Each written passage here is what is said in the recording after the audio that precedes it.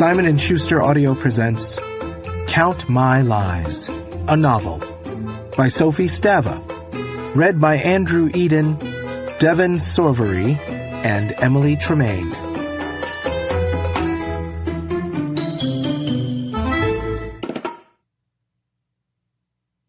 To my mom and dad. If you tell the truth, you don't have to remember anything. Mark Twain. I always thought it would be better to be a fake somebody than a real nobody. Tom Ripley, the talented Mr. Ripley.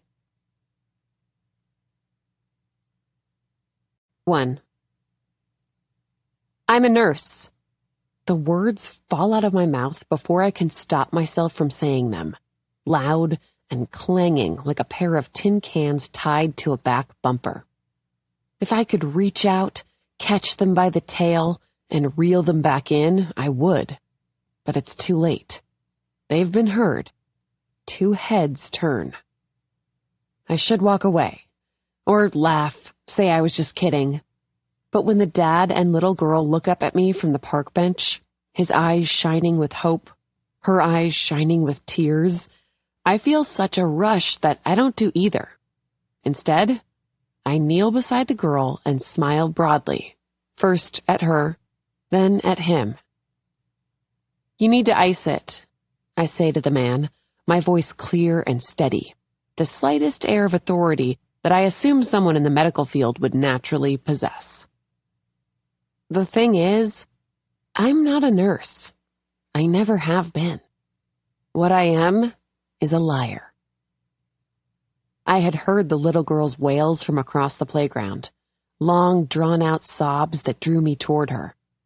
I've always been nosy, leaning in to hear strangers' conversations, taking a step closer to read over someone's shoulder, glancing at the person next to me on the subway, straining to see the text messages on their phone. It's another bad habit of mine. Add it to the list, okay? Let me see, the dad was saying to the little girl as I walked up, holding her bare foot in his hand. Where'd it sting you? Here or here? I'd wanted to help. He'd seemed so flustered, so unnerved by it, that, almost without thinking, I'd opened my mouth and the lie had dropped out.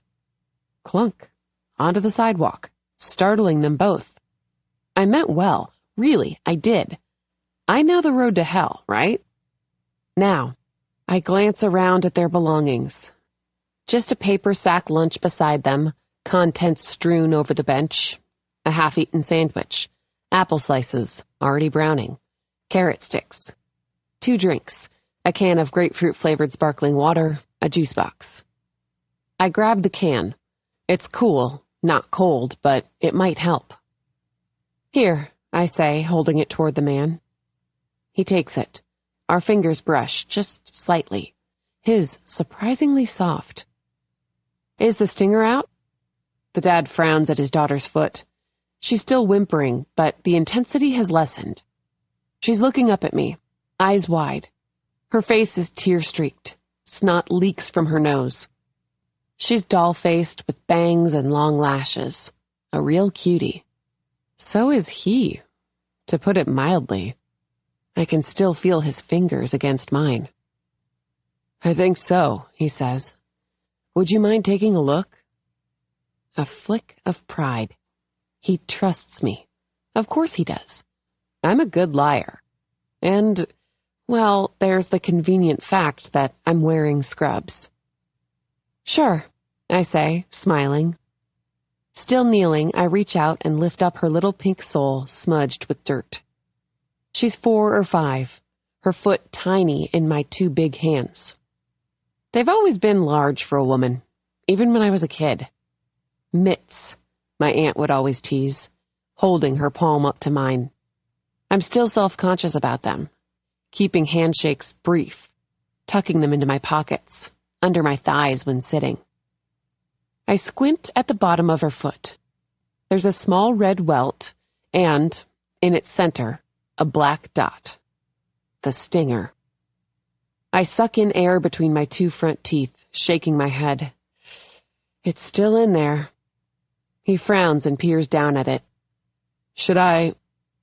You need to scrape it out. With a credit card or something with a flat edge.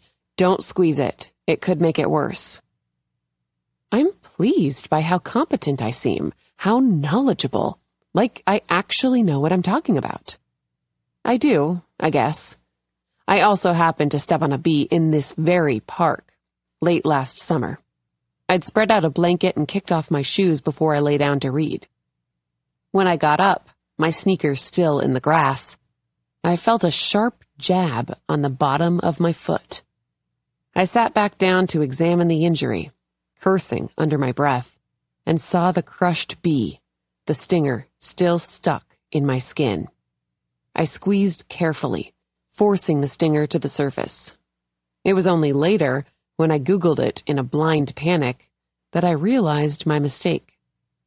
By the end of the day, my foot had almost doubled in size, turned bright pink, swollen as a little sausage. It took 3 days for the itching to stop, and another 4 before the swelling went away entirely. I limped on it dramatically for the whole week, recounting the saga to anyone who so much as raised an eyebrow in my direction. Although, truth be told, I might have claimed it was a swarm, not a single bee.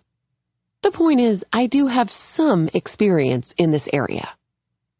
The dad reaches into his back pocket, returning with his wallet. Thanks, he says gratefully.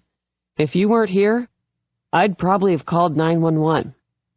He smiles to show me he's joking. His teeth are bright white, straight and even.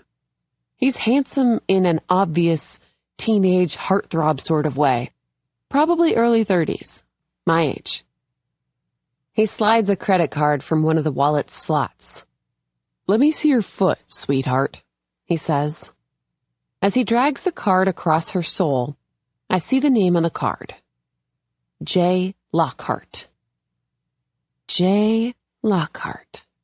I like the sound of it, like it would roll off my tongue if I said it out loud. J is in Gatsby, love-crazed millionaire, charming, hot-blooded. I look back at the man, J, and decide it fits him, with his boyish smile, playboy face.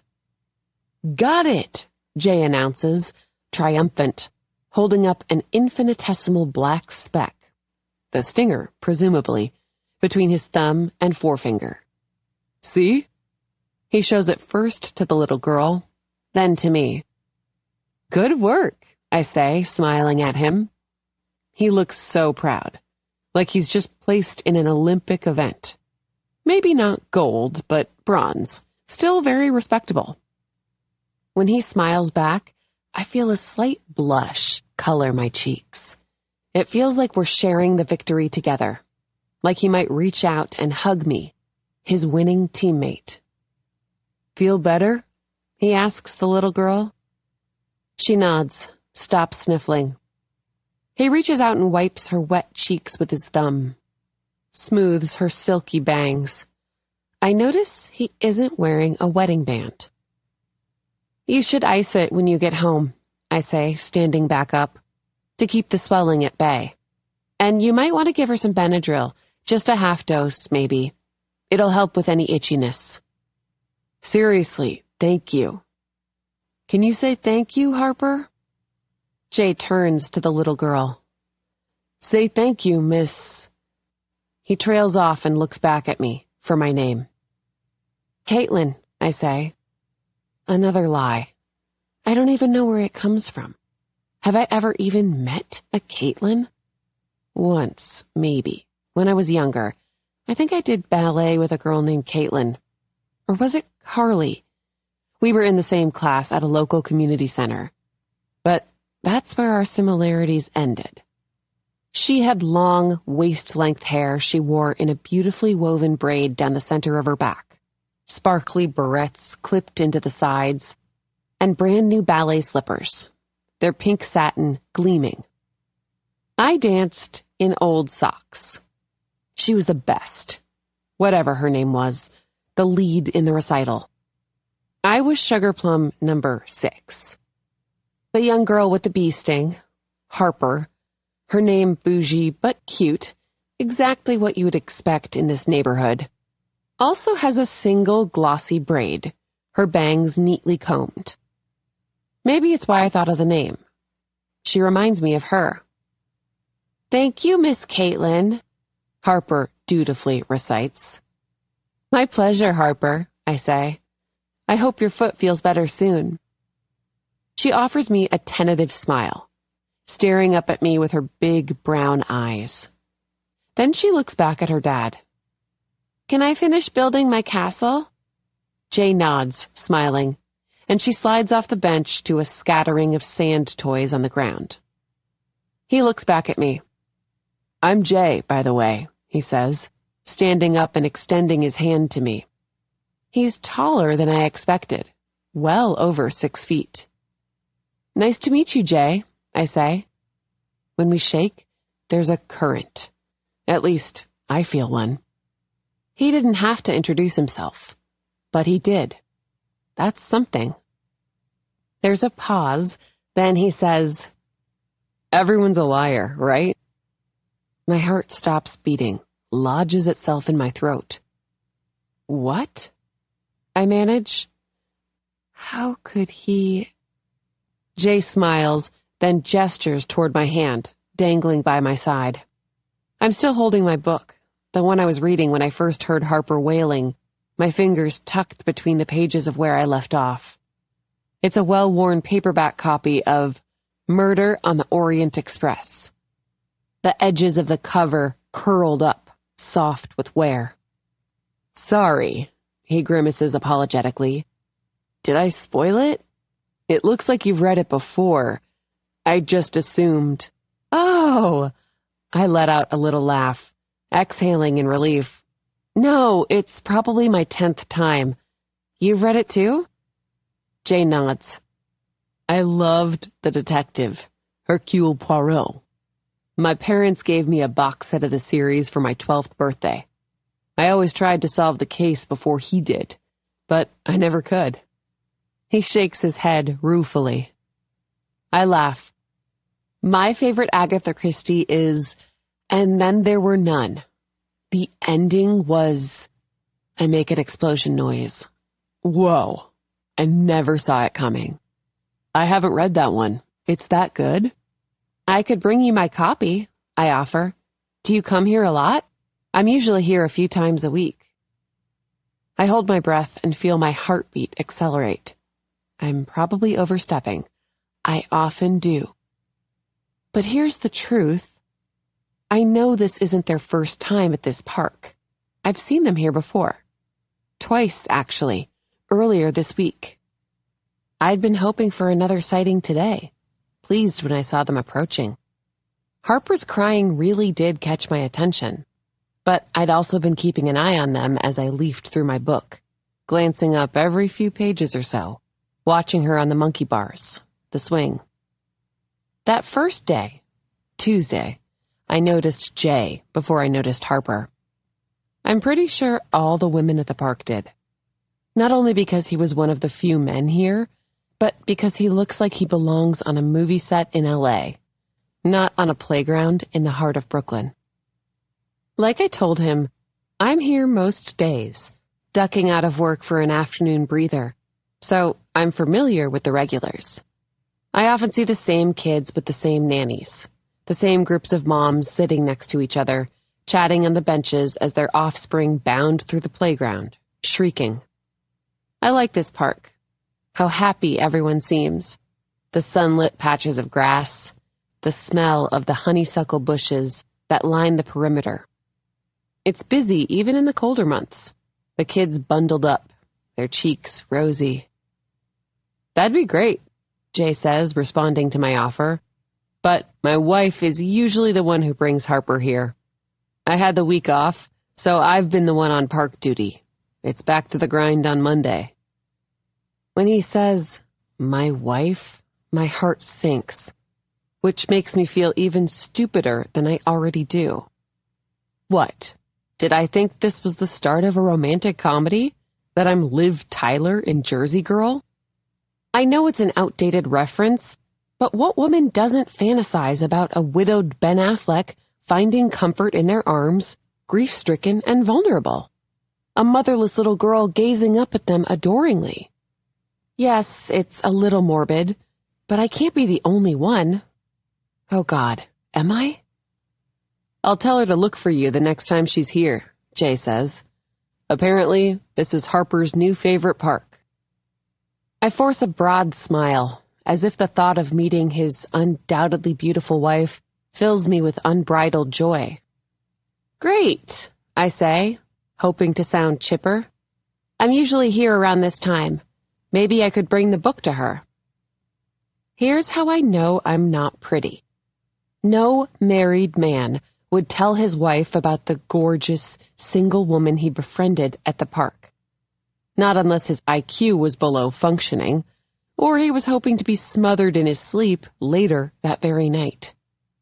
And Jay doesn't appear to be stupid, or to have a death wish.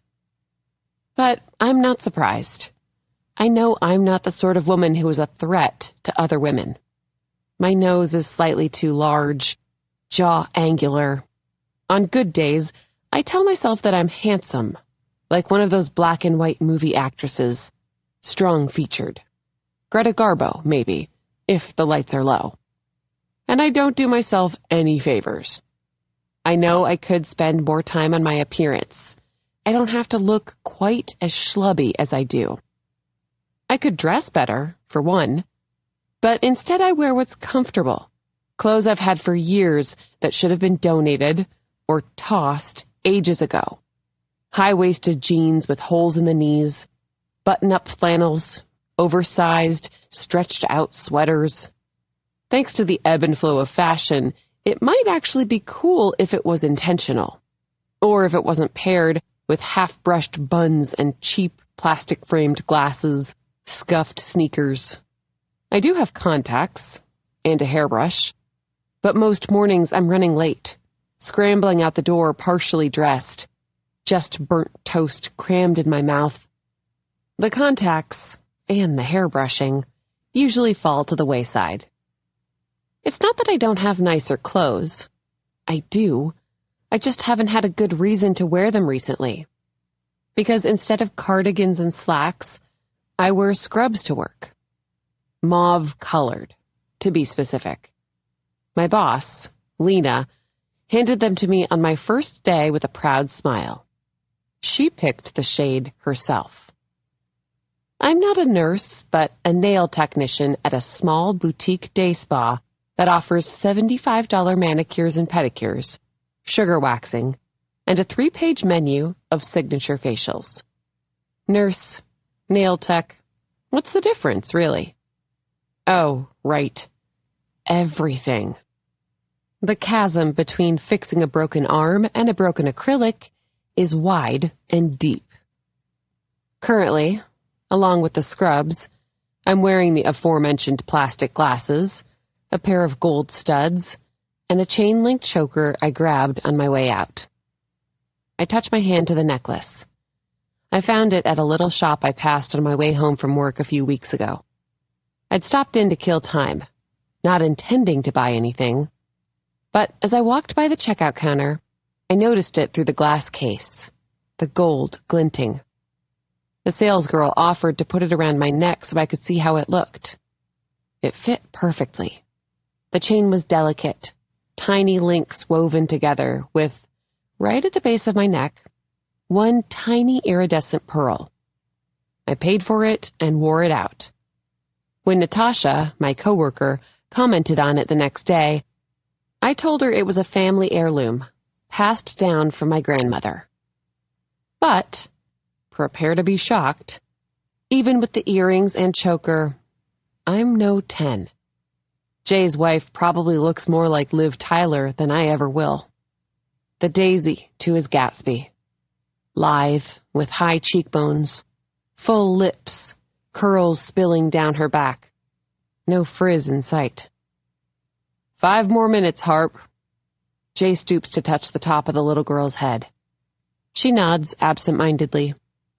She seems to have forgotten about her bee sting and is now playing happily by our feet, pouring sand from a shovel into a bucket, then tipping the bucket upside down.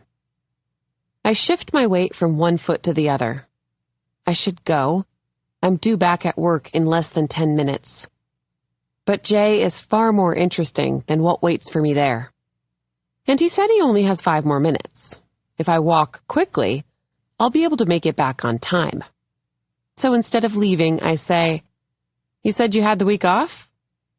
He nods. "Harper's preschool is closed for spring break, so I took the week off too, to spend some time with her." "What do you do?" It's another bad habit of mine, talking too much, asking too many questions. It's probably the same reason I lie, to fill the silence, keep people from walking away. Look, I'm painfully aware of how pathetic that sounds. It's just that my job is so boring. My life is so boring, bland and dreary. I'd do almost anything for a sneak peek into someone else's. And his seems especially interesting. Technicolor. So bright you have to squint. I'd bet everything that I'm right. "I started my own company last year, in online game development, which basically means I'm a big nerd," Jay jokes, smiling, eyes flashing. I notice he has a dimple in his right cheek. He's not a nerd. Far from it. He never has been. You can tell just by looking at him. Like I said, he's tall, really tall, at least 6'3" or 6'4", with dark hair that he keeps raking his hand through, brushing it from his eyes.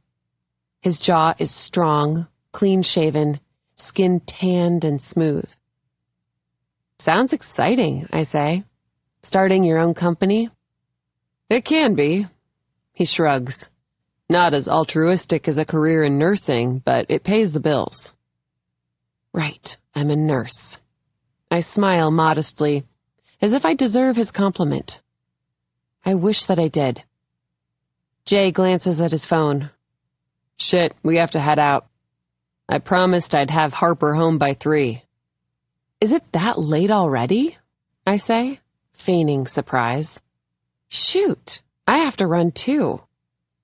Of course, it's back to my real job, nary a patient in sight. "It was nice to meet you." "You too, Caitlin." His smile makes me feel like he means it, my stomach flip-flopping. "Like I said, I'll tell my wife to keep an eye out for you." I grin back, showing my teeth. I'd love that. I'm a liar, remember? I watch as he and Harper leave the park, hand in hand, their arms swinging. When they reach the gate, Jay turns, gives me one last wave. I wave back, but wait until they disappear from sight before I turn and leave too.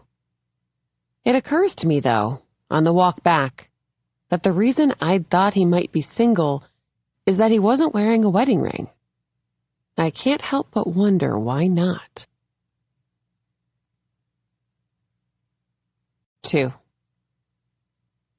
Mom?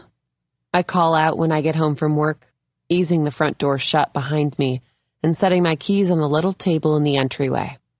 I'm home. Sloanie, is that you? That's my real name, Sloane. Sloanie, full of baloney. And yes, I live at home with my mother. I know, another notch on my belt of accomplishments. I'm working on it. Really, that's the truth. Hand to heart. Yeah, it's me, Mom, I answer loudly. I kick off my shoes, drop my purse next to them, and walk down the short hallway into the living room.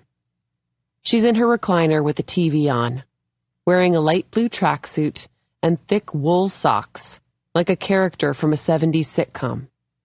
I cross the room and bend over to drop a kiss on her cheek, glancing at the screen.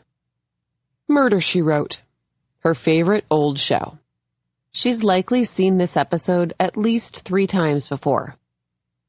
How is work? She asks, lowering the volume from blasting to blaring.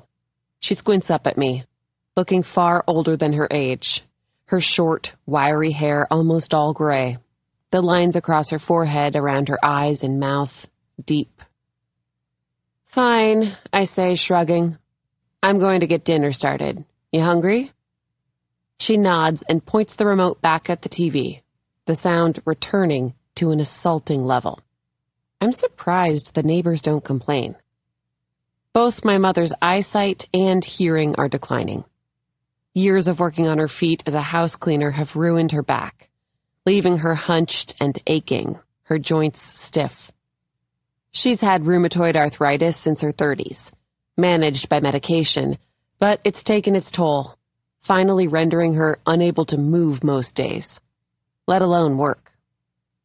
She spends her days in a well-worn corduroy armchair in the corner of the living room, a heating pad on her backside, legs stretched out before her, peering through smudged glasses at the TV as reruns of Unsolved Mysteries and Forensic Files degrade the screen.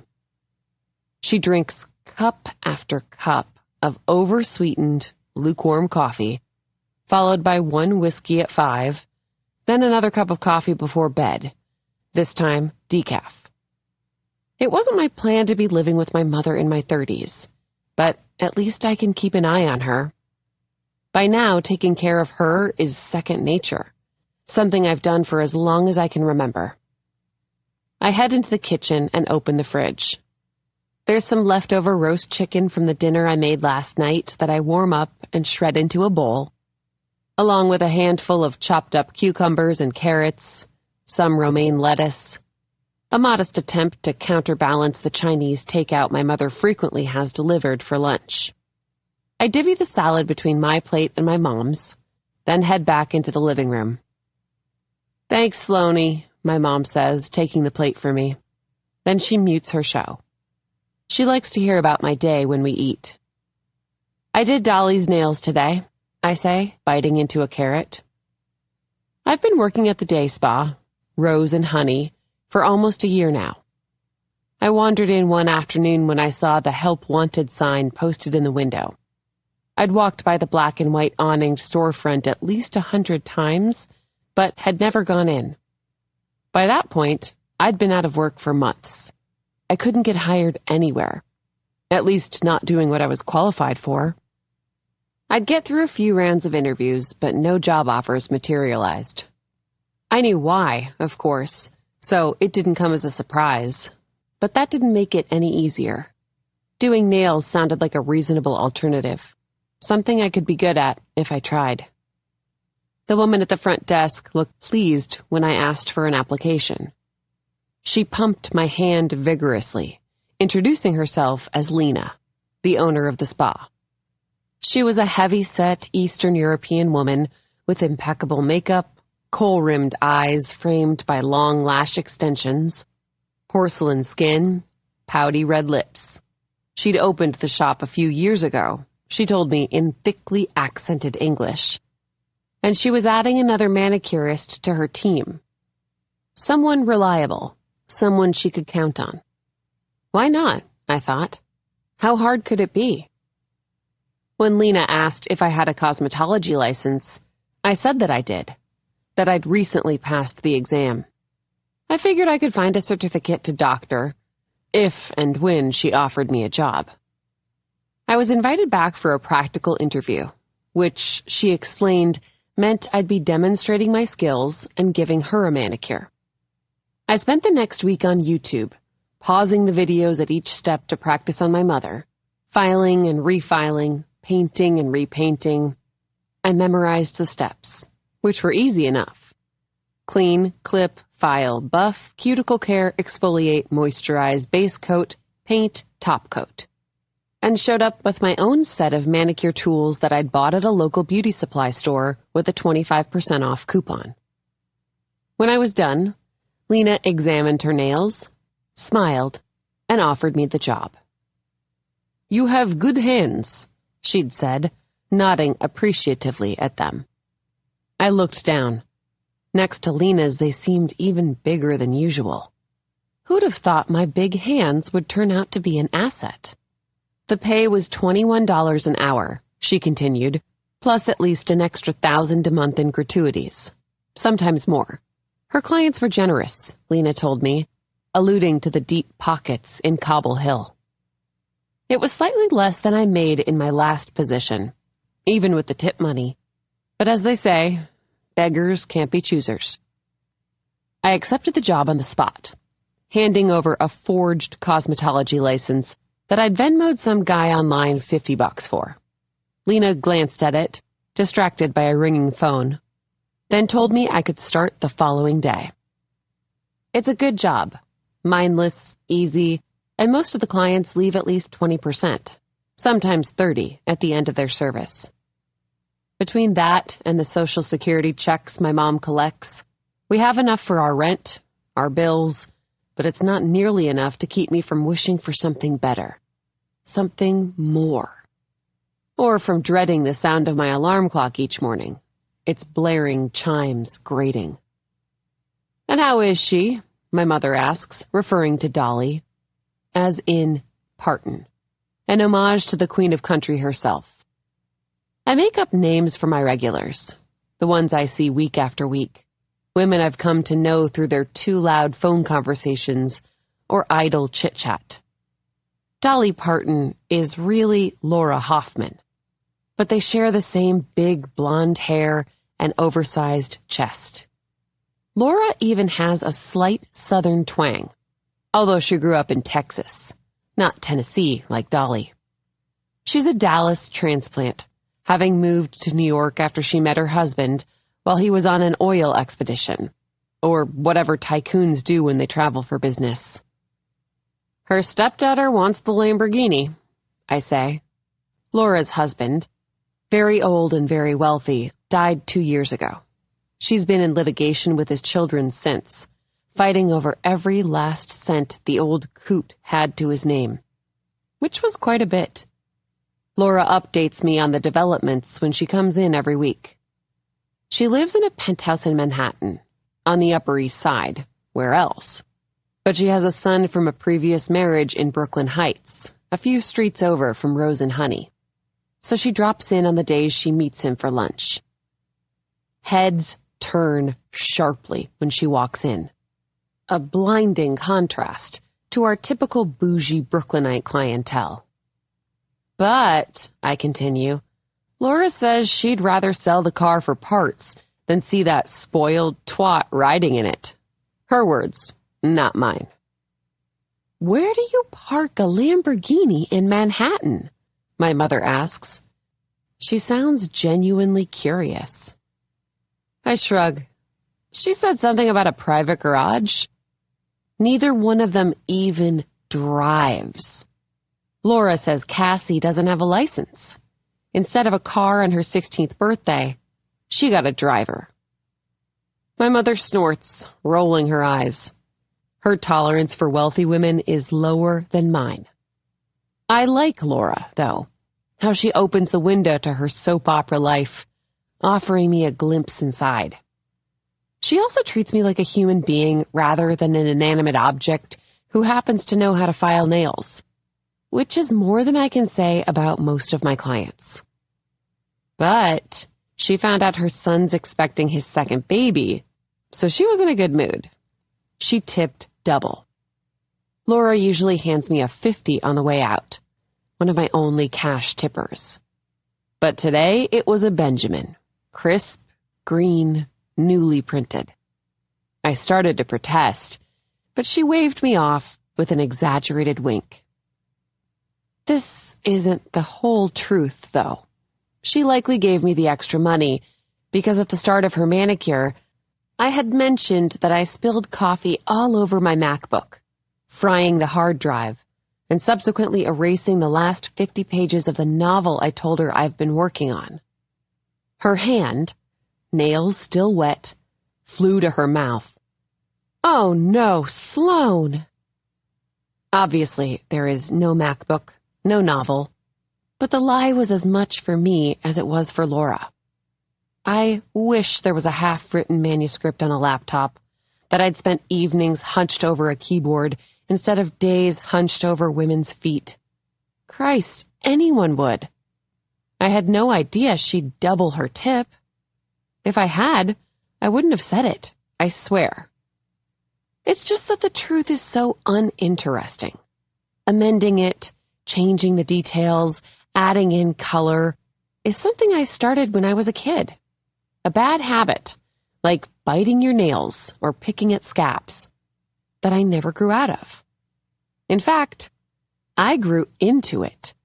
The lies rolling off my tongue more and more naturally, almost reflexively, until it became instinctive, part of who I am. It almost doesn't occur to me to tell the truth anymore. Why would I? When you tell the truth, at least if the truth is boring, which it almost always is, people begin to fidget, their eyes glazing as their attention wanes. Eventually, they realize, snapping to with a sheepish, "Oh, I'm sorry, what were you saying?" trying to feign interest. I hate that look. The fake, vacant way they smile at you. I always have. It makes me feel unimportant, like a crumpled piece of paper tossed on the floor instead of in the wastebasket. I used to get it all the time when I was younger. My mom and I moved around a lot, hopping from town to town, apartment to apartment, school to school, as she changed jobs, one after the next. I was always new, always standing at the front of a classroom, palms sweaty, as the teacher instructed me to introduce myself. I'd start haltingly, staring at my shoes, saying that I was born in Florida, that I'd moved from whatever podunk town we'd just come from, and I'd look up to see that no one was even paying attention. The girls were passing notes and whispering, the boys kicking each other across the aisle. The teacher would shush the class, but even she was distracted, writing on the chalkboard or handing out worksheets. I stared longingly at the girls, wishing I was the one being whispered to. But my pants were too short, sneakers too scuffed, shirt too faded to catch the eye of anyone. It was a shitty feeling, the invisibility.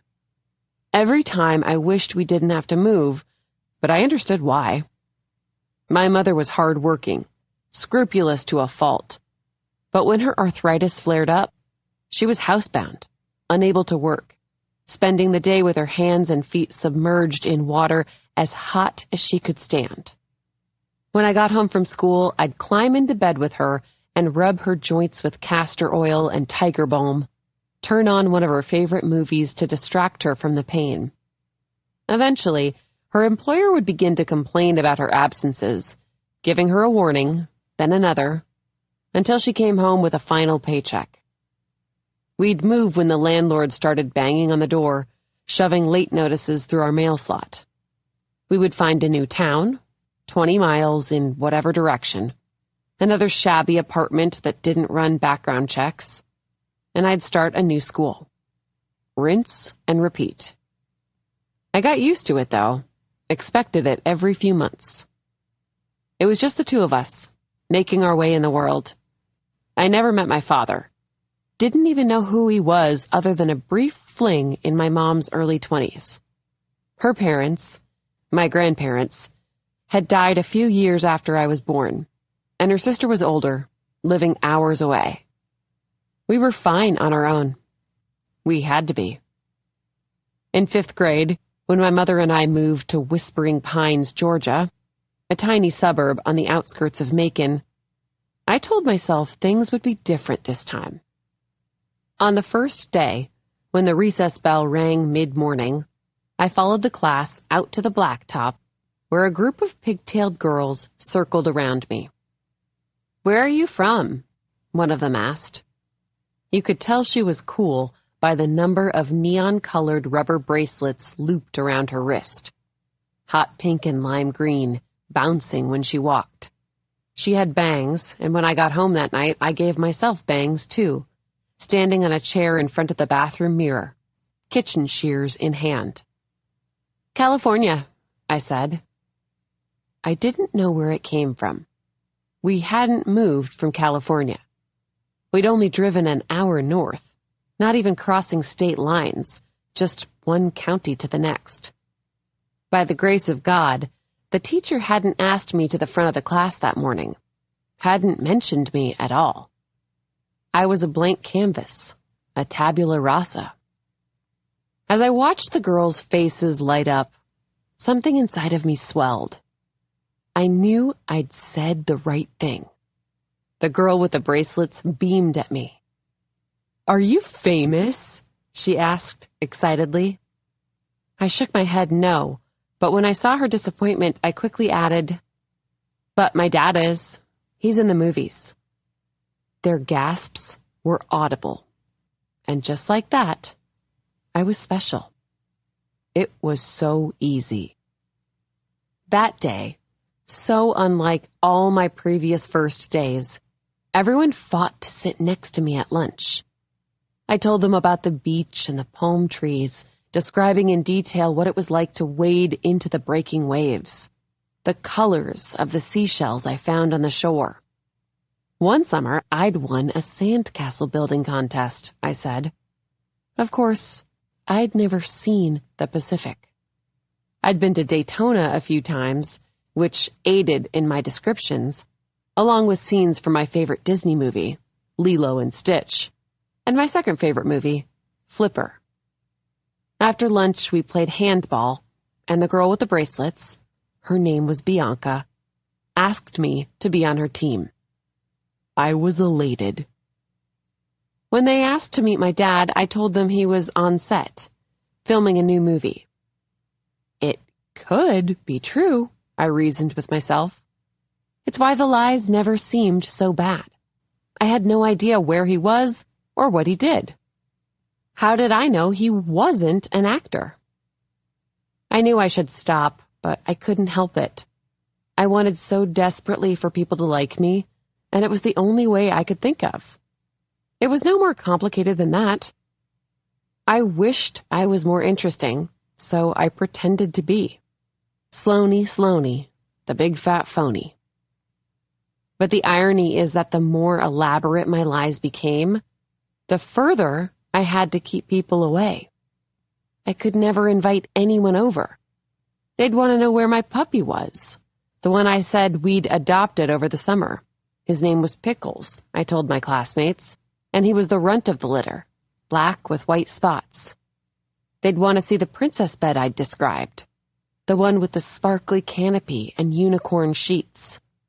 They'd want to meet my dad, the movie star, and swim in our backyard pool with a water slide. Of course they did. It was why we were friends. And it was also why we could never be friends. Not real ones, at least. Then another lie occurred to me, one that would solve all my problems. I came to class one Monday with a long face and whispered into Bianca's ear that there'd been a fire at our house over the weekend. Everything had been lapped up in the flames. Our home with the backyard pool burned to the ground. My canopy bed was gone. So was our dog. I told her we had to move into an apartment across town, but that it was only temporary until they rebuilt our house. Maybe she wanted to come over after school one day? The apartment wasn't as nice as our house, I said, but there was a park across the street we could go to, and I'd saved some of my Barbies before I ran out. Bianca nodded, wide-eyed. By recess, everyone had heard. My teacher, Miss Newberry, pulled me aside at lunch and asked me what happened. I repeated the story I told Bianca, about how my mom had left the stove on, the fire alarm sounding in the middle of the night. She touched my arm, her eyes soft and sympathetic, and told me if there was anything I needed to let her know, and that I didn't have to turn in any homework assignments that week. I was pleased as punch. The next day, Miss Newberry announced to the class that the school would be hosting a fundraiser for me and my family to help us during this difficult time. It would be a bake sale, and she would be sending a sign-up sheet home for everyone's parents. I smiled shyly, overjoyed by the special attention. But, unsurprisingly, the fundraising never happened. One of my classmates' moms called mine that night, asking for our new address to organize a meal train for us. I was coloring on the floor of our living room when I heard my mom say, "What fire? into the receiver, and I knew I was toast. That Thursday, I sat with my mother in front of the principal, my legs dangling over the chair, as he droned on, lecturing me about the consequences of the lie. My mother was mortified, to say the very least. I was embarrassed, too, mostly because I'd gotten caught. If I had the chance to go back, I would have done it again. It was worth it for the way everyone looked at me those 2 days. I was too young for detention, so the principal made me write an apology letter to my classmates and Miss Newberry. My mother took away my television privileges for a month. But neither punishment taught me not to lie. It taught me to be a better liar. I didn't make the same mistakes at my next school. We moved again at the end of the year. In 6th grade, I told one of my classmates that I rode horses on the weekends after I finished reading Black Beauty. She did, too, she exclaimed happily, then invited me to her riding club the following weekend. I made up excuse after excuse about why I could never go. Trips to my fictional aunt and uncle's house in the mountains, dance classes, sleepovers with my friends from my old school. All of which meant I had to stay home, alone in the apartment, while my mother worked, instead of with the friends I'd made because of the stories I'd told. I'd stop by the library on Friday afternoons to stock up on the books I spent the weekends reading. Books that kept the loneliness at bay, whose details wove themselves into the web of lies I spun. I lied through middle school and high school, then through community college and beyond. Small lies, usually, but lies nonetheless. I should have stopped by now. I'm an adult, for God's sake. But I haven't. I can't. I just want so badly to say the right thing, be the right kind of person, that when I open my mouth, out comes what I think someone wants to hear, whether it's true or not. It's not that there haven't been any consequences, aside from visits to the principal's office. I've lost friends here and there, job opportunities when my references were checked a little too thoroughly. I'm a good liar, but I'll have slip-ups, or someone else will refute my story, and I'll be exposed. Sometimes there are stretches of time that I lie less, usually after I've been caught. I try to change, try to be honest, but after a few weeks, I hear myself saying something that isn't true, something I hadn't even planned on lying about, and I slip right back into my old ways like I would into my favorite shirt. It fits just right. Snug, comfortable, well-worn. Other times, when things are going well, like when I had the job before this one, I don't feel the need as often. I still do it, unable to help myself, but the urge isn't as strong. But here's the part that makes me an even bigger freak. Sometimes, I believe my own lies. They feel real. I get swept up in the fantasy, the telling of it, the retelling, lying in bed at night adding to the story, drifting off and dreaming about it. I think it's because I've always felt like there had to be more to my life than what it was. I couldn't just be this poor kid with no dad. He had to be out there. He had to be special, which meant I had to be special too. Doesn't everyone want to feel special? So, a good day, my mom says. Both a question and a statement. Right, the $100 tip. I answer. It was a good day, a very good day. I consider telling her about Jay and Harper, but I don't. I'm not quite sure why. She's the one person I don't lie to, the only person who thinks I'm interesting just as I am. Even so, I want to keep them to myself, for now. And leaving something out isn't the same as lying, not quite. It's what I tell myself anyway. My mom hands me the remote. You pick the movie, she says. I picked the last one. I give it back. No, you choose. I'll get dessert. We still have that pint of Rocky Road. I'll take 2 scoops. My mom settles back into her armchair as she starts scrolling through the list of trending titles on Netflix. We watched a thriller last night, one about a woman whose husband isn't as perfect as he seems. Few husbands are, at least in Hollywood, apparently. In the kitchen, I load our dishes into the dishwasher and dole out what's left of the carton into 2 bowls, tossing the empty container into the almost full recycle bin. I make a mental note to take it out before the collectors come on Monday. I dim the lights on my way back to the couch, handing my mom her bowl before taking a seat. The title sequence of a movie, another thriller, begins to play. Cheesy music rising, and I take a bite of my ice cream, turning the cold spoon over in my mouth.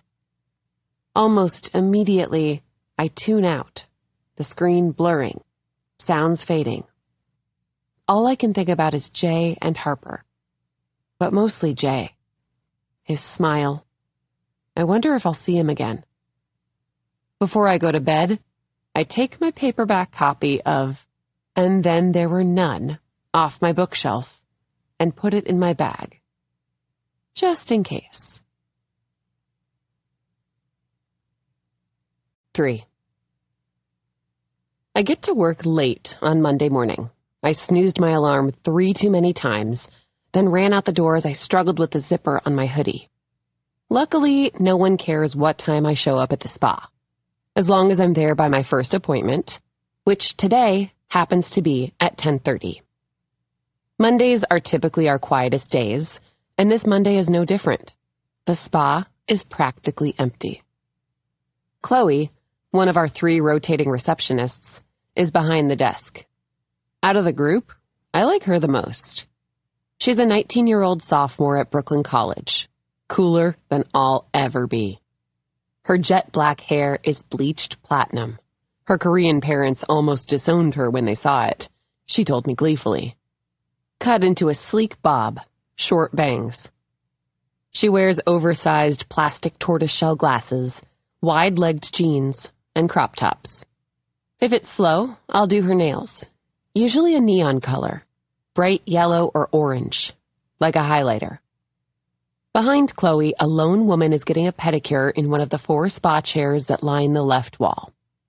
Only one of the 6 small treatment rooms is occupied, its door shut, sign flipped to "In Session." It will pick up a bit in the afternoon, but not by much. Lena takes Monday mornings off, so a lot of the girls stroll in closer to 10 than 9 when the shift officially starts, with the exception of the opener, who arrives at 8, in case of a walk-in. A thick bloom of eucalyptus and lemongrass wafts over me as I walk through the spa. Under it, the acidic smell of polish and acetone. It used to bother me when I first started, the heady fumes making my eyes water, but I've acclimated.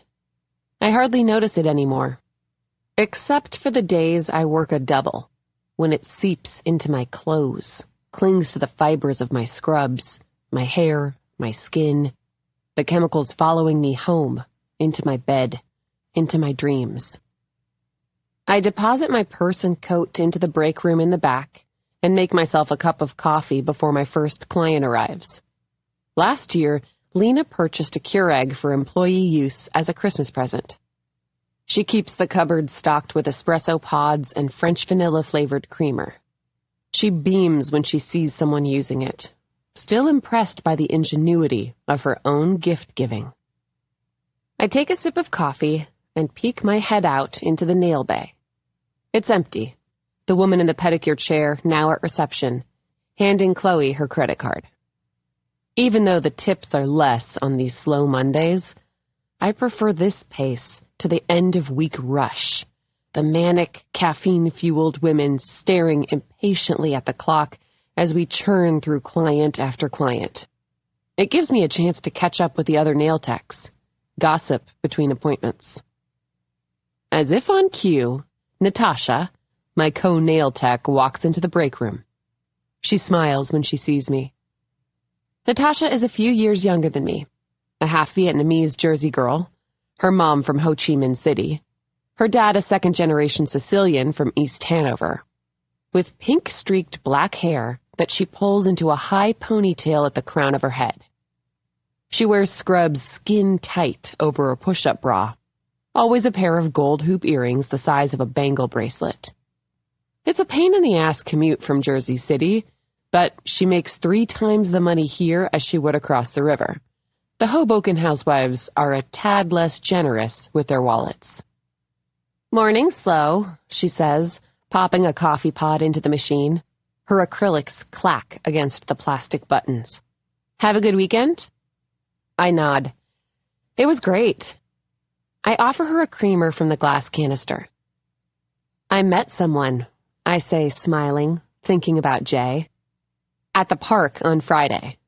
And he took me to dinner last night." In reality, I spent the afternoon making Alton Brown's root vegetable panzanella for my mom, and we both fell asleep in front of the TV watching Seinfeld.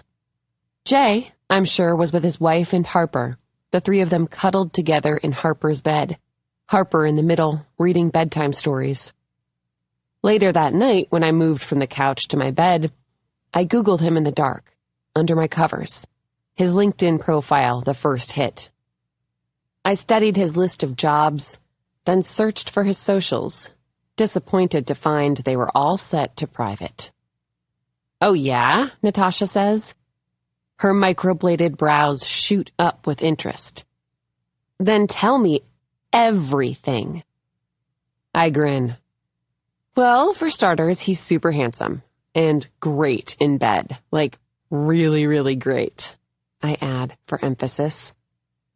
Natasha hangs on to my every word, tickled by my fabricated tryst. She wants to hear more, I can tell.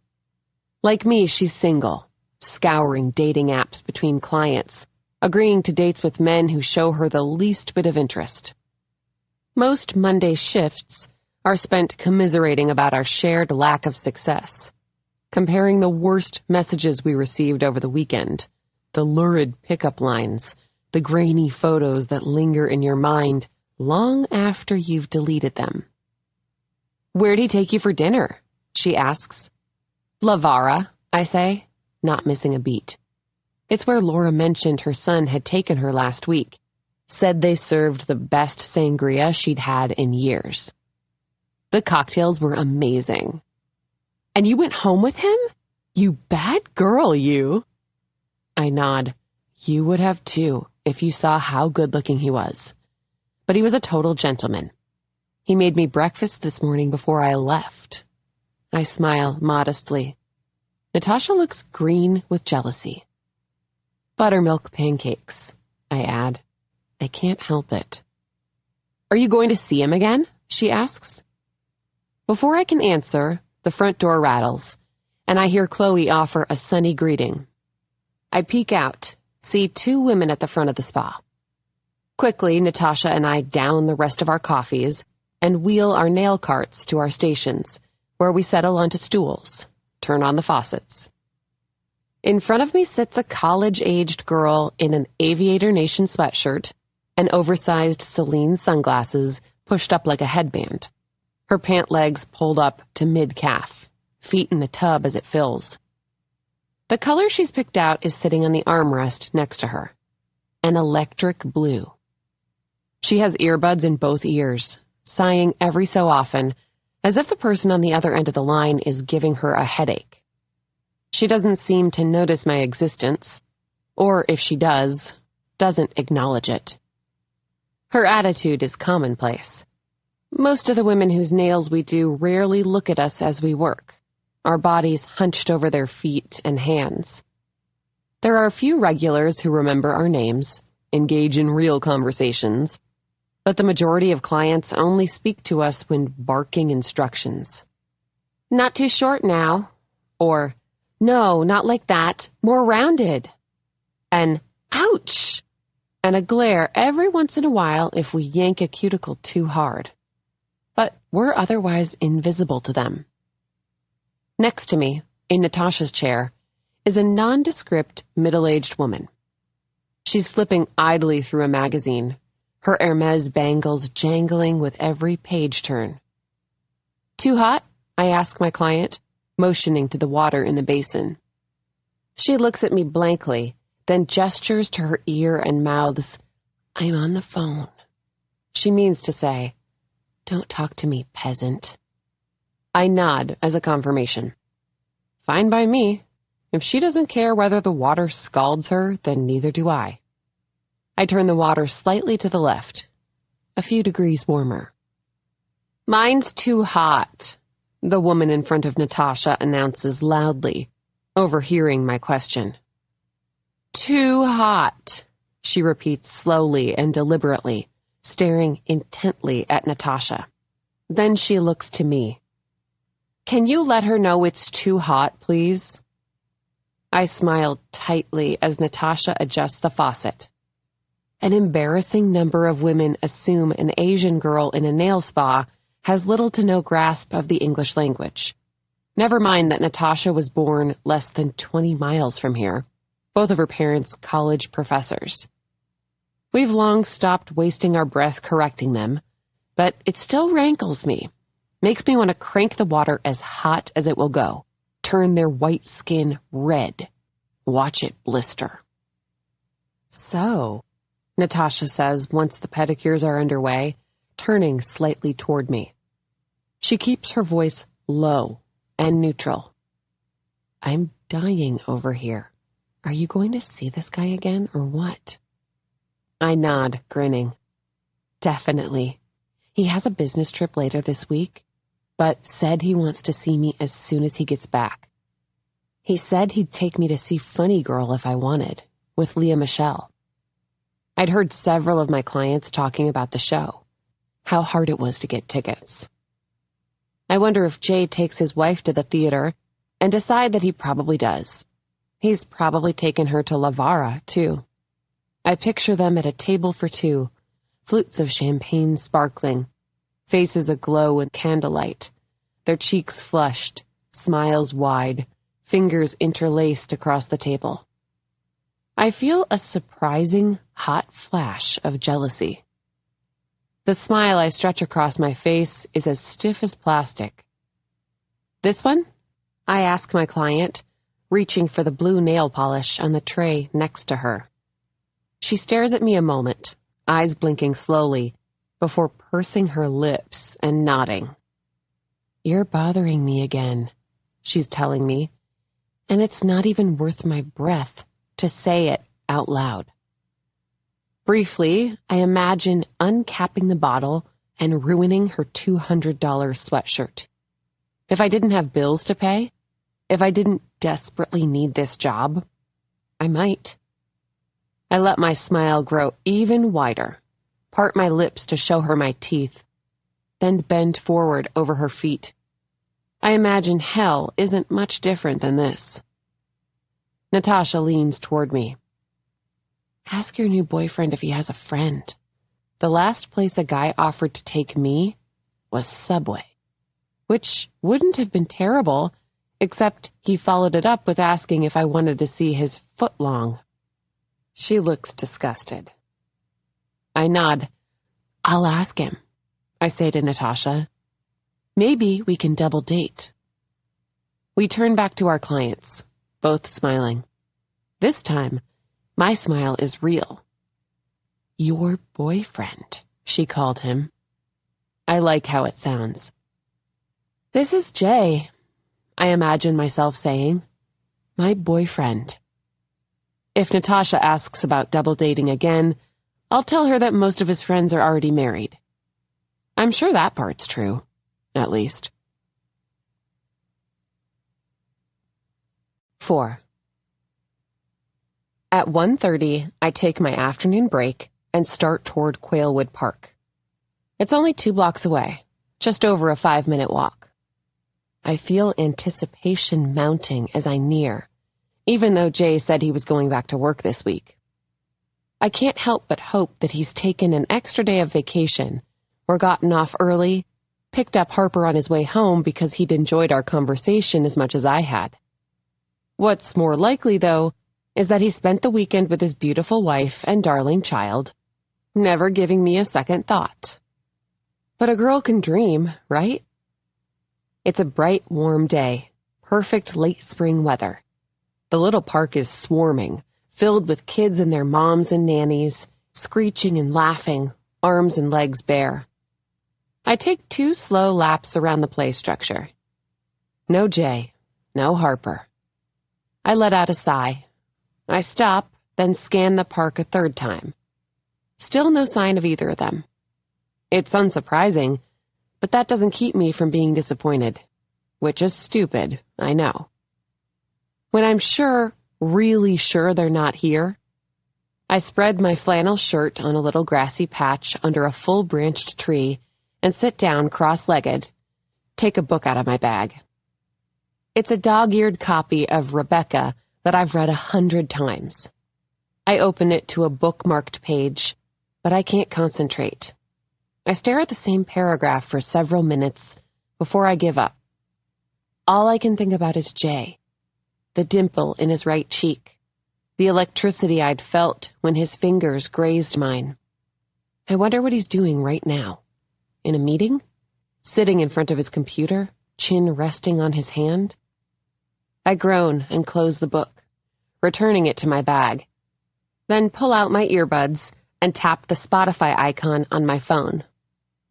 I scroll, finding the song I'm looking for, the one I've had on repeat lately. The noise of laughing children fades. I mouth along as Taylor Swift sings about how everyone agrees. It's her that's the problem. Same, girl, same. Sighing, I close my eyes. Every few minutes I open them, glancing up at the playground, just in case. After 10 minutes, just when I'm about to pack up and head back to the spa, I catch sight of a familiar face. I freeze. It's Harper, and she's looking my way. My heart skips a beat like a tiny hiccup in my chest. I'd think my eyes were playing tricks on me, but I'm sure it's her because she's wearing the same purple shirt she had on last week. The one with a white sequined unicorn on the front. She has her arm outstretched, and I realize she's pointing at me. At least I think she is. Eagerly, I look for Jay, but instead I see a woman next to her. She looks like she's in her late 20s or early 30s. Dark hair, sunglasses, a wide-brimmed hat tilted back on her head, also looking in my direction. She turns to Harper, then takes off her sunglasses and looks back toward me, squinting. She says something I can't make out, and Harper nods. Then a smile spreads across the woman's face. She begins to wave. Oh, shit. I look behind me just to make sure, but there's no one there. I'm sure now. She's waving at me. Tentatively, I raise my hand and wave back. The woman takes Harper by the hand, and the two start toward me, crossing the rubber playground mats onto the grass. Slowly, I uncross my legs and stand awkwardly as they approach, then take out my earbuds one by one, slipping them into my pocket. My phone drops to my side. Hi, the woman calls out as she nears. Her voice is loud and clear, like a bell. She's smiling, her teeth an iridescent white. I'm Violet. She stops in front of me, extending her right hand. Jay and Harper told me all about how you helped them with her bee sting. You're Caitlin, right? The nurse? She glances at my scrubs. I nod slowly. Right. Caitlin, the nurse. I slip my hand into hers. Her palm is soft, cool, fingers slender, but her handshake is firm. I notice her nails are well manicured, recently painted. I wonder where she gets them done, if she's ever been into Rose and Honey. I decide that she hasn't. I'd remember her. You're Harper's mom, I say. Jay's wife. Of course she is. She's gorgeous, just as I knew she would be, but in a more interesting way than I'd imagined. Her nose is strong, brows thick under glossy bangs. She reminds me of a marble statue, handsomely angled features, smooth, hand-polished skin. Venus de Milo at the Louvre, a throng of people crowded in front of her, staring. How I imagine I look when I'm daydreaming, the lights dim. Violet nods, still smiling. "I was hoping we'd see you here," she says warmly, "so I could say thanks for the other day." I give her a small, modest shrug, looking down bashfully. "It was nothing," my shoulders say. Really, though, it was nothing.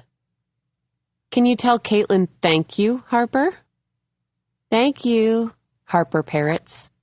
She's wrapped herself around Violet's legs, peering at me from behind her waist. "You're welcome," I say. "I was happy to help." There's a pause, then Violet asks, "What were you listening to?" "Oh," I glance down at my phone, caught off guard. "Taylor Swift," I say, hesitating just slightly. I considered making something up. A podcast might have made me sound more interesting. But the album cover fills my screen. She probably already saw it. Midnights. I silently hope that she's not one of those people who finds pop music cliché, listening instead to underground indie bands or one-named folk artists who record songs in cliffside studios on the rain-drenched coasts of Ireland. But luckily, her eyes light up. "So good," she says appreciatively. "It's one of my favorites." I grin and nod. "Mine too." We stand there, smiling at each other, sort of shyly, a comfortable silence between us. I do a quick appraisal, glancing her over. She's the same height as I am, but thinner, legs long. Her eyes, like Harper's, like mine, are a dark brown, wide and long-lashed. She wears a sleeveless white button-up and a pair of beige linen shorts, cinched with a linen belt around her waist. A pair of nude wedges. The top button of her shirt is undone, and when she bends over to talk to Harper, I can see the lace of her bra, her full breasts. The hat she wears is a camel-colored wool fedora, the brim tipped up.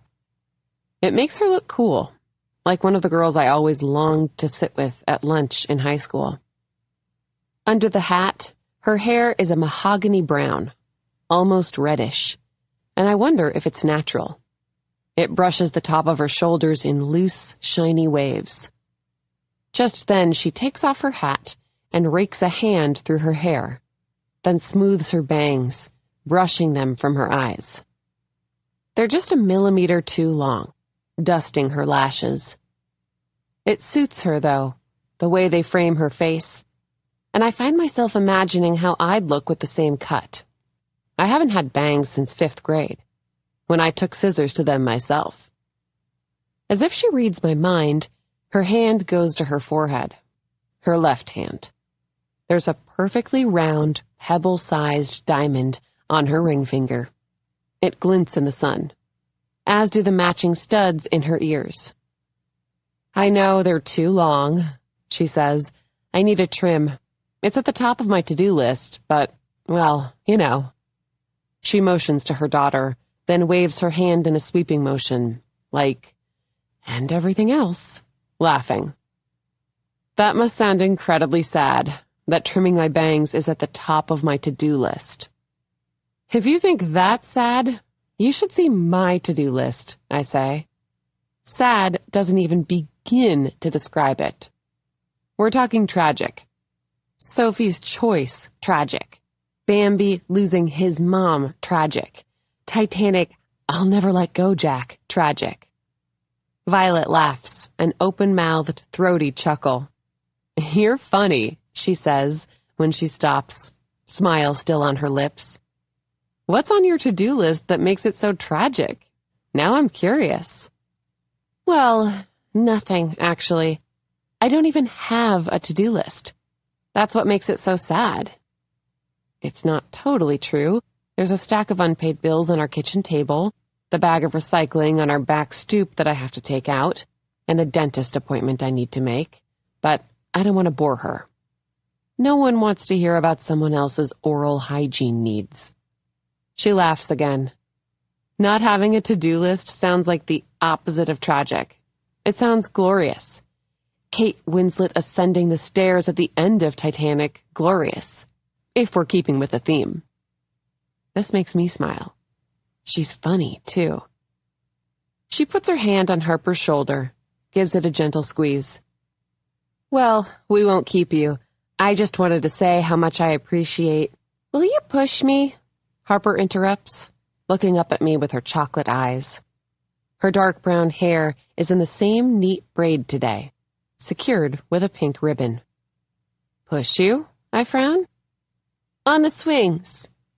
She points toward the playground with her tiny finger. I look toward Violet, who smiles apologetically at me. Only if you want to, she says, shrugging. I completely understand if you have better things to do. No, it's fine, I say hurriedly. I'd be happy to. No to-do list, remember? Let's go. I'll be late getting back to the spa, but I decide it's worth it. My next appointment isn't until 3.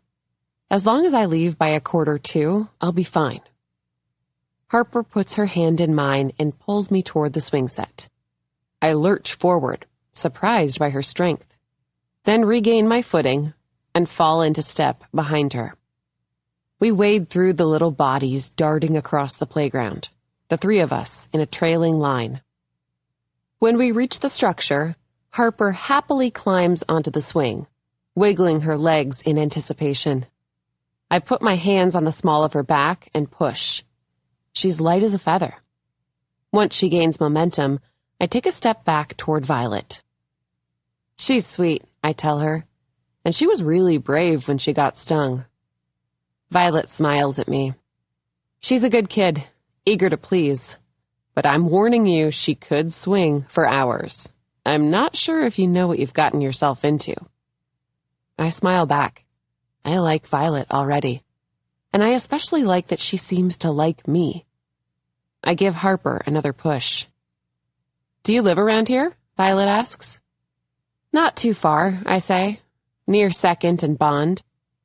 That's right near us, she exclaims delightedly, as if I've shared some extraordinary news. I beam, happy that I've said the right thing. Well, a few blocks away. We're in Cobble Hill off Clinton and Kane. Have you lived here long? I nod. Since high school. We live in Carroll Gardens, the neighborhood just south of Cobble Hill. A small pocket in Brooklyn filled with young families and swanky boutiques, close enough to the water that when the wind blows, there's just the slightest tinge of salt in the air. My mom and I moved here before it was wildly trendy, when the rents were still reasonable, before the restaurants and bars earned Michelin stars, before it cost north of $1.5 million for a 2-bedroom, 1-bath.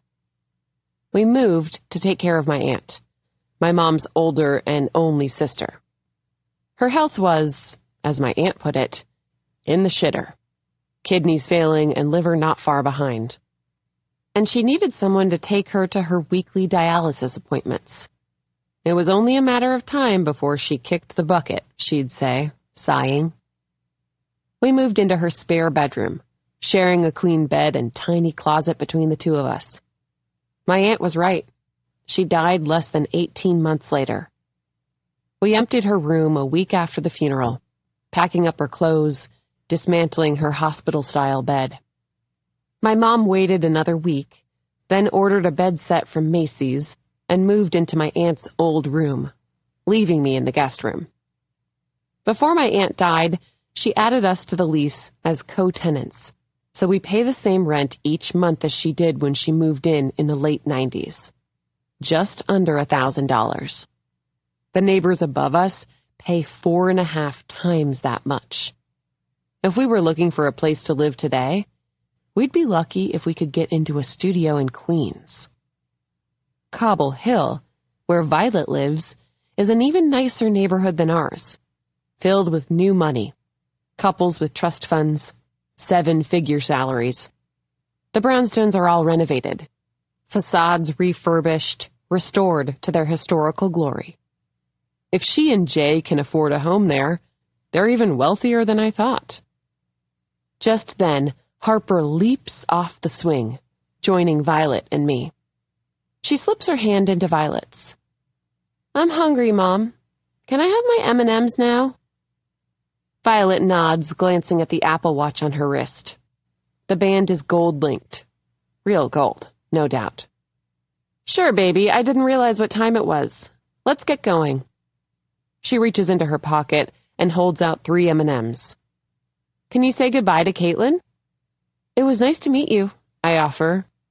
I try to keep the disappointment from seeping. Before we move forward, let's take a little breather. Lean back, enjoy a peaceful tune, and get ready for the next exciting chapter.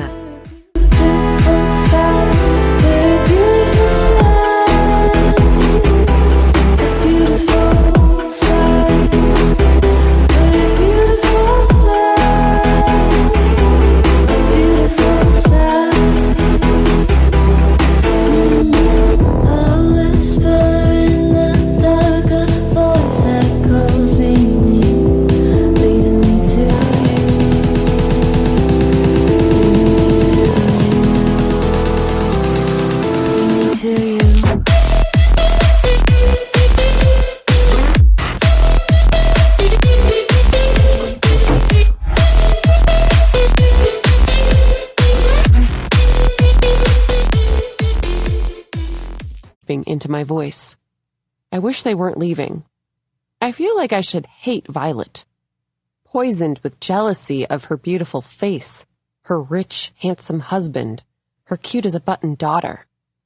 But I don't. Quite the opposite. She's as interesting as Jay is. The Daisy to his Gatsby, just as I'd imagined. I shouldn't be surprised. He isn't the type of man to be married to a boring woman. "You too," Violet smiles. "I'm so glad we ran into you today." She looks like she's about to turn to leave. "Actually," I say quickly, hopefully, "I was planning on grabbing some frozen yogurt. Do you guys want to come?" Lena might kill me, but I can't just let them walk away. Violet scrunches up her nose. "We'd love to, but I have to run to the market. Our fridge is practically empty." I nod as if it's no big deal, a smile on my face, pretending to be unaffected by her answer. Then Violet cocks her head, as if considering something. "But," she hesitates briefly, then continues, "would you want to come over for dinner tonight instead? As a proper thank you for helping Harper the other day." My disappointment blooms into excitement. Its leaves unfurling. She wants me to come over. I don't know what to say, suddenly speechless. She smiles. "It'll be totally casual," she says. "I'll make something easy. I mean, if you're free." I nod, delighted. "I'd love to," I say, finding my voice. "Can I bring anything?" Violet shakes her head. "No, please, just yourself." She glances again at her wrist. "It's 2:30 now. How does 6 sound? Jay gets home from work around then, and that gives me enough time to stop by the market." At the mention of Jay, the tiny butterflies in my stomach extend their wings, their flapping intensifying. I think of the copy of "And Then There Were None" in my bag. I could give it to him in person. "6 is great," I say, smiling broadly. I usually don't leave the spa until closer to 6:30, but I'll make up an excuse to duck out early. I worry if I ask to come later, she'll rescind the invitation. Kids are early eaters. "Another time," she might say, and I can't risk that. "Perfect," Violet grins back. "What's your number? I'll text you our address." I leave the park as happy as I did when I met Jay. 5. I race back to the spa, giddy, arrive out of breath. I'm late. I've been gone for an hour, well over my allotted 30-minute break. Lena won't be pleased. She despises tardiness. I pause at the front door, wiping sweat from my brow. Through the glass, I can see Chloe at the reception desk, sipping a to-go coffee. When she notices me, she motions for me to come in. I inhale deeply, trying to slow my breathing, then step inside. I'm distracted, scanning the spa for Alina, when Chloe stops me. "You have a deluxe pedicure waiting," she says. She was booked with Natasha, but Natasha had to squeeze in a walk-in, and she's not done yet. I catch the annoyance in her voice. I should have been here to cover the walk-in, she means. I am the wrench in the schedule. "Sure, no problem." A quick glance toward my station tells me the client is already seated, feet soaking. "Let me just grab my cart." I duck my head as I beeline toward the back of the spa, trying to keep a low profile. If I hadn't been in such a hurry, maybe I would have taken a closer look at the woman in my chair. I should have. I relax when I reach the break room and see that Lena's office door is shut. She's not here. She doesn't close it when she is, leaving it open even if she's on a personal call, her baritone voice audible throughout the spa. I deposit my purse in my cubby and take a minute to compose myself. I redo my bun, smoothing my flyaways, then grab my tiered roller, push it over to my station. The waiting woman is reading, her head hidden behind an open hardcover book. A thin bracelet is looped around her right wrist, one delicate green gemstone dangling. I see it, but fail to place it. "Do you have a color picked out?" I ask, smiling up at her. What happens next feels like it's in slow motion. As the woman lowers her book, the first thing I notice is her hair. A surprising flash of red, her ponytail draped over one shoulder, bright auburn. Goosebumps prickle the back of my neck. I know the color, that shade. It's then, my stomach clenching, that I finally look at her face. High cheekbones, a heart-shaped mouth, a thin, sloped nose. It's her. She looks exactly the same, even though over a year has passed. The blood drains from my cheeks. I feel like I might faint. If I wasn't already seated, my knees would have buckled beneath me. What is Allison doing here? She recognizes me at the same time I recognize her. My surprise is mirrored in her face, her mouth dropping open, her blue eyes wide, almost bulging. She has the same thought as I do. She doesn't have to say it for me to know. I can see it plain as day. What is she doing here? I open my mouth to say something, anything. But she springs into action before I have a chance to speak. She jerks her bare feet out of the basin, water sloshing over the sides. The surprise on her face has turned into something else.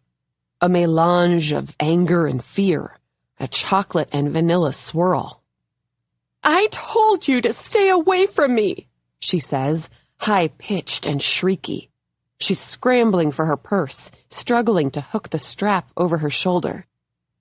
I glance around desperately. Natasha is staring at me, other patrons craning their necks. It's noisy in the spa. Chloe on the phone, the other line ringing, women chatting. But Allison's voice rises above the din, hinging on hysteria. I turn back toward her. "Please," I hiss, holding my hands up in defense, hoping to somehow diffuse the situation, dampen her anger. "Please, I didn't know you were coming in. I swear this isn't what you—" But she's not listening. "You're supposed to leave me alone!" she yells. She's managed to put her shoes back on, a pair of strappy sandals, block heels, and has edged by me, started backing toward the entrance, strands of hair loose around her face, a phoenix rising in the sun. Allison gets to the front door, then raises a finger, points it at me.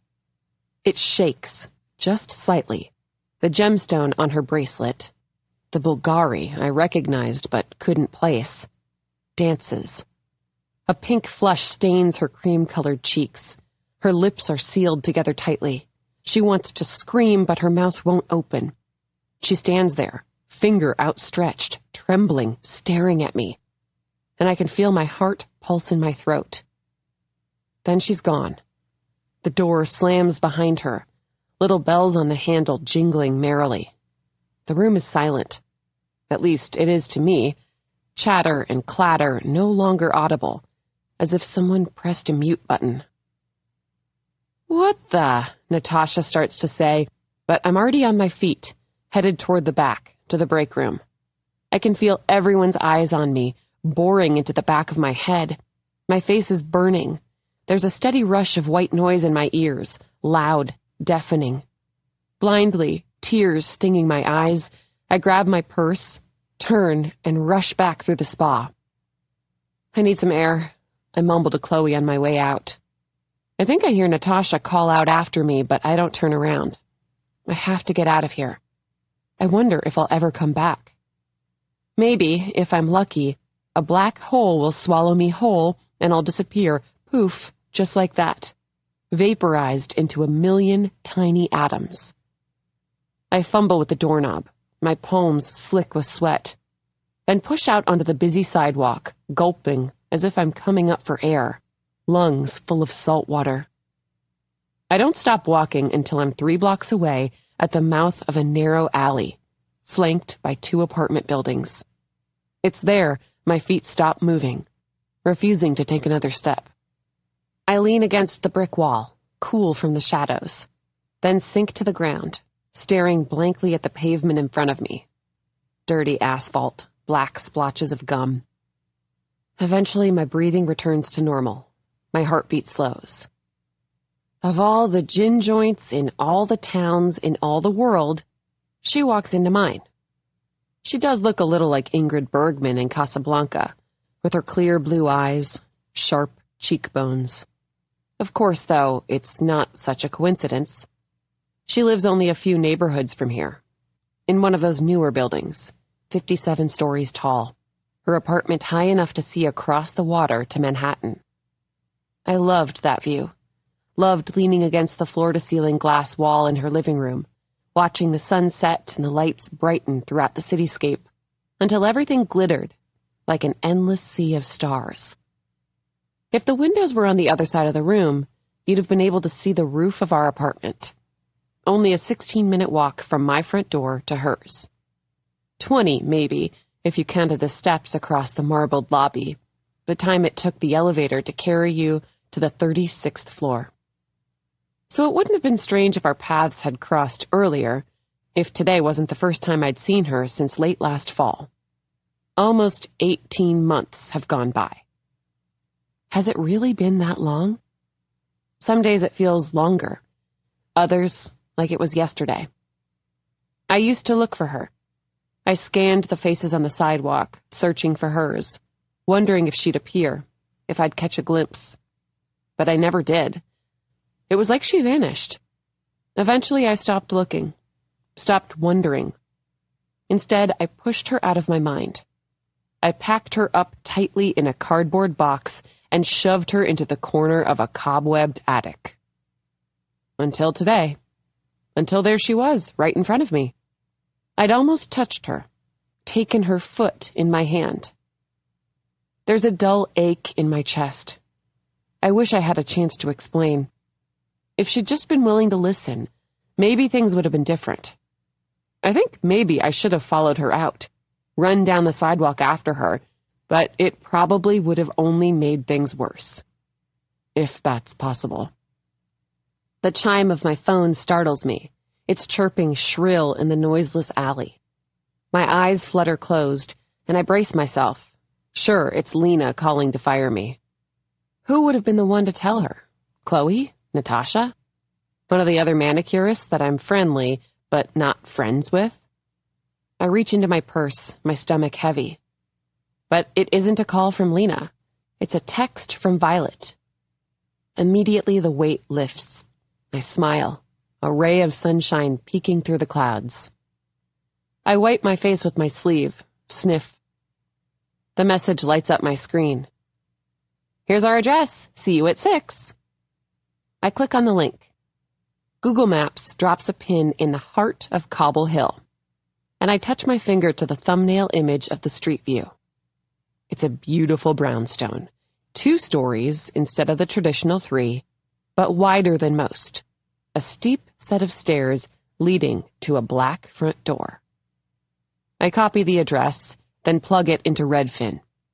The same image of the brownstone pops up with a small tag in the upper left corner that reads, "Off Market." I thumb down the page and see that it sold last April for $3.25 million. $3.25 million. My smile broadens. Tonight, I'm going to a $3.25 million home for dinner. Me. I close out of Redfin, look up from my phone. The alleyway is filthy, littered with flattened cardboard boxes, a dumpster against the opposite building. It smells dank, of wet, rotting leaves. I stand up, straighten my shoulders. I need to get out of here. When I step onto the sidewalk, out of the shadows, back into the light, I turn left, away from the spa, toward home. I'm not going back to work. It's a risk. If Lena isn't pissed about the commotion, she will be about me skipping out. But I can't face my coworkers. Their uneasiness. How they'll look at me, but not really. Their eyes flicking around nervously before catching each other's. No, I can't go back. And I realize, looking at the time, I need to get ready. Out of these scrubs and into something nicer. I won't let Allison ruin my evening. She's taken enough from me as it is. I pack up what happened and put it back in its box. I unhinge the attic door and hoist it up, slide it back into the shadowy darkness. Out of sight, out of reach. Everything is fine. Everything is fine, I repeat to myself, over and over until it is true. By the time I reach my apartment building, I'm no longer thinking about Allison. I'm thinking about Violet. And about Jay. At home, I make a quick veggie scramble for my mom and bring it to her with a tall glass of iced tea with a mint garnish, cubes of ice clinking against the cup. "You're not eating?" she asks, glancing up at me. "I'm going out for dinner." She raises an eyebrow. "Oh?" I nod. "I met someone. A friend, maybe, at the park. She invited me over tonight, to their house." "That's nice," my mom says. She looks like she might say more, her lips slightly parted, as if she's waiting for the right words to form. But she just smiles and turns her attention back to her show. An old Dateline episode about a home invasion gone wrong. I watch for a moment. One of the victims is recounting the night. Then leave the room to get ready. In the bathroom, I trade my glasses for contacts, blinking rapidly as they go in. I rarely wear them. When I do, they dry out my eyes, leaving them red-rimmed and itchy by the end of the day. I'd get used to it if I wore them more, but I'm usually running late or out of contact solution. I look better without my glasses, though. Some people look great in them, but the lenses make my eyes small and beady, so I'll grin and bear the dry eyes, at least for tonight. Carefully, I apply some mascara, then run a brush through my hair, pulling it into a high ponytail, wet my hands to smooth down the frizz. I try on 3 different shirts, finally settling on a high-necked black tank, then tie my flannel around my waist. Even though the days are getting warmer, the nights are still cool. I take my scrub pants off and pull on a pair of jeans, ones without holes, then zip on some black boots. "Don't wait up," I say to my mom as I leave, dropping a kiss on her forehead. She snorts, then smirks. We both know she'll be asleep in her chair by 8:30. I'll come home and the living room will be dark, the TV flickering, volume still cranked high. "Have fun," she says. I smile. I will. I know I will. I've never been so sure of anything.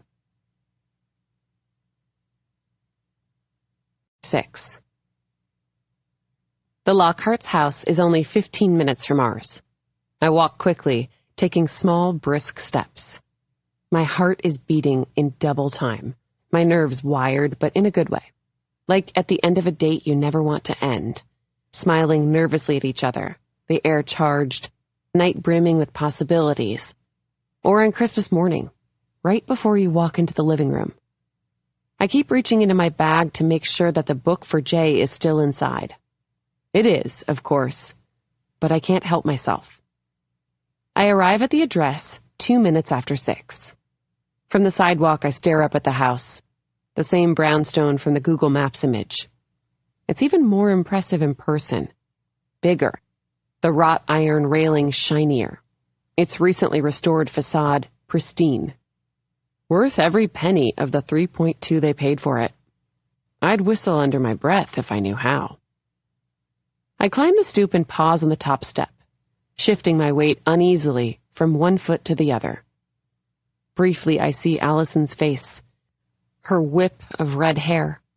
Suddenly, I consider turning around. It feels like I'm here under false pretenses.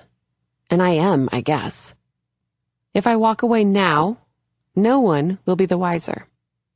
But then I catch sight of Violet through their front bay window.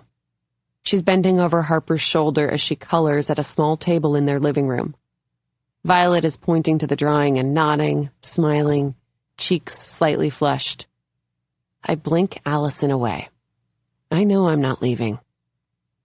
I straighten, tighten the flannel around my waist. My name is Caitlin. I am a nurse. 1, 2. I tick off the lies that I've told. Repeat them until they feel real. Then I knock. A moment later, the door swings wide. Violet stands in the doorway, a little breathless, eyes shining. She's wearing the same outfit she had on earlier, the linen shorts, white shirt, covered by a frilly paisley print apron. She's also put on a cardigan, the sleeves pushed up. Caitlin, hi, come in. I step from the porch into their entryway. In front of me is an oak staircase, leading to a second floor, and to the right, a large living room with the window I saw from the street. On the other side of the living room, a kitchen. There's music playing in a low murmur, a woman's voice, a guitar. The house is warm and smells like freshly baked bread. Follow me, Violet says, motioning with her hand. I'm just finishing up dinner. Jay should be home any minute. Harper, say hi. I follow her through their living room into the kitchen. Harper glances up from her miniature table as we walk by, smiles and waves, then continues drawing, humming under her breath. Let It Go from Frozen, I think. The kitchen is bigger than most in Brooklyn, certainly bigger than our shoebox with a stove, with bright white cabinets, shiny gold accents, a 6-burner oven, and a French door refrigerator. To the right, there's a dining nook with a table set for 4, but large enough for at least 6, a large rattan lampshade hanging above it. Sit, sit. Violet points to a bar stool on one side of the marble-topped kitchen island. There's a fragrant bowl of gardenias in the center of the counter that smell like a garden after it's just rained. Everything's almost ready. The pasta's boiling, the sauce is simmering. I just need to take the bread from the oven. I hang my purse over the back of the stool and slide onto the chair. Looking around, I want to pinch myself. If you'd told me this morning that this is where I'd be for dinner, I'd have laughed, said you were as big of a liar as I am. You want some wine? Violet asks, pulling a half-empty bottle of white out of the fridge, glass fogged with condensation. I shake my head. No thanks, I don't drink. I surprise myself telling her this. It's true, but something I rarely admit. I wait for her to raise her eyebrows, cock her head at me in surprise, like I've revealed I have a third nipple. You don't drink? Most people act as if I've told them I skin puppies for sport. My God, the horror. Instead, Violet breaks into a big, warm smile. Me neither. She returns the bottle, then reaches into the back of the fridge. I'll pour us something else. Do you like ginger? I nod, elated. Another 3-nippled freak, just like me. I love that we have something in common already. Sure, I say. Perfect. She pulls out a can, shuts the fridge, and grabs 2 champagne glasses from the cabinet behind her. The can snaps loudly when she opens it, a sharp, crisp crack. Carefully, she fills the glasses, foam rising. My favorite ginger ale, she says. No one would ever know it's not champagne. She smiles and hands me a glass. Cheers. I touch my glass to hers, then bring the rim to my lips. It's sugar sweet, a little spicy. Delicious, I say. Right? Violet says. It's my signature move, actually. Ordering ginger ale at a bar, asking for it in a champagne glass. She scrunches up her nose. I hate telling people I don't drink. Saying no is never good enough, is it? They always want to know why you're not drinking. Like, if you turn down a drink, there's something seriously wrong with you. I nod emphatically. Totally. I rarely go out with friends, but she's right. On the occasions I do, I make something up. I'm on antibiotics, or I went at it a little too hard the night before. The truth, that it gives me hives, giant red puffy splotches the color of overripe cherries, is far less appealing. The worst is when they give me a little coy, knowing smile, glancing at my stomach, like they're in on some stupid secret. Like the only reason on the planet a woman wouldn't drink is if she's pregnant. Violet rolls her eyes. So would you hate me if I ask why? I say, leaning forward on the counter. I can't help myself. Remember, I told you I was nosy. I can go first. I'm highly allergic. It actually might be worth a glass or two if I didn't look like a smallpox patient. It turns out people don't love being in close quarters with Typhoid Mary. This, unfortunately, is also true. I'd learned this my first weekend in college, when I'd taken a sip of warm beer at a house party and almost instantaneously turned into a tomato. The rate at which people distanced themselves was alarming. Violet laughs. Assholes, all of them. Then, oh fuck, she cries. She runs to the stove. The water is foaming, bubbling up and out of the pot, spilling down the sides. I'm a terrible cook, she says, smiling over her shoulder at me helplessly. But it'll be edible, I swear.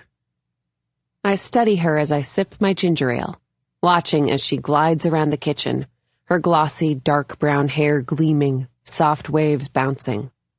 There's something effortlessly cool about her, even as she flounders. She turns back toward me and opens her mouth to say something, but before she does, there's the sound of a door opening and closing. We both look toward the living room. From where I'm sitting, I can see Jay in the foyer, his hand still on the doorknob. Then he turns, facing the living room. I can see him, but he doesn't yet see me. There's that flutter in my chest again. He's even more handsome than I remember, in a collared shirt and loosened tie, pressed navy khakis, but he wears a clouded expression, his face drawn, not easy and relaxed like it was at the park. I'm home, he calls out. He shrugs off a brown leather bag and slings it over the stairway banister, walks into the living room. He pauses at Harper's little table, bends over to give her a kiss, smooths her bangs, then comes into the kitchen. Violet smiles at him brightly. Jay, you remember Caitlin, right? At this, his face changes, softening around the mouth and eyes. He looks at me and smiles. That same smile from the park. Wide, dimpled, full teeth. For a moment, I forget how to breathe. Of course, he says. How could I forget our savior, guardian angel, patron saint of the park? Good to see you again, Caitlin. I blush. It was just a bee sting, I say. Well, your expertise was highly appreciated, Violet says, You were the hot topic at dinner that night. They both couldn't stop talking about you." Jay's smile seems to freeze. He hesitates, then says, "She's right. If you hadn't come over when you did, Harper wouldn't have been the only one in tears." I give a little laugh. "You're welcome, then. I'm glad I was able to help." He surveys the kitchen, his eyes settling on the champagne flutes in our hands. "I see you've already gotten started," he says, deadpan. Violet rolls her eyes at him good-naturedly. It's a silly joke, one that he's clearly made before. It reminds me of being a kid, ordering a Shirley Temple at dinner, the waiter winking at me conspiratorially. "Hitting the sauce pretty hard, I see." It's more charming coming from Jay. "Can I get you a beer?" she asks him. "I'll get it," he answers, crossing the kitchen.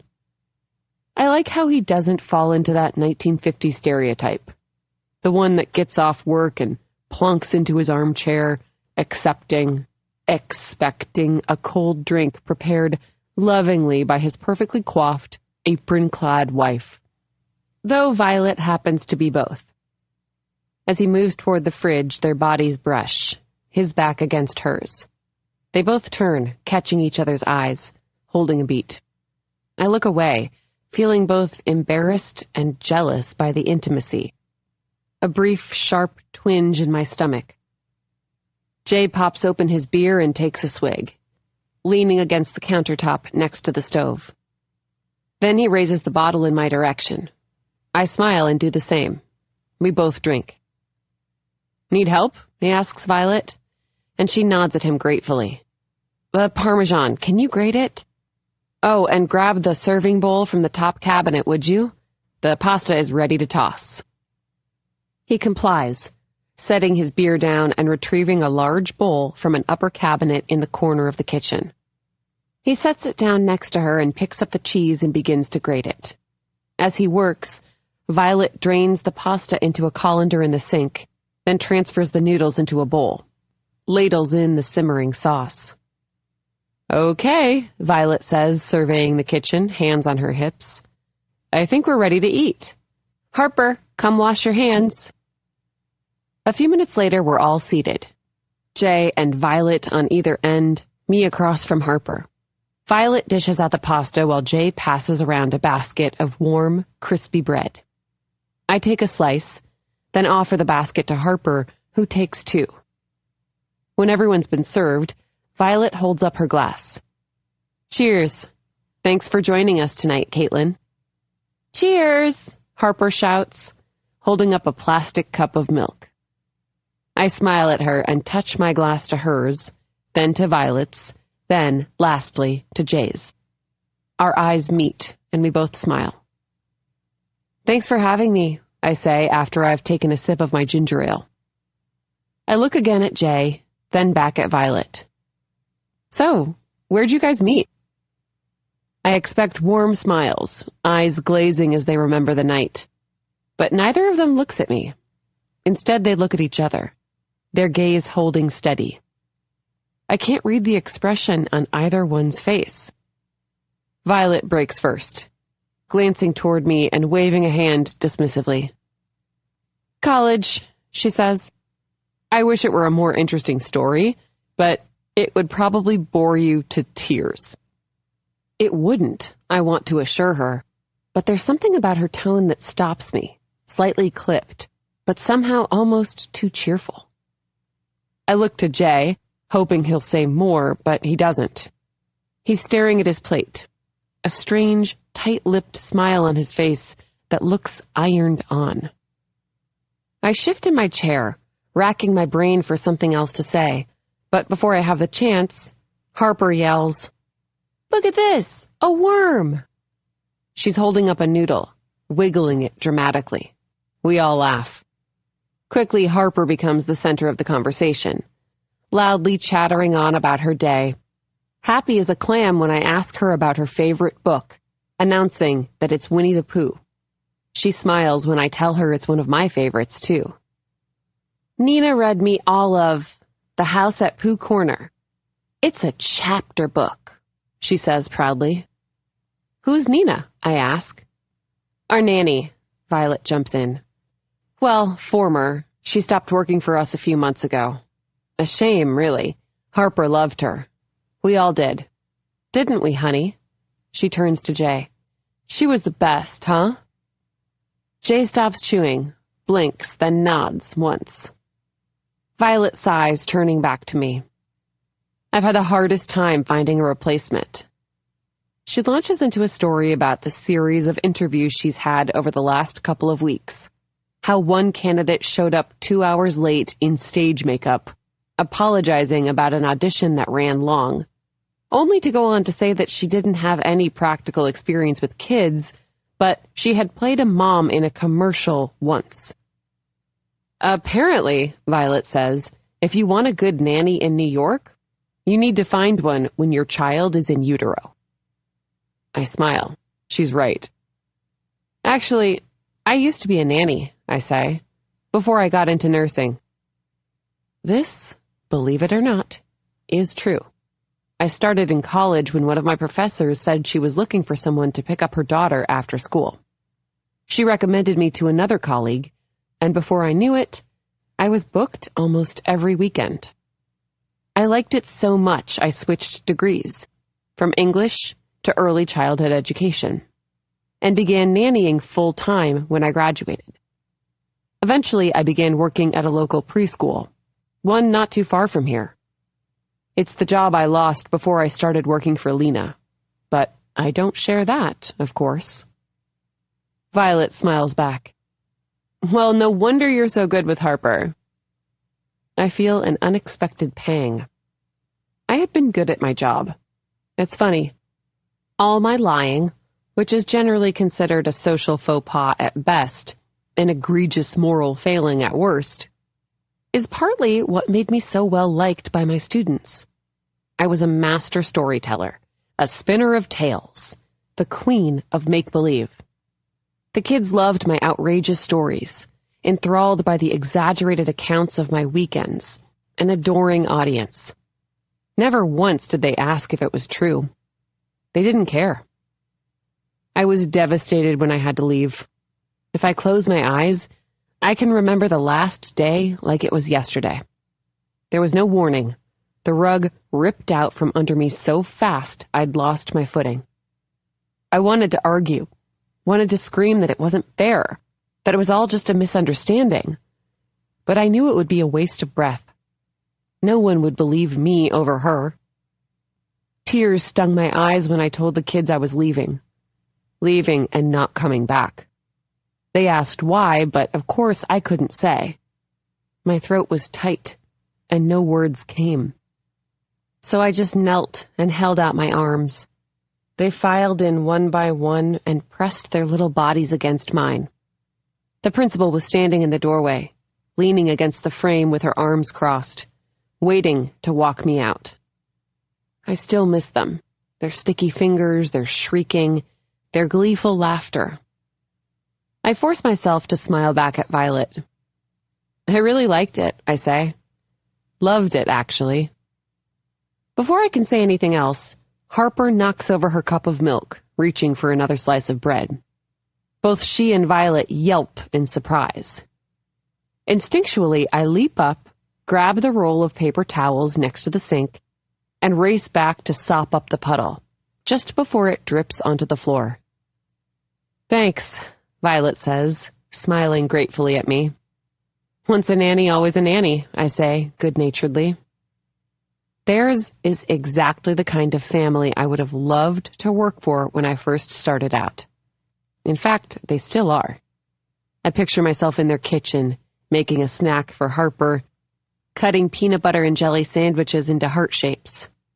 In their living room, folding her tiny unicorn shirts as she colors happily by my side. It takes all my willpower not to offer to step in, to tell Violet she doesn't need to interview any more candidates, that I will gladly take the role. God knows, after today, I'll need a new job, and badly. I swallow the bitter memory of this afternoon, biting down on the inside of my cheek. Dinner continues with small talk, Harper interjecting with anecdotes about her day, Violet listens attentively, encouraging her to elaborate on her stories. Twice I sneak glances at Jay, only to see him staring at Violet, watching her. I can understand why. She's glowing, wisps of hair framing her face, cheeks pink as she laughs. If she notices Jay's eyes on her, she hides it, her attention focused on Harper, on me, making sure my plate is full, that I'm enjoying the food. Once she catches me looking at her and smiles. I smile back, enchanted. I wonder what it would be like to be as beautiful as her, to have that magnetic pull. Like magic, I imagine. Just after 7, when our plates are scraped clean, glasses empty, Violet clears her throat and looks at Jay, then cocks her head toward Harper. He nods. "You ready for a bath?" Jay asks Harper. Immediately she begins to pout, about to protest, but Violet interjects. 2 M&Ms if you make it upstairs in 30 seconds or less. Harper lights up. Red ones? Violet nods. Harper squeals and leaps from her chair. She races from the kitchen to the living room, her little feet thumping across the hardwood, then to the stairs, scrambling up them on all 4s. I did it! Her little voice is faint, somewhere above our heads, and we all laugh. Still smiling, Jay asks, "How many has she had today?" "A handful," Violet shrugs. Then to me, "I'm not above bribes." She winks.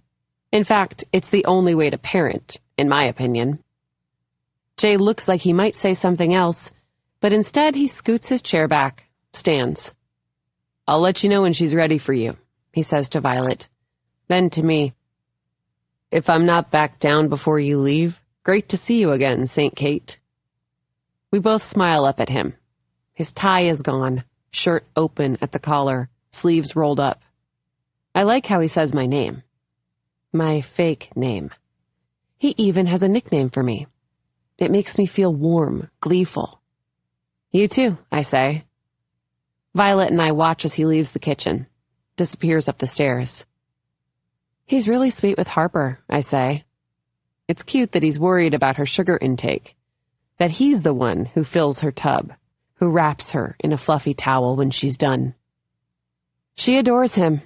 Everyone does," Violet says, letting out a little laugh. "He's like that.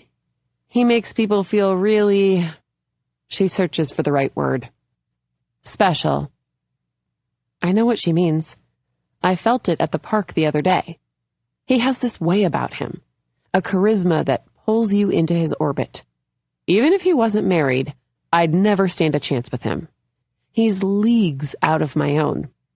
But there was something about how he smiled at me that made it feel like maybe, in some alternate reality, we were fated. I insist on helping Violet clean up, an excuse to stay more than anything else, clearing the table, rinsing dishes, loading the dirty plates and silverware into the dishwasher. We work in a comfortable silence, laughing when one of us bumps into the other, pots and pans clanging in the background.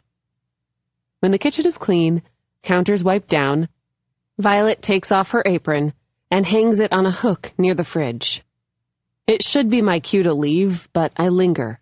I'm not ready to go. I'm afraid if I walk out now, I'll never see the inside of this house again.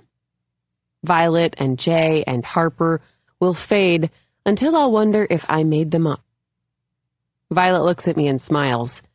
I brace myself, waiting to hear that it's getting late, how she should head upstairs to help put Harper to bed.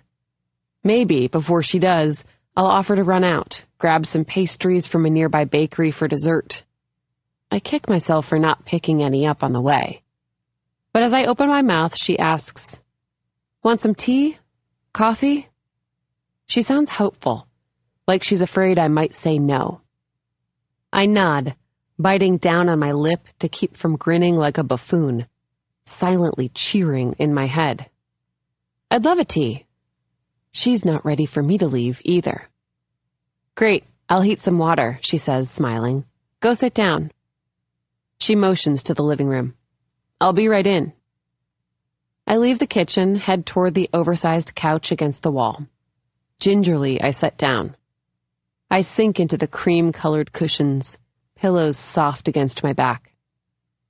From the couch, I look around the room. Across from me is a big bay window, gauzy white curtains pushed wide. It's dark outside, and the light from the lamp in the corner creates a reflection on the panes, so I can't see out. Under the window, 2 armchairs are angled toward each other, a small side table between them, a stack of books on top. I can't make out the titles, but they look like novels, thick and worn. And in the corner, to the left of the armchairs, is a small kid-sized table for Harper, the one she was coloring at earlier this evening, topped with canisters of crayons and colored pencils. Next to it, a bookshelf and a few woven baskets piled with toys, stuffed animals, baby dolls. It's one of those homes that feels cozy and warm, but fastidiously neat. Everything is in its place. No piles of junk mail or kicked-off shoes, no discarded jackets, no unhomed tchotchkes. Then I notice something strange. Other than one framed picture of Harper on the bookshelf, grinning at the top of a slide, her hair in pigtails, there are no photographs. Everything on the walls is art. Watercolors and oils of seascapes, water lilies, one painting of a faded white and red umbrella on an empty beach. Oddly, no pictures of Violet or Jay. No wedding photos, no images of her, hair pinned back, elegant in a white gown, walking down the aisle, or him in a tuxedo, gazing at her adoringly. No vacation pictures, no family portraits. Only the one lone picture of Harper, which seems weird. If I looked like Violet, if my husband looked like Jay, the walls would be plastered with our faces. I get up and walk toward the entryway. Allison had photos everywhere, blown up, gallery-framed prints of her children, of herself, her husband. It was how I knew about their annual summer trip to the Catskills, that she wore a marigold flower crown at her baby shower. For her 40th birthday, I surprised her with a bouquet, bright yellow. "My favorite," she'd said, burying her nose in their petals. "How'd you know?" There were other pictures in Allison's house, too, not on the wall, ones she hadn't wanted me to see. An image of them, dozens strewn across her carpet, pops into my head. I force it out. Maybe Violet hung their family photos upstairs, or... Here you go. I turn, startled. Violet is standing by the coffee table, 2 mugs in her hand. I hadn't heard her come into the room. I walk toward her and take the tea, smiling in thanks. The cup is steaming, the porcelain warm to the touch. I sit back down and inhale deeply. It smells like orange rinds and spicy cloves, nutmeg. The bags are the expensive kind, delicate meshing instead of the flimsy paper ones filled with over-dried, ground-down leaves. "So," Violet says, settling next to me on the couch, smiling warmly. She curls her legs under her. "Tell me about yourself. You used to be a nanny and now you're a nurse?" I don't let my smile falter. I knew it would come up. I'd thought about what I'd say when it did on the way over. But now, I have another idea. A better one for me and for Violet.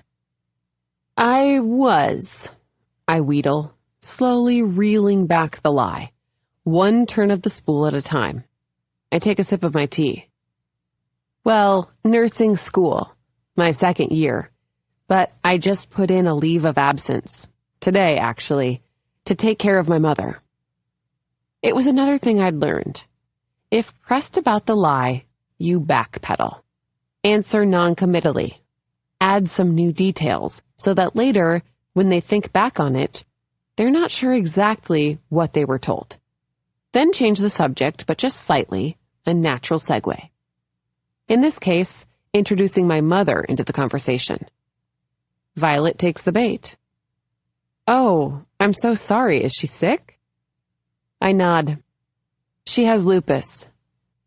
It's lie number 3. I'm Caitlin, I am a nurse, and my mother has lupus. 1, 2, 3. It's been rough, but her doctor started her on a new medication that seems to be helping. I just want to be available to her while she adjusts. That's good to hear, Violet says. She smiles as if she really does care. It's Natasha's mother who has lupus. She's described it to me in detail, from her initial symptoms to the diagnosis. They had no idea what was wrong with her for almost a year. They thought it was Lyme disease at first, or fibromyalgia. The whole thing fascinated me. Only recently had she found a course of treatment that gave her some relief. Arthritis, in comparison, doesn't quite hold the same weight. I gave up my apartment and moved in with her to keep an eye on her, I continue. It was cheaper than hiring a live-in nurse. It's temporary, of course, until we figure something else out, or she gets better. Violet nods understandingly. A woman living with her mother in her 30s is pathetic, unless said woman is a caretaker and said mother is ailing. Then it is selfless, noble, really. Then, before Violet has a chance to probe any deeper, I plant the seed that's just occurred to me. You know, since I'm taking some time off, I could babysit Harper if you ever need an extra set of hands. I mean, if that's helpful. I hold my breath.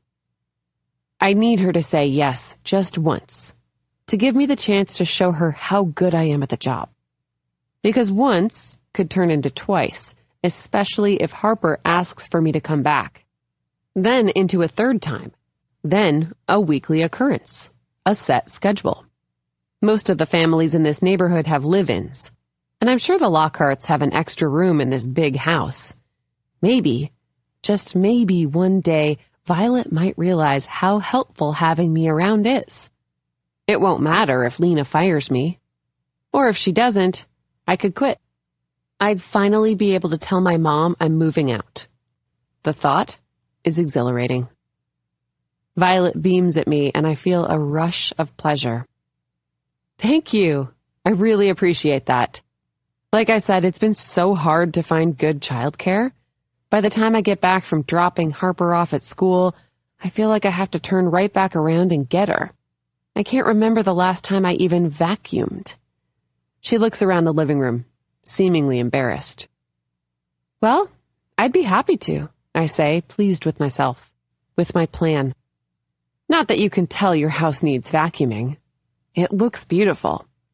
Have you lived here long?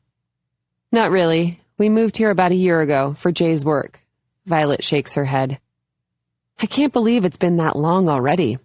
I still haven't met very many people yet, which is why I'm so glad you agreed to come over for dinner tonight. She smiles at me, and I smile back. Where'd you move from? I ask. I already know from Jay's LinkedIn profile, but I want to hear it from her. San Francisco. We moved there after graduation so I could go to law school. My family lives in the Bay Area, and my dad offered me a job at his firm when I passed the bar. We were there for almost 10 years. It was hard to leave. We had a really good community out there. If it wasn't such a promising opportunity for Jay, I don't think we would have moved. Not that it isn't nice here, she adds. It's just different. Have you been? Once, I say, nodding. I haven't, but I looked it up as I got ready for tonight, taking a Google Maps tour through the city, then looking up the top places to visit, the top attractions and best restaurants. I stayed in Nob Hill off Polk Street. Violet lights up. I love that area. We lived right around there when we first moved to the city. She smiles wistfully, remembering. What about you? Have you lived in this neighborhood long? Since forever. My mom and I moved here when I was in high school, to take care of her sister. She died not long after we moved, but we ended up staying. And we've been here ever since, I shrug. And your dad? I hesitate, surprised at the question. No one has asked about him for a long time. Usually if I don't bring him up, people take that as a cue, though I don't mind that Violet hasn't. I consider making something up about him, but I decide against it. There's something about the way she's leaning in, her body angled toward mine, that makes me want to tell the truth. Like she's interested in me for me. I've never met him, I say honestly. He bailed right after my mom told him she was pregnant with me. It was a summer romance. My mom was waitressing in Daytona Beach, and he was there for a few weeks visiting a friend from college. Violet's eyebrows rise. And they never spoke again? Not as far as I know. She said it was for the best, though. She knew she was going to have me, and she didn't need him trying to talk her out of it. She said once, after I was born, she called the number he'd given her, but it was out of service. I tell it to Violet the way my mom told it to me, like it would have made no difference at all whether he had picked up or not. I didn't care, she always told me, squeezing my hand. I knew I could do it on my own. But I've never stopped wondering what would have happened if he had. Wow, says Violet, sitting back against the pillows. The only thing I know about him is he was from Philly. Well, a suburb just outside. She told me she doesn't even remember his last name. Philly? She repeats. There's a funny look on her face. Yeah, I smile. She still has a Phillies jersey of his. He gave it to her the first night they met on the beach when the sun went down. Have you been? I ask. She starts to nod, then, Vi? Jay's voice floats down from upstairs. Harper's ready for her kiss, he yells. The strange expression disappears so quickly that I wonder if I imagined it. Be right up, she calls back. Sorry, she says to me. That's the deal. If Jay does bath and stories, I do the goodnight kiss and the tuck-in. I glance at my phone. It's almost 8:30. It's okay, I should get going anyway, I say. I don't want to leave, not yet, but I don't want to overstay my welcome either. I have to play my cards right tonight. You don't have to, Violet says. It'll only take a minute. No, I shake my head, setting my empty teacup on the coffee table. Really, I probably need to check on my mom. Okay, fine. She smiles and we both stand up. Thanks so much for coming over tonight, she says, and for your babysitting offer. Really, I appreciate it. Anytime, I say, following her to the foyer. Just once, I think. That's all I need. She walks me out onto the stoop. Then she gives me a small wave and gently eases the door shut, disappearing back inside. Through the glass, I can see her walking up the stairs. I watch until I can't see her anymore. I turn, feeling giddy, like I'm floating. I pause when I reach the sidewalk, looking back up at the brownstone. The windows are lit, the house softly glowing behind the drawn curtains. It's hard to believe that I'd just been inside, part of their evening, that maybe soon I'll be part of their lives. When I get home, my mom is asleep in her armchair, as I knew she would be, lightly snoring. I take the remote from her lap and turn down the volume on the TV, then pull the knit blanket on her legs up to her chest and switch off the light on the side table next to her chair. Quietly, I make my way to the bathroom my mom and I share, easing the door shut behind me. After I've taken out my contacts, brushed my teeth, and put on some old sweats, I climb into bed and close my eyes. But I can't sleep. I lie there, replaying the evening, thinking about Violet and Jay and Harper, their beautiful home, its warmness, the smell of it, the way I'd felt at the kitchen table, like I'd belonged. The way Violet laughed at my jokes. How she leaned closer when she asked me a question. There was something about her, about them, all of them, that felt electric, special. It made me feel special, too. I turn over under the tangle of my sheets, too hot, the darkness like a thick blanket. My dresser casts a looming shadow on the opposite wall. I wonder what they're doing right now in their bedroom, under their covers. What does Jay wear to bed? What does Violet? Do they sleep with their limbs entwined, pressed against each other, or sprawled, fingers and toes brushing throughout the night? Had he pulled her to him when she got in, his mouth on hers, hungry, urgent? Then I imagine it was me getting in that bed, not Violet. Falling asleep next to Jay, his body warm and heavy, his breathing deep, arms slung across my chest. The idea of it, of him, of his skin against mine, makes me feel hot all over, fever flushed. I throw the covers off of me, flip my pillow to the cool side. No, Sloane. I turn my thoughts back to Violet. Let's do this again sometime, she said. Had she meant it? Or was it just something she'd said to be polite? A thoughtless offering, tossed out without a second thought. No, she liked me.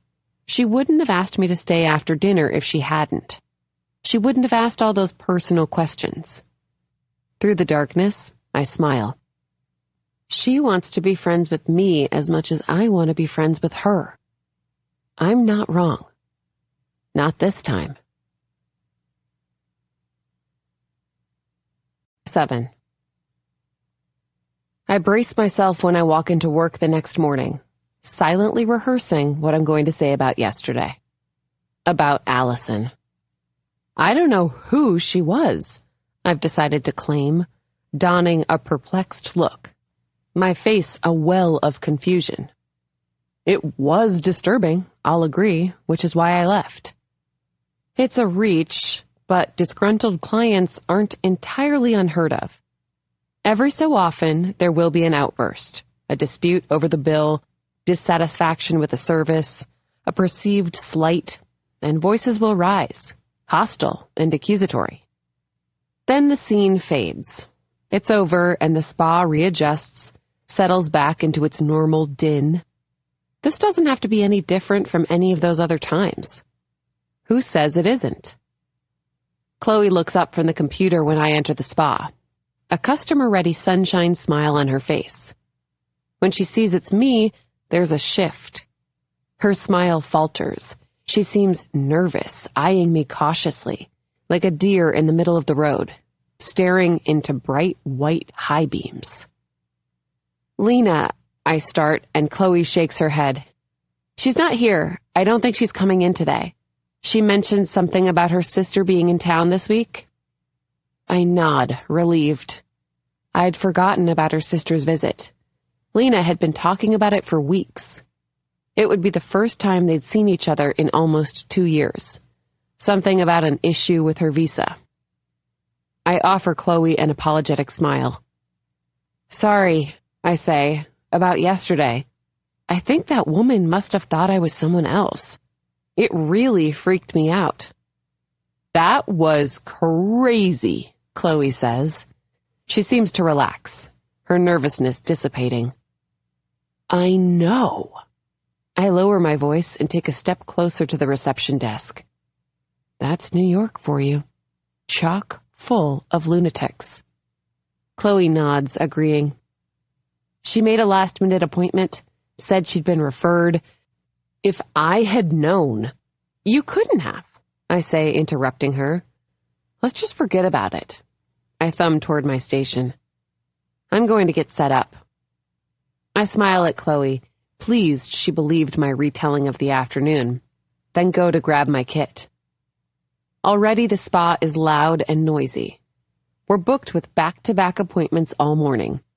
Women wanting their fingers and toes to be just the right shade of pastel pink, fire engine red. I should be focused, but I'm not. I'm distracted, reaching into my purse to check my phone, waiting for a message to appear, putting it into my pocket, taking it out again. I stare at the screen as if I can manifest her name if I try hard enough.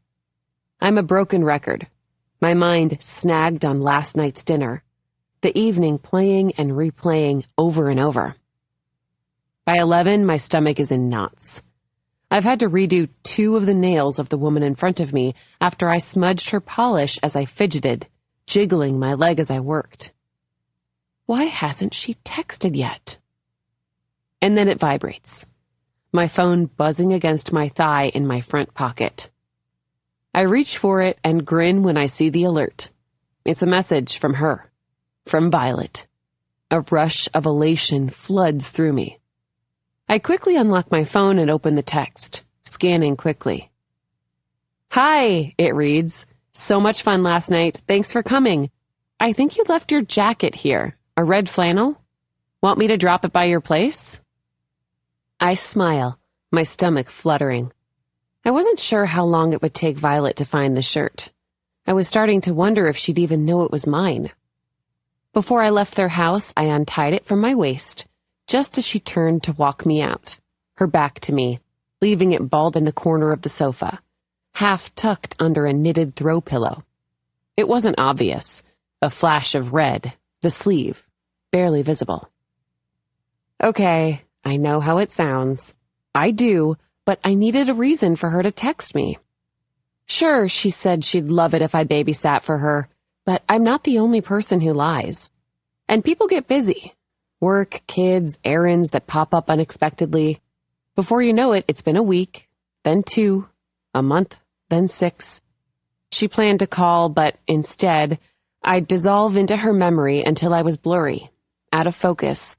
And then, even if she squinted, I'd be hard to make out. "Who?" she'd ask if Jay mentioned me. Then, "Oh, right, the nurse. What was her name?" I couldn't let that happen. She was too interesting, too nice. I didn't want her to slip through my fingers. So I found a way she wouldn't. "Excuse me," I say to the woman in the chair, then turn off the nail lamp and hurry into the back. I need some space to figure out how to reply. In the break room, I study my phone, biting a fingernail as I compose my response. I type and delete, type and delete. I want to get it just right. Finally, I press send. My message says, "Oh, sorry about that. Can I pick it up tomorrow morning? Maybe we could grab coffee?" I don't have to be at work until 11, so we'd have several hours to pick up where we left off. I hold my breath, waiting for her response. My lungs begin to burn. Then a message. I release the air, a smile spreading across my face. When I read it, my face falls. Actually, tomorrow morning Harper has a doctor's appointment. Then my phone lights up again. Meet in the afternoon instead? Does 1-ish work? Same park? I do a silent cheer. "Yes," I write back. "I'd love to. See you tomorrow." 1 p.m. is smack in the middle of my shift, but I can't say no. Not now. Not at the beginning of the friendship when it's so fragile it could disappear with the slightest breath, like a dandelion, naked in the wind. No wasn't an option. I'll figure something out. Beg Natasha to cover for me, or fake a phone call mid-morning. "It's my mom," I could say, pale-faced. "She needs me." I return my phone to the front pocket of my scrubs and hurry back to the woman I'd left waiting. She gives me an irritated sigh when I sit down, her eyes flicking to the clock on the wall. But I don't care. I smile broadly at her, apologize for the delay. In fact, I can't stop smiling. Not even when I get a 10% tip instead of my usual 20. It was worth it. "You're in a good mood," Natasha says when we have a break, a rare moment when both our chairs are empty. I nod, grinning. "That guy just texted, the one that I went out with last week. He said he wants to take me out again tomorrow night." She raises an eyebrow. "I thought you said he was away on business." "He is," I say quickly. Right, I had said that. "But he's coming home early. One of his meetings was canceled, so the trip was cut short." She stares at me for a long beat before giving me a wistful smile. "Where is he taking you this time?" I shrug. "I don't know yet. He said he'd pick me up at 7. "You're so lucky. The last time I was picked up for a date was... She taps an acrylic nail against her front teeth. Right, it was never. She's right. I am lucky. Lucky that I've met someone as nice as Violet. I know, I say, nodding. I keep wanting to pinch myself. On my way home, I pass by the small shop where I bought that necklace, the one I told Natasha was a family heirloom. I slow, something catching my eye. In the window is a mannequin dressed in a bohemian floral print dress, puffy sleeves and a high neckline, a leather bag hanging from the crook of her stiff arm. But I'm not interested in the dress or the purse. I'm staring at the wide-brimmed felt hat on her head. Almost the exact same hat that Violet was wearing at the park yesterday. It even has the same thin leather tie around the head, looped in a small bow at the back. After a minute, I walk into the store. There's a mechanical bell sound as the door opens. Ding dong. The woman behind the desk looks up, smiling at me as a greeting. I smile back. I start to wander, then turn back to the salesgirl. That hat in the window, I say. The fedora, it's so cute, right? She says. We have it in a few other colors, too. Here, follow me. She hops off her stool and motions me toward the back of the store to a table with a variety of hats in different shades. Tans, beiges, grays, and blacks. I'm going on vacation next week, I say, walking behind her. To Europe. I've been looking for a hat to bring. How fun, she exclaims. I've never been, she clucks regretfully, then sighs and picks up a caramel-colored one, the same as in the window, the same as Violet's, and hands it to me. I take it and offer her a sympathetic smile, as if I can relate to her longing, which of course I can. I've never been to Europe either. Try it on, she says encouragingly. It'll be perfect for your trip. I unwind my hair from the messy bun on top of my head and smooth it down. It's long, almost midway down my back. I haven't been to a hairdresser in eons. Then, gingerly, I place the hat on my head, tilt the brim up like Violet had worn hers. The salesgirl points behind me to a mirror on the wall. Check it out. Then, I'll be up front if there's anything else I can help you with, she says, starting back to the counter. Then she smiles. It looks great on you, by the way. I turn toward the mirror. To my surprise, it does look good. The hat hides my frizz and frames my face flatteringly. I look more put together, more chic. I smile at my reflection. It's nice to see myself like this. I haven't always been such a schlub. Not that I've ever been as gorgeous as Violet, but there was a time when I made more of an effort. Before I lost my job, my hair was usually trimmed and combed, my clothes unwrinkled, blouses instead of t-shirts, slacks instead of baggy jeans. Venus de Milo I was not, but it was better than how I look now. Maybe I could look like that again. Maybe I could look better than before. More like Violet. And this hat could help. I take it off and turn it over, examining it. The price tag reads $85. Christ. I should put it back. I shouldn't be spending my money on things like this. Last night I told Violet the truth about one thing. I am planning to get my own place. I have been for ages. In fact, I almost signed a lease. About 18 months ago now. It was a newly renovated studio in Brooklyn Heights on the 3rd floor of a 7-story building, flooded with light. I had first and last month's rent, the broker's fee, but my application fell through. The management company wanted to call my employer. Had it been a month earlier, it wouldn't have been a problem. But as luck would have it, I'd lost my job the Friday before my broker called to let me know they'd started my background check. I asked if I could just show my last 2 pay stubs, hoping it would be enough, but the answer was no. And even if it hadn't been, without a job, there was no way I'd have been able to afford the rent. So, poof, Just like that, there it went. I thought getting hired at Lena's spa would put me back on track. But because so much of my income is in tips, an unreliable stream of revenue, according to my broker, I'm not the desirable applicant I once was. So I'm waiting and hoping, the deposit still in my savings. It's why the idea of being a live-in nanny is so appealing. No background checks, no proof of income, just an invitation and an open door. I run my thumb over the soft brim of the hat. I shouldn't, but a moment later, I start toward the counter, the hat in my hand. I leave wearing it. 8.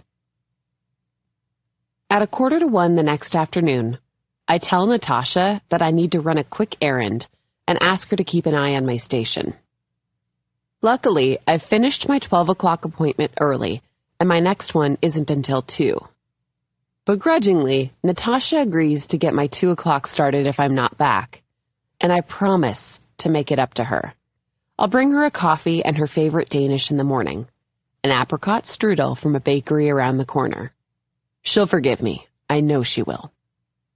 Before I go, I put a loose sweater on over my scrub top, swap my scrub pants for a pair of leggings. I walk toward the park, a spring in my step. I'm wearing the hat I bought yesterday, too. Today, I feel slightly self-conscious about it, like I'm an imposter playing dress-up. I'm not sure if it suits me, but I decide to leave it on, tipping up the brim like Violet had done. Harper is already on the swings when I get to the park. Violet behind her, pushing. They both smile when they see me. Violet says something I can't hear, and Harper leaps off the swing and sprints toward me.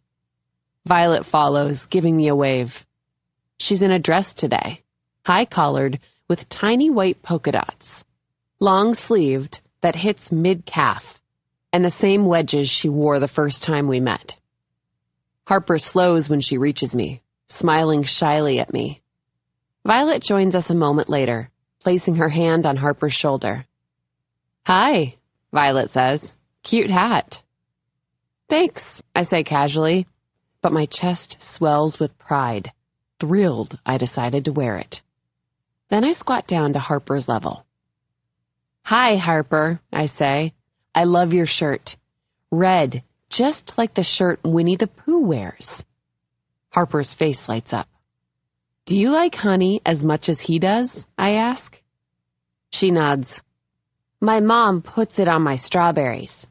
Sometimes," she says, leaning closer to me, "I lick it off a spoon.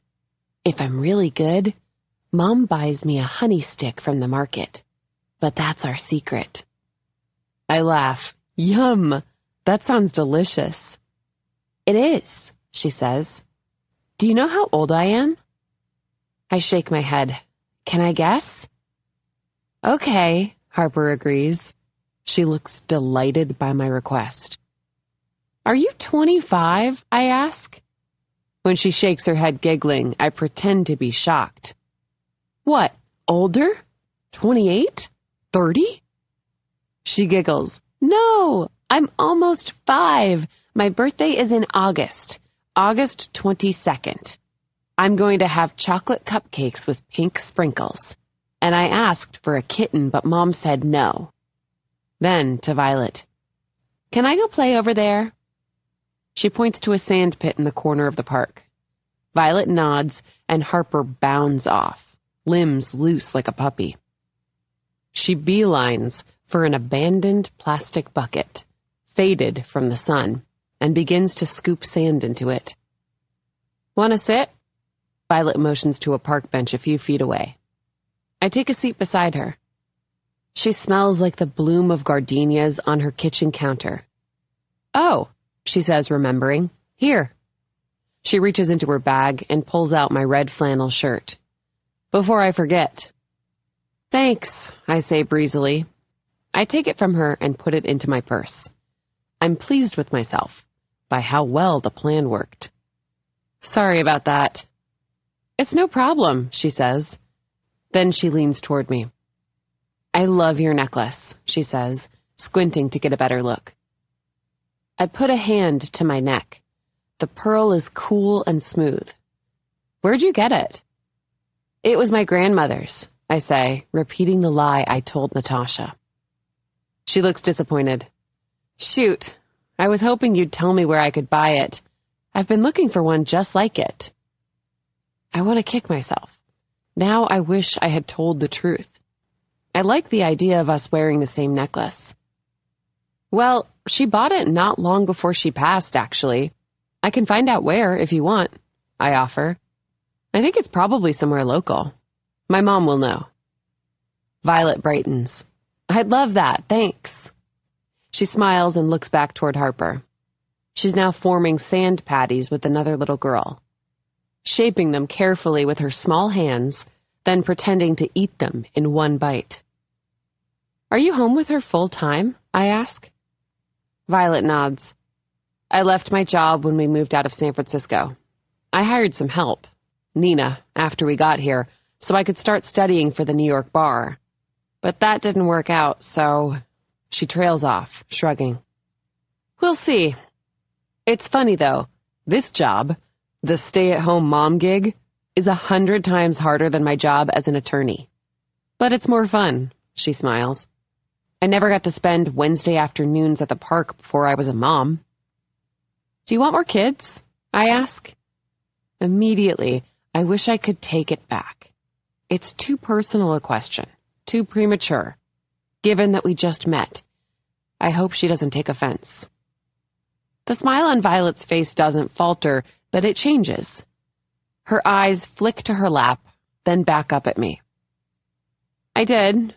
I thought we'd have a big family, at least 3 kids, but... She stops abruptly, clears her throat. Harper has some medical issues. It's been hard for us. All of the doctor visits, appointments with specialists. A lump forms in my throat.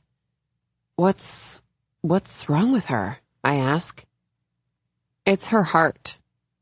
Violet looks down at her hands again. She fiddles with her diamond. It's weak. She had an infection as a baby, and it damaged the tissue. Blood doesn't always pump correctly. She has these fainting spells. Not often. The last one was over a year ago. And usually they're just a few seconds. But once, she needed a defibrillator. We both look over at Harper, who is still playing happily in the sand. My heart aches for her, and for Violet, and Jay. It's probably why Jay was so flustered about the bee sting the other day. We're always holding our breath, hoping she's okay. Jay won't even talk about it. Pretends like everything is fine. I don't think he wants to admit that we could lose her, you know? Then Violet smiles. But she's tough. We don't treat her any differently. We don't want her to feel like she can't do anything any other kid can. But it's one of the reasons I'm having such a hard time finding another nanny. I really want someone with a medical background, you know, just in case. Then Violet bites down on her lip, looks at me sheepishly. Which brings me to the real reason I wanted to meet up today. Aside from returning your jacket, of course. I stare back at her, waiting for her to explain, hoping. I know you offered to babysit every once in a while, but I couldn't help but think, I don't know, would you be interested in more than that? Maybe nannying a few shifts a week? Just until you go back to nursing school? You want me to be your nanny? I repeat. Violet nods. It would just be a few hours a week. I was thinking Tuesday and Thursday afternoons when Harper gets out of school, a Friday here and there. Then I could dedicate a few hours a week to studying again. Maybe take the bar next February. Please tell me if I'm overstepping, but I had to ask. Like I said, we have a hard time trusting people with Harper, and with your background, it just seems so right. My heart feels like it's beating in triple time. It's exactly what I wanted. What I hoped for when I made the offer. But, and this is a big but, that was before I knew Harper was sick. She needs a real nurse, not a make-believe nursing student. I should say no. I should tell Violet the truth. I know I should. I want to do the right thing, but I also want her to like me. I want so badly for her to like me. And when you want someone to like you, you tell them what they want to hear. I start, unsure how to finish. I'd pay you, of course, Violet says. $35 an hour? Is that fair? $35 an hour is more than I make at the spa. More than I made as a teacher. A couple of nannying shifts a week would be another $1,000 a month, at least. And when I do a good job, maybe those few shifts will turn into more. Maybe a live-in position, like I hoped. It would mean I could move out. I'm happy to take care of my mom. I always have been. But in the last few years, the walls have been closing in, the apartment becoming smaller, making my life smaller, me smaller. I want to start living for myself, for once, finally stand on my own 2 feet. This offer could make that happen. Violet stares at me hopefully, eyebrows raised in anticipation. She wants me to say yes. I want to say yes. A smile breaks out across my face. I'd love to, I say. I can't help myself. It feels like kismet. Every moment from Harper's bee sting until now, everything falling into place just so. The last 18 months have been so hard, but this, a chance to start over, is what I've been waiting for. And it hasn't all been lies, not really. I do have experience with children, in and out of the classroom. Some medical expertise. No, I'm not a nurse, but I am well-versed in first aid, something required at the preschool. I've dealt with plenty of injured kids with sprained wrists and ankles, kids with bloody knees from a fall, kids with fevers, kids with stomach aches, earaches, headaches, peanut allergies, half the class with EpiPens in their backpack. Several of my students dealt with medical conditions, too. Riley, a 4-year-old in my first year of teaching, had epilepsy.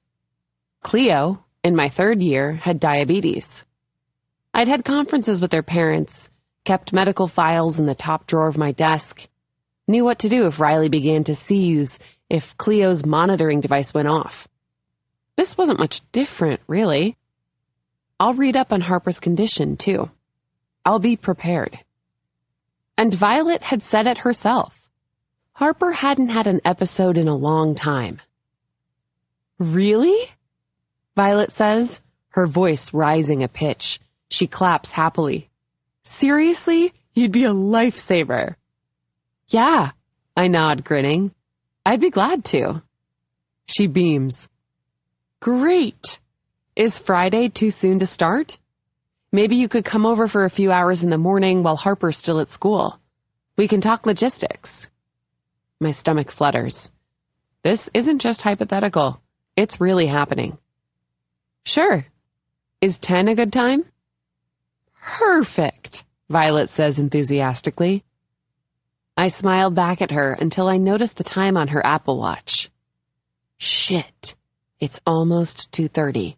I have to get back to work. If I don't, Natasha will kill me, and then feed me to her Jersey cousins. I should go, I say reluctantly. I have to swing by the pharmacy for a prescription refill. Violet nods. We should get going too, she says. If I can ever pry Harper from this playground. And seriously, thank you again. I'm happy to do it, I say, trying to sound nonchalant. But inside, I am elated. I'm going to be working for the Lockharts. I bite down on the inside of my cheek to keep from grinning. I stand. See you Friday? Friday at 10, she says. I leave on cloud 9. I'm floating when I get home. Natasha glowered at me when I returned to the chair beside hers, but I didn't care. She'll get over it. She always does. I'll get her 2 Danishes instead of the one I'd planned on. Another day, her attitude might have bothered me, but not today. Nothing could burst my bubble. My mother notices. How could she not? The happiness is spilling out of me like an overflowing tub, the faucet left cranked too high. It bubbles up and over the porcelain edge, sloshing onto the floor. "You're humming," she says from her armchair. I pretend not to hear her. She's right, though. I am. I'm in our small kitchen, next to the living room, cooking our dinner. I'm attempting to recreate Violet's pappardelle bolognese from the other night. I tip the boiled pasta into a colander in the sink, steam rising from the basin. I take my time mixing in the sauce, weighing what I'm going to tell my mom. I walk into the living room with 2 servings, a shaker of Parmesan tucked under one arm, hand my mom a plate, then the cheese. She adds more than she should, but I don't comment. "What'd you say?" I ask. "You were humming," she says again. "Good day at work?" I sit down on the couch, in the seat closest to her, and set my plate on the coffee table. I met up with Violet again today, and Harper, at the park, I admit. I don't look at her.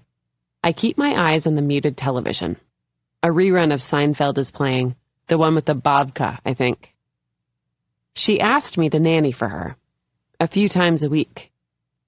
I hadn't planned on telling her. She'll worry, she always does. But I can't help it.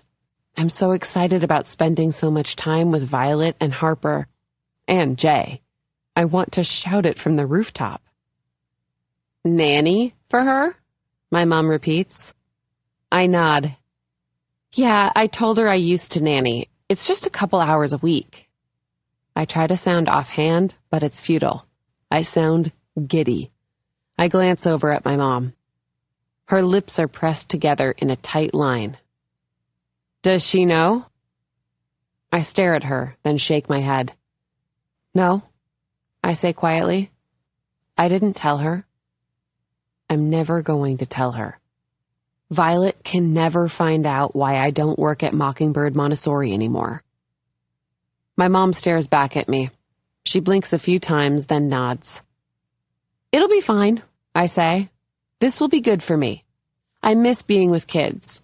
Plus, the pay is great, which means one step closer to my own apartment," I add. She knows how much I want this. Her mouth relaxes. She reaches over and squeezes my thigh. "I'm glad for you," she says. Then she looks back at the TV, picks up the remote. She aims it at the screen, but hesitates before pressing the button. "But be careful. You hear me?" She doesn't look at me when she says this. I nod. She's right. We both know how I am. Then she unmutes it. Kramer bursts into Jerry's apartment, and we both laugh along with the studio audience. That night, when I go to bed, I realize I'm still humming my favorite Taylor Swift song. The one about the players and the haters, the heartbreakers and the fakers.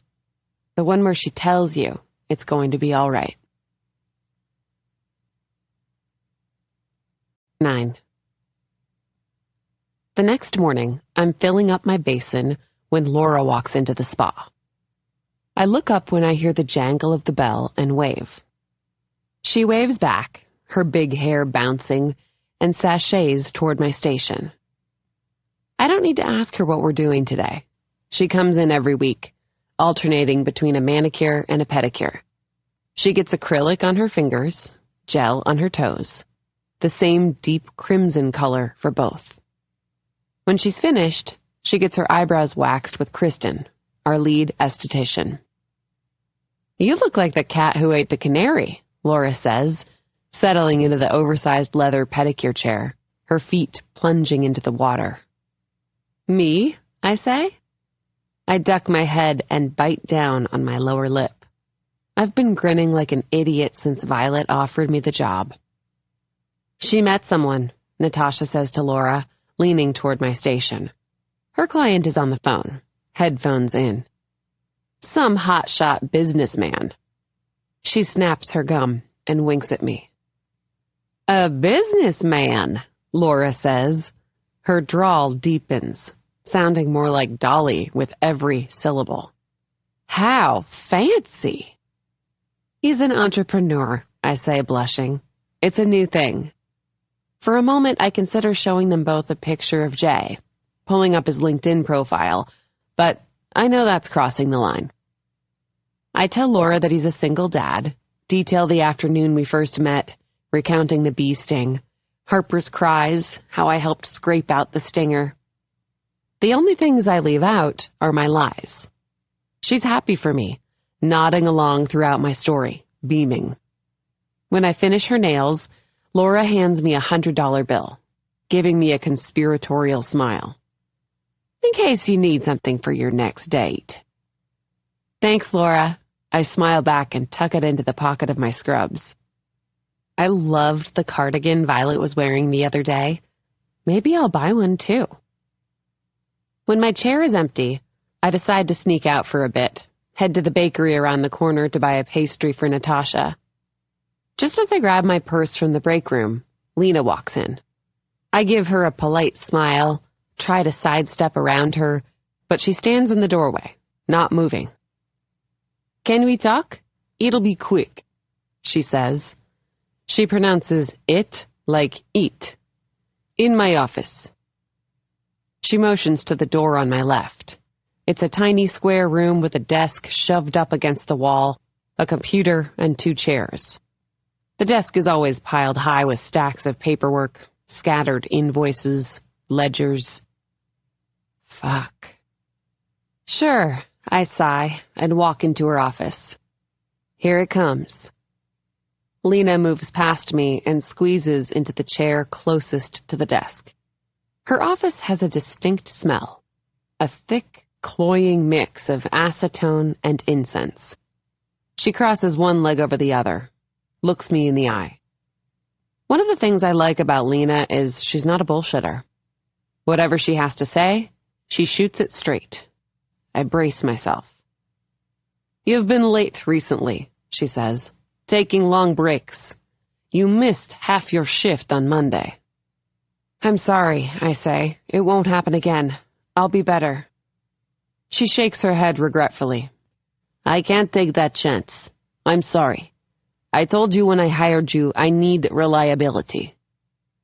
I stare at her as the words sink in. The incense smell is making me woozy. You're firing me? Lena nods. I wish you the best, she says, standing. The legs of her chair sputter across the floor as she pushes out of it.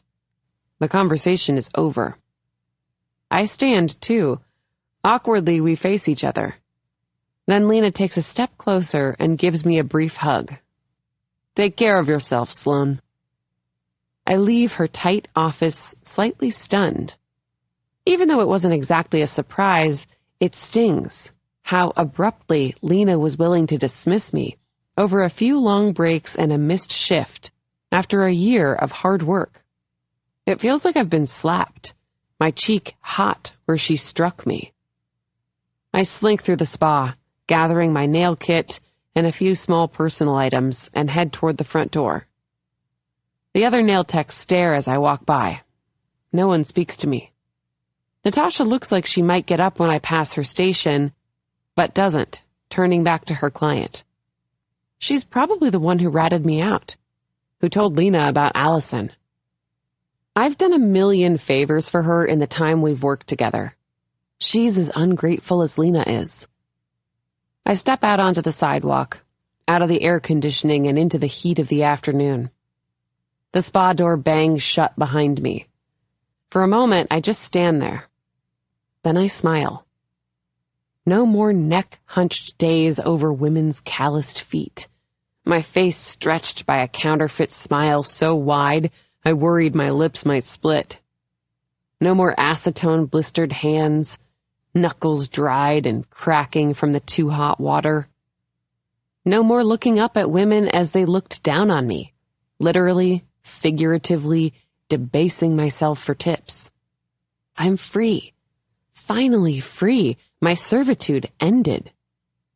At the end of the block, I toss my nail kit into a trash can, hear it clunk against the metal bottom. Fuck Lena. Fuck Natasha. And fuck that job.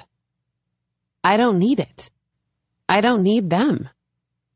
I'm Harper's nanny now. 10.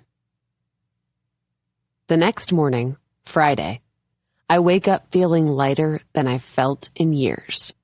I never have to go back to the spa. Never, ever again. And what's better, I'm meeting Violet for a walk. She texted me last night, asking if I'd meet her at the playground instead of her house, so she could get some steps in before picking Harper up from school. Of course, I answered. I'd have agreed to meet her anywhere. I practically float out of bed, cartoon birds chirping merrily as I dress. Most of my workout clothes are old and musty smelling, but I find a pair of barely worn black joggers in the back of my closet that I pair with a loose t-shirt, knotted up on one side. I put on my New Balances, wishing they were a little less worn out, less scuffed. Then I tuck my hair into a baseball cap, tie a hoodie around my waist.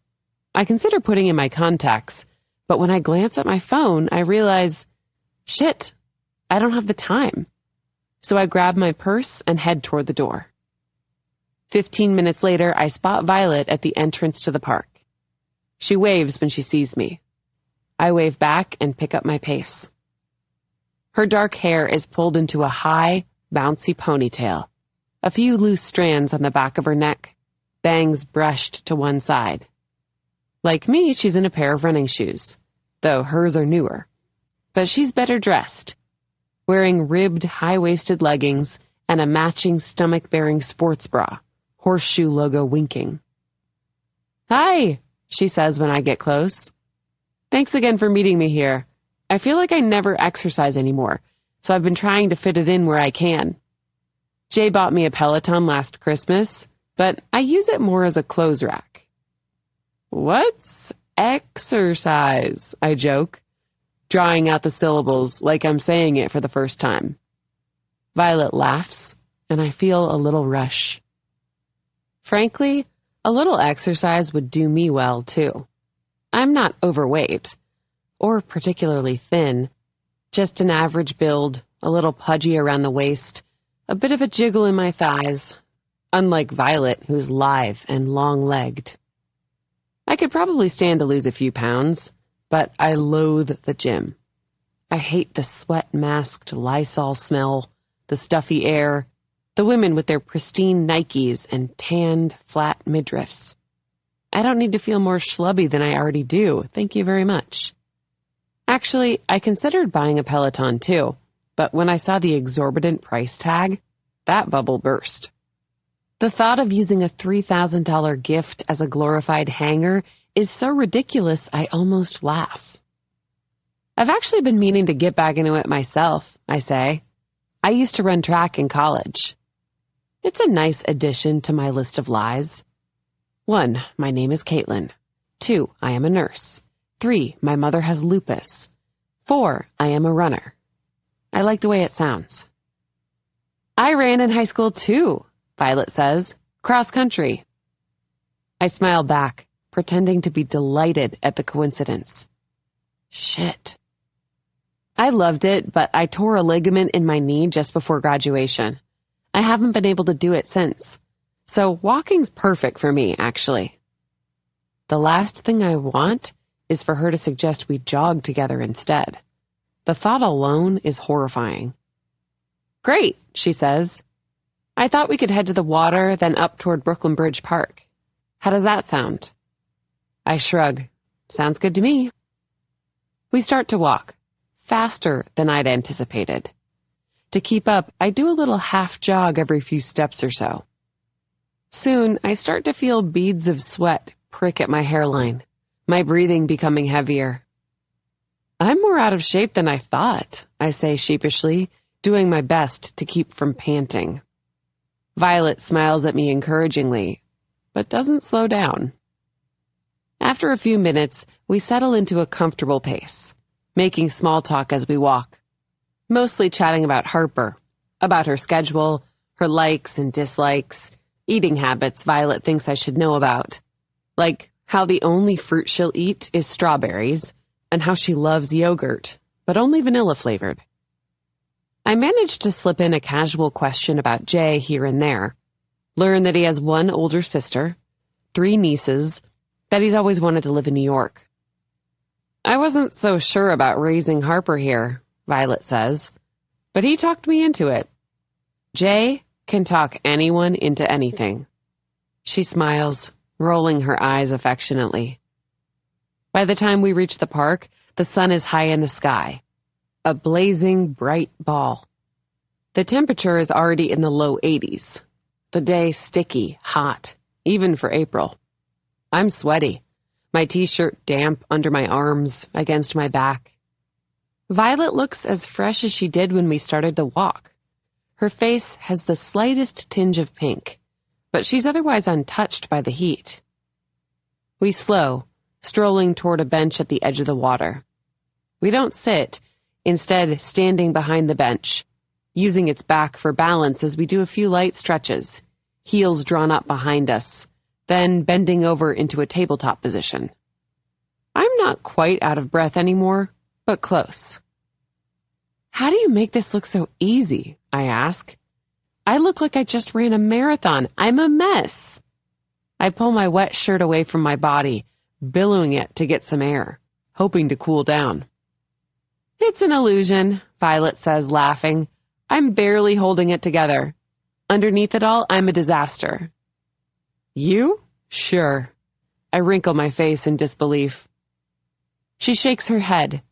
This, she motions to herself, takes a lot of work. You're kidding. I raise an eyebrow, a skill I proudly mastered in the long hours I spent alone as a kid, bored in front of the bathroom mirror. I'm not. This took me an hour this morning with the flat iron. She points up at her glossy ponytail. Left alone, it's like a rat's nest. The cat-sized kind that live in the sewer. I doubt that very much, I say, rolling my eyes. My bangs alone take 15 minutes, and without concealer, you could pack a whole wardrobe in the bags under my eyes. More suitcases than bags. And not the carry-on kind. Really, it's that bad, she groans. And don't forget the eyebrows. Eyebrows? I ask, genuinely curious. What do you do to your eyebrows? I study them. They're thick and well-shaped, but look natural. I've thought little about mine, save for plucking them every once in a blue moon when I notice a too long hair. They're fairly sparse, not particularly noticeable, though it didn't occur to me to do anything about it. Trimming, penciling, brushing, she says. When she sees my face, she laughs. I'll show you. I'll do yours. It actually makes a big difference. I roll my eyes again, smiling. It's something beautiful women say to ingratiate themselves to average-looking people. She's exaggerating, I'm sure. She probably looks red carpet ready when she wakes up. Skin dewy, dark eyes bright, eyebrows or no eyebrows. Venus de Milo doesn't need makeup, and neither does Violet. Really, Violet says, I look like a gremlin without brows, which is why I set my alarm for 5:30 every morning. I shudder. Any hour before 7 feels inhumane. Oh God, why bother? Then quickly I add, because I don't, obviously. I give a little self-deprecating snort, motioning to my glasses, my baseball cap. I mean to. I want to. But that snooze button, it calls to me. But if you don't want to, why do it? Violet laughs. I don't know, she says finally, slowly, considering. Jay, she starts, then pauses, stops, starts again. Not just Jay, but everyone. Well, take the other moms at Harper's school. They make me feel, I don't know, they're just so much, she finishes, grasping. She sees my face and laughs. I'm not making any sense. You probably have no idea what I'm talking about. But my expression isn't because I don't know what she's talking about. It's because I do. All too well. Mockingbird, the school I taught at, was the same way. A private Montessori whose tuition ran close to $50,000 a year. It's why I recognize all the brand names, the designer bags, and the jewelry. The parents, the mothers specifically, looked like they'd stepped off a runway, polished and crisp.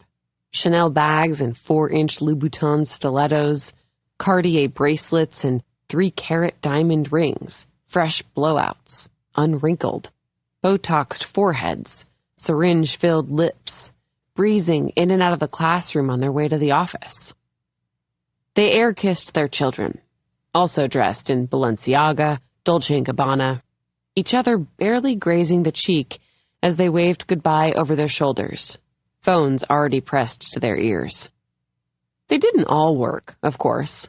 There were some like Violet, whose husband's salaries were more than enough, or who had family money, generations of wealth filling their pockets, who didn't work, at least not outside the home.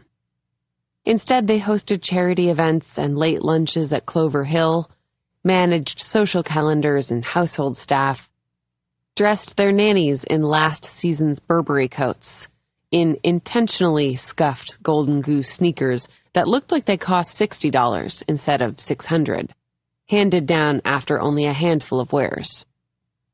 It's stupid, I know, Violet says, but they make me feel completely inadequate. This, she motions to herself again, is my attempt to fit in. I study her, glancing at her profile out of the corner of my eye. It's funny that someone who looks like Violet, high cheekboned and full-lipped, feels the same way I do when I look in the mirror. It makes me wonder, how do people see me? I think you look great, I say, because she does. Better than great. Thanks. I think I look old. I'm turning 32 soon, in June, Violet says, studying her fingernails. Her face is placid. I can't tell how she feels about what she's just said, excited or disappointed, or something in between. June? My birthday's in June too, I say. She turns to me, animated again. Really? When? June 16th. Another Gemini, she says. I'm the 18th. Twins. A smile lights up my face. I don't know if she means it as in the zodiac symbol or if she's referring to us because of how close our birthdays are. But I don't care. It's another thing that links us. Born only 2 days apart. And it's not even a lie. Maybe she'll want to celebrate together. It was just going to be the 3 of us, I imagine her saying. Just a small celebration. But now that I know it's your birthday too, we should do something special. A party at their house, a picnic in the park, or dinner at a fancy restaurant where, when we're almost finished, they'll bring 2 desserts, one for each of us, both topped with candles, flames dancing.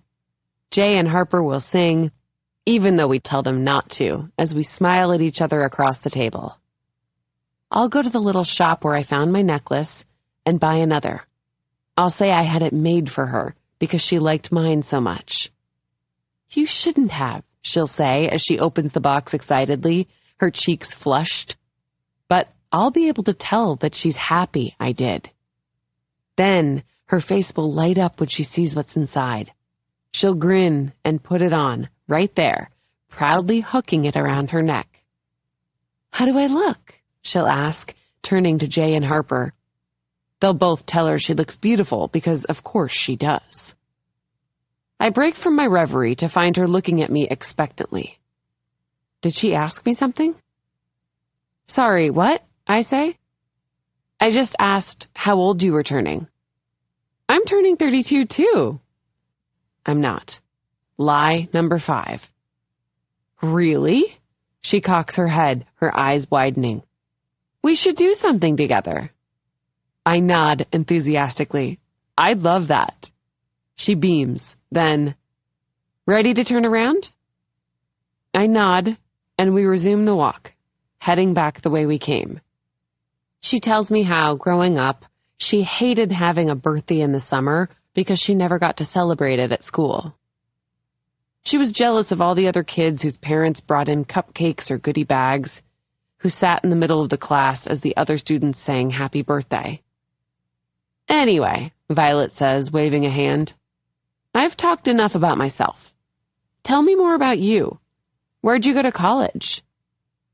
That's what she doesn't get. I'm not bored of hearing her talk about herself. I don't think I ever will be. But I indulge her, skipping over the 2 years I spent at community college before I transferred to Brooklyn College, a state university, mixing the truth with some lies. I tell her how my mother raised me on her own, about how we moved from town to town in the South before settling in New York when my aunt got sick. And you said your dad is from Philly? She asks when I finish. I nod. That's what he told my mom. I was born there, Violet says.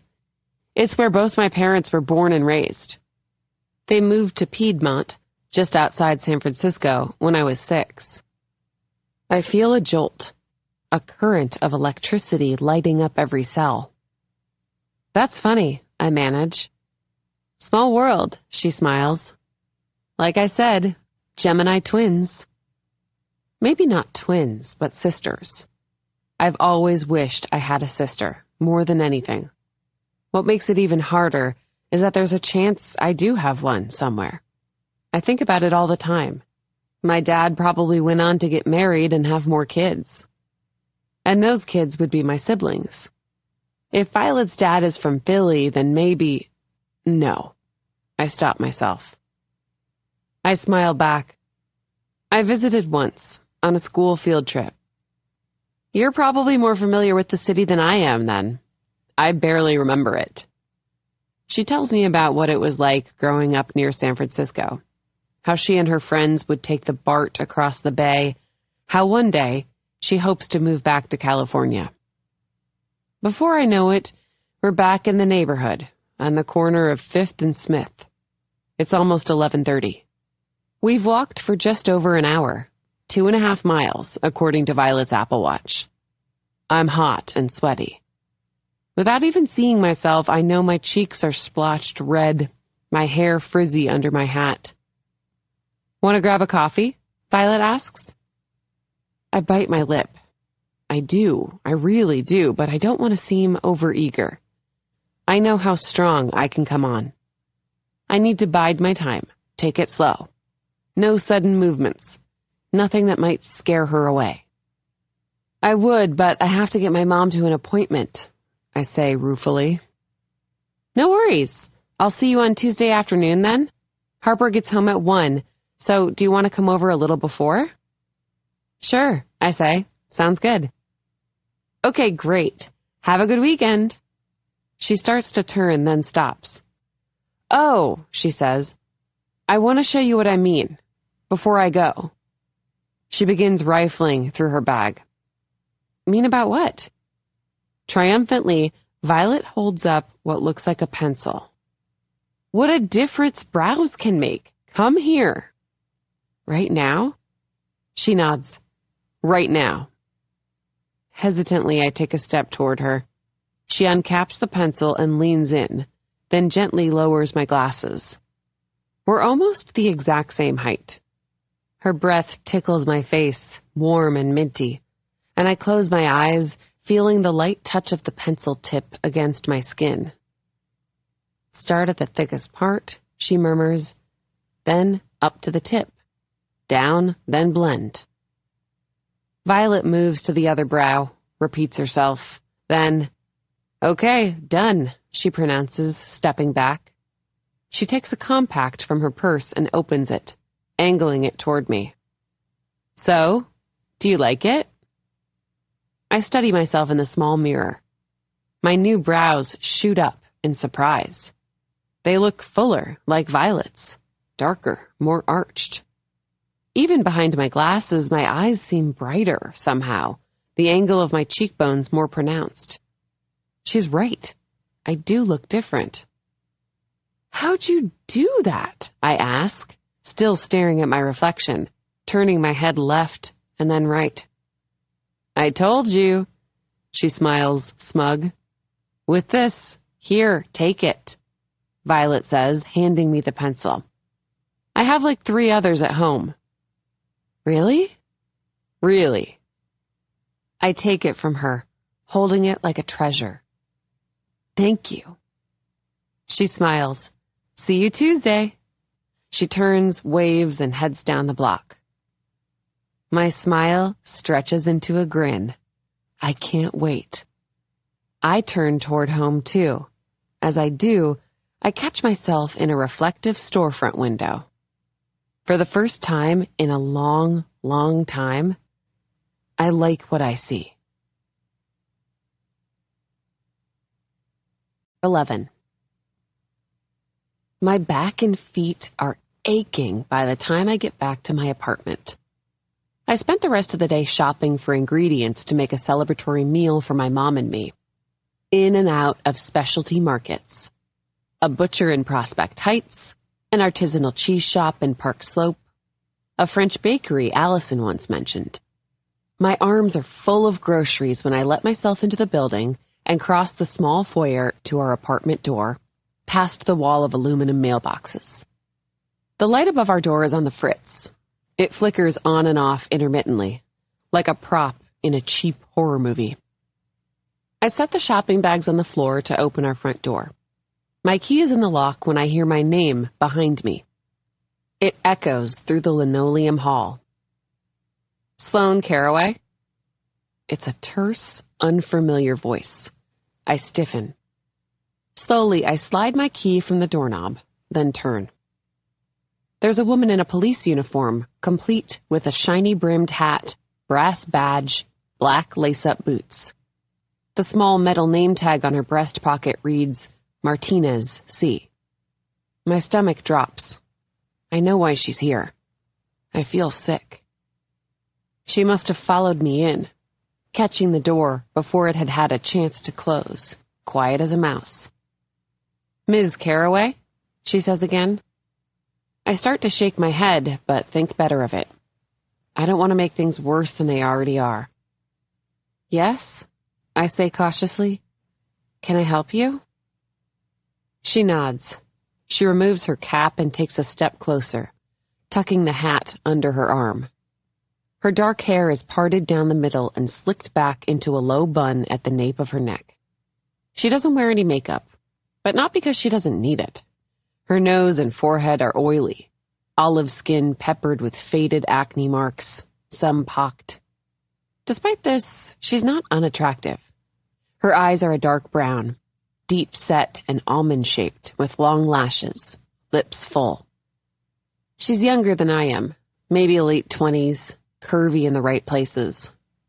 She clears her throat. I'd like to ask you a few questions about the other day. The other day. The other day. I'd known that's what this was about, but hearing her say it out loud makes me queasy, a metallic taste rising at the back of my throat. I start to sweat. At Rose and Honey, she continues, you had an encounter with Ms. McIntyre? She asks as if it's a question, but we both know it isn't. I imagine Allison leaving the spa, going right to the police station, still shaking. She would have wanted to speak with a supervisor, her arms folded across her chest, foot tapping. The foyer is quiet. I think I can hear the sound of TV in our apartment behind the closed door, but I might be imagining it. The officer stares at me, waiting. I wonder if she was the one who talked to Allison when she went to the station. Finally, I say, I didn't do anything wrong. No one is saying you did, she says calmly. Like I said, I'm just here to ask a few questions. Were you aware Ms. McIntyre had booked an appointment? I shake my head. No, I didn't know she was coming in. I didn't know until I saw her. And what did you do when you realized it was her? Nothing. She left in a rush. I didn't have a chance to do or say anything. The officer studies me carefully, then nods. You do understand that the terms of the order say there is to be no contact with Ms. McIntyre? No communication whatsoever. I press my lips together. The order. The restraining order. There's a dull, throbbing pain in my chest. I know, I say quietly. I didn't plan this. Which is why it won't be reported as a violation. I can't tell if she thinks it should be. Has she read the report? I know how it looks. Me, sloppy with the too big hoodie, smudged glasses, and Allison, neat as a pin, chiseled features, hair like a sunset. I'm not the sympathetic character in this story. I bite down hard on my lower lip. Then why are you here? I ask. But I know the answer. Because Allison had made a scene. Because someone had promised, we'll talk to her. Just as a reminder, the order requires a distance of 100 yards. It's important that you adhere to those parameters. I have been. My voice rises an octave. I know what the order says. I have a copy, shoved into the back of a drawer in my bedroom. She came into the spa. She's the one who violated the order, not me. I understand, she says. She looks at me, her eyes full of pity, and I want to scream. It's not what you think. I can feel my vocal cords straining. I know I sound offensive, pathetic even, but I can't help it. I want her to know she's wrong, that it isn't what it looks like. It was all just a big misunderstanding. She nods slowly. It always is. Have a good evening, ma'am. She puts her cap back on and starts toward the door. She's stiff, no sway in her step, as if on a tightrope. One misstep and she'll plummet. I wonder if she practices walking that way, carefully placing one foot in front of the other, her spine rigid. I stand there, watching her leave. When she's gone, I turn and put my key back in the lock. My hand is shaking. I wipe a tear from my eye with the sleeve of my hoodie.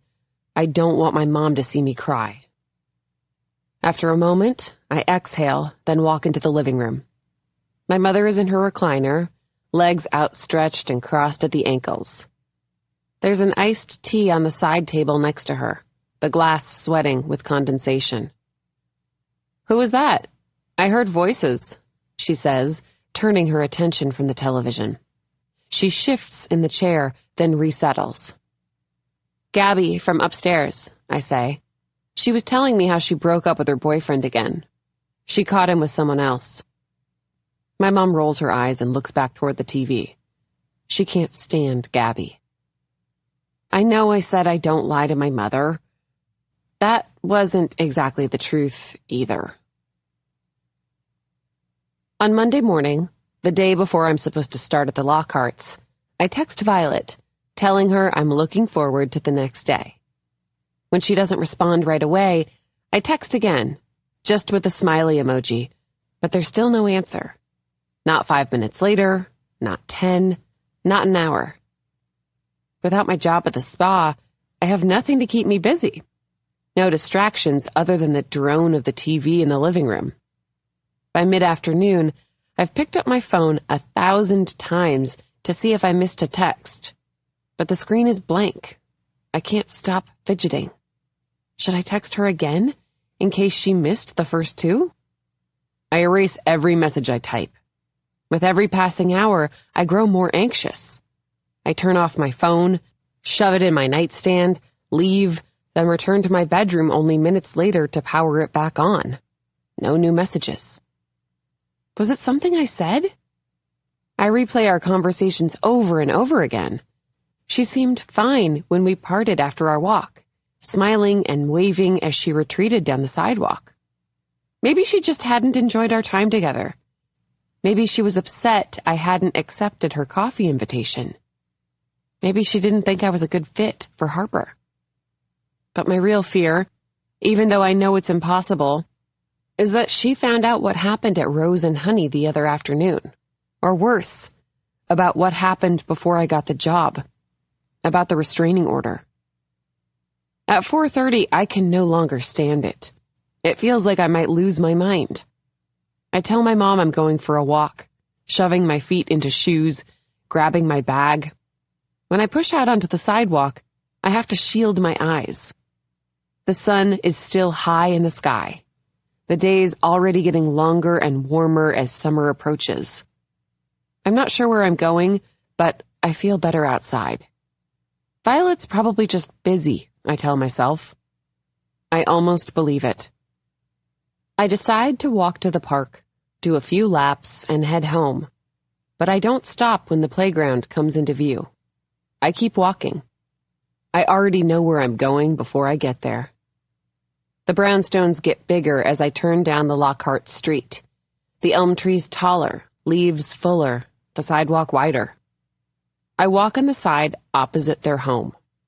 When it comes into view, I slow, ducking my head, then stop, half hidden behind a parked car and tree trunk. I shouldn't be here, of course, but I have to see if Violet is home. I won't be long, just a quick look. Their front curtains are pushed wide open. It gives me a direct view into their living room. The sun is still bright, the interior of their house well lit. At first, I don't see anyone. I can see the bookshelves, the couch, the painting above it, their coffee table. Is anyone home? And then, as if to answer my question, Violet walks into the room. I breathe in sharply, ducking back behind the tree. When I lean forward, just slightly, peering out, she's still there, standing at the bay window. She has a phone to her ear, talking animatedly. She looks upset. Even from here, I can see her brows knit together, forehead creased. She begins to pace, her free hand rubbing her temple. Then Harper appears through the glass, running up and throwing her arms around Violet's waist. Violet looks down and strokes the top of her head absent-mindedly. Harper looks up, smiling, and Violet holds up a finger. Give me a minute. Harper nods and wanders off toward the stairs. Now she's listening, the phone pressed to her ear, lips pressed tightly together. Did they quiver? It's hard to tell from here. Then she swipes at her cheek with her palm. She's crying, I think, wiping tears from her face. She nods once, sharply, her eyes fluttering closed. She stands like that, still as marble, until finally she nods again, her eyes reopening. She takes the phone from her ear, closing it, two halves snapping shut. For a moment, she just stares at it, her shoulders sagging, face impassive. Suddenly, without warning, she winds her arm back and hurls the phone at the couch like a pitcher aiming at a catcher's mitt. Her mouth is open in a soundless scream. The phone hits the back cushion, then bounces off out of my view. From behind the tree, I flinch. Violet's shoulders rise and fall as if she's breathing heavily. I know I should leave, but I'm rooted to the ground. Who had she been talking to? What had it been about? A fight with a friend? A family member? Then she turns her head toward the stairs as if spoken to. She rearranges her face, anger disappearing. She goes to pick up the phone, slips it into her pocket. She starts toward the stairs, disappears from view. I wait to see if anyone reappears, but they don't. The living room stays empty. No Violet, no Harper, no Jay. I tell myself I should get going, but 1 minute turns into 5 into 10, until it's been almost an hour. The whole time I keep my phone in my hand, hoping Violet will call, but it never rings. It's getting dark by the time I leave, the sky shifting from a gray to a deep blue as I walk the 12 blocks home, unnerved by what I've seen. My mom and I don't say much over dinner. I know she notices my mood but doesn't ask. Instead, she reaches over as we watch TV and squeezes my arm every so often. never taking her eyes off the screen. She's there if I need her, she's saying. After we eat, I trade my flannel and jeans for pajamas and get into bed without washing my face or brushing my teeth. I know I should do both, but I can't muster the energy. I reach out and flip off my bedside lamp and lie, staring at the ceiling. What had made Violet so upset? And why hasn't she called me? Are the two related? Dejectedly, I turn onto my side. Maybe my worst fear is true. She knows what I did. She's angry, doesn't know how to confront me. The darkness of my bedroom is heavy and suffocating, shadows looming large on the walls. I listen to the traffic outside, the distant honking of horns, low hum of sirens, faint voices. Eventually, my eyelids grow heavy and I begin to drift off, gratefully succumbing to sleep. Then my phone vibrates. My eyes fly open. I jolt upright and grab it off the nightstand, my heart beating. I squint at the screen, a glow in my darkened room. It's Violet. I hold my breath as I open the message. Hi, sorry for the late text. The day totally got away from me. Are we still on for tomorrow? The anxiety I felt all day lifts instantly. I am lighter, brighter. All that worry for nothing. Fingers flying, I type back. No worries. Yes, I'll be there. 1? Instantly, I see her typing, then, let's say 12:30. I smile at the screen. See you then. I move to put the phone down, but I hesitate. An image flashes in my mind. The way she looked through her window today, face drawn, angrily wiping tears from her cheek. I want to ask her if everything is okay, but how? Unless I tell her what I saw. And I can't admit to having been at their house this afternoon. I know how that would look. Eventually, I set my phone on my nightstand. I'll ask her tomorrow, I decide, if she still seems upset. I pull the covers up to my chin and close my eyes. This time, I have no trouble falling asleep. 12. At 12:25 the next day, I climb the stairs to the Lockhart's front door. My heart is beating quickly. Starting today, I'm the Lockhart's nanny. No longer a nail tech, but a nanny. It feels right, like I am exactly where I'm meant to be. The front door to their brownstone is cracked open, resting against the frame. There's muffled music coming from inside.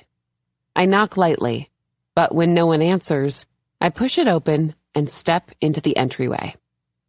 The music is coming from the kitchen. It's blaring loudly, the sound filling the whole house. I recognize the song. I walk toward the source. Violet? I call out. I enter the kitchen to see Violet on the other side of the island, dancing wildly. She's holding a tall peppermill, as if it were a microphone, singing into it with her eyes closed. If it was anyone else, if it was me, I'd look ridiculous. Limbs flailing like one of those inflatable tube men, bending and flopping. Elaine in Seinfeld. But Violet isn't anyone else. She's magnetic. I could watch her dance all day. A moment later, she opens her eyes. She sees me standing there in the doorframe and grins. Her performance momentarily paused. She spreads her arms out wide and calls out, "Welcome to New York." Then the chorus begins and she resumes singing, her eyes on mine, about how the city has been waiting for me. And right now, in their kitchen, it feels like it has. This New York, the one with Violet in it, is different than the one I've lived in for the last 15 years. It's new and special, and finally, I belong here. As Violet sings, she picks up a matching salt shaker and dances toward me, the shaker outstretched. I'd planned on asking her if everything was okay, worried about her after what I'd seen yesterday afternoon, But here, now, she's radiant.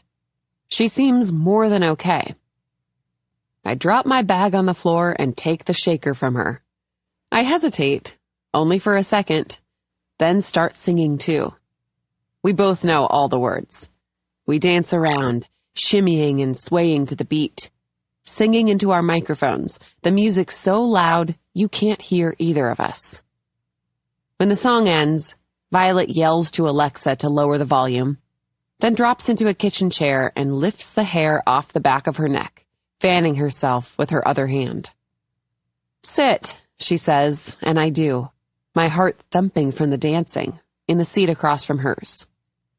We're both breathing heavily, grinning at each other, delighted with ourselves. "Some days just call for a dance party," she says. I agree wholeheartedly. Actually, it was something I did when I worked at the preschool. Every so often, when the mood seemed off, I'd turn the music up, and all the kids would dance crazily around the room until they collapsed on the rug in giggles. It would reset our whole day. I want to tell Violet about it, but don't. I can't. "Harper should be home any minute." One of the other moms offered to walk her home today. "Coffee?" she asks, and I nod. She gets up, returning with 2 cups, setting one in front of each of us on the table. "I played that song every day when we moved here," she says. "Embarrassing, right?" "I don't think so," I say, but I'm a huge Taylor Swift fan. "Right," she smiles.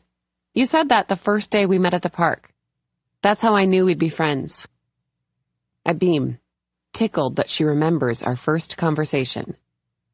She looks me right in the eye.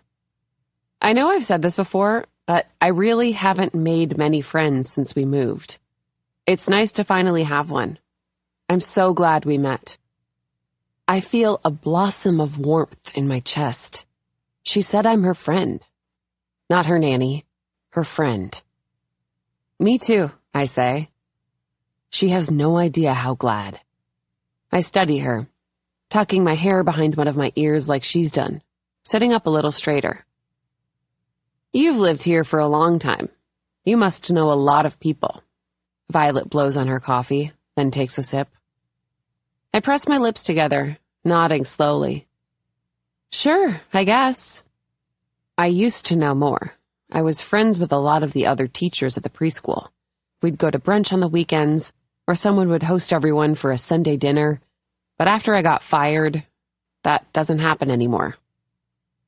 But since my mom got sick, I've sort of been keeping to myself. Violet nods. "What about dating? Are you single? Seeing anyone?" I consider making up a boyfriend, but decide it's too risky. If we become close, like I hope we will, she'll want to meet him, go out to dinner on a double date. I'll have to make up excuses about why he can never join us or how he's away, again, on a business trip. "Single," I say. "Single in New York, the dream," she says longingly. At least, it was for me. Well, high school me, thanks to Sex and the City. Oh God, I groan. You have no idea what it's like out there now. I give her a pained expression.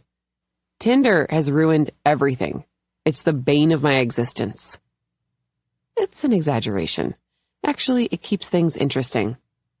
I have a dating profile, a few of them, truthfully, all with various pictures of other women I've found online. Women that I'm sure will catch the eye of the kind of man I'd be interested in. On several of the apps, Tinder included. It's one of my favorite things to do on a Friday night. Sweatpants clad on the couch with a bowl of ice cream, flicking through the available men, reading their occasionally successful attempts to be witty. I'll send a like or a heart to the ones that I find especially clever and wait for the ding of a new message alert. It's fun, having guys tell me how beautiful I am, exchanging charged texts into the early morning hours. Occasionally, I'll use a profile with my real picture, meet up with someone for dinner or coffee, but the dates are usually awkward, filled with stilted conversation. Every once in a while, they'll end with a make-out session on the sidewalk or mediocre sex on his futon, but there's almost never a second date. They don't ask, and if they did, I'd probably turn them down. I tell myself it'll be different when I have a better job, or when I finally get my own place. Maybe I'll have a shot at the kind of guys who want to date me when I'm pretending to be someone else. Is it weird that I'm a little jealous? Violet says, laughing. Jay and I started dating right before Tinder launched. I've always wished that I could try it, at least once. Yes, I answer, nodding emphatically. Very, very weird. Considering, you've seen your husband, right? Do you need your eyes checked? Violet buries her head in her hands in mock embarrassment, her dark hair shaking. You're right, she says, muffled. She sits back up and sighs. We just got married so young, that sometimes I feel like I missed out on all the fun. Absent-mindedly, she brushes at her bangs, coiling a strand around her finger. And now I'm a mom with stretch marks. I smile. I highly doubt she has stretch marks. You didn't miss out on anything, I say. I promise you. Unless you like the idea of pervy come-ons and unsolicited pictures of male genitalia flooding your phone. That's not a myth? What, dick pics? I shake my head. No, very much not a myth. I can show you if you want. I start to reach for my purse. No, Violet squeals, giggling. No, I believe you. Please don't. I laugh. Okay, I won't. But what about before Jay? You must have had a million boyfriends in high school. Violet is a prom queen, a cheer captain. I can see her now, younger, in low-slung jeans and a crop top, surrounded by the other popular kids, the boys elbowing each other to get closer to her, to be the one to carry her backpack home. I was, by contrast, as Taylor Swift puts it, on the bleachers, watching girls just like Violet, wishing someone would look at me like they looked at them. Violet's smile dims, but doesn't go out. Not entirely. Not really, she shrugs. I pretty much spent my whole life, before Jay, in love with this one boy. I went on a few dates with other guys, thinking I might get over him, but it never worked. She lets out a little laugh, like how silly she'd been to believe that could happen. What was his name? I take a sip of my coffee, settle back into my chair. There's nothing I don't want to know about Violet, but I especially love hearing about her childhood, what she was like as a teenager. She hesitates, then says, Danny. We were best friends growing up.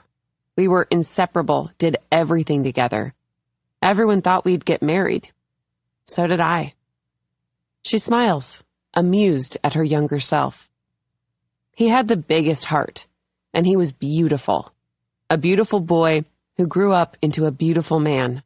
Messy golden curls, gorgeous brown eyes. She stares into the distance as if she's remembering. And he has this little scar right at the tip of his eyebrow. Violet touches the spot on her own face. We were 16 when he kissed me for the first time. And when he did, Violet trails off. I lean in, my breath hitching. She sees me, laughs. Then she sighs, her eyes softening again. It was like I'd been waiting my entire life for that one moment. I can see it, feel it, like it was my heart pounding as his lips brushed against mine, the whole world splitting wide open. What happened? I ask, when she doesn't continue. I'm on the edge of my seat. We lost touch after I went away to college, and then I met Jay. She shrugs, as if that was the end of her love story, or the beginning. I can't quite tell. Anyway, she says, smiling, my point is, no, I didn't have a million boyfriends in high school. Then she glances at the clock on the wall, frowns. Harper should be home by now. I wonder what's taking them so long, she says. The school's like 10 blocks away, but it usually doesn't take more than 20 minutes. Mockingbird Montessori. Maybe you know it. The smile drops from my lips.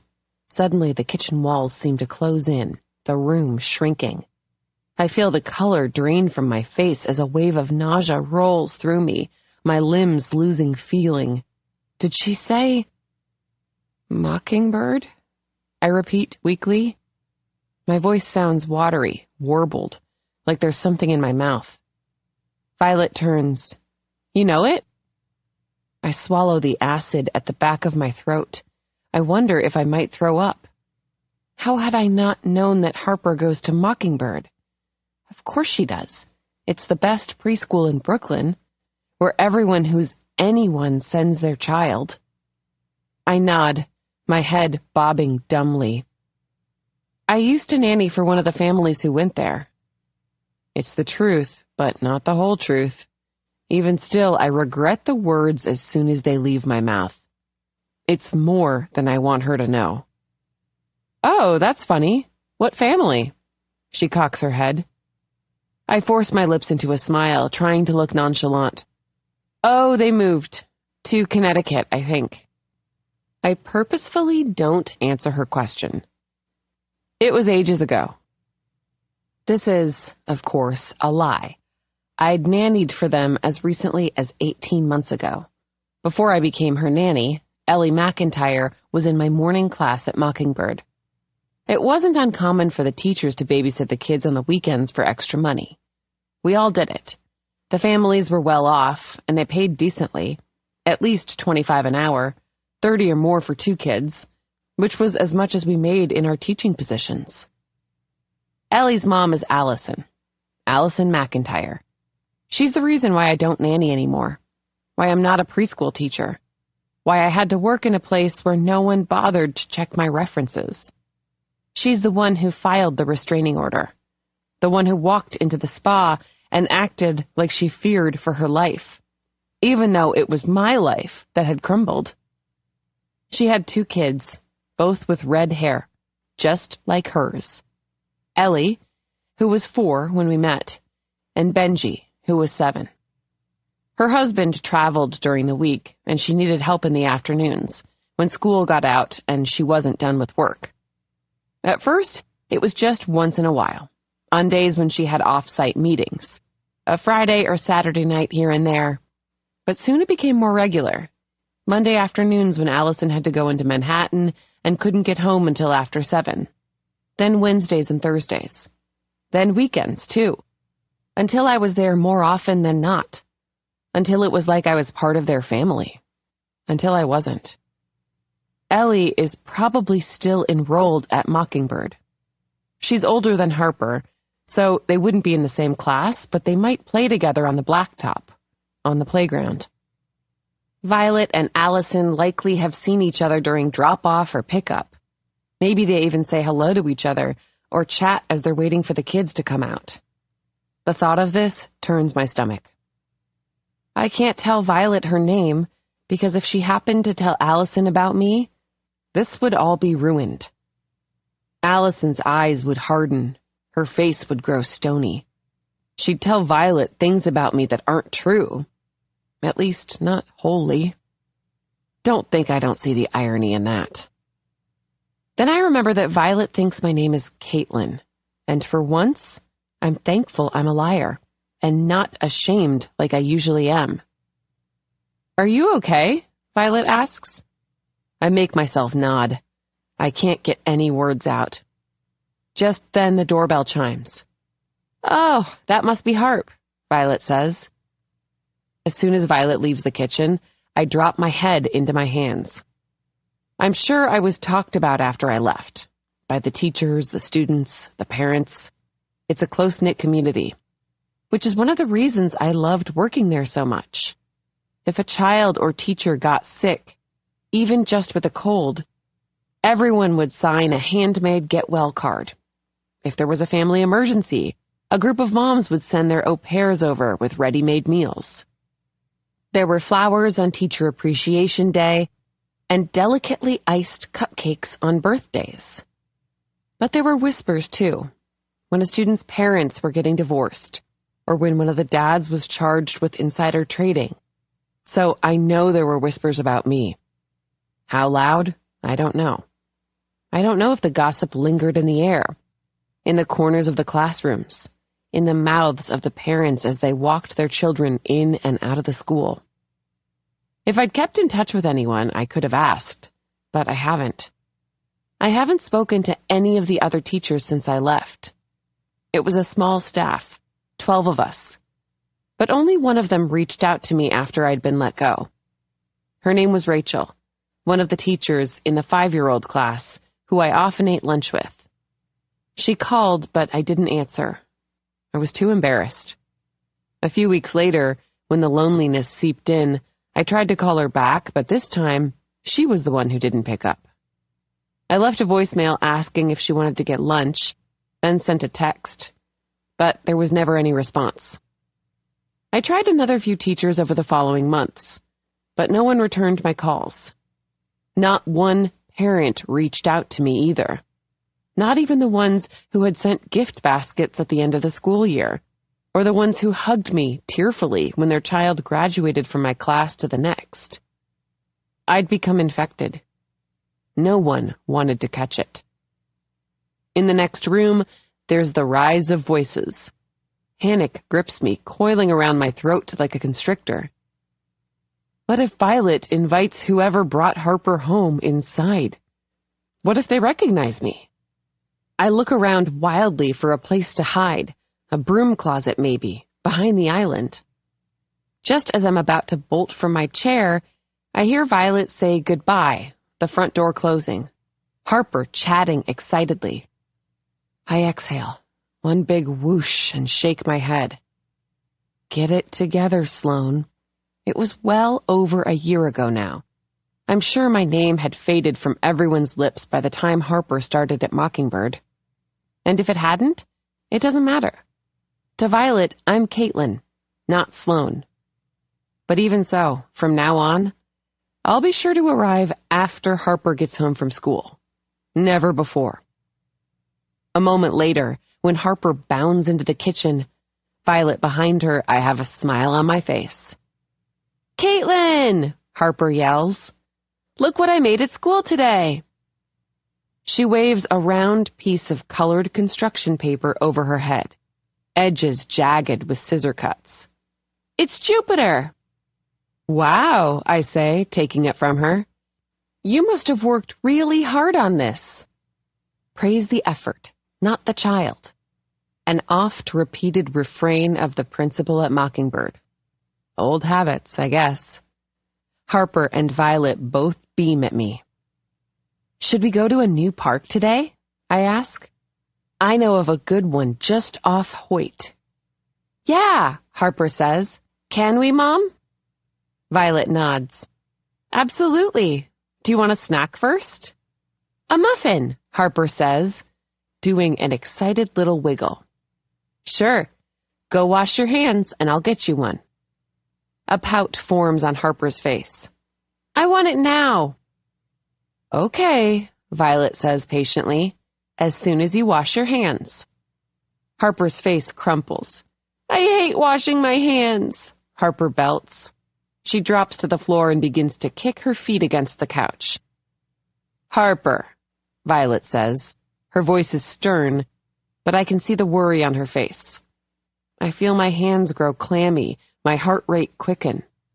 I'd seen a million tantrums at preschool, but this was different.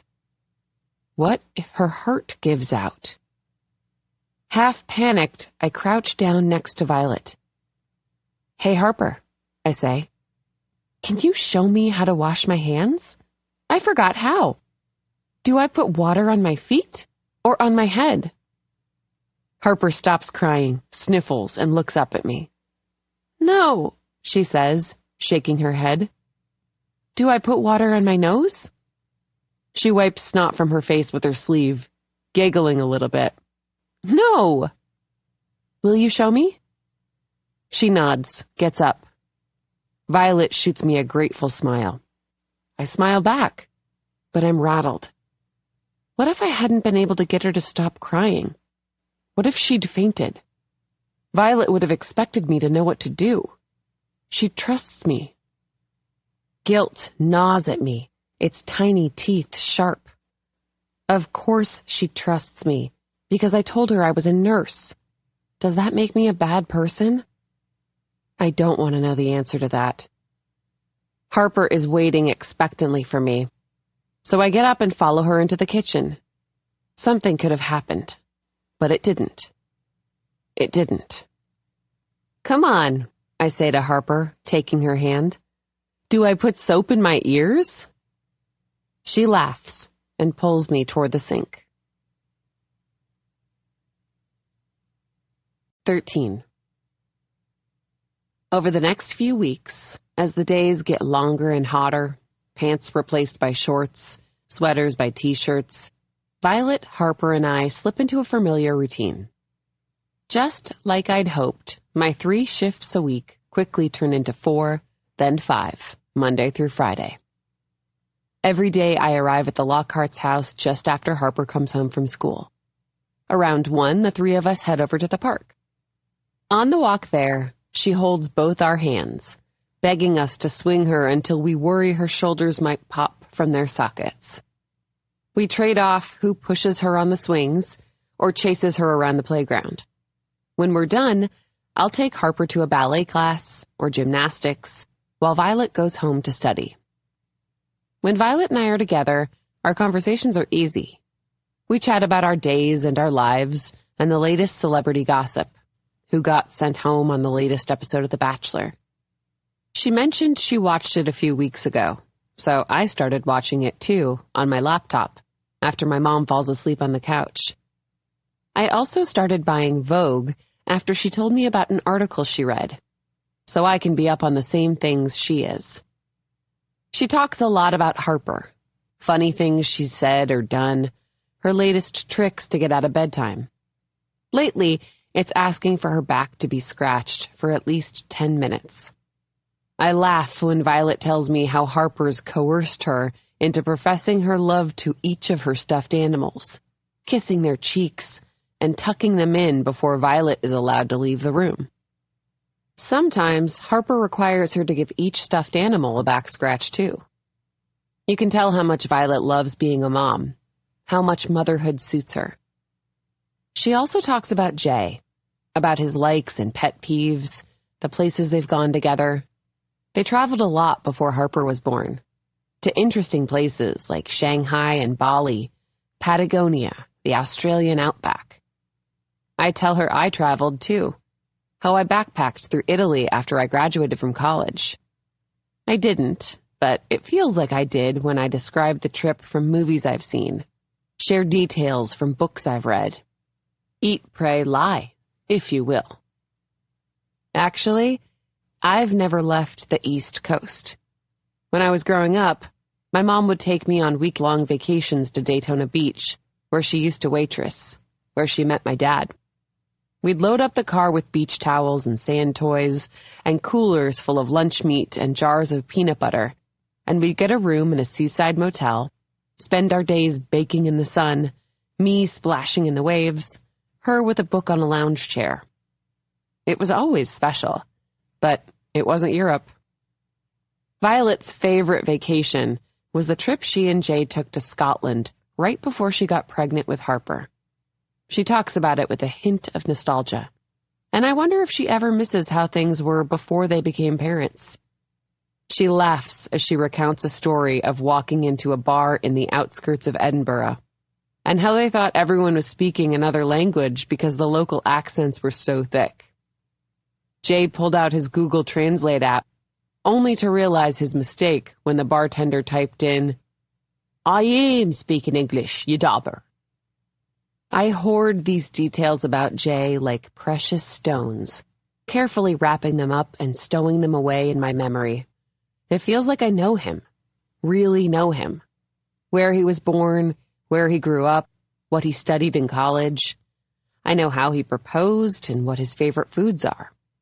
I wonder if she tells Jay about me, if he feels like he knows me, too. Twice, Danny has come up again in conversation.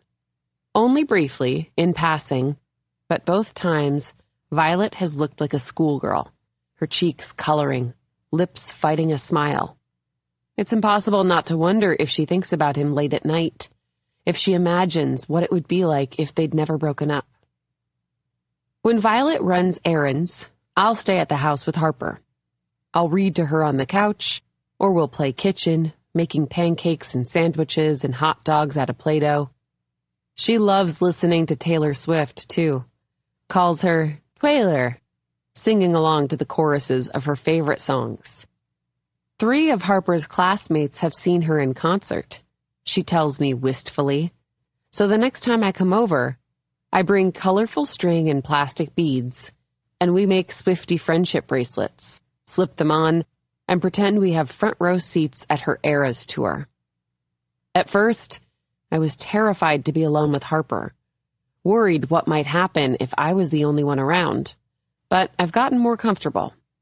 I remind myself that I'd call 911 and that I know CPR.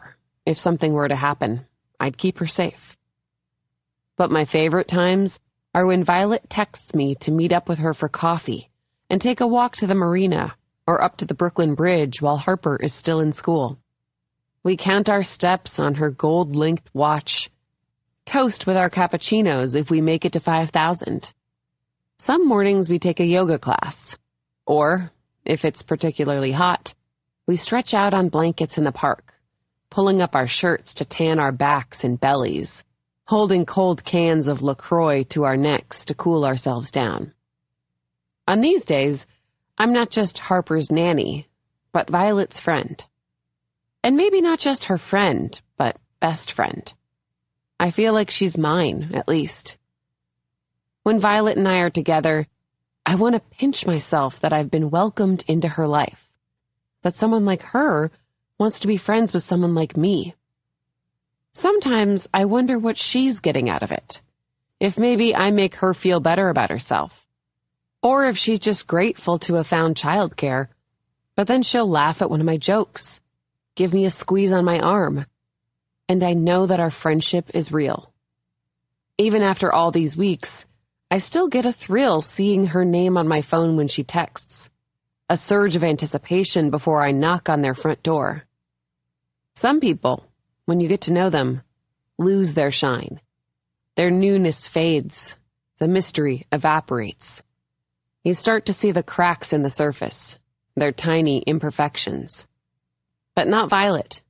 She's just as interesting, just as shiny. I know I have to tread lightly. Even though I'm myself around her, my list of lies continues to grow. I'm Caitlin, a 32-year-old nursing student with a sick mom, former runner, well-traveled. I don't have a criminal record. Now that we're friends, I wish I could come clean. Really, I do. But I can't. Not ever. If she finds out that I lied about having medical experience, that I've compromised her daughter's safety, even though I'd never let anything happen to Harper, it would be over. All of it. And I can't let that happen. Because here's the real truth. Sometimes I pretend that we're not just friends, but that we're sisters. Ever since she told me her dad was born and raised in Philly. Just like my dad. We have the same dimple in our chin, I've noticed. A similar heart-shaped face, round in the cheeks, slightly pointed chin. Our noses aren't that different either. Both strong, a bit angular. She's prettier than me, of course. Her eyes brighter, skin smoother, hair glossier. But the similarities are there. We could be. Sisters, I mean. It was a game I often played when I was younger. Imagining my dad and his family, make-believe brothers and sisters. They'd be a few years younger than me. My dad was in his early 20s when he met my mom, so it would have taken him another few years to get married and start a family. I'd invent names for my siblings, draw pictures of what I thought they might look like. Violet is only 31, 2 years younger than I am. Plenty of time for my dad to meet someone and have a baby. I've never really pressed my mom about him. I only know what she's told me about the night they met. That he was from Philly, that his first name was Joe. Even if the internet had been around when I was a kid, it wasn't much to go on.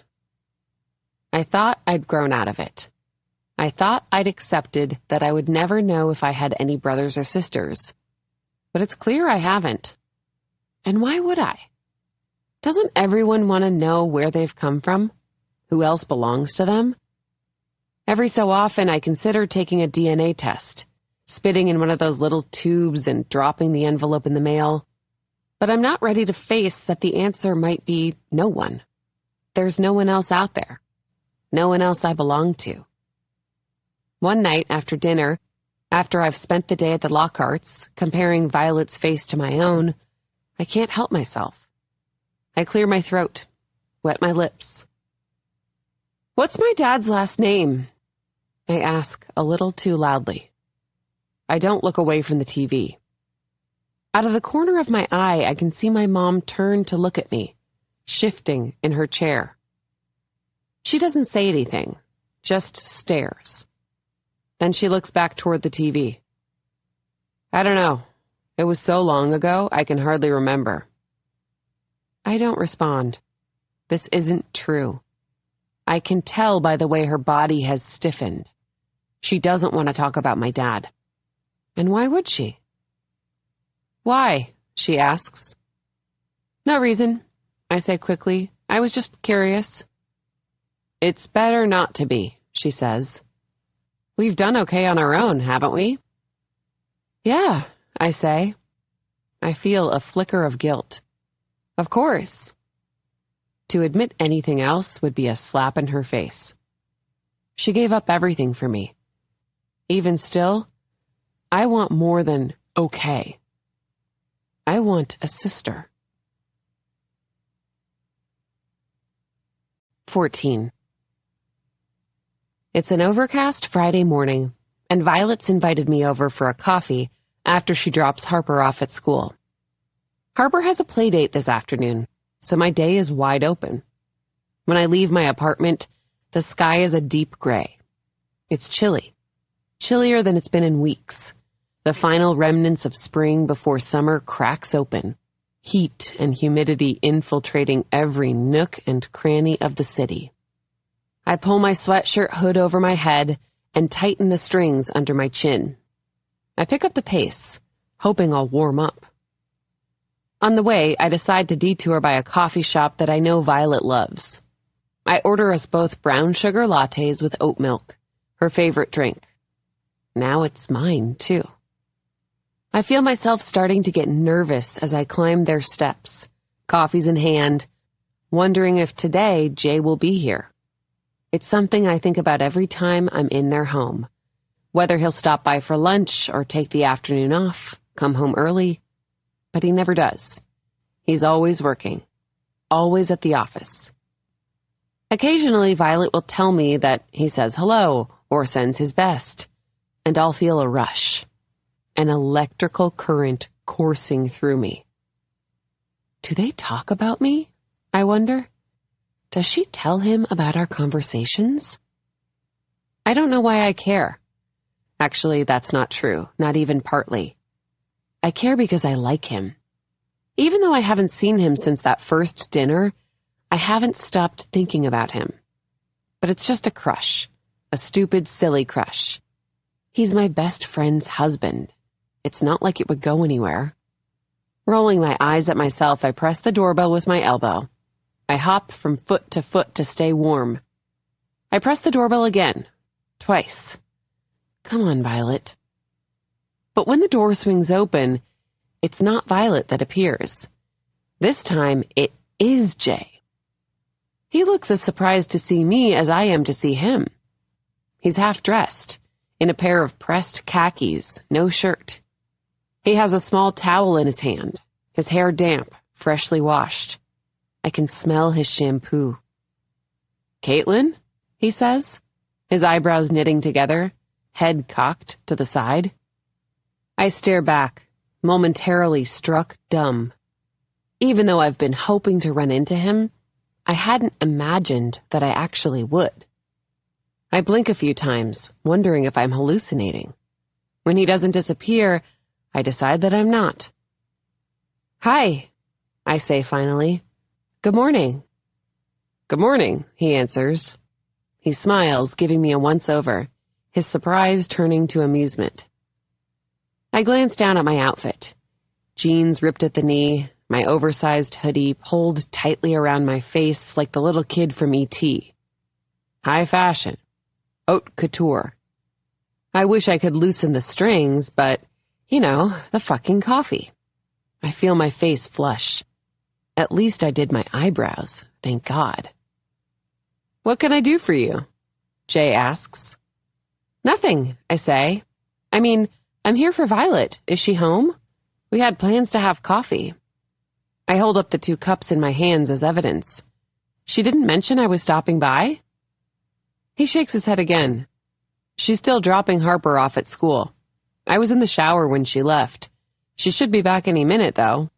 He glances at his watch. "It usually doesn't take her this long." I shift again from one foot to the other. "It's okay. I can wait outside." No, he says. "Come in, I was just finishing breakfast," Jay says, flashing a grin at me. He opens the door wide and motions me inside. I step through the threshold into their entryway, then follow him into the kitchen. "Want anything?" he asks over his shoulder. "Toast? Eggs?" "I'm fine," I shake my head. "I'm not usually a breakfast person." Although I might be, if I got up early enough to make myself anything. The coffee is plenty. On the counter, there's a plate with a half-eaten piece of rye toast and a mug of coffee, still steaming. I perch on a bar stool, setting both cardboard cups down in front of me. The heat is on in the house, so I shrug out of my hoodie. Although the boxy t-shirt I have underneath isn't much better in terms of flattering.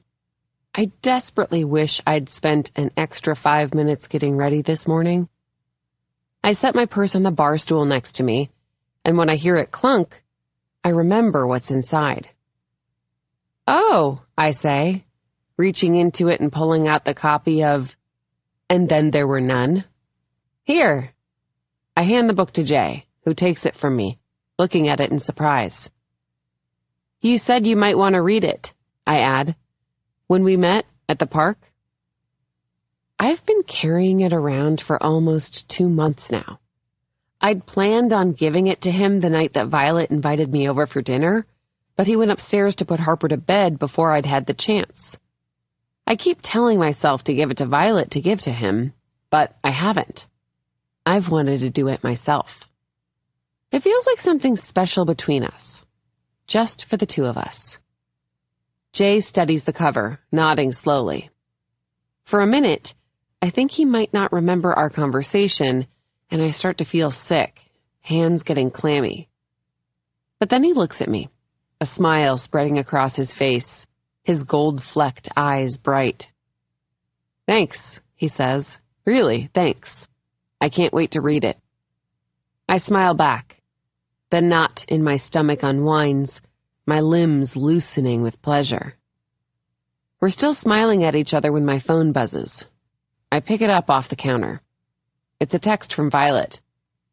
"Sorry, got stuck at school, heading home now." I feel a brief flash of disappointment.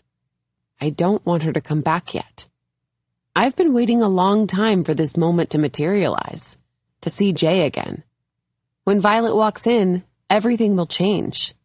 The electricity I feel will dissipate. He'll leave for work, and it'll just be Violet and me again. Then I'm flooded with shame. What's wrong with me? Violet is my friend. And Jay is hers, not mine. He never was, never will be. I shake the disloyal thoughts from my head. Be better, Sloane, I think. Quickly I type back, "No worries, Jay let me in. See you soon."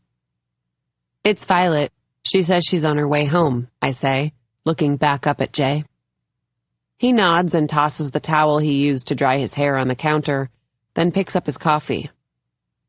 "So, how's my patron saint?" he asks, smiling at me. "I haven't seen you since dinner. I'm not sure how I've kept myself safe without you." I blush. "I'm good," I say. "Busy." "So, saving lives one bee sting at a time? No time for needy dads?" I smirk. "That's right. I race from park to park, ice pack and tweezers in hand. Batgirl's second cousin, Bee Woman." He laughs. "Our own local superhero." Then, smile fading, he says, "You and Violet have been spending a lot of time together." I'm not sure if he's asking a question or stating the obvious, given that I'm on their payroll. Violet pays me each week in cash, crisp bills inside sealed white envelopes. I wonder if he's the one to make the withdrawals, or if she is. "And Harper says you make the best snacks." I smile. She's a sweetheart. "She really likes you," Jay says, "and so does Violet." It thrills me to hear him say that. I like them too. Violet's been a good friend to me. My best friend. I don't say it to Jay, but it's true. There's a silence as he considers this, then, "Has she said anything to you about us?" he asks. The shift in tone is abrupt. He doesn't look at me. Instead, he opens the dishwasher and begins to unload some silverware. I think maybe I've misheard him. "You mean you and her?" I ask, frowning. Jay straightens, shuts the dishwasher, and nods. "Yeah, has she said anything?" he repeats. I'm still not sure what he's getting at. "Like what?" He studies me, his eyes searching mine. Then he gives a shrug, a shake of his head, a sheepish smile. "Nothing. Forget it." "Is everything okay?" I ask. He nods, but there's something about the way his mouth is set that makes me not so sure. For a moment, the kitchen is silent. I feel uneasy, a little disoriented. What is he talking about? Is there something Violet is keeping from me? I chew on my lip, staring at him. He doesn't look back at me. Instead, he glances at the clock in the microwave, the blue neon numbers glowing. I'm about to ask if he's sure everything is okay, but he speaks before I do. "I should finish getting ready for work," he says. But I don't want him to go. Not yet. I like talking to him. I wish I didn't, but I do. "How's it going?" I blurt out. It's all I can think of. "Work, I mean." "Good," Jay shrugs. "But I'm expected to be clothed." He grins at me. "I'm not sure it's appropriate for the founder to show up half-dressed." "That seems so old-fashioned," I joke back. "What is this, the 1950s? "So, you don't think anyone would mind if I went in like this?" he asks, looking down at himself, then back up at me. "I wouldn't," I say, then blush, face reddening. Jesus, did I just say that out loud? I'm just kidding. I mean, yes, a shirt is probably a good idea. I can't get the words out fast enough. He's going to think I'm deranged. Frankly, I think I'm deranged. Jay's grin widens, clearly amused. Then, thank God, I'm saved by the figurative bell. The front door opens and shuts loudly. Violet's home. "I'm so sorry, Kate," she calls out. "One of the other moms cornered me. She wouldn't..." She walks into the kitchen, mid-sentence, then stops short, seeing Jay. "Oh," she says. "I didn't think you'd still be here." I feel embarrassed suddenly, sitting here with her shirtless husband, my crush written all over my face in thick black Sharpie. I can feel the heat rise again in my face. "I'm just leaving," Jay says. Still holding his coffee mug, he takes his plate from the counter and puts it into the sink. "Like that?" Violet asks. She raises an eyebrow, then winks at me. Jay makes a face at her. something between a smirk and a grimace, before starting toward the living room. "Wait, before you go, Jay," Violet calls after him. He turns, pausing beneath the high arch of the doorframe. "I was going to invite Caitlin on the boat on Sunday. You have it on your calendar, right?" Without waiting for his answer, she turns to me. "We always take a boat out for my birthday," she says. "I wanted to see if you wanted to come too." Then to Jay, "Caitlin's birthday is 2 days before mine.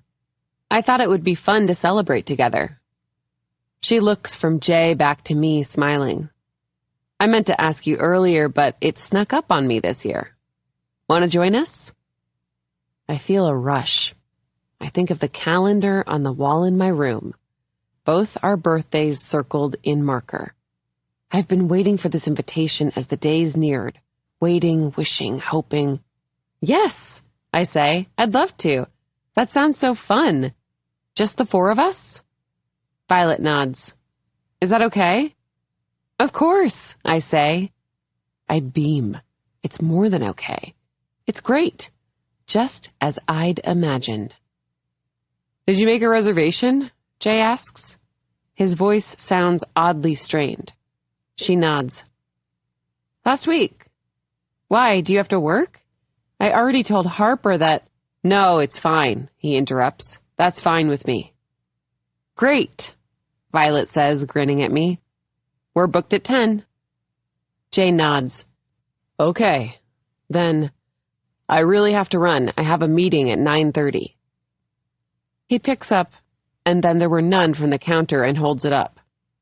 "Thanks again, Caitlin. I appreciate it." "You're welcome," I say, feeling my cheeks warm again. I don't look at Violet. I hope she doesn't mind that I brought it for him. "Bye," she calls after him as he walks out of the room. Then she turns to me, smiling. "I'm so glad you can come on the boat." I feel warm inside, pleased she remembered my birthday, even more pleased that she wants to celebrate hers with me. "Me too," I smile back. "Really, thanks for the invite." "Well, thanks for the coffee," Violet says, motioning to the 2 lattes on the counter. "My favorite." We take our cups to the couch. As we settle in, Jay comes back down the stairs, fully clothed now, leather satchel slung over his shoulder, an umbrella in hand. He smiles, waves goodbye, and I blush for the 100th time. A few minutes later, the rain starts, and Violet and I watch as it comes down in front of the bay window. When the coffees are done, Violet takes some photo books off the bookshelf and shows me pictures from their wedding. I love looking at the shots of her and Jay, dressed like royalty, glowing. I study her profile as she stares down at the glossy pages of the book, pointing to different images, telling me about the guests at their wedding, about how the best man made a toast that made Jay's mother blush. Something about Jay's grooming habits before dates. I try to focus, but my mind keeps wandering. What had Jay meant when he asked me if Violet had said anything about the 2 of them? Was their marriage in trouble? Did it have anything to do with the phone call that I'd seen through the window a few weeks ago? Had she been talking to him? I'd managed to forget about it, the anger on Violet's face, her expression as she threw her phone against the couch, deciding it must have been nothing. She seemed fine. If something was going on between her and Jay, she would have told me, right? Violet's confided in me about any number of things these last few weeks, about how she's worried no one will hire her in New York, especially since she has to take the bar again and doesn't know if she'll pass, about how she feels out of place among the other moms at Harper's school, how she thinks she might be coddling Harper. I can't believe she wouldn't have mentioned something so big as marital problems. She trusts me. I know she does. Finally, when Violet shuts the book, I clear my throat, take a deep breath. "Is everything okay?" I ask, tentatively. Violet frowns. "What do you mean?" I shake my head. "I mean, with you. Just, checking in. I don't want to tell her what Jay said. I don't want her to think we were talking about her behind her back. And I don't want him to think he can't trust me. She smiles. Her face is sunny, eyes bright. Yeah, I'm great, thanks. Want more coffee? I can make a pot. I nod. Maybe they'd had a fight recently, but had since made up. Maybe he wanted to know just how close we were, if she talked to me about their sex life. Looking at her now, at the open book expression on her face, I'm sure, if something was wrong, she would tell me. I'd love another cup, I say. When it's time for me to leave, Violet walks me out. See you Sunday? I'll text you the address, she says. She's standing in the doorway, leaning against the frame. Sunday, for our birthday boat ride. I nod, feeling that rush again, and smile. See you Sunday, I say. Happy birthday to me. 15. On Saturday night, I set an alarm for 7:30 the next morning. It turns out I don't need it. Even though it was past midnight when I went to bed, I wake when the sun rises, just before 6. I tried to go to bed early to make sure I was well rested for the day, but I was too excited to sleep. As much as I tried, I couldn't stop thinking about spending the day with Jay. I know I promised myself I'd be better in the name of friendship, but I can't deny how I feel when I'm around him. The way my heart flip-flops, the flush in my cheeks. It's harmless, I keep reassuring myself, as most crushes are. And who wouldn't have a crush on Jay? I'm a woman with a pulse, last time I checked. Now I take my time getting dressed. I find a pair of dark jeans in the back of my closet and a flowy boho top from my teaching days. Then I wash my face and put in my contacts, rummage through the bathroom drawers until I find a bottle of half-dried-out foundation and some cakey blush. I dot the foundation over a smattering of pimples on my chin, something I was sure I wouldn't be dealing with in my 30s, but alas, here we are, and rub some of the blush on my cheekbones. It's subtle, but it helps. Before I leave my bedroom, I don the hat I bought from the shop and the necklace Violet complimented me on. In my purse is a small box with a similar necklace inside. I found it at the same store. It's not quite identical, since the one I'm wearing is supposed to be a family heirloom, but it's close. They wrapped it for me in gold glitter paper, topped with a bow. I can't wait to give it to her. In the kitchen, I toast some bread and pour a cup of coffee. I hardly taste either. My whole body is wired with energy. An entire day with the Lockhart family. I feel so lucky I could scream. When I'm finished eating, I step into a clear morning, the sky a brilliant, cloudless blue. The marina is only a little over a mile from my apartment, so instead of the subway, I decide to walk. I arrive quickly, in 15 minutes instead of the 20 shown on my phone, and walk up the dock. The air is different here than in the neighborhoods. Crisper, cleaner, wet with salt. The yachts and sailboats that line the path are oversized, looming tall, sunlight glinting off their shiny exteriors. The weather is warm but not hot. A faint breeze skimming across the water. A perfect early summer morning. The kind you wait all year for. The smile on my face feels permanently affixed. As I near the end of the dock, I hear Violet calling to me. I put my hand to my brow, squinting into the sun. Caitlin, hi! Violet is standing on the bow of a large sailboat, waving. Next to her is Harper, her arm also above her head, swinging it back and forth. They're both in straw sun hats and wear matching red plastic sunglasses. I wave back, grinning. I want to run down the dock, fling my arms around them, squeeze them tightly. When I get to the boat, Jay is standing on the side, Violet and Harper behind him. He offers me his hand and I take it, then take a step off the dock.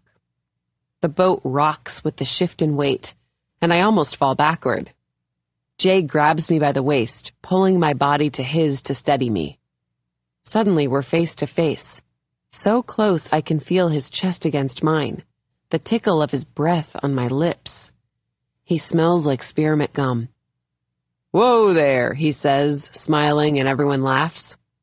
He doesn't let me go right away, holding another few seconds. When he does, I breathe out, my heart pounding. "Welcome aboard," Violet says, extending her arm, motioning around the boat. "And happy birthday!" "Thanks! Happy birthday to you, too! It's beautiful out here," I say, looking around. "I've never been boating. Do you guys come out here a lot?" "We started the tradition in San Francisco," Violet says. "Jay surprised me with a sunset cruise around the marina the first year we moved there, and we've done it ever since. We've upgraded a little over the years, haven't we, babe?" She laughs, a little sheepishly. Jay gives her a strange smile. I'm not sure if he doesn't like her calling attention to their money or something else. Maybe I was wrong before. Maybe something is going on between them that I don't know about. I look to Violet, but she seems unbothered, still smiling. "Well, I'm going to take us out," Jay says, starting toward the back of the boat. He brushes against me as he walks by, and I can smell the spearmint again. My heart skips a beat. "Can I pour you a glass?" Violet asks me, holding up a clear plastic cup. There's a cooler at her feet with a bottle of champagne on ice, as well as a bottle of sparkling apple cider. Both are open, half full. "Sure," I say, and she reaches for the cider. She tips the bottle too quickly, and the cup overflows, bubbles spilling over the side. Violet shrieks, and we all laugh. "Oops," she says, holding the glass out so she doesn't get wet. "I'd be a terrible bartender." When the bubbles subside, she hands it to me. "For the birthday girl." I take it from her, smiling. "Cheers!" Violet raises her cup. Harper and I do the same. "Cheers!" we both echo, our plastic cups all knocking together. The cider is crisp and sweet, its bubbles effervescent in my mouth. Everything is as perfect as I imagined it would be. "Ready?" Jay calls out, and we all nod. The three of us climb to the front of the boat. Harper in Violet's lap, our faces to the wind. Behind us, the sail unfurls, billowing in the wind. The boat begins to move, slowly at first, then faster until we're out of the marina, into the harbor, on open waters. "I love it out here," Violet says, inhaling deeply. Jay's colleague has a boat that we go out on sometimes, too. It's one of my favorite things to do in the summer. She tips her head toward Jay. "If you've never been sailing, you should ask him to show you how." "To sail?"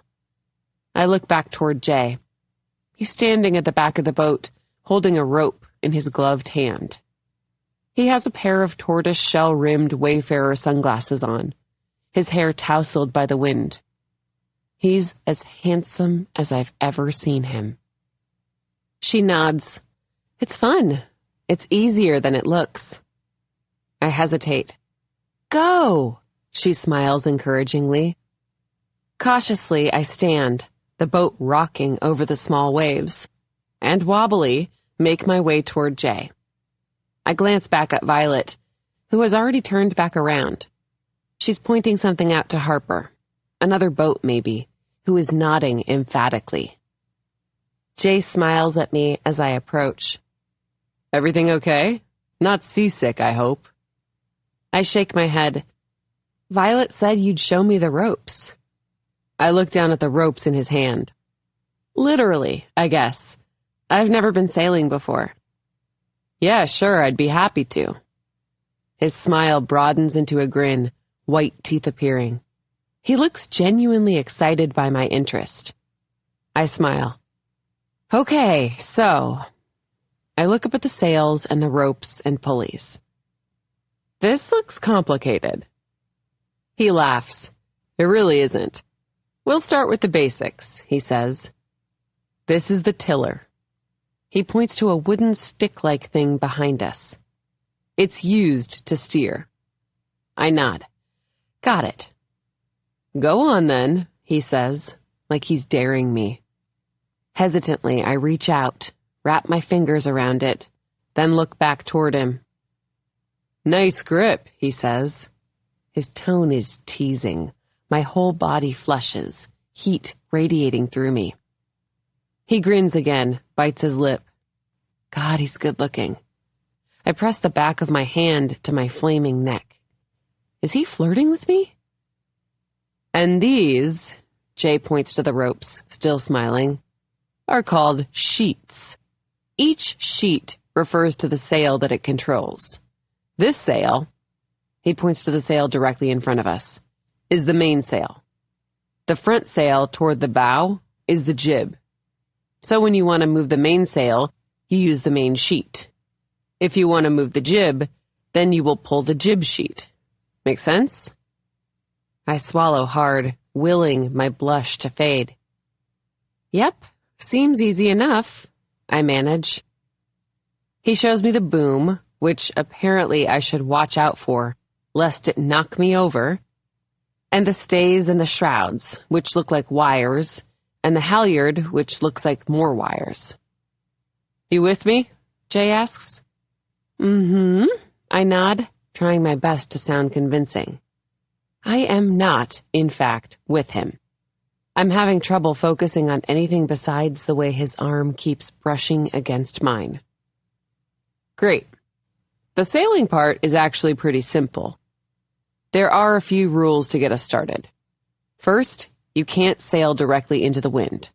So if we want to go there, he points directly in front of us.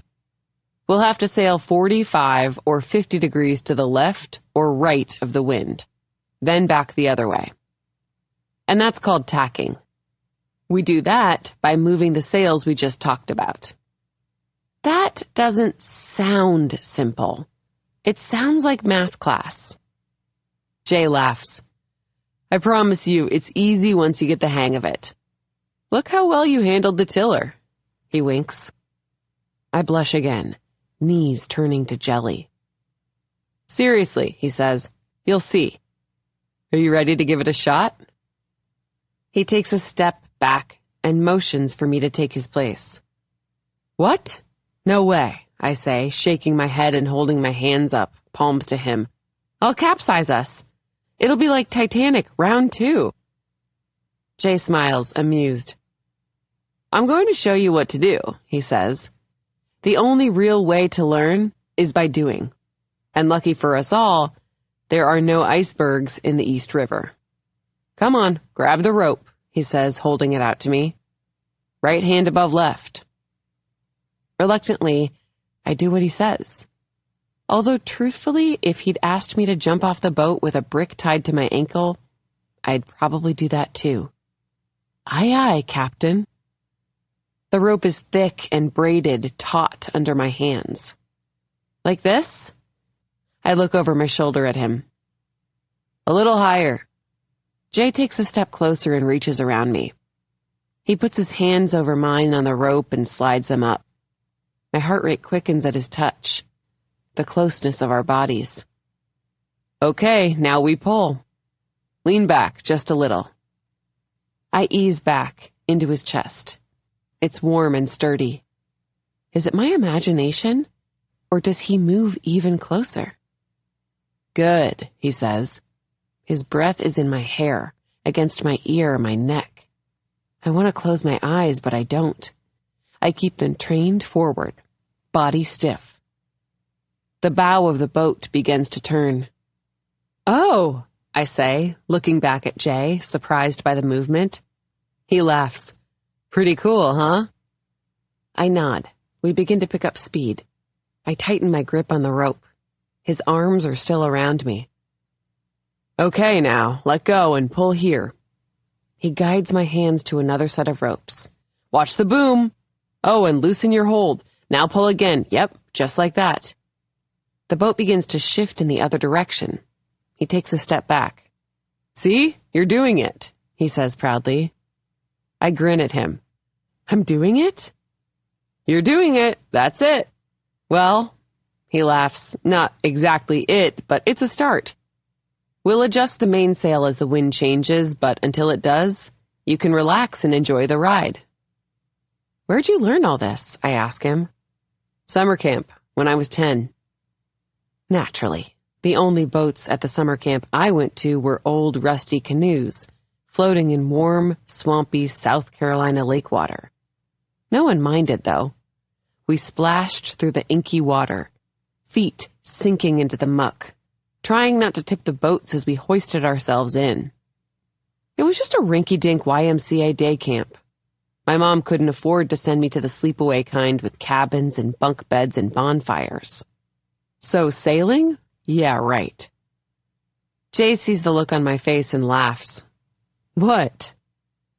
I was just thinking about the boats we had at the camp I went to. We were told they were canoes, but they were more like old sardine cans. We used branches we found on the shore as our oars. I was on scholarship, if that makes you feel any better, he says. We didn't have a lot of money growing up. Really? I say. I turn toward him, surprised. You don't seem like... I trail off. What, a poor kid? He smiles wryly. Thanks, I guess, but I was. Neither of my parents graduated from high school, so they always had pretty shitty jobs. They made ends meet, but we never had much. We're both quiet. He isn't looking at me anymore, instead staring out ahead.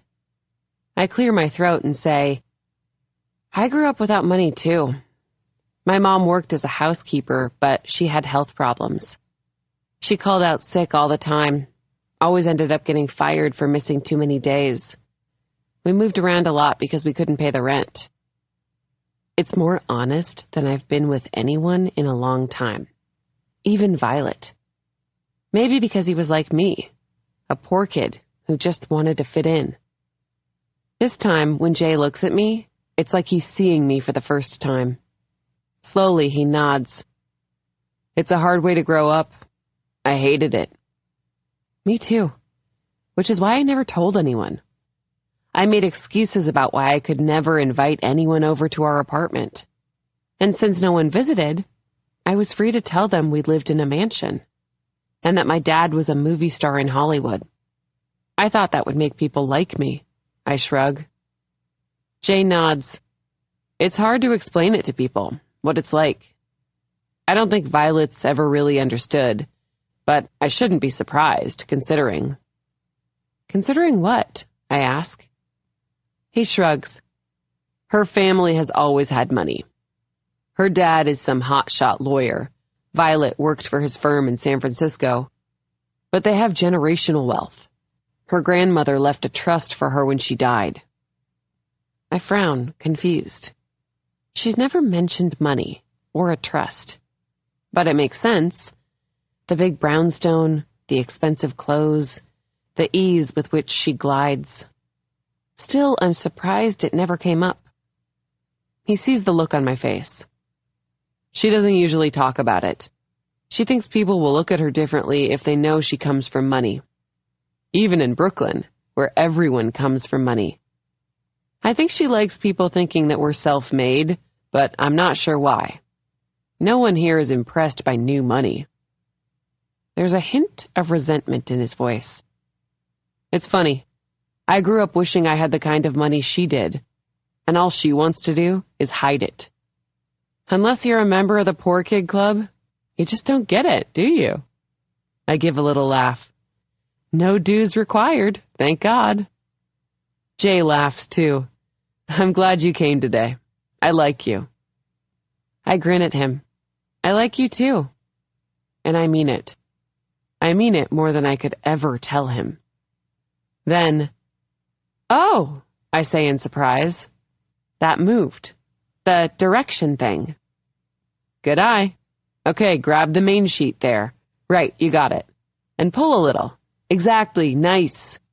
You're a fast learner, he says appreciatively. I shrug modestly, though inside, I am giddy. He likes me. Jay sits down on the bench beside me and clasps his hands behind his head, leaning back, eyes closed, face toward the wind. It ruffles his hair, leaving it standing on end. He's so handsome, it almost hurts. I look away, back to the water, before he opens his eyes and catches me staring. I spend the next hour with him as he shows me how to speed up and slow down, change directions, maneuver the sails. I listen attentively, eager to please. He moves my hands, my body into the right positions, demonstrating the proper techniques. When he touches me, I feel like I'm on fire. The air is warm and wet, sea spray misting our faces, dampening our skin. Once, just once, I allow myself to imagine him lowering his mouth to mine, the taste of salt on his lips, his tongue. Finally, Jay glances down at his watch. Are you hungry? He asks. We can take a break. I don't want to. Not really. It's too easy to pretend that it's just me and Jay on this boat. But I nod. Sure, sounds good. He cups his hands around his mouth and yells loudly so his voice carries. Here okay for lunch? From the front of the boat, Violet gives us a thumbs up. He turns to me. I can take over from here. I'm just going to anchor us. I'll meet you up there in a few minutes. I start to leave, then turn back toward him. Thank you, I say. For what? Jay cocks his head. For teaching me. For letting me sail the boat with you. You're welcome. A mischievous smile plays at his lips. Maybe next time you can teach me a few things. He's trying to make me blush again. It works. Stop, I say, giving his shoulder a soft shove. There's a familiarity between us now. A closeness that wasn't there before. Stop what? He laughs. It sends a warm feeling through my limbs. I shake my head, laughing too. You're terrible. I'm kidding, he says. Really, I'm glad you enjoyed it. We stand there, smiling at each other, until finally I thumb toward Violet and Harper. Well, I guess I'll head back now. See you in a bit. Cool, Sloane. Très cool. I turn and carefully make my way back up to the bow, the boat rocking over the waves. I hold onto the rail to steady myself. How was it? Violet asks as I take my seat across from her. Really fun, I say. Just like you said. Violet beams at me. I knew you'd like it. She drains her glass, as if in a private cheers with herself for a job well done. She seems looser than she normally does, more relaxed. She sees me staring and raises up her red plastic sunglasses, winking at me. Instantly, I feel guilty. She's such a good friend. And how do I repay her? By flirting with her husband, wishing he was mine, that he would kiss me. I force myself to smile back at her. I'd never do anything, I tell myself. It's a silly infatuation, like my high school obsession with Robert Pattinson. Lusty, fevered, and forever confined to the darkened recesses of my bedroom, where I spent night after night fantasizing about him sinking his vampire fangs into my tender teenage flesh. Jay joins us a few minutes later, carrying the cooler and a brown grocery bag. He sets them between us and sits down next to me, across from Harper and Violet. His thigh brushes against mine. Our eyes connect. Just a crush. But I know it's not. Refills? Violet asks, reaching for the cooler. Jay and I both nod and pass her our cups. Even though it's just cider, I feel a little drunk, lightheaded and euphoric, high from the day, the salt air, Jay, his leg. For you, she says, handing me my glass. And you? She gives the other one to Jay. Then she picks up her own cup and raises it to mine. To my Gemini twin. I beam and touch my glass to hers. Cheers. Jay reaches into the paper bag. Who's ready to eat? He asks. I am, Harper yells, her hand shooting above her head and waving wildly. I'm so hungry I could eat 10 sandwiches. How about you start with one? Jay says good-naturedly as he unpacks paper-wrapped deli subs, a few bags of chips, and a parcel of grapes, and passes them around. We eat leisurely, the boat bobbing beneath us, the sail rippling in the wind. Something about being on a boat makes me so hungry, Violet says, opening a second bag of chips. Jay, are you going to finish that? She eyes his sandwich longingly. Here, you can have mine, I say quickly. I've only eaten half. I slide it toward her, happy to make Violet happy. You better thank Caitlin, Jay, Violet says, winking at me. Otherwise, I would have left you to starve. Thank you, St. Kate, my hero, again. He gives me that slow smile that makes me tingle, my stomach flip. I blush, smile back. When we're finished and everything's been cleared away, Violet clasps her hands together. Should we do presents? She asks. Yes, Harper shrieks, bouncing up and down in her seat. Open mine first. Do mine, do mine. Violet laughs and cups her hand around Harper's cheek affectionately, kissing it. Okay, darling girl, I will. Jay reaches into a big bag and hands Harper 2 gifts wrapped in silver paper. Give these to Mom, he instructs. Harper happily does as she's told, presenting them proudly to Violet. This is the one for me, she says, holding up the bigger of the 2. Violet pulls off the ribbon and tears into the wrapping. There's a large white box inside. Violet opens the lid, lifts out its contents. It's a light pink robe, soft-looking, like you want to bury your face in it. I love it, she says. She runs her hand over the soft material. Thank you, Harpy. It's beautiful. I picked it out myself. She did, Jay confirms. We spent all afternoon looking for the right gift, and she decided this was it. Violet pulls Harper into her arms, covering her with loud kisses. Harper squeals and wriggles away. Now open Dad's! Violet glances at Jay, then picks up the second package. Carefully, she unwraps it, more carefully than she'd unwrapped Harper's. She turns it over in her hands, studying it. It's a book, a hardcover copy by Bill Bryson. She flips open the front cover, then to the title page. Both are blank. Quickly, she shuts the book and looks up, smiling at Jay. Thanks, Jay. Bryson is his favorite, she says, turning to me. Have you read any of his books? I shake my head. I've heard of him. He's a travel writer, I think, but I've never picked up anything he's written. He's the best, Jay says. In a Sunburned Country is my favorite. It's why we went to Australia for our honeymoon, Violet adds. Jay shifts, clears his throat. Well, should we? He starts, but I interrupt. Wait, I have a little something for Violet too, I say, reaching into my bag. Here. I take the small wrapped box, bow on top, and pass it to her. My heartbeat starts to pick up, my stomach feeling like it does on a too-fast roller coaster. What if she doesn't like it? What if she thinks it's stupid or ugly? Maybe she complimented me on mine just to be polite. I smile at her. My lips feel tight.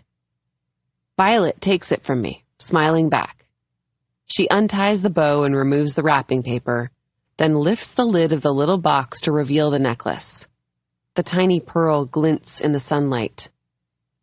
It's like mine, I say tentatively. Like my grandma's. "Thank you, Caitlin," she says quietly, looking up at me. The wind has ruffled her hair. It's wild and loose, framing her face. I love it. I smile broadly, relieved. She likes it, but I realize she isn't putting it on. I feel a tinge of disappointment, but then see that she is turned around, rooting through a large canvas tote. When she turns back toward me, she's holding a small gift bag stuffed with gold tissue paper. "Great minds," she says, winking as she hands it to me. "For me?" I say, even though I know it is. I'm beside myself. Violet nods. Delighted, I reach into the gift, my fingers brushing against a small packet, a folded square of tissue paper.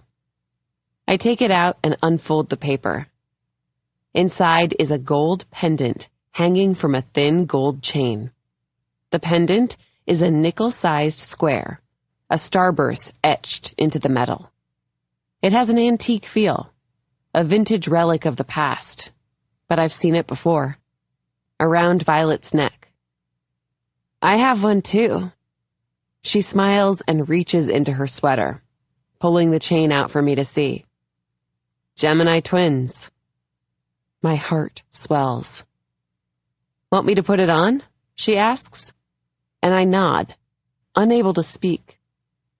She takes the necklace from me and scoots closer. I can feel her breath on the back of my neck as she hooks the clasp together, light and feathery. Let's see, she says and leans back. Proudly, I lift my chin, put my shoulders back. Beautiful, Violet pronounces, and both Harper and Jay nod. Now, time for cake, Violet announces. She reaches into another bag and pulls out a miniature cake with a plastic lid. She uncovers it and gently places 2 candles into the icing. She lights the wicks, and Jay and Harper begin to sing to us, loudly and off-key. Looking around at Violet, Jay, and Harper, everyone wind-blown and rosy-cheeked, I don't think I've ever been happier. I close my eyes and blow out my candle. 16. It's a few weeks after our day on the boat, and I'm sprawled on the couch at Violet's house. Outside, the early July humidity is like a thick and oppressive blanket. The air conditioner is on high, but the heat still lingers in our limbs.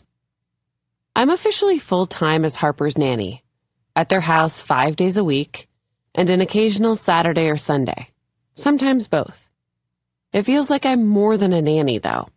It feels like I'm part of their family, interwoven into their days, their lives, like I belong here, in this house, laying opposite Violet, my head on one arm of the sofa, hers on the other, fanning ourselves with magazines. As the pages flap, Taylor Swift's lyrics pop into my head. It feels exactly like the title of her song, Like Karma, Honey Sweet. Harper is asleep upstairs. Instead of going to the park, we made a pillow bed on the floor of her room, took turns reading aloud, her little body wedged between us. When my book was done, Harper begged me to read another, so I did. Story time had been my favorite at the preschool, with all the kids gathered around me in a circle, their small chins in their hands as they sat cross-legged on the rug. I'd change my voice for each character, facing the book toward them so they could see the pictures. As I read, Harper had tucked under my arm, snuggled in close. By the time the book was over, Harper had her eyes closed. We tiptoed out, and Violet eased the door shut behind us. We didn't talk as we padded quietly down the stairs. In the living room, Violet sank into one end of the couch, and I plopped onto the other. Now she leans her head back, eyes fluttering closed. I don't know what I did in a past life to deserve a child that still naps at this age, but it must have been saintly, she says. Mother Teresa, for sure, I agree. Or Joan of Arc? She lifts her head, opens her eyes. Maybe Eleanor Roosevelt. She was instrumental in the women's rights movement, among other things. Not a looker, poor dear, but that didn't stop her. Huge legacy in her wake. Violet laughs. Well, maybe someone a little less honorable, like... She's interrupted by her phone. It vibrates loudly on the coffee table. We both turn toward it. Sorry, she says, picking it up and frowning at the screen. When she looks up, she sighs. Jay forgot a flash drive he needs for a client presentation. He wants me to bring it to his office.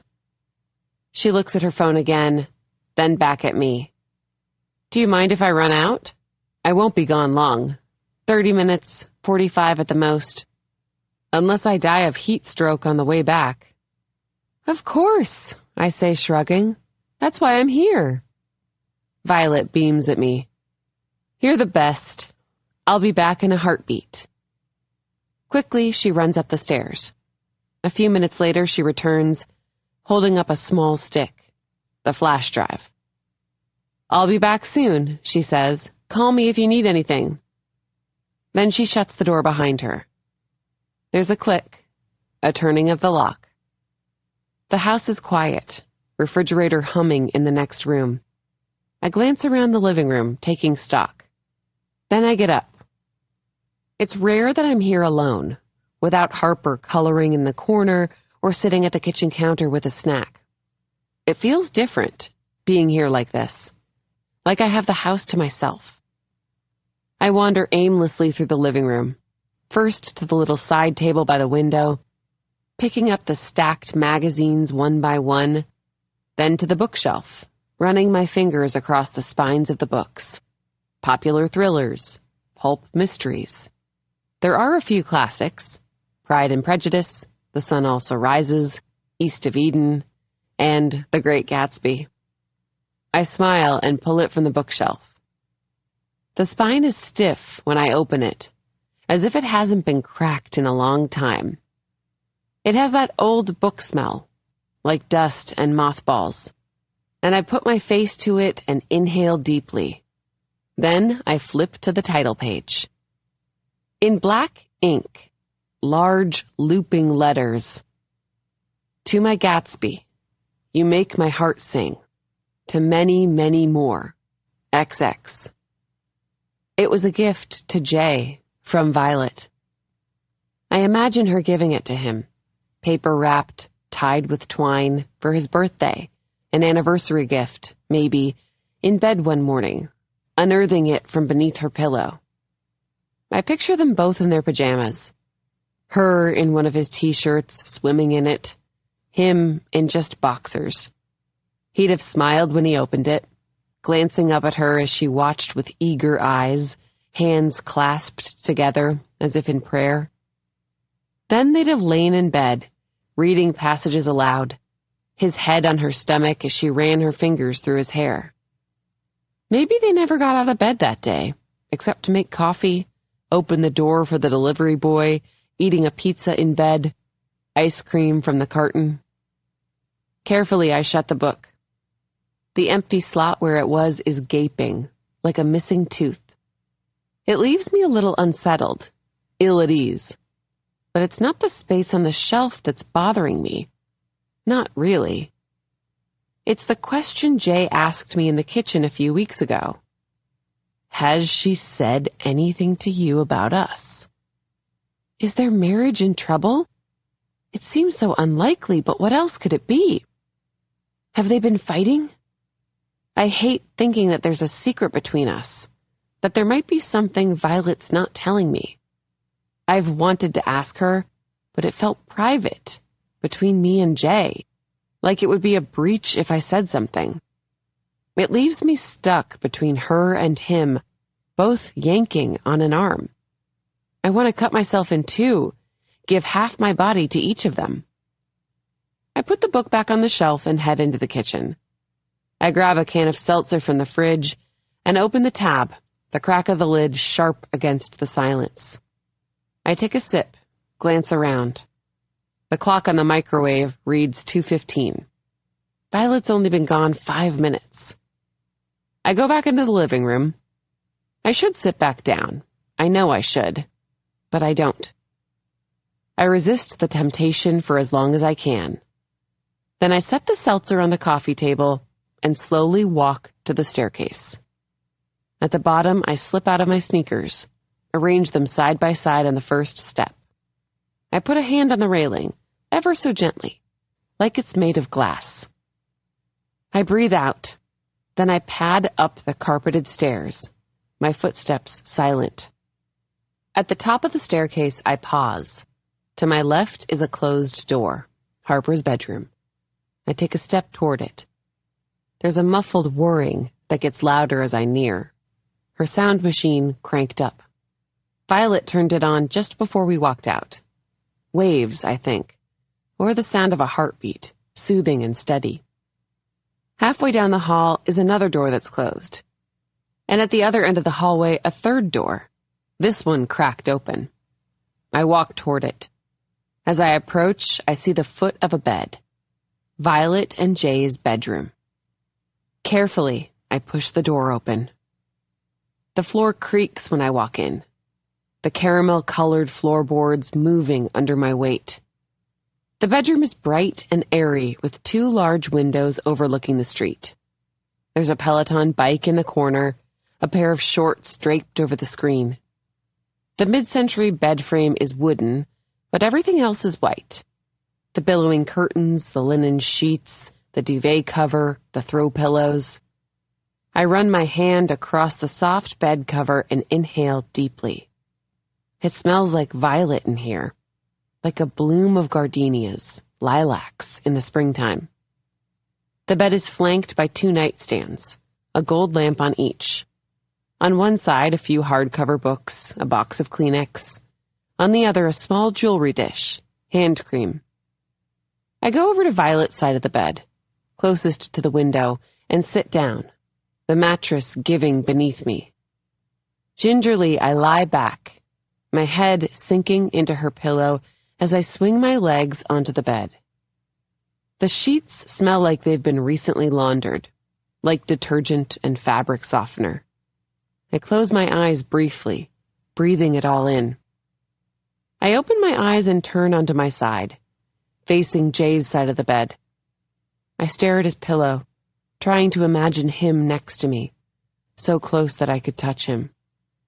I remember how his chest felt against my back on the boat. Broad, firm. I've only seen him a few times in passing since then, but I haven't forgotten the way he teased me, his hands on mine, our legs brushing. I sit back up and get off the bed, wander to the windows. I push aside the curtains and look out. A few kids are playing on the sidewalk across the street, 2 of them tossing a ball back and forth as the others sit on a stoop and watch. Through the glass, I can hear their muffled yells, whooping. I could stare out of this window for hours, watching the neighborhood unfurl beneath me, a tiny, beautiful vignette of the borough. It looks a little like a stage, the way the sun shines through the branches, lighting up the sidewalk like a spotlight. It's probably the first thing Violet does when she gets out of bed. She stretches, arms above her head, then walks to the window, opens the curtains to let in the morning light. Maybe Jay groans, pulling the comforter over his head. What does she do next? Get dressed for the day? I scan the room.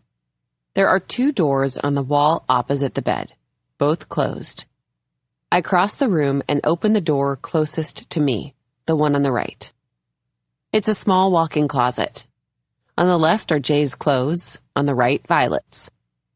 His side is organized by type. First pants, jeans, and slacks, then shirts, then jackets. Hers are by color. There are 2 sets of small drawers under the hangers. I pull the top drawer out, discover Violet's underwear. Dozens of lacy thongs, matching bras and bralettes. I finger the stitching. Is this what Jay likes? I picture Violet in a black panty set. Of course it's what he likes. I feel the sting of jealousy, then an immediate wave of guilt. I shut the drawer. On the back of the closet door is a hook where 2 robes hang. One hers, lavender silk with hand-sewn flower buds on the trim. One his, a white waffle cotton. I take hers off the hook and slip it on over my t-shirt. Tie the belt around my waist. The fabric is cool against my skin. On Violet's side of the closet, there's a shelf above the clothes rack, lined with shoeboxes. I reach up, pulling one of the top boxes down, peek inside. It's a pair of strappy nude stilettos, with Tom Ford written in big block letters on the sole. They likely cost as much as a month's rent. I put the lid back on and slide it back onto the shelf, then reach for the next box. There's a thunk as I tilt it toward me, something sliding from the back of the box to the front. Frowning, I lift the lid. Inside, next to a pair of Manolo Blahnik pumps, is a phone. It's a small gray plastic flip phone. I stare down at it, puzzled. Then, in a flash, an image pops into my head. Violet in the living room talking on the phone, on the day I'd waited across the street from their brownstone, standing behind one of the tall elms, watching her through the window. Violet ending the call. Violet flipping the phone closed when she was done. Flipping it closed. It hadn't been her iPhone. It had been this phone. Gingerly, I pick it up, open it. The screen is dark. It's off. I hesitate, but only for a second. I hold the power button down. The screen lights up, loading. Then, a lock screen pops up. Password protected. Harper's birthday? Hers? I start to punch in the numbers, then shake my head. No, I can't. I shouldn't. Then I do. I type in Harper's birthday, hold my breath. But no, that's not it. I try Violet's. Also wrong. Jay's? January 4th, right after the holidays. Violet had once mentioned how hard it was to think of something to get him so soon after Christmas. When she said it, I spent the rest of the day imagining what I would buy him if I were her. A watch, our initials engraved on the back. A fisherman's sweater, one with wool to match his eyes. Then imagined him opening the gift, wrapping his arms around me as he told me how much he loved it. 0104, I type. My stomach is tight. No, it's not his birthday either. I let out a breath. I'm going to put it away, I decide. I'm going to put it back in the box, back on the shelf. But as I move my finger to the power button on the side, the phone vibrates. My whole body tenses. It's a new text alert. I flip open the phone. I can only see a preview, just the first line of the message. It's from a saved contact. Not a name, but initials. DS. It reads, I need to know which day you... I frown at the phone, stare at it until the letters blur. Who is DS? Which day Violet what? I try to click into the message, but it takes me back to the password screen. Shit. Is the text from the same person I'd seen her talking to the other day? DS. DS. I mouth the letters, whisper them into the closet. DS. D for... Danny? Isn't that the name of Violet's childhood crush? The boy she said she'd been in love with her whole life?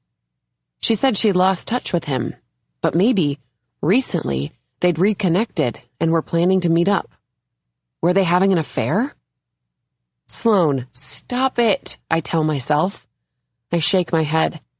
This is what you do. You make up stories. Let your imagination run wild. There's probably a perfectly reasonable explanation for all of this, even though right now I can't think of one. There are plenty of people with the first initial D. A million reasons someone is texting her that don't have anything to do with a secret lover. Right? I wait, hoping for another text. 1 minute goes by, then another. The phone stays silent. Finally, I power it off and put it back where I found it. It doesn't make sense. If she's not having an affair, why does Violet have a burner phone hidden in a shoebox? I can't exactly ask her, "Oh, Vi, what's with the phone I found while I was snooping through your things?" I know I have secrets from her, but I hate that she has secrets from me. I leave the closet feeling uneasy. Back in the bedroom, I listen for Harper. The house is still quiet. I'll go downstairs in a minute, I tell myself. In just a minute. I shut the closet door and open the other one, thinking maybe, just maybe, I'll find the answers I'm looking for. It leads to a large, ensuite bathroom that looks like it's been recently remodeled, with black and white geometric tiled floors and white marbled countertops. There are his and hers sinks, both with their own mirror, a single globular light above each one. To the left of the sinks, a toilet, and next to it, a walk-in shower, no tub. The countertop is messier than I would have expected, more cluttered. The first thing my eyes land on is a box of hair dye, a deep brown color, the same shade as Violet's hair. I pick it up. It's unopened, unused. I'm surprised to discover that she dyes her hair herself.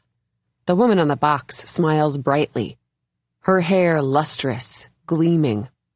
I hold the box up to my head, look in the mirror. Next to the model, my hair looks especially drab and straw-like. Not quite blonde, not quite brown. It hasn't always been this color, but it's been a long time since I last dyed it. Before setting the box down, I make note of the color. Dark chestnut brown. And the brand. A generic drugstore name. Then move on with my search. I know I shouldn't be here. I know it deep in my bones. But it's like I'm 5 years old with a marshmallow on the table in front of me, and just before leaving the room, someone said, "Don't eat it." How can I not? I know how sweet it'll be when I do. I scan the countertop and see a tube of acne cream next to the sink. Several bottles of lotion. I can't picture Violet with pimples. Her skin is creamy and unblemished, like a polished stone. Maybe because she takes better care of it than I do mine. I study my reflection. The soft glow from the lighting fixtures, more forgiving than in my own bathroom, with its fluorescent bulbs, their yellow tint. Still, my complexion is uneven, dry in some patches, oily in others. I lean in closer to the mirror. A trail of red zits lines my chin. Small, but noticeable. I unscrew the tube of acne cream and squeeze, dabbing some onto my finger. I rub it into my skin, then recap the tube, set it back down on the counter. Next to the lotion, to the right of her sink, is an unzipped makeup bag. I rifle through it, pulling out a tube of mascara, a blush brush, a powder compact. I think about using them, but decide against it, quickly loading them back into the bag before I change my mind. The floor creaks again when I step back into the bedroom. There's a small ray of sun lighting up a spot next to the window, and I move toward it, into the warm beam. I lean against the window frame, looking out for the kids I'd seen, the ones playing ball. Then I suck in sharply. Instead of the kids, I see Violet, walking up the street, back toward the house. Shit. I glance around the room, looking to see if anything is out of place. There's an indentation on her pillow from where I rested my head, creases on the duvet cover. I fluff the pillow, then run a hand over the covers. When I'm sure everything is in its place, I exit their bedroom, jog down the hallway to the stairs, trying to keep my steps light. As my hand grabs the banister, I realize I'm still in Violet's robe. My throat constricts. I turn, run back down the hall into their bedroom as I wriggle out of it. I throw the closet door open and try to hook the robe back where I found it, but it won't catch. I don't have time to waste, so I drop it and dash out, sprint down the hallway and down the stairs, 2 at a time. I'm on the bottom step when the front door swings open, Violet appearing. I take a deep breath, try to control my breathing. "Hi," I say, forcing a smile on my face. "Oh, hi," she says, looking up at me. "Everything okay?" I step down, nodding, then bending over to put my shoes back on. I thought I heard Harper, so I went upstairs to listen, but she's quiet. It must have been a noise from the street. "Thanks for checking," Violet says, smiling, "and for staying. I appreciate it." "No problem," I shrug nonchalantly. "I'm going to grab a seltzer. I'm parched. Want one?" she asks. "We could put on a movie. Harper should be asleep until 3 at least." I shake my head. "Actually, I forgot my mom has a doctor's appointment this afternoon. Do you mind if I head out early today?" My heart is still pounding. "Of course not," she says. Violet walks me to the door and waves goodbye from the stoop. I force myself to wave and smile back, fighting the urge to sprint down the sidewalk. I keep my pace neutral, in case Violet is still watching. And by the end of the block, my breathing has returned to normal. It's not a big deal, I tell myself. So I had a little look upstairs, a peek into her closet. What does it matter? We're friends. I breathe out some of the tension I've been carrying, let my shoulders relax. No big deal, I repeat. But I can't help thinking about the phone in her closet, what she might be hiding, who she might be hiding, and the box of hair dye on the counter.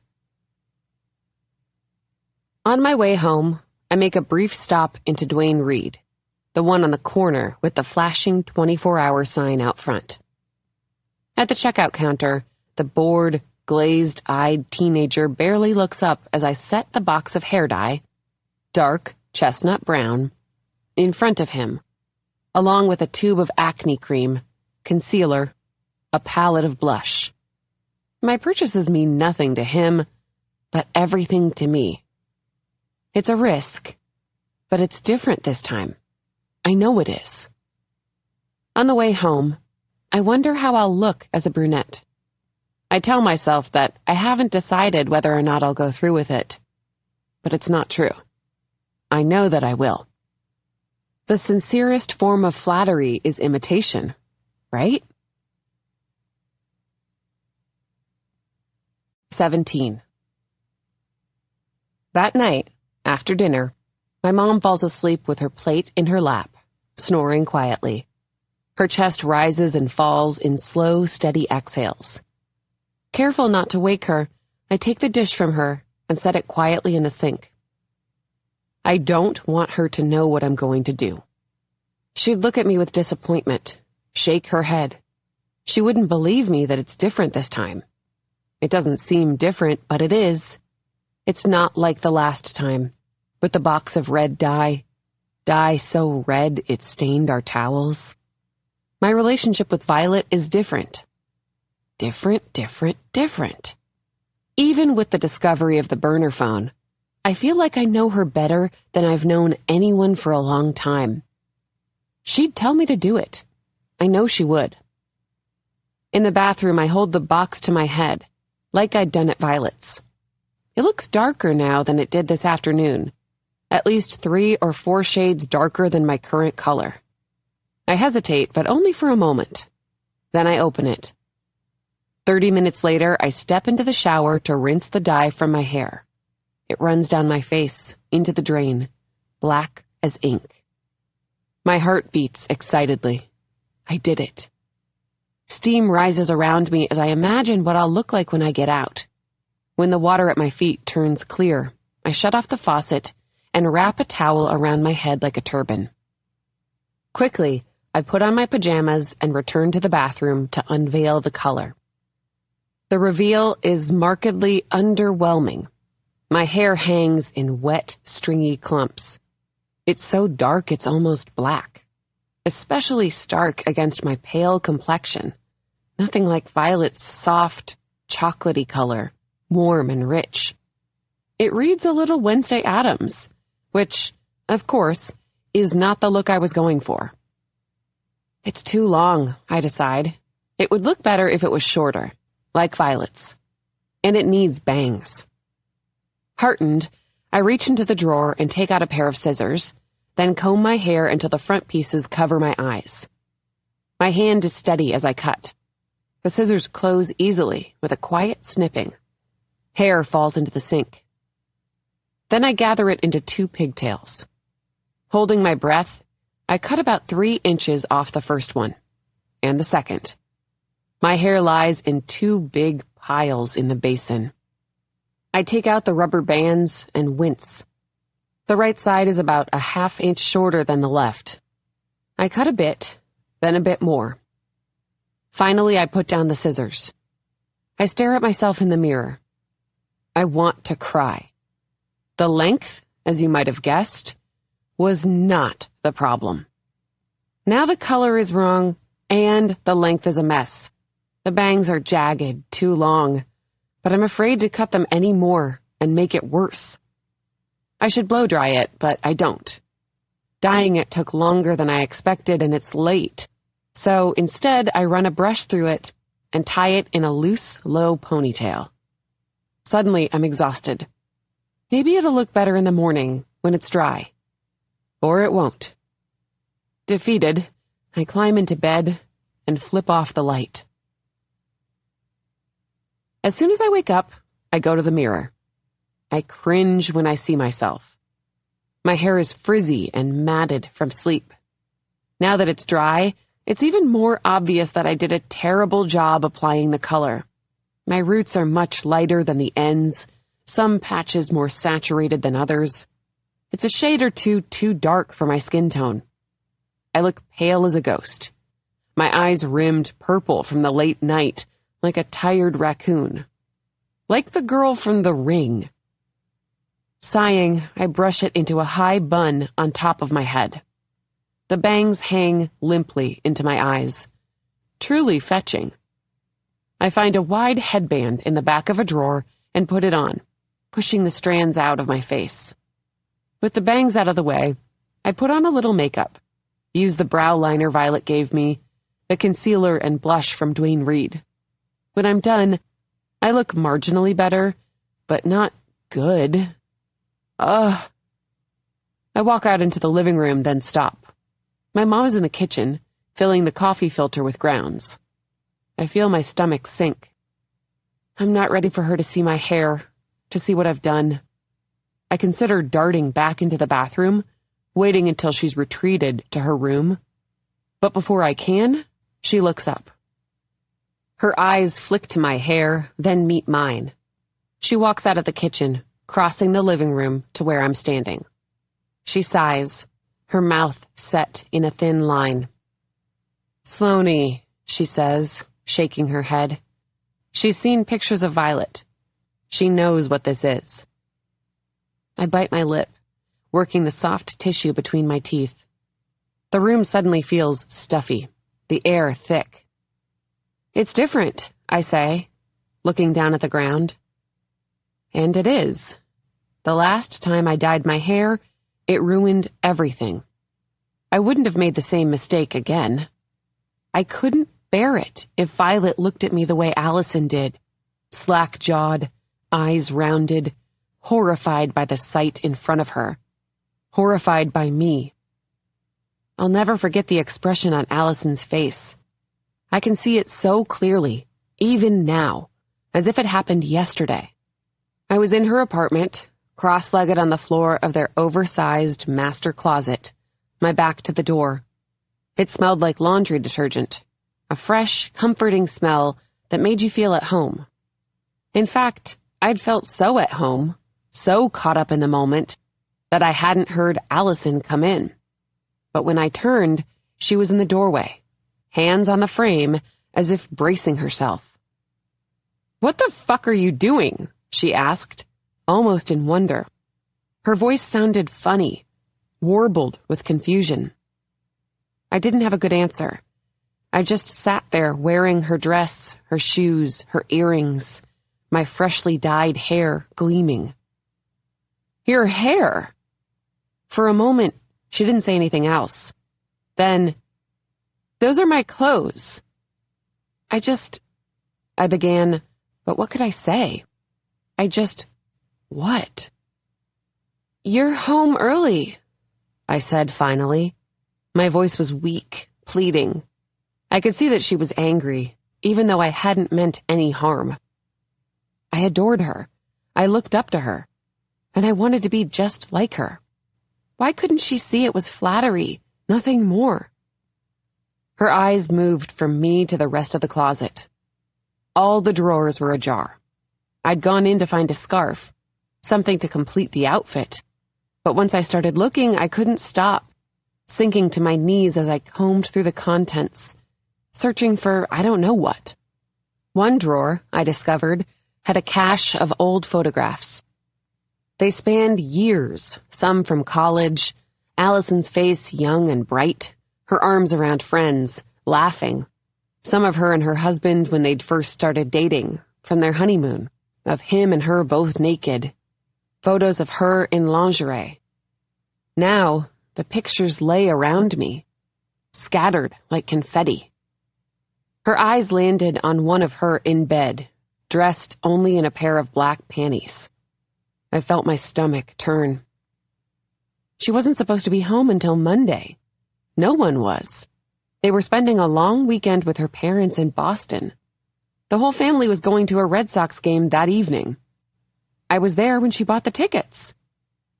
Should we sit here or here? She asked me, pointing to the seats on her computer screen. Her eyes returned to me. The color had drained from her cheeks. I thought I might faint. I'd been so caught up, I hadn't even heard the front door open. Did I say that part already? I'd come by to check on their cat, Nibbles. I was only there to refill her food, to make sure the water bowl was full. Allison offered me an extra $100 on top of the coming week's pay if I stopped by, but I waved her off. I didn't have any plans. I was happy to help a friend out. Don't forget that. I thought we were friends. I planned to leave as soon as I fed Nibbles. I just had to use the bathroom first. Normally I'd use the one in the hall, but that day I found myself walking into Allison's bedroom. I stood in front of her sink when I was done, washing my hands, staring at myself in the large oval mirror. I looked almost like a different person, my hair shining, fiery red under the bathroom lights. I'd dyed it only the day before. It wasn't something I planned either. None of it had been planned. I know that sounds like I'm trying to buck responsibility, but it's the truth. We'd had an early release from school. It was the Friday before a holiday weekend. Labor Day, I think, which is why Allison and her family were traveling. So I decided to stop at the drugstore for a few things. Shampoo, cotton balls, a replacement pair of tweezers for ones I'd misplaced. On the way to the register, a box of hair dye caught my eye. A red-maned woman on the front. It wasn't the first time I'd wondered how I'd look as a redhead. Looking at Allison, it was hard not to imagine what it would be like if you were the one with hair like hers. Who you might be if you looked like that. Casually, almost without thinking, I put the box into my basket. It wasn't the exact same shade as Allison's, but it was close. An hour later, I was toweling off my damp, newly dyed hair. Seeing myself, I was pleased. Of course, the color wasn't as flattering on me as it was on her, but it looked good. And here's how stupid I was. I thought Allison would be tickled by it. People will think we're sisters, I imagined her saying, smiling at me. I repeat, how stupid I was. Then, standing in Allison's bathroom, I saw a tube of mascara on the counter and thought, I wonder how I'd look with a little makeup. So I opened it. One thing led to another. I dabbed her perfume on my wrists, brushed my hair with her brush, slipped a pair of hoop earrings into my lobes. Before I knew it, I was stepping out of my jeans and into one of her dresses. It was fun, pretending for a moment to be her, to feel what it was like to wear her clothes, her shoes, her jewelry. I'd meant nothing by it, really. I wanted to tell her that, as she stood in the doorway staring. But I couldn't open my mouth. Not with the way she was looking at me. Then she spoke. "Get out. Get the fuck out." Her voice was strangled. I rose clumsily from the floor, trembling, my movements jerky. As I started toward the door, still in her dress, her stilettos, I stepped on the swath of fabric swirling at my feet. I lurched forward. My arms shot out as I stumbled, reaching for something, anything to steady myself. It was only by chance that I grabbed the marble jewelry stand atop her dresser. I took another step before regaining my balance, teetering in the pencil-thin heels, my arms outstretched, pointed at her. Both Allison and I stared at the heavy weight in my hand. When she looked back up at me, there was fear in her eyes. My jaw dropped open. I shook my head. No, I would never. But then, for the briefest millisecond, if I did, she wouldn't be able to tell anyone about this, about what she thought I was doing in her closet. No, I would never. I released my grip and the stand thudded to the floor, a heavy thunk against the soft carpet. Then I bolted, our shoulders brushing as I left the closet. I wondered if she could smell her perfume on me and thought I might be sick. I went straight to my room when I got home. I locked the door, something I almost never did, and didn't answer my mom's knocking. When I finally opened it later that night, my mom wrapped her arms around me, holding me tightly. I told her everything. The next morning felt brighter, more promising. It was a misunderstanding. My mother and I repeated to each other over breakfast. She reached across the small table in our kitchen and patted my hand. A simple misunderstanding. Although it wasn't. Not exactly. When I returned to work, the long weekend over, the school director was waiting for me outside my classroom. Her normally cheery face was grim. She glanced up at my dyed hair, then away, as if she'd seen something she wished she hadn't. Nervously, I made a stupid joke. Something dumb about the odds of running into each other like this. But she didn't smile. She'd gotten a substitute for me, she said, and could I please follow her? We walked down the hall, side by side. Neither of us said a word. When we sat down, I tried to explain, but she held up a hand, shaking her head. She talked, but I barely heard her. She droned on, and I tuned in every so often. She had no other choice, she said at one point. Then, something about unacceptable behavior. Then, effective immediately. I looked up from the spot I'd been staring at on her desk. Her eyes wouldn't meet mine. I'd have the chance to say goodbye to my class, then I'd be escorted out. This time, when we walked down the hall, I walked behind her instead of next to her, shame-faced, trying not to cry. I'd worked there for 6 years. 6 years, and with one misunderstanding, it was over. When I left the school, pushing through the heavy double doors, I thought that was the end. That was the worst of it. I'd get a new job, I told myself, at a different school in another borough. I was wrong, of course. The next day, 2 police officers knocked on our apartment door and charged me with stalking and menacing in the 3rd degree. At the station, they told me I could call a lawyer of my choosing or the court would appoint one to me. I ended up with the latter, as I couldn't afford anyone else, especially now that I no longer had a job.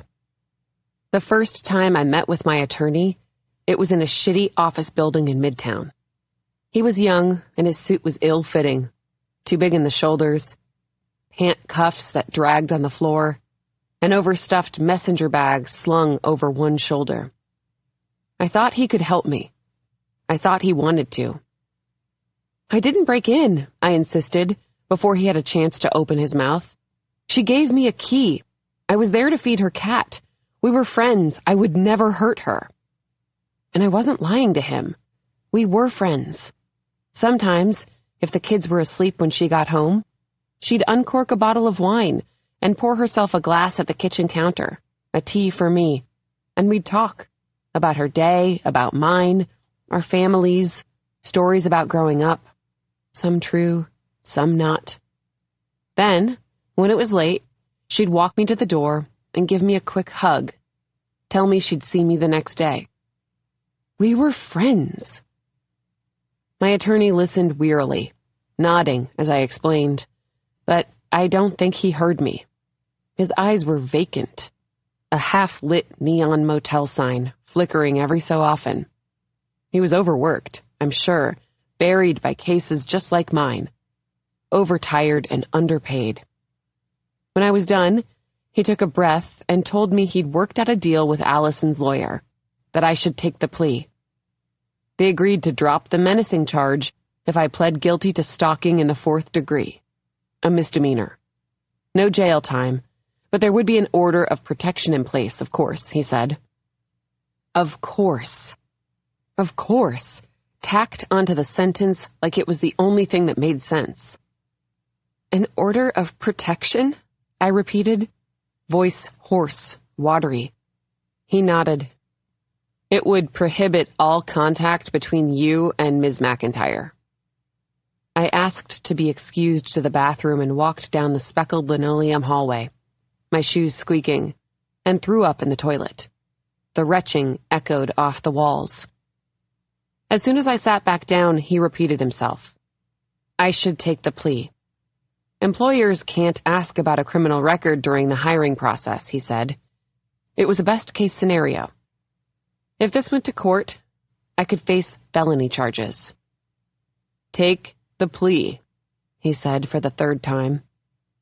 I looked at him, gaping like a stupid fucking fish. Had he already forgotten what I did for a living? I was a teacher. Any reputable school would run a background check. A misdemeanor would show up. Everything shows up. And no one would hire a teacher with a stalking charge, against a parent, no less. If I accepted the plea, it would be like tying a noose around my own neck. Or at least, letting him tie it for me. But in the end, that's what I did. What else could I have done? Which was why I'd spent so long out of work. How I'd ended up as a nail tech, instead of at the front of a classroom. Because of a box of hair dye, more or less. So I know why my mom is looking at me the way she is. I'd be looking at me that way too, if I didn't know any better. But my friendship with Violet is different. This is different, I repeat. There's a pleading note in my voice. My mom doesn't say anything else. Gently, she puts her hand to my cheek, then nods and goes back to the kitchen. My shoulders slump. I wish I could make her understand. I wish I could put into words how lonely I'd been before I met Violet. Allison and her kids were like my family. Mockingbird was my home. Without either, it felt like I was drowning. I was finally coming up for air when I met Violet. There she was, like a life buoy, bobbing on the surface. I grabbed on and breathed in, my lungs full for the first time in months. But the best part about Violet is that she needs me like I need her. She's told me so, over and over again. Maybe I misread things with Allison. Maybe I mistook courtesy for friendship. But I'm not wrong this time. I know I'm not. I straighten and smile to myself. This time is different. 18. At 1:45, I'm standing on the Lockhart stoop. The certainty I felt this morning that Violet would be flattered by my new hair color is quickly dissipating. What if she hates it? I put my hand on the doorknob. Violet told me to stop knocking weeks ago. Then pull it back quickly. I rock nervously from foot to foot. The fabric under my armpits is damp, the small of my back slick. The summer heat is making it hard to breathe. Even though Violet isn't Allison, I reminded myself of this again and again on the walk over. Now that I'm here, in front of her door, the thought of her seeing me like this churns my stomach. But what can I do? Leave? Call her and tell her I'm sick?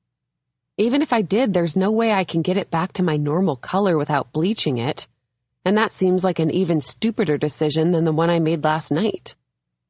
I believe this is called making your bed and having to lie in it. I just wish I'd known that the mattress would be so goddamn lumpy. Fuck it, I think. Rip the Band-Aid off. I open the door and step inside. The air deliciously cool. Violet is coming down the stairs as I walk in. "Oh," she says when she sees me. She stops on the bottom step, staring. Her left hand grips the banister. There's a flicker of something across her face that I can't quite place. Not surprise exactly, but her eyebrows rise, mouth slightly agape. Then she smiles, a wide grin. "I needed a change," I say, smiling back tentatively, repeating what I'd told myself last night as I'd slipped on the gloves, mixed the dye into the accelerant. "It looks good." She steps into the foyer and ushers me into the living room. "Who'd have known you'd make such a dashing brunette?" A rushing tidal wave of relief washes over me. She's not mad. I could cry.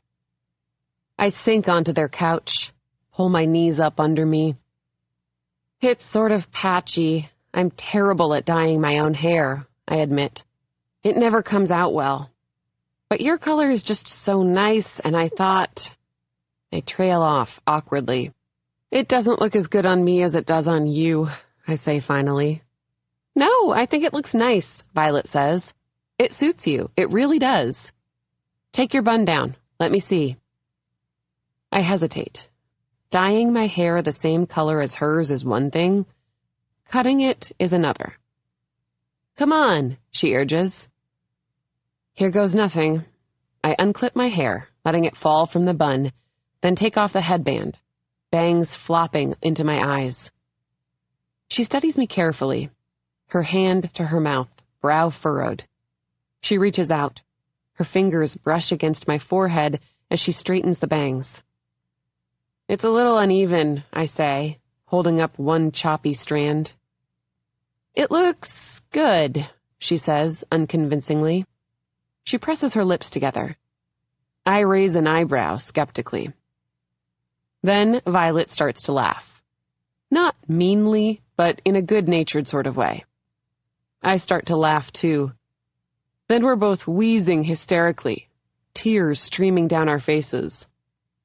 "Oh my God, I can't breathe," she says, holding her stomach. "It's a disaster," I say finally when we've stopped laughing, wiping my cheeks with my shirt. "Like code red or code black. Whatever the bomb one is." "It is," Violet agrees, still giggling. "Let me call my hairdresser," she says. "He's the best. I'll see if he can squeeze you in and fix it for you." "Now? Where's Harper?" I look around, just realizing she isn't here. She nods. "I meant to text you. She's at a playdate this afternoon. She won't be home for a few hours. It'll be fun. I could use a break." She motions to the kitchen. Textbooks and note cards are strewn across the island counter, her laptop open. "What do you think? Should I call him?" I smile, nodding happily. I was right. She's not mad. An hour later, I'm sitting in a salon chair, nylon barber's cape draped around my shoulders, as Nolan, Violet's hairdresser, runs his fingers through my hair. "So," he says, addressing me in the mirror. He's tall and lanky with a beautiful face, his brown skin bright and clear, sculpted cheekbones. His fingers snag in a tangle. "What are we doing today?" "Do it like mine," Violet interjects. "Shoulder length, bangs. I think it would look good on her. We have a similar shaped face, don't you think? And a little color correction, like this." She puts her head close to my face and holds up a strand of her hair against mine. Do you remember what shade you mixed for me last week? Nolan nods. With the warm undertones. It'll be perfect for her. Violet beams, silently clapping. I like how they're talking about me as if I'm not here. How Nolan's hands are absently tousling my hair as he listens to Violet. I follow Nolan to a sink, where he leans my chair back and instructs me to close my eyes. A light mist of water tickles my face as he wets my hair with the spray nozzle. His fingers knead my scalp as he works the shampoo into a lather, rinses, then conditions. When he's done, he wraps my hair in a towel and points me to his chair. Violet brings me magazines and we chat as he works, using a brush to paint the dye into my hair, section by section. I sit as it saturates, then follow him back to the sinks, where he rinses it out. When we get back to his chair, he turns me around, away from the mirror. No peeking, he tells me, not until I'm finished. He's serious as he works, brows knit as the scissors open and close, pieces of my hair floating to the floor. Next to me, Violet grins. It already looks so good, she crows, and I grin back. When finally, Nolan swivels the chair and I see myself in the mirror, I put my hand to my mouth, lean toward my reflection. I'm gone. At least, the me that walked in here 2 hours ago. Goodbye, Sloaney, full of baloney. He's fixed the color so it's a deep, rich brown, almost golden under the salon lights. It's as shiny as violets, glossy and smooth. I turn my head to the left, then the right. It's shorter, another inch gone, just brushing my shoulders, with bangs like hers, framing my face. Do you like it? Nolan asks. He takes a hand and runs his fingers through my hair, shaking out the waves. You look gorgeous. I nod, speechless. Gingerly, I reach up and touch it. The strands are soft to the touch. Silk spun. Violet bends down next to me, so her face is next to mine. We look like twins, she says excitedly. She's right. We do look similar, now that our hair is the same color, the same length, with the same bangs falling into our eyes. Pleasure bubbles up in my stomach. I had no idea I could look like this. Like her. With my shorter hair, my eyes seem bigger, cheekbones higher. Somehow my skin looks better, too. I used the acne cream last night, spreading a thin film of it over my face before bed. The smattering of pimples on my chin has already gotten smaller.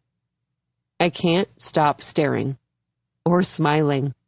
I wonder what Jay will think when he sees me. Nolan walks us to the front of the salon. He gives both of us a hug goodbye. Thank you, I keep saying to him, and he squeezes my hands before he leaves, smiling. The receptionist, young and dewy-faced, smiles and asks how everything was. Great, I say, really great. I reach into my purse, looking for my wallet. I brace myself for the bill. No, Violet says, pushing my hand away. It's my treat. I look at her in surprise. What? No, you don't have to do that. I know. I want to. It was my suggestion, so I'm paying. As she takes her credit card out, handing it to the person behind the counter, something else comes out with it. Flutters to the floor. It's a business card. Violet doesn't seem to notice, so I reach down to pick it up. When I see what it's for, my breath catches. Suddenly, I have trouble swallowing. Is it? Yes, it is. I lose feeling in my fingers. It's a card for Rose and Honey. Why was it in Violet's wallet? Had she been in? The thought gives me heart palpitations, makes me want to throw up. She hadn't seen me there. Had she? When I look up, still crouching, both Violet and the receptionist are staring down at me. Are you okay? Violet asks. Her forehead is creased with worry. My head bobbles up and down weakly. Yeah, sorry, here. I stand, offering her the card. This fell out of your purse. The words stick in my throat like flies to a flytrap, their legs bonded to the gluey paper. I sound froggish, voice thick. Oh, thanks, Violet says, taking it from me. She glances at it, then tucks it back into her wallet. Have you been? I hear myself ask in that same congealed voice. Where? Her brow wrinkles. To that spa, on the card. I can't bring myself to say the name. Oh, no, she says, shaking her head. Not yet. Have you? One of the moms at Harper's school recommended it to me. Her face is open, innocent. She hasn't been in. I breathe out. She hasn't been in. But someone else from Mockingbird has. Maybe the same person who recommended it to Allison. Maybe that's why she made an appointment. But who? I would have recognized any of the mothers had they been in, especially if they came in often enough to recommend it. Are you sure you're okay? Violet asks. You're looking a little green. Oh yeah, I'm fine. I shake my head. Maybe it's just the fumes from the hair dye. I do feel a little high, I say, trying to sound like I'm not on the verge of a meltdown.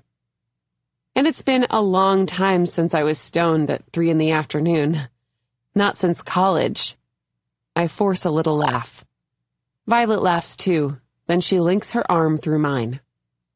Then let's get out of here. Maybe we should go shopping. A new outfit to go with your new hair. She starts to steer me toward the door. I smile back. I want to. I really do. But seeing that card has left me uneasy, the floor quaking beneath my feet. I want to reach out, steady myself. It's stupid what I'm doing. I forgot how small this neighborhood is, how routine to cross paths with people you know. I often ran into the parents of my students on the weekend, at the market, restaurant patios, on the sidewalk. Someone could see us together. Someone from Mockingbird. It hadn't occurred to me until now. If they did, my cover would be blown. This life I've built would crumble. I have to be more careful. I should go home. Violet, I start to say, but stop, catching sight of the two of us in a mirror on the salon wall. The resemblance is uncanny. We look so much alike, like twins, just like Violet said. Our matching sunburst necklaces catch the light, glint. Maybe, I think, the idea of us being sisters really isn't that far-fetched. Stranger things have happened. Just last week, I read an article about triplet brothers, separated at birth, who ended up at the same college. You know what? Violet says. I have an even better idea. Come back to my house instead. I have a few things that I think will fit you perfectly. I won't take no for an answer. I look from the mirror to Violet, her face open and eager, as familiar to me as my own. I smile back. If anyone from Mockingbird sees me, they'll have no idea who I am. Okay, I say. Let's go. Sloaney, full of baloney, is gone. Violet. 19. The look on Sloane's face when she sees the Rose and Honey business card is priceless. I think she may keel over. I bite the inside of my lip to keep from smirking. I thought it was a nice touch, pretending to drop it like that, letting it flutter to the ground, seemingly unnoticed. I purposefully ignored it, waiting for her to stoop down and pick it up. She is pale, queasy looking as she hands it back to me. Her face is a chartreuse color, a sickly green. Are you okay? I ask, hoping to sound concerned. I am, actually. It looks like she might vomit on the floor. Sloane nods unconvincingly, head wobbling. Her face isn't hard to read. She's wondering if I've ever been to the place she used to work. And the answer is yes. I have. I'm fine, she says. Maybe it's just the fumes from the hair dye. I do feel a little high. She gives a little laugh, more high-pitched than normal. It's been a while since I was stoned at 3 p.m. Not since college. I laugh like she's made an incredibly clever joke. Well then, let's get out of here, I say brightly. Maybe we should go shopping. A new outfit to go with your new hair. I link my arm through hers, begin pulling her toward the front door. She smiles back at me weakly. She's unnerved. Good. But I can't let her go home. Not yet. Her makeover isn't done. When I'm finished with her, she'll look more like me than I do. Violet, She starts to protest, but she stops, seeing our side-by-side reflection in a mirror on the wall. Gemini twins, our faces almost interchangeable. We both smile, pleased, for different reasons, obviously. You know what? I say. I have an even better idea. Come back to my house instead. I have a few things that I think will fit you perfectly. I won't take no for an answer. And I don't. 30 minutes later, we're standing in my bedroom, Sloane in a crocheted Carolina Herrera tank, admiring herself in the full-length closet mirror as I lean against the doorframe. With her new haircut, it's almost as if I'm looking at myself. It makes me want to dance, leap up and click my heels together. Look what I did, Ma! I can't accept this, Sloane says, her eyes not leaving the mirror. Well, how about if I trade you? I offer. The top for your flannel. I motion to the shirt tied around her waist, even though it's pushing 90 today. It should have been tossed in the garbage years ago, worn and faded, frayed at the cuffs. But she wears it everywhere, and I want it. Sloane raises her eyebrows. You want this? She asks incredulously, holding up an arm of the shirt. In exchange for Carolina Herrera? I laugh. It is an absurd trade, if you didn't know why I wanted it. I have 2 others just like it, but no flannel. What can I say? I like your style. So is that a yes? Obviously. She unties it and hands it to me. I take it from her, surprised at how easy this is, then motion around my closet. Is there anything else you like? I have too many clothes. Way too many. I've actually been meaning to do a purge. Sloane looks at me skeptically. Come on. A new pair of jeans, maybe? I say teasingly, pointing to the gaping holes in the knees of hers. What's wrong with these? Sloane jokes. Jeans from 2005 must be considered vintage, right? I thought holes were in. I wheedle. Holes are in, caverns are not. Plus, they're a little big on you. I cock my head. Have you lost weight? You look great, despite the pants. Sloane blushes, oblivious that she has me to thank for it. When we met, she was a little heavier than I was. Not by much, 10 or 15 pounds maybe. To close the gap, I started increasing my portions, but I also invited her on as many walks as I could, briskly setting the pace. Asked her to piggyback Harper around the park, introduced her to yoga. It's worked. I've noticed most of her pants have been a little looser, sagging around the waist, in the thighs. Her already too big t-shirts have become baggier, so I haven't quite been able to tell how much weight she's lost. Until now. Here. I reach into my closet and hand her a pair of dark denim. Try these on, and this. I turn around, grab a high-necked Trina Turk blouse off the rack, shove it into her hands. Sloane spends the next hour wriggling in and out of my clothing. I clap excitedly when something fits, as she poses for me in the mirror. There's a growing stack of shirts, dresses, and pants that I've insisted are now hers. I'm glad to see them go. They're beautiful and expensive, what I should want to wear, what I look good in. But none of it is me. I hate all of it. I'd like to put a match to the whole closet, but if I can't, giving it to Sloane is the second best thing. When she finally leaves, it's in an entirely new outfit, fitted, high-waisted jeans and the Carolina Herrera she first tried on. She's also carrying a full shopping bag of clothes, stuffed to the brim. At my insistence, the clothes she arrived in are folded in a pile on top of my dresser. I offered to donate them, along with a bag of things Harper has outgrown, later this week.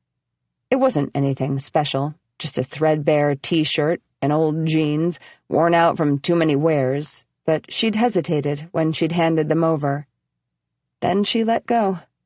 We both had smiled at her reluctance, then at her concession. What she doesn't know is that instead of donating them, I'll put the pile in my dresser. I watch as she disappears down the sidewalk. From behind, you wouldn't know that she wasn't me. When she's out of sight, I ease the door shut and check the time. 4:30. Harper won't be home until 6, and Jay is on a work trip. He isn't coming home until tomorrow, although never would be too soon.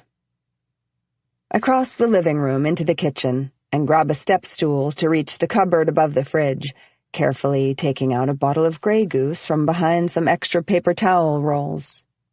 I pour it over ice, the cubes cracking as the glass fills, then top it off with a squeeze of lemon. I take the drink back into the living room and settle onto the couch. The vodka is cold and smooth. I smile. This whole thing is almost funny, Sloane and I lying to each other. She doesn't drink? Oh my God, neither do I. Her dad is from Philly? What a coincidence. Mine too. Big Taylor Swift fan. Well, come on, who isn't? This whole time, she thought she lied her way into our lives, but the truth is, I lied my way into hers. Here's what happened. A year ago, when I was walking Harper into Mockingbird one morning, I overheard a group of moms gossiping in the schoolyard. We were still new to the preschool, Harper and I, both of us hesitant at drop-off, me smiling awkwardly at the other parents, her tightly holding my hand as we approached the play yard. We looked like we belonged, me in a Marnie midi, Harper in a Peppa London pinafore, both gifts from Jay. But we didn't. Not yet. I still can't believe it, one of the moms was saying vehemently and loudly. She was in my apartment, in my clothes. A red-headed woman stood in a small circle of wide-eyed mothers, her voice carrying across the blacktop. She had sharp, fine features, porcelain skin. Her arms were wrapped around herself, hugging tightly. She looked up as she said this last bit about someone being in her clothes, and our eyes connected. The other women turned too, saw me staring. "A former teacher," she said, raising her voice slightly as an invitation for me to join the conversation. I took a step closer to the circle. Then to Harper I motioned, "Go play, darling." The women parted, opening themselves to me. "I'm Allison," the redhead said, touching her hand to her chest lightly. One by one, the other mothers introduced themselves as well, offering their hands in delicate handshakes. "Violet," I said, over and over again, smiling politely at each woman. They were desperate to share the story with someone new, all of them, about how, a few months ago, one of the preschool teachers had become obsessed with Allison. She had found her one evening in her closet, dressed in one of her formal dresses. A Jason Wu, if you can believe. Her hair dyed the same shade of auburn as Allison's. Allison shuddered at the retelling. "I let her watch my children," she said, shaking her head. All of the other moms tisked, murmuring unintelligible noises of dismay. "It was so unsettling. I think she wanted to be me," Allison said in a low, hushed voice. I stifled a laugh at the melodramatic delivery. It sounded like an overreaction. It made me think of when I babysat for my next-door neighbors when I was in high school. When the kids were asleep, I'd sneak into the parents' room and experiment with the mom's makeup, try on her expensive jewelry, diamond earrings, emerald rings. I'd thought it was something everyone did when they were alone in someone else's house. But I'd been 14, not a teacher at a preschool.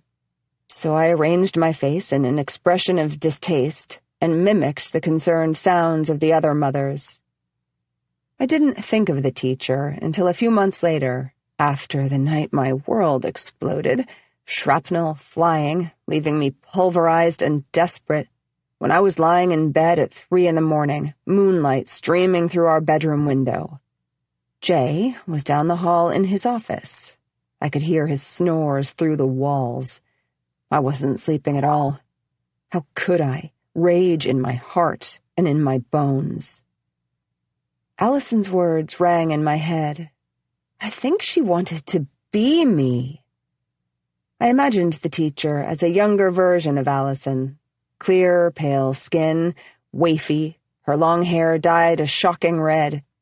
Maybe she'd gotten bored one night, decided to play dress-up. The hair could have been a coincidence. Or maybe Allison was right. Maybe she'd crossed a line, admiration turning into something else. Something darker. It gave me an idea. A late-night, pitch-black idea. I picked up my phone and started sifting through archived newsletters on Mockingbird's website. I found what I was looking for quickly. An article announcing a new preschool teacher starting mid-year. The last line read, "Former teacher Sloane Carraway will not be returning." I Googled Sloane Carraway and found her picture easily. She looked nothing like Allison. Light brown hair, a heart-shaped face, a strong nose, not unlike my own. Not particularly pretty, but not unpretty either. I stared at her face on my phone, the tint of the screen lighting up the room. She looked so ordinary. I wanted to know more.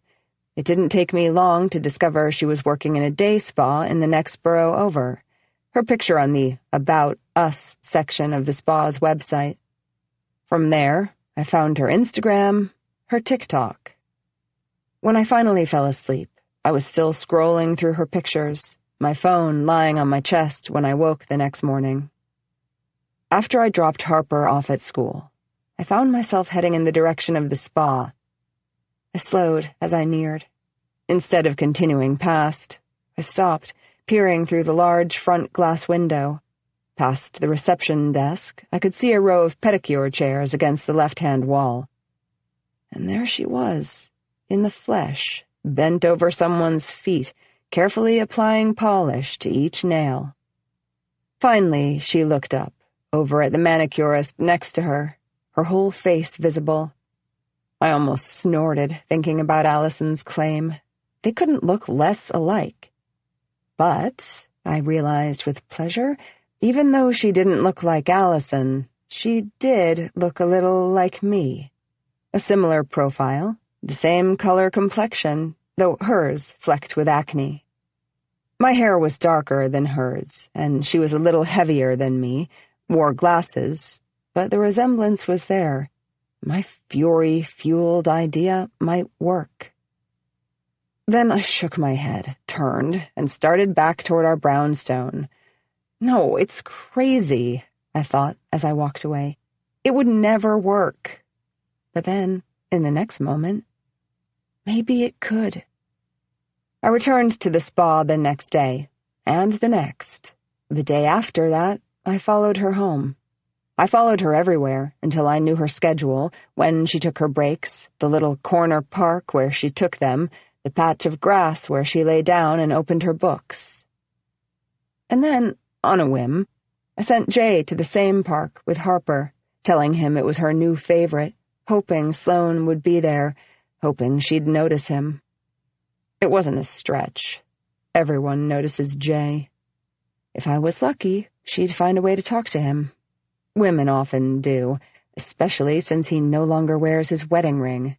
And Jay always welcomes the attention. He isn't particularly discerning. If Sloane approached him, he'd engage, his ego pulsing, ready for stroking. If a chance run-in with Jay didn't happen, I planned on taking Harper to the park the next week and finding a reason to introduce myself, accidentally bumping into her while playing tag with Harper, or tripping over one of her shoes, which she always left kicked off beside her in the grass. But I thought Jay was clever bait. At the least, he'd catch her eye. Then I could say, "You might have seen my husband here? He's tall, dark hair." Her eyes would light up, and suddenly I'd be interesting to her. And that's all I needed. I'd followed Jay and Harper to the park, settled onto a corner bench, my hair tied under a scarf with big breakfast at Tiffany's glasses on in case anyone looked my way. Sloane was where she always was, on the grass, reading a book. When I saw her glancing around, her eyes landing on Jay, I grinned to myself. When she didn't speak to him, I gave Harper a handful of M&Ms to ask Jay to take her back the following day and the next. Instead of reading her book, Sloane watched them while I watched her. I was there, too, when Harper stepped on the bee. I didn't know exactly what happened, only that she started screaming. It took everything in me not to rush over and scoop her up. I might have, too, if Sloane hadn't reached her first. As soon as Harper stopped crying, I went home. I wanted to be there when they got back, eager to hear about the interaction. "I got stung," Harper announced as soon as she'd walked through the front door. She raised her foot in the air to show me. I pulled her into my lap, carefully examined the welt, then kissed it until Harper dissolved into giggles. "Want a Band-Aid, baby?" I asked. "I got new mini ones." "A nurse helped us," Jay said to me as I stood up, Harper still in my arms. A nurse? I'd looked at him, puzzled. Had Sloane told him she was a nurse? I must have sounded funny, because Jay gave me a strange look. "I mean, how did you find a nurse?" I said quickly. "That was lucky." He shrugged. "She said her name was Caitlin. She was nice." What a liar, I thought, and that's when I decided my plan might actually work. "I'll look for her the next time we go," I said, "so I can thank her for helping out." And the rest is history, as they say. I drained my glass, feeling the alcohol spread through me. I smile. I've been waiting a long time for this day. Sloane in my clothes, my makeup, my haircut and color. Sloane as me. I debate pouring another drink to celebrate, but I decide against it. It's not worth the risk. Instead, I take my glass into the kitchen, wash and dry it, put it back into the cabinet where I found it. Me drink? Never. 20. The next afternoon, when I open the front door and see Sloane on the stoop, I smile broadly. It's like I'm looking into a mirror. She looks so different from how she looked just a few days ago. She's wearing some of the new clothes I gave her yesterday, a pair of dark jeans and cream-colored tank, and makeup again, too. But it's not only the new haircut, the clothes, the mascara and blush. She's standing up taller, shoulders back, tits out, the minx, a newfound confidence about her. Sloane pauses before stepping inside, her head cocked slightly, studying me. I'm dressed more casually than she's used to seeing me, in joggers and a workout tank, my hair unwashed, tied up in a high bun, my bangs clipped up. It's not a complete transformation. I still have some makeup on. My clothes are still name brand, well-fitting, but it's a start. Because here's the other piece of the puzzle. I don't just want Sloane to look like me. I want to look like her, too. "Look at you," I say. "I almost didn't recognize you. You look gorgeous in that shirt. Jay's going to be mad. It's his favorite." It's a silk camisole, a gift he gave me soon after Harper was born. His favorite, but never mine. Uncomfortable, impractical. I was more than happy to offload it. Sloane blushes. Thanks to you. I was precariously close to shaving my head when I looked in the mirror yesterday morning, and I'm certain that would have been an even bigger mistake. Huge. I wave my hands dismissively, like it had been no trouble at all. In truth, I promised Nolan $500 on top of the price of a cut and color if he made himself available when I called. I left the store-bought box of dye on my counter, hoping it would get her gears turning, which, to my pleasure, it did. Come in, come in. I usher Sloane inside, motioning for her to follow me into the kitchen. I just made a fresh pot of coffee. Want a cup? An afternoon pick-me-up? I know Thursdays are long. On Thursdays, Sloane picks Harper up from gymnastics, shuttles her to swim, then takes her to the park so I have a few extra hours of studying. Usually I go home, spread out the law books I ordered, then turn on a podcast, Crime Junkie or My Favorite Murder, for inspiration. Today I asked her to come to the house under the guise of having forgotten to pack Harper's swimsuit. In truth, there's something I need to ask her. Something important. Sloane nods and takes a seat at the counter, setting her bag on the bar stool beside her. Hey, she says, has Harper ever been to Coney Island? I loved it there when I was younger. I'd love to take her. Then her brow furrows. Can she go on roller coasters? With her heart? I nod. Actually, we took her last year and she had a blast. No problems on the roller coasters at all. That's because her heart is, in fact, completely fine. It always has been. We had a scare when she was a baby. The doctor thought he heard an irregular heartbeat, but the echocardiogram was clear. But when Sloane told Jay that she was a nurse, well, I just couldn't help myself. It was the perfect excuse to offer her the nanny position. Great, Sloane says. Maybe we can go again? Harper has all of August off from school, right? Isn't her last day a week from Friday? We can go next weekend. I feel my heartbeat accelerate. Here it is, the opening I was hoping for. That sounds so fun, I say, setting a mug of coffee down in front of her. But... Gently, Violet. Take your time. Play it right. Go slow. We're not going to be here that weekend. Or the weekend after that, actually. Oh? Sloane's face falls, the corners of her mouth turning down. She looks like she's been punched in the gut. Just the reaction I was hoping for. Where are you going? She asked bleakly. Up north. Off the coast of Rhode Island, a little town called Block Island. Tiny, only like 1,000 people, but beautiful. We spent a weekend there last summer when we first moved, and I've been dying to go back. It'll be our last vacation before Harper starts kindergarten. I sigh dramatically. I can't believe I'm going to have a 5-year-old. Sloane forces a smile on her face. It sounds fun, she manages. Maybe we can do Coney Island when you guys get back. Well, I'm glad you think so, I say, smiling, because I've been meaning to ask you... I pause for dramatic effect. Get ready. If you wanted to come with us. Come with you? Sloane echoes. Her eyes widen, round as saucers. I nod enthusiastically. It's a big house, 3 bedrooms, so you wouldn't have to shack up with Harper. When she doesn't reply, I add, Ocean views, and only a 2-minute walk to the beach. What do you think? We could all use a vacation. I hold my breath, waiting, hoping I don't sound too eager. Sloane swallows hard. I'd love that, but...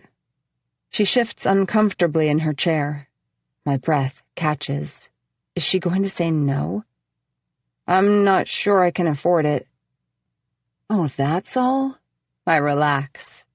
I upped her hours when I found out she'd been fired, wanting to weave her into our family as best I could. That had been my intention when I'd given Allison the rose and honey card, telling her I'd found the best manicurist. The cutest little place, too. You have to go, I'd said. On Mondays, that's when she's there. I'd hoped there would be a scene, shrieking maybe. Allison seemed like the shrieking type. When I called the spa later that week, pretending I wanted to schedule an appointment with Sloane, I was pleased to hear, "I'm so sorry, she's no longer with us." I hung up thrilled. It left her free to become our full-time nanny, available to join us on the trip to Block Island. I dropped the card at the hair salon yesterday as another provocation. Look how easily you could be found out, I wanted to remind her. Here, people know you. They know you're Sloane, not Caitlin. As long as you are in Brooklyn, there is a chance I'll discover that too. But I didn't think it would take much convincing. The summer heat alone was enough to drive anyone out, steam practically rising from the sidewalks, the city and everyone in it baking. I shake my head. "Oh, I'd pay you," I say, smiling apologetically. "Sorry I didn't make that clear. I mean, you'd be our guest, of course, but I'd still need your help with Harper. Same rate. Jay is going to have to work while we're there, so it would be great to have an extra set of hands. And—" Sloane lights up. "Then yes," she says, not waiting for me to finish. "I'd love to." She's grinning broadly. "Really? Oh, I'm so glad." She has no idea how glad. My body is vibrating with an electric energy. It's happening. "Jay will be glad too," I say, knowing how happy this will make her. "He's the one who suggested it, actually. He knows how much help you've been lately, and when I told him how much I'd miss you when we were gone, he said I should invite you, that it would be silly not to." Sloane's cheeks redden at his name. She's smitten. She thinks she's discreet, I'm sure, but it's written all over her face. It doesn't bother me, though. It makes it easier. I want her to want him. In fact, I need her to. It's also why I've told her about Danny. Ease her guilt by pulling back the curtain to show her the cracks in our deteriorating marriage. If you can even call it that anymore, the word in my mouth makes me want to retch. Of course Jay hadn't suggested inviting Sloane. He was apprehensive about the whole trip. In fact, convincing him to go was one of the hardest parts of my plan. I brought it up last week as he was eating breakfast with Harper, both of them distractedly spooning cereal into their mouths, Jay on his phone, Harper staring at the comic strip on the back of the box. "Let's take a trip," I said casually. He looked up at me, confused. "Back to Block Island?" I offered him a smile. He had cocked his head, eyed me suspiciously. "Together?" he asked. A few months earlier, shortly after Sloane came into our lives, I told him I wanted to work on things. He agreed, but he was wary. He was right to be.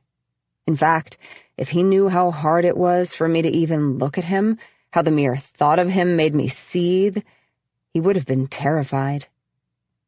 I nodded, then I bit my lip, softened my face, and smiled, hoping to look a little nostalgic. "I think Harper would love it," I said. "We had so much fun last time." "Well, you did, prick." Jay always has fun. He can't seem to help himself. At least, that's the excuse he gives. Then I said, louder, "Harpy, do you want to go to the beach with me and Daddy?" It was a cheap trick, and I knew it. So did Jay, his mouth set in a thin line as Harper swiveled to look at me, her spoon suspended in midair, an expression of pure excitement on her face. "Come on, Jay, what do you say? You loved Block Island." We spent a long weekend there, shortly after we moved to New York. Harper was almost 4 at the time, Jay and I optimistic about our future, hopeful that we'd left the hardest days, the fighting, the arguing, behind us in San Francisco. We spent every day on a beach blanket, Harper digging in the sand at our feet, strolling through the little town when we got hungry in search of lobster rolls and hand-churned ice cream, sunburnt and happy. It was Jay's first time to the island, but it wasn't mine. Far from it. I'd spent every summer growing up there, from the week after school let out in June to the last weekend in August, in my grandmother's vacation home. She'd spent her summers as a girl there, too. Then, after she retired and my grandfather died, she moved there permanently. At first, we went as a family, but as I got older, my parents would fly me out, stay a week or so, then fly back to San Francisco, which was fine by me. Don't let the door hit you on the way out, I wanted to call after them as they rolled their suitcases down the pathway to their town car. I was happy to see them go, happy to stay. I loved it there. I loved it so much that in my senior year of high school, I moved in, unpacking my things into the dresser in my grandmother's spare room. It felt like more of a home than I'd ever had before. I adored my grandmother. She wasn't one of those older women with a stiff perm and an even stiffer upper lip. Unlike my parents, she didn't care if my t-shirts were popsicle stained or if I never used a brush, if my skin was sticky from sunscreen. Her shirts were stained too, hair also wild. She wore cut-off jean shorts and went barefoot. She sailed, shucked oysters, laughed with her mouth wide open. We were equals from the start, partners in our island adventures. With her, I could be myself, and she loved me for it. We'd start our mornings on the front porch with a coffee, mine mostly milk and sugar, flipping through the paper, then bike into town to pick up groceries for that night's dinner. During the day, we swam in the ocean, searched for shells in the sand, read on beach towels. I told her everything, about my life at home, about what I wanted to be when I grew up, how I really felt when Caroline, who I thought was my best friend, didn't invite me to her birthday party, even though I pretended not to care. She was the first person I told when Danny kissed me. I'd had a crush on him since the first day I set foot on Block Island. We'd met when we were 6, on the beach in front of my grandmother's house. "Want to help me build a castle?" he had asked. He had these bright amber eyes, a mop of curly hair to match, a dusting of freckles on his nose, and even then, this deep, melodic voice that made anything he said sound like a serenade. I'd waited 10 long years for him to kiss me. 10 years that we'd chased each other around the island, fished in his boat, snuck out to swim in the dark, that we'd jumped on my bed singing Prince songs at the top of our lungs. I would die for you. Yeah, darling, if you want me to. He knew me better than I knew myself. The real me, not the me I had to pretend to be for my parents, always prim and smiling, never a hair out of place. Danny was one of a handful of true locals whose family lived on the island year-round. His dad was a doctor, his mom a waitress in his aunt's restaurant. They weren't wealthy, and even though they did well, it wasn't enough to keep my parents from looking down their noses at Danny, telling me I could, and should, do better. But no one was better than Danny. No one had a heart like he did. Then, a few weeks after our first kiss, just after my 16th birthday, he told me we couldn't be together anymore. He'd met someone else. My grandmother wiped my tears. "It'll all make sense one day," she'd whispered into my ear. And she was right. She'd seen the bigger picture. She always did. She was everyone's lifeline, her hand always outstretched to lift you up, pull you out of the depths of whatever murky water you were flailing in. I was a freshman in college when she died, suddenly, of a heart attack, only a few weeks before I was supposed to fly to the island for Christmas. My mom called me at 6 in the morning on a Sunday with the news. It was the first time I'd heard from my mother in months.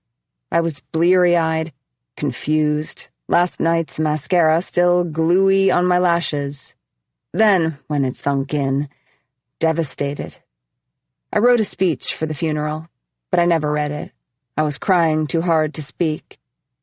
Jay and I had just started dating, and he sat beside me on a pew, his arm around my shoulder.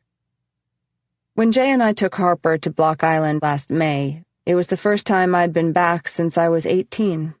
My heart ached when we disembarked from the ferry. It felt like coming home. The island was more crowded than it had been when I'd left. More tourists, new hotels and houses dotting the coastline. But it smelled the same, like hand-pulled saltwater taffy, had the same dreamlike quality to it that it always had, its edges soft and hazy. On the way to our rental, I asked Jay to drive by where my grandmother's bungalow had been. I frowned, confused when I didn't see it, only to realize that the lot had been bulldozed, a modern 3-story monstrosity built in its place. I was surprised, but more than surprised, I was angry. What kind of person would tear down a historic landmark? I wanted to take a bat to the floor-to-ceiling glass windows, drag its occupants out by their hair. "This land doesn't belong to you," I'd yell. But I sat in the passenger seat quietly, my nails digging into my palms. Jay didn't notice a thing. I'd thought that I would recognize everyone, that everyone would recognize me. But for the most part, I was anonymous, another tourist, another New Yorker passing through. I turned heads in my Missoni cover-up, high-cut bikini bottoms, but it wasn't because anyone knew who I was. It had been too many years. The ties that I'd had long faded. On our last afternoon, I snuck out to browse in the little boutiques while Harper napped, stopping for a glass of wine at a sidewalk cafe before I went home. The waitress was in her 50s or 60s, with graying hair and an open, pleasant face. "Violet?" she'd asked, studying me. "Rebecca's granddaughter?" I'd nodded, and then realized it was Danny's aunt, his mom's youngest sister. We hugged, and she told me how sorry she was about my grandmother's passing. "Wait until Danny hears I saw you," she said. "He's always had a soft spot for you." I hadn't spoken to him since my grandmother's funeral over 10 years ago. I'd closed that part of my life, of myself. I'd packed her away, hidden her under clothes that weren't my style, a life I barely recognized. I'd thought I had to. I'd thought that's how I made people love me. In fact, Harper was the only glimmer of who I'd been on the island, her giddiness, giggles, wild curls a vestige of the old me. But now I needed to go back again. It was the only place that made sense. So I put on an amiable face, smiled at Jay. "Come on," I had said. "Remember the lobster rolls?" "I'll think about it," Jay answered. But he agreed, finally, after I asked again, this time in the dark, under the covers, his hand between my legs.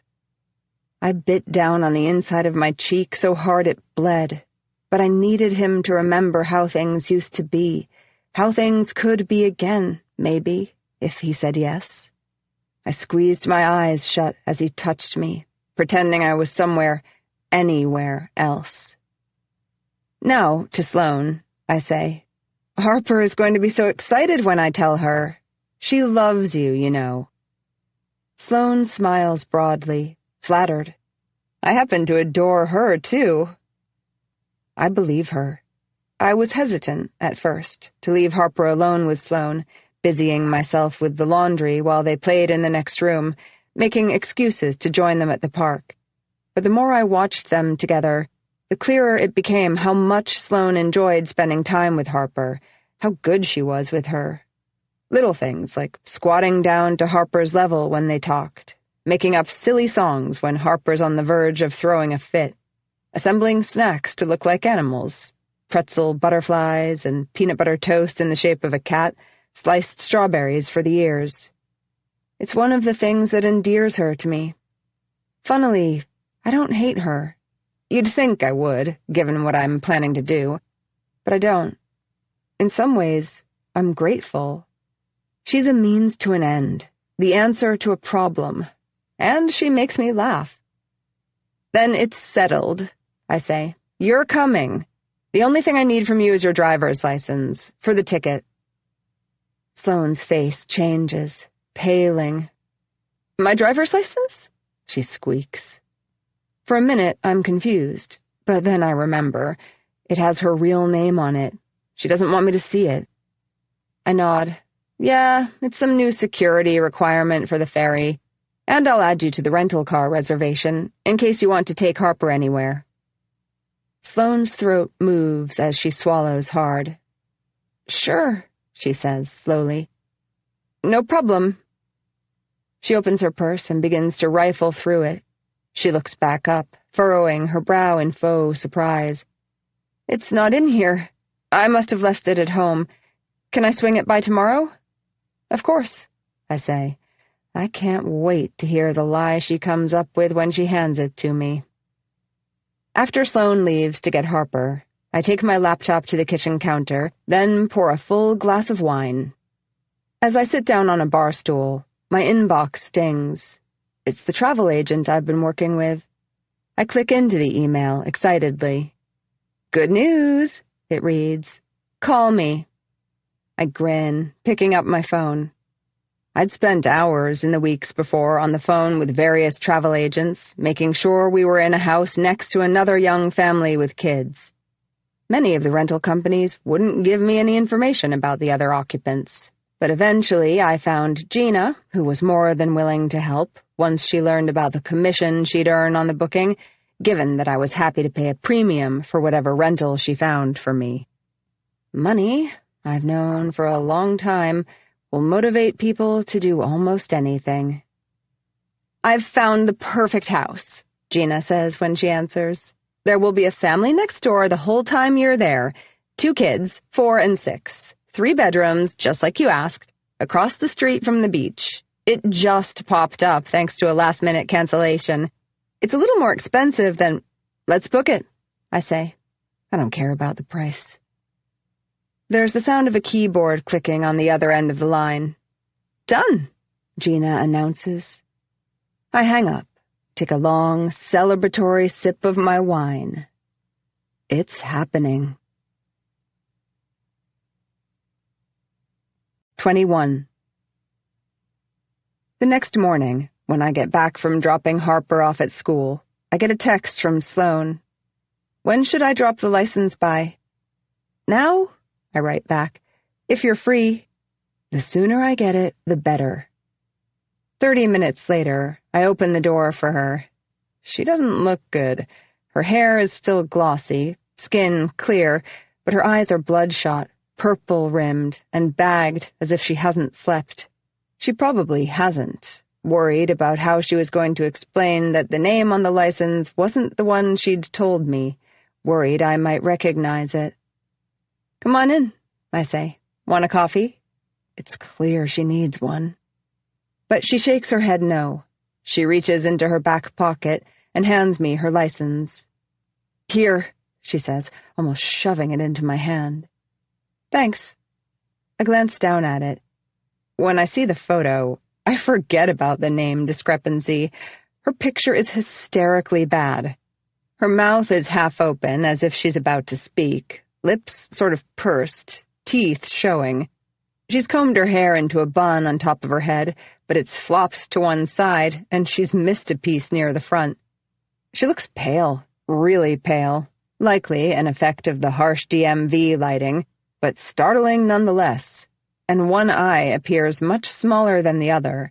On the whole, it's one of the worst driver's licenses I've seen. I choke back a laugh. Wow, I say. Just wow. What? Sloane says. She sounds on the verge of panic. I angle the license toward her, tapping my finger on the photo. She cringes. Oh, God, I forgot how bad it is. I've trained myself never to look at it lest I drop dead of embarrassment. I look like an extra from The Walking Dead. More brains, please. She rolls her eyes into the back of her head, sticks her tongue out. I snort. Like I said, she makes me laugh. Then I look back down. Oh, I say, pretending to have just noticed something. Your name, It says... I look up at her quizzically. Oh, right. Sloane makes a noise that I think is supposed to be a chuckle. I was a weird kid. I cock my head, not sure where she's going with this. She rolls her eyes. For some reason, I told everyone to call me Caitlin when I was little. I thought it was pretty, I guess. And it stuck. Obviously. She lets out a high-pitched giggle, rubs at the back of her neck. Like I said, I was weird. The corner of her mouth twitches as she gnaws on the inside of her lip. These are her tells. A hand to her neck, a twitch of her lip. Sometimes she shifts in her chair, crossing and uncrossing her ankles. She watches nervously for my reaction, whether I'll care, whether her real name rings a bell. I wait a beat before answering, afraid I might start laughing if I speak. That's the best she could come up with? How fucking lame. Frankly, I'm disappointed. I expected more from her. Finally, I'm able to say, well, I pretended to be a cat for most of first grade, which made me just as popular as you'd imagine, so you weren't the only weird one. I didn't. My mother would have had me institutionalized. I see Sloane's shoulders drop in relief. She grins back at me. Then I cast my eyes down toward the countertop. I begin to move my hands back and forth over the smooth marble, hoping I look uneasy. Can I talk to you about something? I ask. There's one more thing I need from her. Something big. Sure, Sloane says slowly, searching my face, puzzled, unsure of what is coming. I give her a smile. Will you sit? I motion to the couch.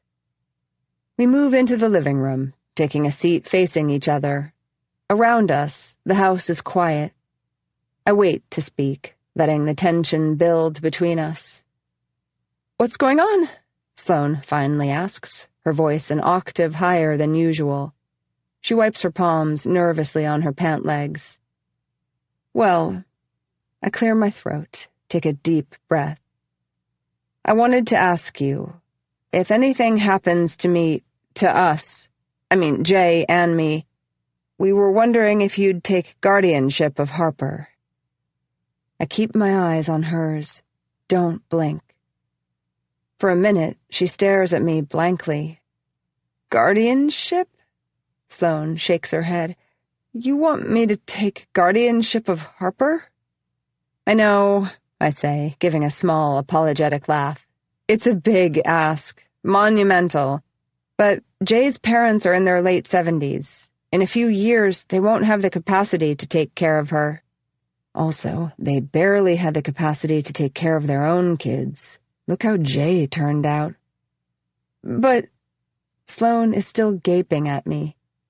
What about your family? We're not particularly close. I say it lightly, shrugging. It's a gross understatement. We haven't spoken since I left San Francisco. I plan never to speak to them again. Growing up, my relationship with my parents had always been strained. When I was little, I was pawned off to nannies and tutors, shuttled from piano to ballet, horseback riding on the weekends. I ate dinner with the housekeeper, wishing I had a sibling to eat with instead, while my parents worked long hours, my dad a partner at his law firm, my mother a well-regarded art dealer. They never bothered to kiss me goodnight when they got home. Never tucked me in. If I was ever pulled into a hug, it was with stiff arms, left me cold. I was merely an accessory to their busy lives, a collectible from Christie's, a Porta Volta chair, admired but never sat in. We were publicly cordial because I was required to be. Any perceived disrespect would be met with a sharp slap. But privately, distant. The expectation was clear. I played the part of the perfect daughter, my private school uniforms hand-pressed and wrinkle-free, my hair neatly combed, while they played theirs, well-dressed, well-coiffed, smiles bright. My father was handsome, my mother beautiful, both gregarious. Everything was about appearances, our lives just for show, It was stifling at best. I felt like a plastic doll they occasionally took out of its packaging, then stored back on the shelf, the closet door shut tightly behind them. They never knew me. Never wanted to. I stood it as long as I could, resentment eating me from the inside out, until I had to surface for air, my lungs on fire. I'd just turned 17, at the tail end of my junior year in high school, when it finally became too much to bear. I'd come home early from school. I had a headache, I think. Had pulled into the driveway, was sitting in my car, checking a text that had just come through. When I looked up, about to get out, I saw our front door open. A woman stepped out, her blonde hair swept up into a twist. I'd never seen her before. My father appeared behind her. He hooked her by the waist, and she turned, smiling flirtatiously up at him. Then he kissed her, hard, his hand sliding over the curve of her hip. My heart dropped into my stomach. A brick. I felt sick. That evening, I stood nervously in the doorway of my parents' bathroom, picking at my nails. My mother was removing her makeup. My dad was at a late dinner with clients. "Stop that," she said without turning around. She hated it when I picked. I put my hands by my sides, cleared my throat. "I saw Dad," I started haltingly, "this afternoon, with—" "I know," she said, not letting me finish. She didn't look at me, staring into the mirror instead as she applied eye cream, dabbing gently. Then she met my eyes. "I know," she said again, more firmly this time. And I understood. This was something she tolerated. But then her mouth quivered just slightly. She looked back into the mirror. She tolerated it, but she wished she didn't have to. The conversation was over. I hated her as much as I hated him. I hated him for his infidelity, her for accepting it. I hated them both for the lies. Their marriage, like everything else, was a sham.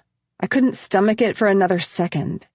I wanted no part of their fake fucking lives. When I asked to move out, to stay with my grandmother at the end of the summer instead of flying home, they shrugged. Sure. It was like salt in an open wound. Even though I was the one who wanted to leave, it stung that it bothered them so little that they said yes without a second thought. They rarely called that year. On Thanksgiving, Christmas, my birthday, but otherwise, silence. After they dropped me off at college, I didn't hear from them until my mother called to tell me my grandmother had died. I think it might have been one of the reasons I fell in love with Jay.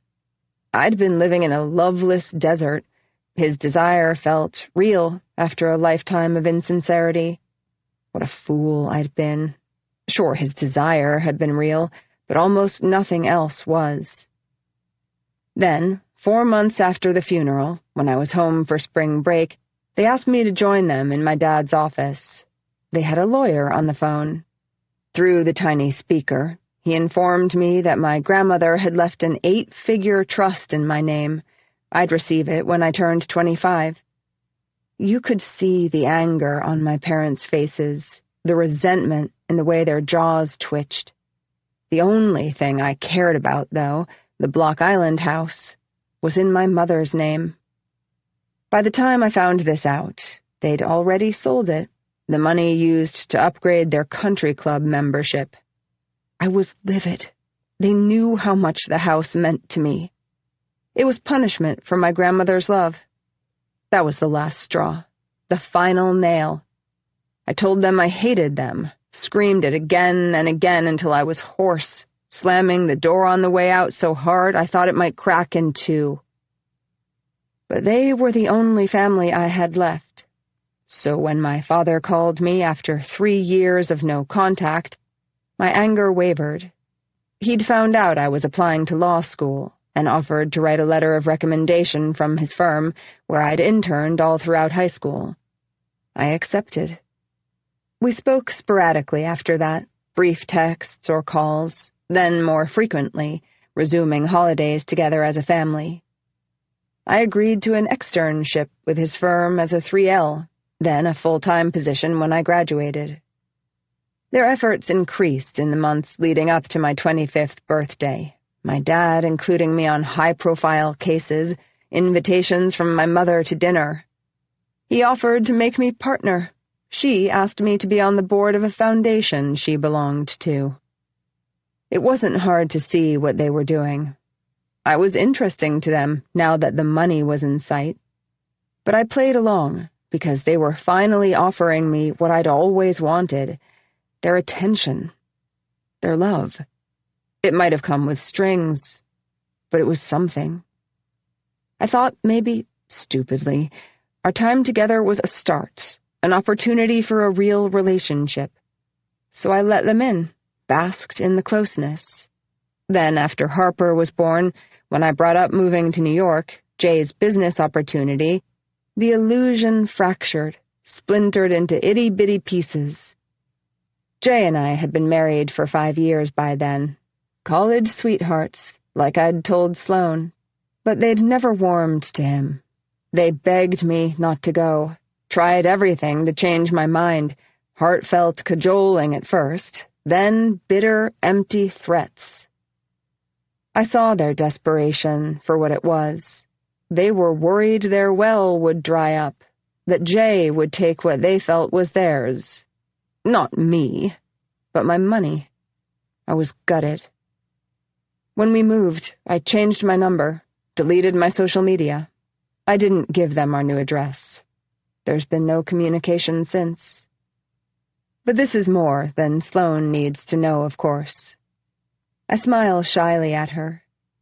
The truth is, over the last few months, you've become like my family. I look away, then back at her. Then I add, it feels like you are my family. It's a line I've been waiting to use for weeks now, for just the right moment. Sloane stares back at me, her eyes wide. I feel the same way, she says hoarsely. I thought she might, so I put down another card. This might sound crazy, I say, leaning forward. But have you ever thought we might be? Related? Sloane leans in too. She sounds almost breathless. I nod. Sisters, I mean. I don't know. It's just that the only thing you know about your dad is that he's from Philly. And my dad is from Philly. And we look so similar, now that our hair is the same. Then I give a little laugh, shake my head. I mean, it's probably 1 in a million. But I guess that's why you taking guardianship makes sense to me. I lick my lips. But if you feel like it's too much of a responsibility, I completely understand. Sloane looks at me, her eyes bright. I know I've said the right thing about us being sisters. Another brick in the house of lies I'm building. I don't think my dad's ever set foot in Philly, let alone Daytona, where she was conceived. Then Sloane nods. Of course I will. Are you sure? Completely, she says.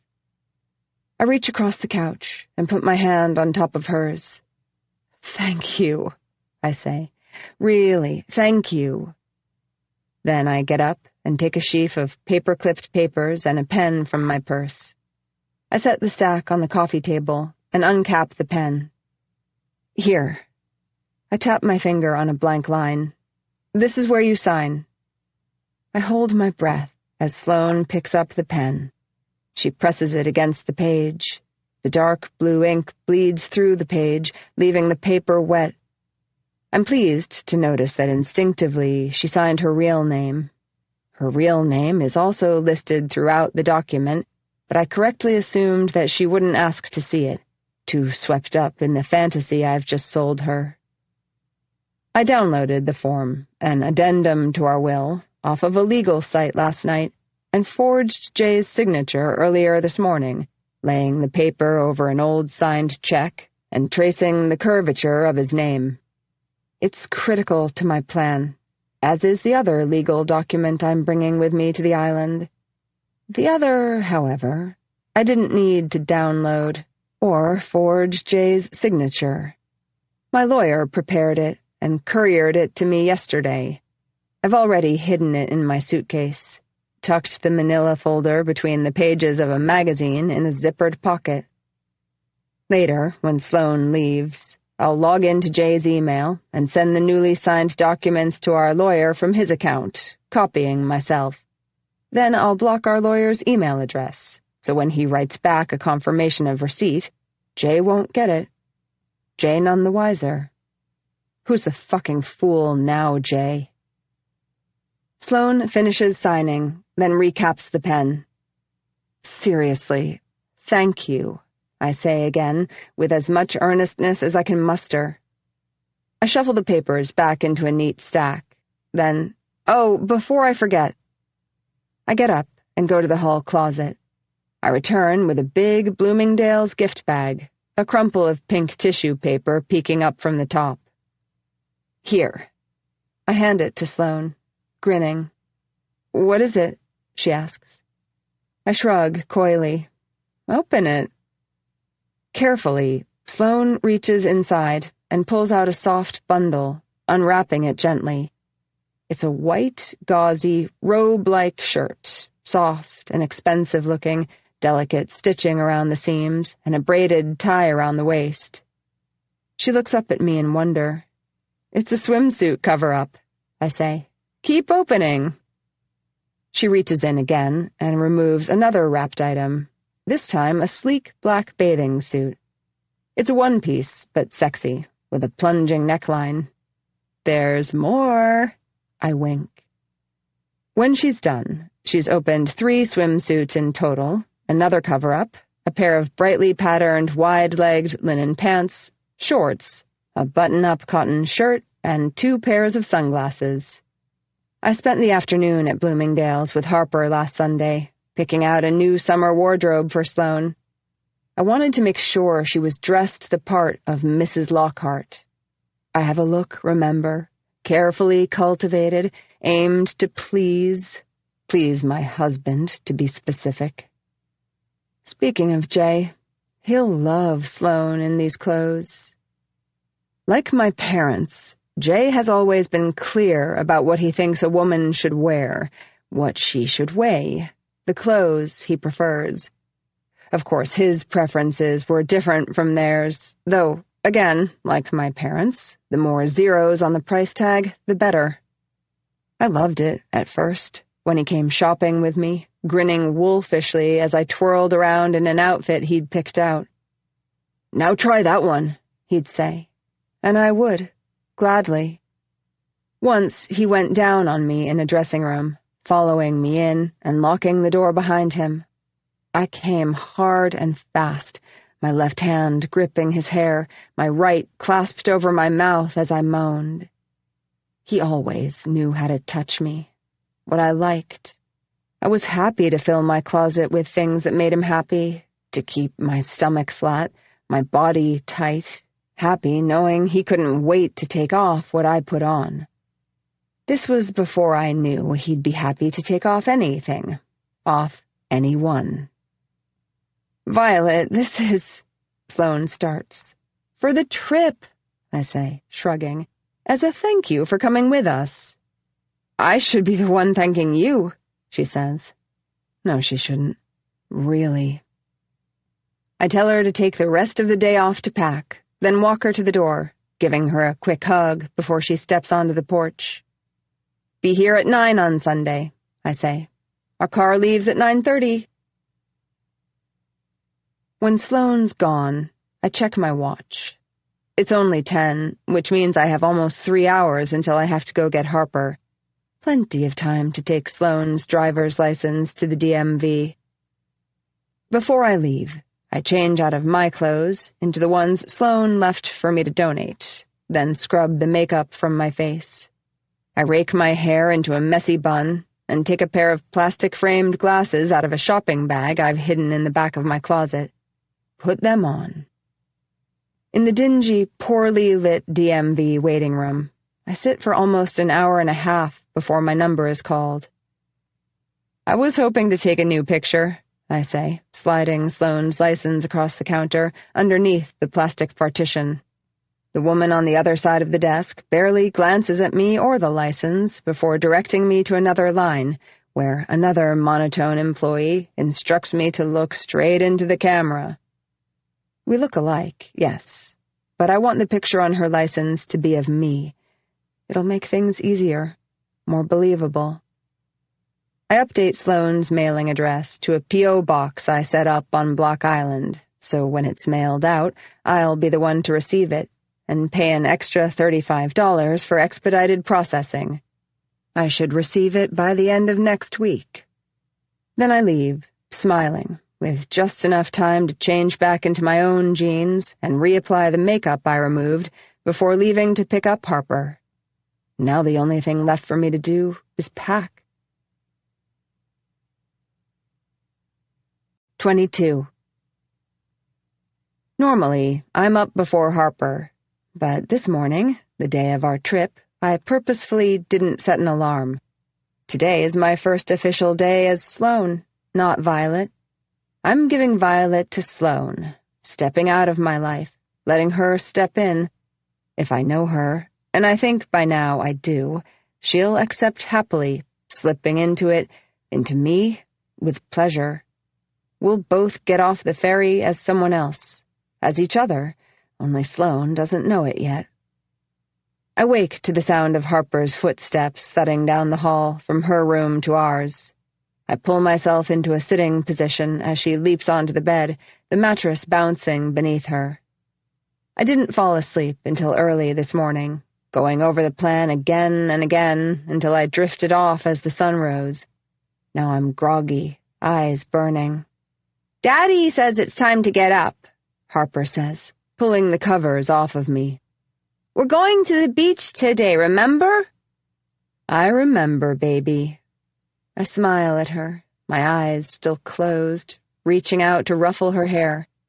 I'd felt the same excitement when I was a kid, suitcases packed, headed for the airport. It was the best feeling in the world. "Are you all packed up? What about books? Do you want to bring your CD player?" "Oh, yeah," Harper says. My parents bought her an old-school Discman before we moved, along with a dozen CDs of Disney music and kids' audiobooks. Harper loves it, lies on her floor listening for hours, changing out the discs, carefully replacing them into their cases. It was one of the most thoughtful things they'd done as grandparents. She leaps off the bed, starts running back down the hallway to her room. "I'll put it in my backpack," she yells. I pull myself out of bed and head into the bathroom. I skip my usual morning shower and instead tie my hair back into a messy bun. I brush my teeth, but forgo makeup, then dress quickly in a pair of black yoga pants and a loose-fitting t-shirt, a pair of beat-up Converse that I found in a thrift store last week. Finally, I tie Sloane's flannel around my waist, the one she traded me for my Carolina Herrera shirt. When I'm done, I stand in front of the full-length mirror leaning against the wall. I smile. I look younger than I usually do, more nanny than Mom, like Sloane did when we first met that day in the park. It's not a drastic change. I'm still me, but it's the beginning. "Mom!" Harper is yelling from her room. "Mom, I can't find my shoes!" I glance back at my closet. I finished packing last night. Almost. I have a few more things to zip into my suitcase, but I want to wait until right before we leave. "Coming!" I call. I'm still in Harper's room, helping her comb through her closet, when the doorbell rings. Sloane's here. I check my watch. Right on time. "Can you get that?" I yell down to Jay. A moment later, I hear the door open and shut, Sloane's voice in the foyer. "I'm going to go say hi to Caitlin," I say to Harper. "Keep looking for your shoes, baby, okay?" I clomp loudly down the stairs, but Sloane barely notices me. She's leaning against the closed front door, gazing at Jay, her cheeks flushed as he makes a joke. Something about how many suitcases are piled at the foot of the staircase. Sloane's in a pair of my jeans, a light high-waisted pair that makes her hips look tiny, and the ivory camisole I told her was Jay's favorite, her hair glossy, eyes bright. This is the first time Jay's seen her since her haircut and new clothes. By the way he's looking at her, his eyes lingering, it's clear he appreciates the transformation. He's probably imagining her ass up, bent over the edge of a bed, his favorite position. "Morning, Caitlin," I say loudly, stopping a few steps from the bottom. Both Jay and Sloane turn toward me abruptly. Sloane blinks at me for a minute, as if she doesn't recognize me. Then she smiles. "Morning," she says brightly. "Can I help with anything?" I gesture around wildly. "All of it," I say, giving a little laugh. "But mainly, can you help me find Harper's shoes? I've looked everywhere." "I just saw them." Jay looks around, then points to a pair of Harper's shoes near the couch. "There they are." I peer over the banister, shaking my head when I spot her white lace-up sneakers. "No, not those. Her red shoes. The jellies. She refuses to come out of her room until she has them." "I'm on it," Sloane says, dropping her bags by the rest of the luggage. I put my hands together, pantomiming a prayer. "Thank you. I just have a few more things to pack up. And could you make sure Harper pees before we go?" She nods, and I run back up the stairs. 15 minutes, Jay calls after me. "The car will be here in 15 minutes. We'll miss the ferry if we don't leave by 9:30. "Mm-hmm." I make a noise to signal I've heard him, as if there would be anything that would keep me from getting on that boat. I go back into my bedroom, locking the door behind me. There are a few things I need in the closet. First, the burner phone I've stashed in a shoebox, a cheap Nokia that I bought a few months ago from a dusty electronics store in Midtown, paid for in cash, preloaded with minutes. And second, the gun. My mother, before we stopped speaking, insisted on giving it to me as I packed for New York. Despite her outwardly liberal, art-loving persona, her closeted conservative values often peeked through the cracks, their rays shining brightly. She spouted crime statistics, citing surges in burglaries and home robberies throughout the city. I'd rolled my eyes. San Francisco had some of the fastest-rising crime rates in the country, but agreed to take it. We store it in a lockbox on a high shelf in our closet, the key hidden separately on another shelf, out of reach of Harper. The gun is registered in both Jay's and my name. When I've packed the gun, I take the phone into the bathroom and lock the door. I turn on both faucets, sit down on the closed toilet seat lid, then click on the only number I have saved. He picks up after the first ring.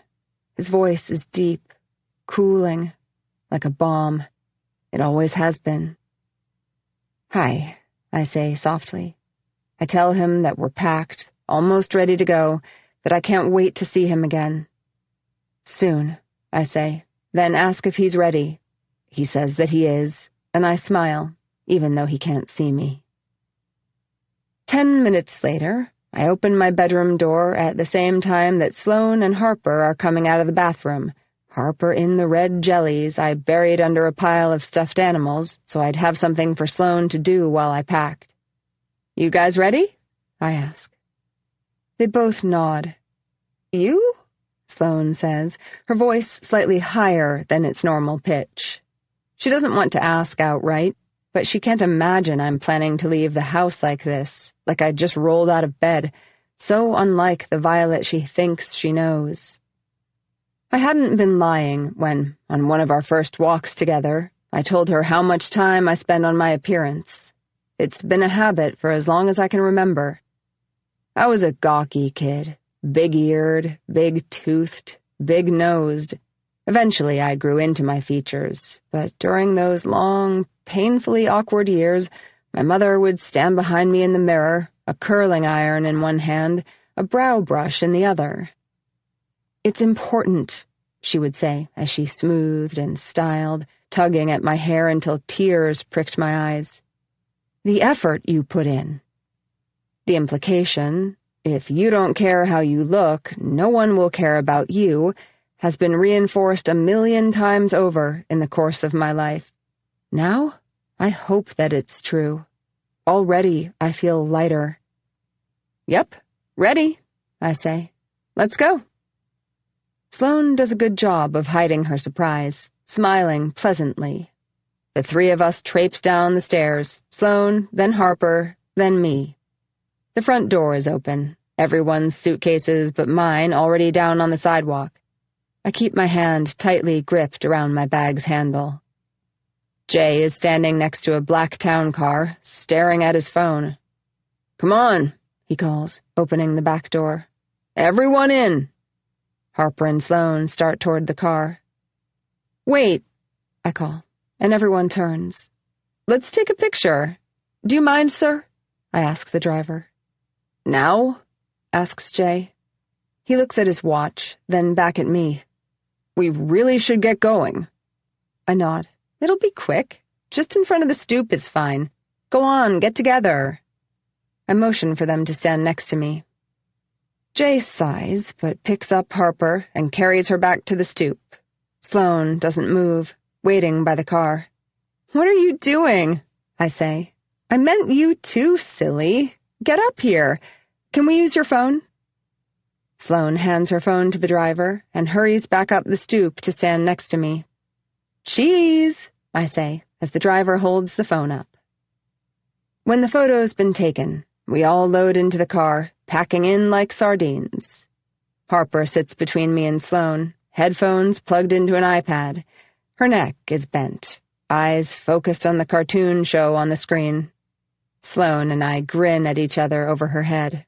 We're both excited, but only one of us should be. 4 hours later, the car drops us at a sunny dock, swarming with other travelers. We unload the suitcases from the back of the trunk and begin lugging them toward the boat. "Smile, you two," I say to Sloane and Harper. I hold up my phone. Sloane squats to Harper's level and puts her arm around her small shoulders. I want there to be as many pictures as possible of Harper with Sloane, Harper with Jay and Sloane. I want there to be evidence of them as a family. The ferry ride is just under an hour. While Jay is inside the cabin, pretending to work, Sloane, Harper, and I spend the trip on the top deck, counting seagulls and looking for whales. It's hot and cool at the same time, the sun pounding down on us, the wind blowing, skimming across the cold, salty ocean surface. When a cloud passes overhead, we all shiver, huddling together for warmth. I keep snapping pictures, mostly of Harper and Sloane, a few selfies of the three of us, waving Sloane off when she offers to take shots of just Harper and me. "I'm a mess," I say. "I overslept," covering my face with my hands. "Seriously, don't aim that camera at me." A short while later, the ferry docks, and everyone pours off the ship, down the ramp. I stop at the bottom, breathing in the taffy, sweet sea spray air. My grandmother used to wait here for us, her arms open wide. I close my eyes, picturing her big smile, her hand on top of her big floppy hat so it wouldn't fly away in the wind. It's hot here, just as hot as in the city, but it feels different. There, the heat makes you want to crawl out of your skin, but on the island, it makes you want to take off your clothes, slowly unbuttoning your shirt, sliding your shorts down over your hips, panties on the floor. It's a sultry heat, unwinding everyone, loosening everything. We wait with the luggage while Jay goes for the rental car. When he pulls up, I insist Sloane rides next to him, up front. "So you have the best view of the island," I tell her, climbing into the back seat of the car. Harper looks exhausted, her eyes glassy, drooping at the corners. I pull her close to me, letting her head rest against my body. The car moves slowly down the gravel driveway, from the boatyard out onto a paved road, our windows down, the salty air warm and pungent. I'm home.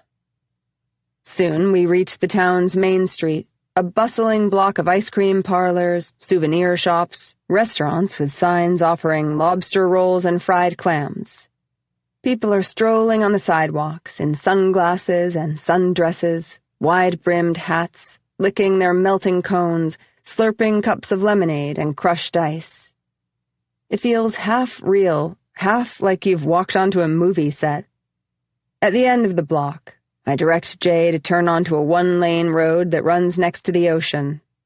To our left is the water, to the right, beach cottages, all in a row, with wooden porches, wet swimsuits, and towels slung over the railings to dry.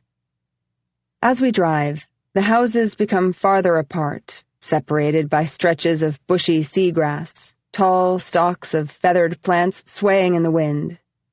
I glance down to see that Harper has fallen asleep, her head lolling forward, mouth slightly open, her body heavy. Sloane catches my eye in the rearview mirror, and we smile at each other. A few minutes later, we slow toward the end of a long block. I look down at the map on my phone. "It's the next house," I tell Jay. "The one with the shutters." Jay turns slowly into the gravel driveway, then kills the engine. Carefully, I unbuckle Harper and lift her onto my hip, her head resting on my shoulder. She shifts, then snuggles her face into my neck. Jay, Sloane, and I pause in the driveway, staring up at the house. It's a 2-story cottage with blue thatched siding, a bleached roof, and white shutters around the windows, not unlike my grandmother's. There's a covered porch with 2 Adirondack chairs facing toward each other. Across from it, a trail leading to a stretch of white sandy beach. The ocean. We walk up the cobbled path to the porch in a single, quiet line. There's a lockbox attached to the front door, just like Gina told me there would be. I tell Jay the code, and he lets us in. Gina hasn't disappointed. The inside of the house is as picturesque as the outside. It's large and airy, with whitewashed wood floors and shiplap siding, rattan furniture, cushions upholstered in pastel blues, nautical stripes. The decor is classic beach cottage, framed pictures of wooden lifeguard towers and old VW vans parked on sandy shores, a rusted anchor hanging on the wall next to the front door, conch shells and starfish in a glass bowl on the coffee table. On the bookshelves are classic vacation reads, summer romances, and detective novels, their covers sun-faded and worn. The kitchen, at the back of the house, is charmingly vintage, with retro black and white tiled floors, an old-school stove and matching refrigerator, teal-blue cabinets. It has a round table with 4 chairs and a back door that looks like it might lead out onto a deck. I almost expect my grandmother to walk in, a pitcher of iced tea in hand.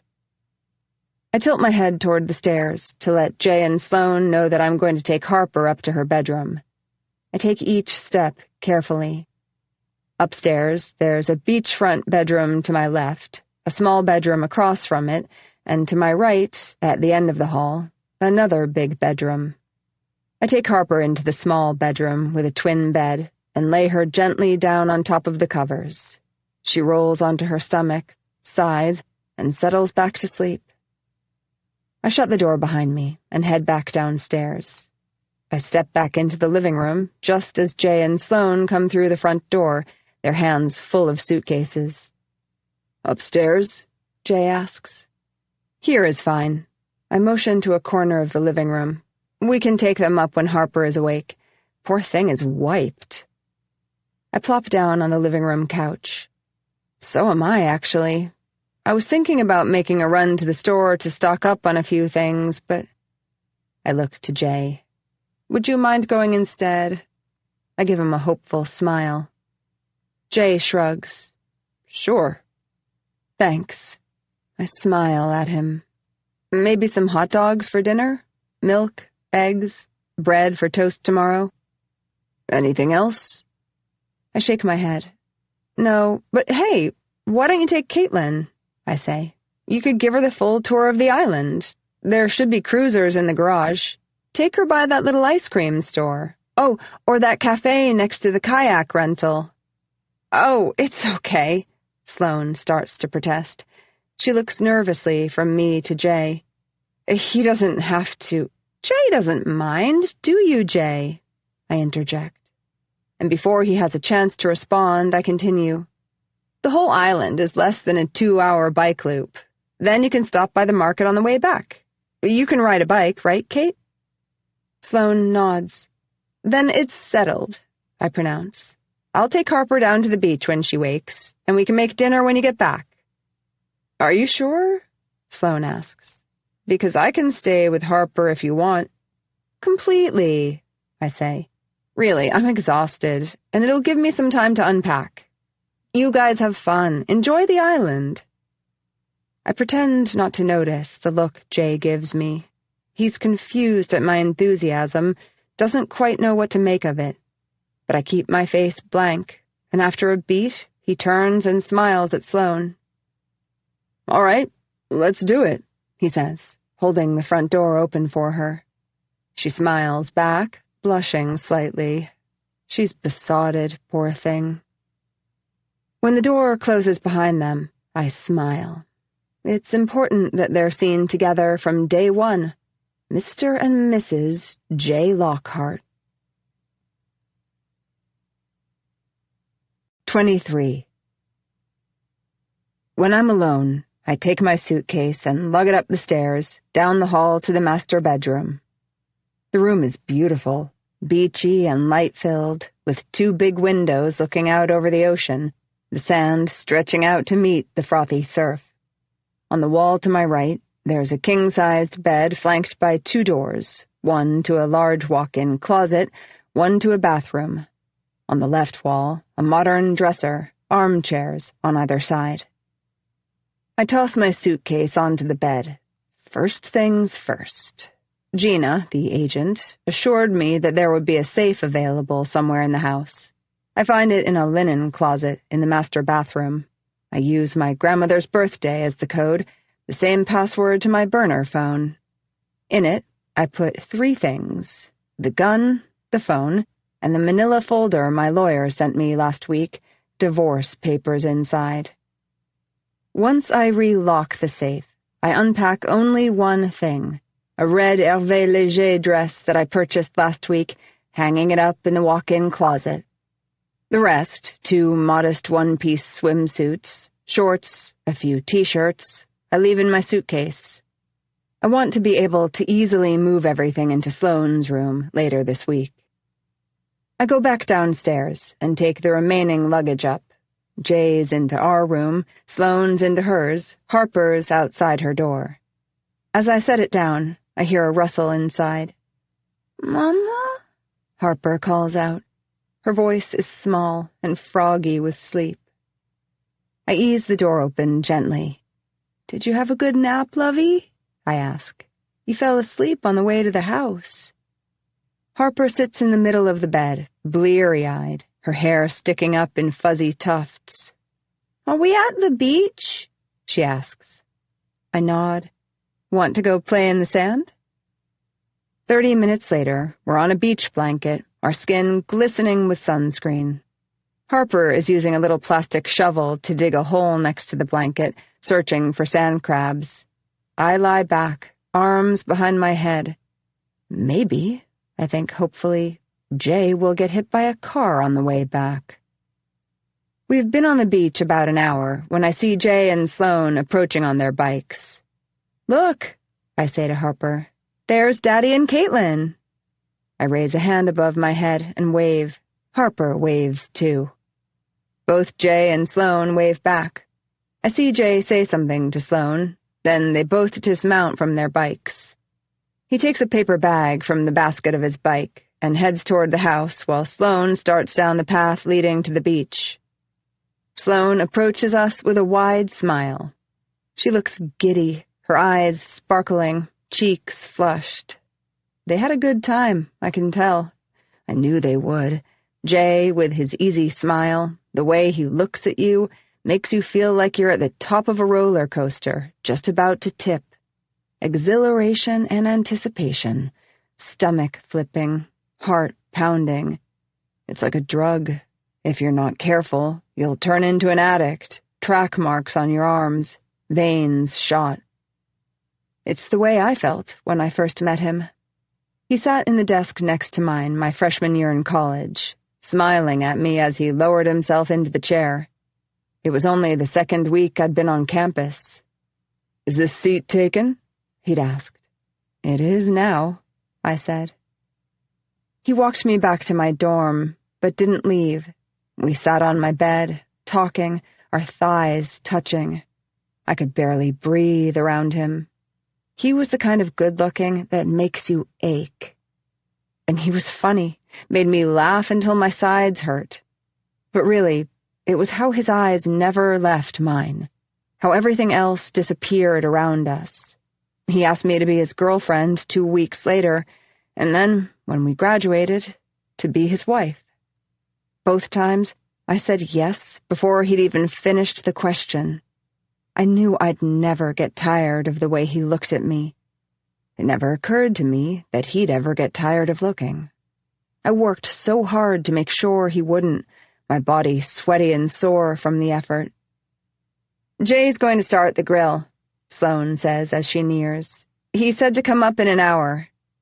"Did you have fun?" I ask. I motion for her to join me on the beach blanket. She nods as she sits, stretching her legs out into the sand. "It's gorgeous here." She tilts her head back and breathes in deeply. "Like nothing bad could ever happen, right?" she says, looking over at me, smiling. I nod. I know what she means.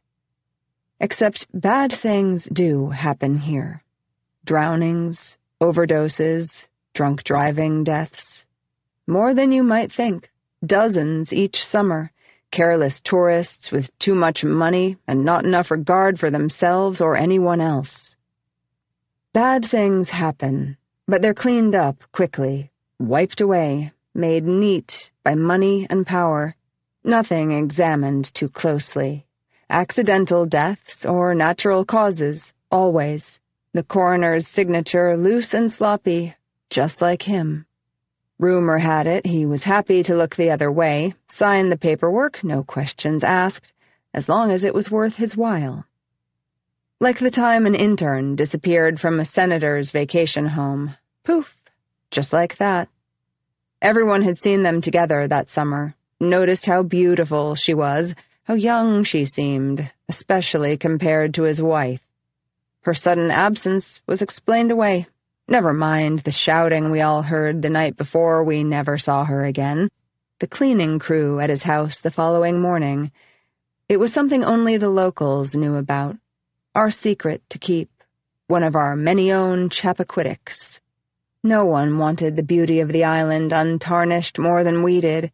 Not even the ones writing the checks. Nothing, no one, is perfect. Not even the things you love the most. Growing up, I couldn't quite make sense of it, how a place so bright could also be so dark. But now it suits me. In fact, it's one of the reasons we're here. I reach out and squeeze Sloane's hand. "Thanks for coming, Kate." She squeezes back. "Thanks for inviting me." When we get back to the house, sun-flushed and salt-caked, Jay is on the back patio off the kitchen, standing over a smoking grill. "Who wants a hot dog?" he calls when he sees us. "Harper?" "Yes!" Harper yells. "Ketchup only, though. I don't like it with mustard," she tells Sloane, who nods intently, like she's just received incredibly important information. I feel a surge of affection, both for Harper and for Sloane, then a flash of anger at Jay. He never remembers that Harper hates mustard, always offers it to her no matter how many times she reminds him. We eat at the little table in the kitchen nook, still in our bathing suits, towels wrapped around our waists. Jay has a beer, while the rest of us drink cold lemonade from plastic wine glasses. Sloane barely takes her eyes off Jay. She laughs loudly whenever he speaks, hangs on to every word. He seems to enjoy the attention. Of course he does. He always has. Glancing at me every so often to see my reaction. I pretend not to notice, laughing along, keeping a happy smile stretched across my face. At 7, our hot dogs eaten, I had 3, and our glasses empty, I look to Harper. "Okay," I say. "Time for a bath, little bean. Jay, you ready?" Harper juts out her lip. "I want you to give me a bath, not Dad." Good girl, Harp. I'd told her earlier that I had a plan to make her bath extra fun tonight. I give Jay a helpless look like, well, what do you want to do here? He holds up his hands in surrender. "I'll do the dishes. That's fine with me." "I'll help," Sloane says quickly. She glances toward Jay, then looks away. Silently, I congratulate myself. Hook, line, sinker. Nothing but net. "Great," I say. "Thanks." The more alone time they have together, the better. "Come on then, let's go." Then to Jay and Sloane, "I'm probably going to head to bed after I've tucked Harper in. I'm still beat from today. See you in the morning?" They both nod. While I'm in the upstairs bathroom with Harper splashing in the tub, I hear the clink of dishes being washed, the refrigerator opening and closing. If I had to guess, Jay is scrubbing the plates while Sloane dries, tidies up the kitchen. There's the rise and fall of their voices, laughter, a happy yelp every so often. He's probably flicking soap bubbles at her as she leaps away, swatting at him with a dish towel, grinning. They're both high from their afternoon together, lightheaded. I imagine the electricity when he passes something to her, their hands brushing. With Jay, there's always electricity, the snap and crackle of heat, the promise of something more. I'm reading to Harper in bed when the door slowly creaks open, Jay's head appearing. "Night, Harp," he says softly when he sees she's still awake. He crosses the room and gives her a kiss on the top of the head. She reaches up and wraps her little arms around his neck. "Night, Dad," she says. "I love you." I feel a pang. She'll miss him when he's gone, but I'll make it up to her. I'll love her enough for the both of us. When he leaves the room, I hear his footsteps descending on the stairs. I haven't heard Sloane come up yet. Maybe they'll end up on the couch together, watching a movie, sharing a blanket. I wonder whose pants would unzip first. But when I step back out into the hallway, closing Harper's door behind me, Sloane is coming up the stairs. She smiles at me. "Is she asleep?" she whispers, motioning to Harper's room. "Out like a light," I nod. "And no need to keep it down. Once she's out for the night, she's out. She'll sleep through anything." Anything. Even yelling, the sound of glass breaking, sirens. How she slept through that night, about a year ago now, I'll never know. But I'm so grateful I could bend down, kiss the ground. "Well, I'll see you in the morning," Sloane says. "I'm exhausted." She gives a little wave when she enters her room, then closes the door behind her. 30 minutes later, Jay comes into our bedroom. I slow my breathing, pretend I'm asleep. He undresses and climbs into bed next to me, the mattress sinking under his weight. "Violet?" he whispers into the darkness. "Violet?" He moves against me, and I feel him press into my back, body warm, wanting. I stay still. He presses harder, breath in my ear, in my hair. Then, when I don't respond, he gives up, rolling over. Even if I'd wanted to, which I don't, I'd rather fuck a cactus, I'd have turned him down.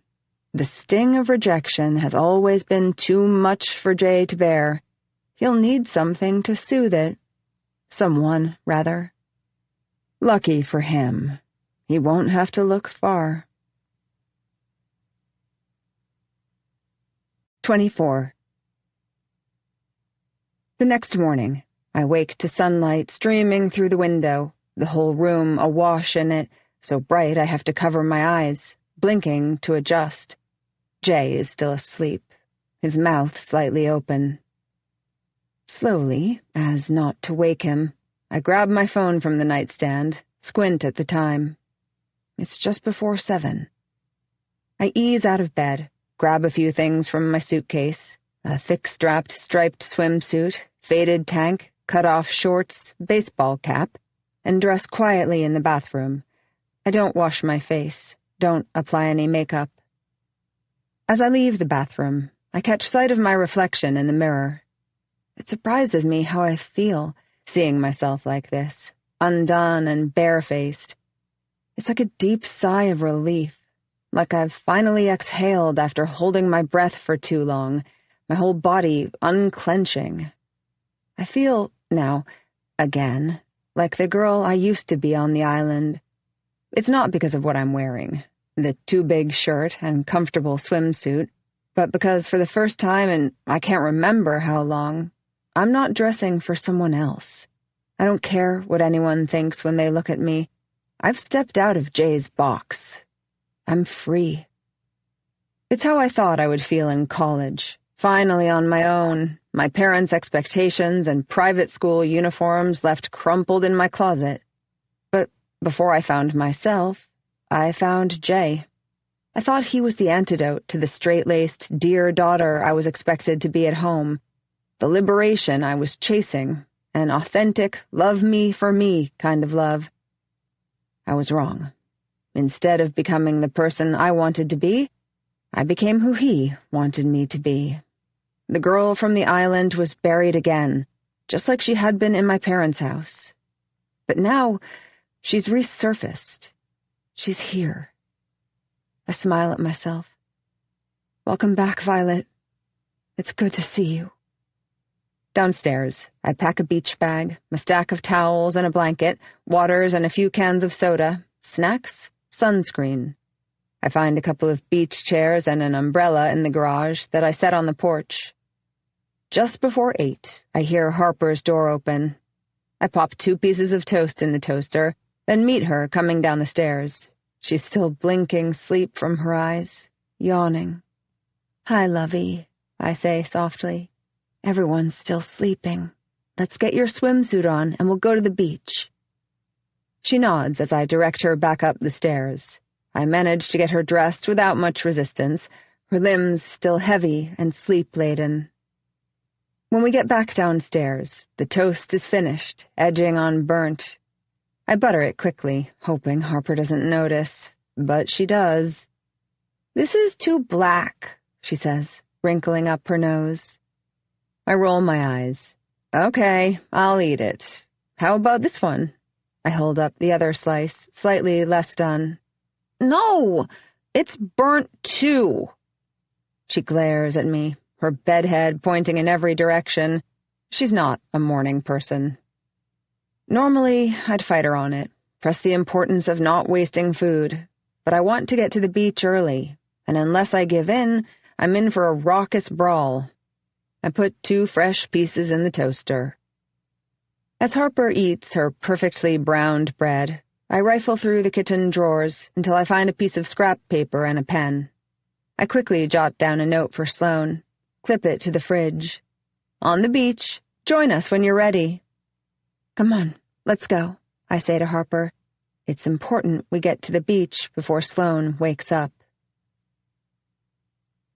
We've been on the beach for an hour or so when I spot a woman and 2 children making their way from the house next to ours down the grassy path to the beach. I already know her name and the names of her 2 children, courtesy of a generous tip to Gina, travel agent extraordinaire. They arrived 2 days ago. They're the reason I shelled out the big bucks for the house we're in. I watch as the woman lays out a big blanket, unfolds a beach chair, dumps a pile of sand toys out of a bag. Come on, I say to Harper. Let's go make friends." I slip my hand into hers, and we make our way across the beach toward their setup. "Hi," I call out as we near. The woman looks up from a weathered paperback, her face shaded under a woven straw hat. "We're your neighbors," I say. I point up toward our house. "We just got in yesterday. I saw your kids and thought it would be nice for Harper to have some playmates. Harper, can you say hi?" "Hi," Harper says shyly. The woman smiles and gets to her feet. She's a young-looking mom. Light blonde hair, freckled and pale skin, tall and thin with a slightly boyish figure. Birdish in her face, but cute. She has on a too large, faded blue chambray shirt, open over a string bikini, sleeves rolled and pushed to the elbow. Her hip bones jut out angularly beneath the bikini ties. "Hi," she says. "I'm Anne-Marie, and that's Rooney and Claire." She points to the two kids down by the edge of the water, first to the boy, then to the girl. I kneel next to Harper. "Harper, do you want to go play with them?" She nods, then skips off happily. I watch her, smiling, heart expanding in my chest. That's my girl, my social butterfly, my golden retriever child. "How old is she?" Anne-Marie asks. 5 at the end of the month, I say. "I'm Caitlin, by the way, Harper's nanny." I offer her my hand, and she takes it, her palm cool, fingers slender. "Nice to meet you," she says. "You said you got in yesterday? Where from?" "New York. What about you?" "North Carolina. Charlotte. We've been here since Friday." "You're lucky. You just missed the storm. It was torrential, poured the first 2 days we got here. The kids almost lost their flippin' minds. But then, just like that," she snaps her fingers, "it cleared. I was worried we'd be stuck inside the whole trip. Thought we might have to fly home. And the idea of getting back on a flight with those two—" She shakes her head emphatically. "Well, let's just say I need a stiff drink just thinking about it." Anne-Marie is, I discover, a mile-a-minute talker as she launches into another story about their trip down, how Rooney got airsick, which made Claire sick, and her husband was no help whatsoever since he had downed 2 Valiums and a glass of wine for his flying anxiety before takeoff and was passed out against the window. "I could barely get him off the plane," she says. "Meanwhile, both kids and I are covered in puke." Anne-Marie rolls her eyes when she says this, like, "You know, husbands." I do, of course. Mine happens to be even worse than hers, although Fitz, I quickly learn his name, seems like he's a real piece of work himself. After finally pausing to take a breath, Anne-Marie points behind me. "Oh," she says, shielding her eyes from the sun. "Is that Harper's mom?" I turn to see Sloane making her way down the path toward our umbrella. I'm pleased to see she's in the cover-up I bought her, the oversized Dior shades, looking chic, poised, a New York mom on vacation. I nod. "Violet Lockhart, you'll love her. I should get Harper back, but bring your kids over this afternoon. I'll introduce you to." "We'd love that," Anne-Marie says enthusiastically. "Come on, Harp," I call. "Let's go get a snack." Then to Anne-Marie, "Great meeting you." Harper comes predictably running at the promise of something to eat, and we both wave as we leave, heading back to our own setup. "Morning," I call to Sloane as we near. She's situated herself under the umbrella, on the blanket, legs outstretched in front of her. "Morning," Sloane says. She smiles brightly up at us. I take a seat next to her, begin to rifle through my bag for a granola bar for Harper. "Sorry," I say apologetically. "We were just meeting the neighbors. They're staying in the house next to ours." I point up the bluff to a pale pink house with the same gray thatched roof as ours. They have 2 kids around Harper's age. "One's named Rooney and one's named Claire," Harper pipes in. "Claire is older than me, and Rooney is a boy. But there's a Rooney in my class that's a girl." Sloane stiffens at the mention of Mockingbird, her jawbone clenching slightly. She probably knows her. Rooney's mom told me she's been at the school since she was 18 months. Then Sloane relaxes her face, smiles widely at Harper. How lucky! Isn't it? I say. I invited them over later so the kids could play some more, and you can meet the mom. She's a trip, a real talker, like I could barely get a word in. Sloane laughs. Well, I'm glad Harper will have playmates. I nod. But here's something funny, I say. She thought I was the nanny. Sloane cocks her head, gives a little snort. That is funny, she says. Why would she think that? I think she saw you and Jay at the grocery store yesterday and assumed the two of you were together. Immediately, Sloane's face flushes. What did she say when you told her he was your husband? She asks. I didn't correct her. I told you I could barely get a word in edgewise.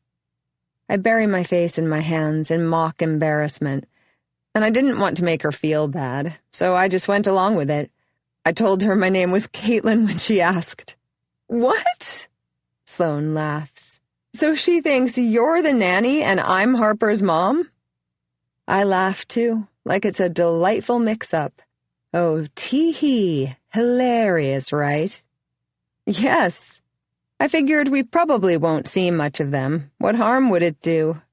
You just said they might come by later, Sloane says. I know. My mistake. Just go along with it, okay? Promise? I'd look like a nutcase if I came clean now. Sloane shrugs. Okay, fine. But it is loony. You know that, right? She asks pointedly, raising an eyebrow. I laugh again. I know. Can we talk about something else, please? How'd you sleep last night? I ask. She nods. Like a rock. You should have woken me this morning. I wave my hand dismissively. We're on vacation, I say. And if you were able to sleep through Harper's meltdown about her toast this morning, then I probably wouldn't have been able to wake you anyway. It was burnt, Harper says indignantly. It would have scratched the roof of my mouth. Sloane smiles good-naturedly. Well, I'm not usually such a heavy sleeper. It was glorious. Although, I did wake up with a nasty sunburn this morning. She pulls the neck of her shirt to one side to expose a reddened shoulder. Ouch, I say. We'll get some aloe at the store later. Here, let's not make the same mistake today. I hand her a can of aerosol sunscreen. Do my back, and I'll do yours. Harper, let me spray you again, too. When we're all sufficiently oiled, we rest our heads back against our chairs, chins tilted toward the sun, our hats shading our faces. After a few minutes, Sloane asks, casually, of course, Is Jay working? I finish her sentence without opening my eyes. He said he'd try to join us later for a bit. Obviously, I didn't talk to Jay before I left, but I assume he'll come out at some point, happy for an excuse to take his shirt off. And it will give Sloane something to look forward to. It's impossible to miss the hopefulness in her voice. And just before noon, he does.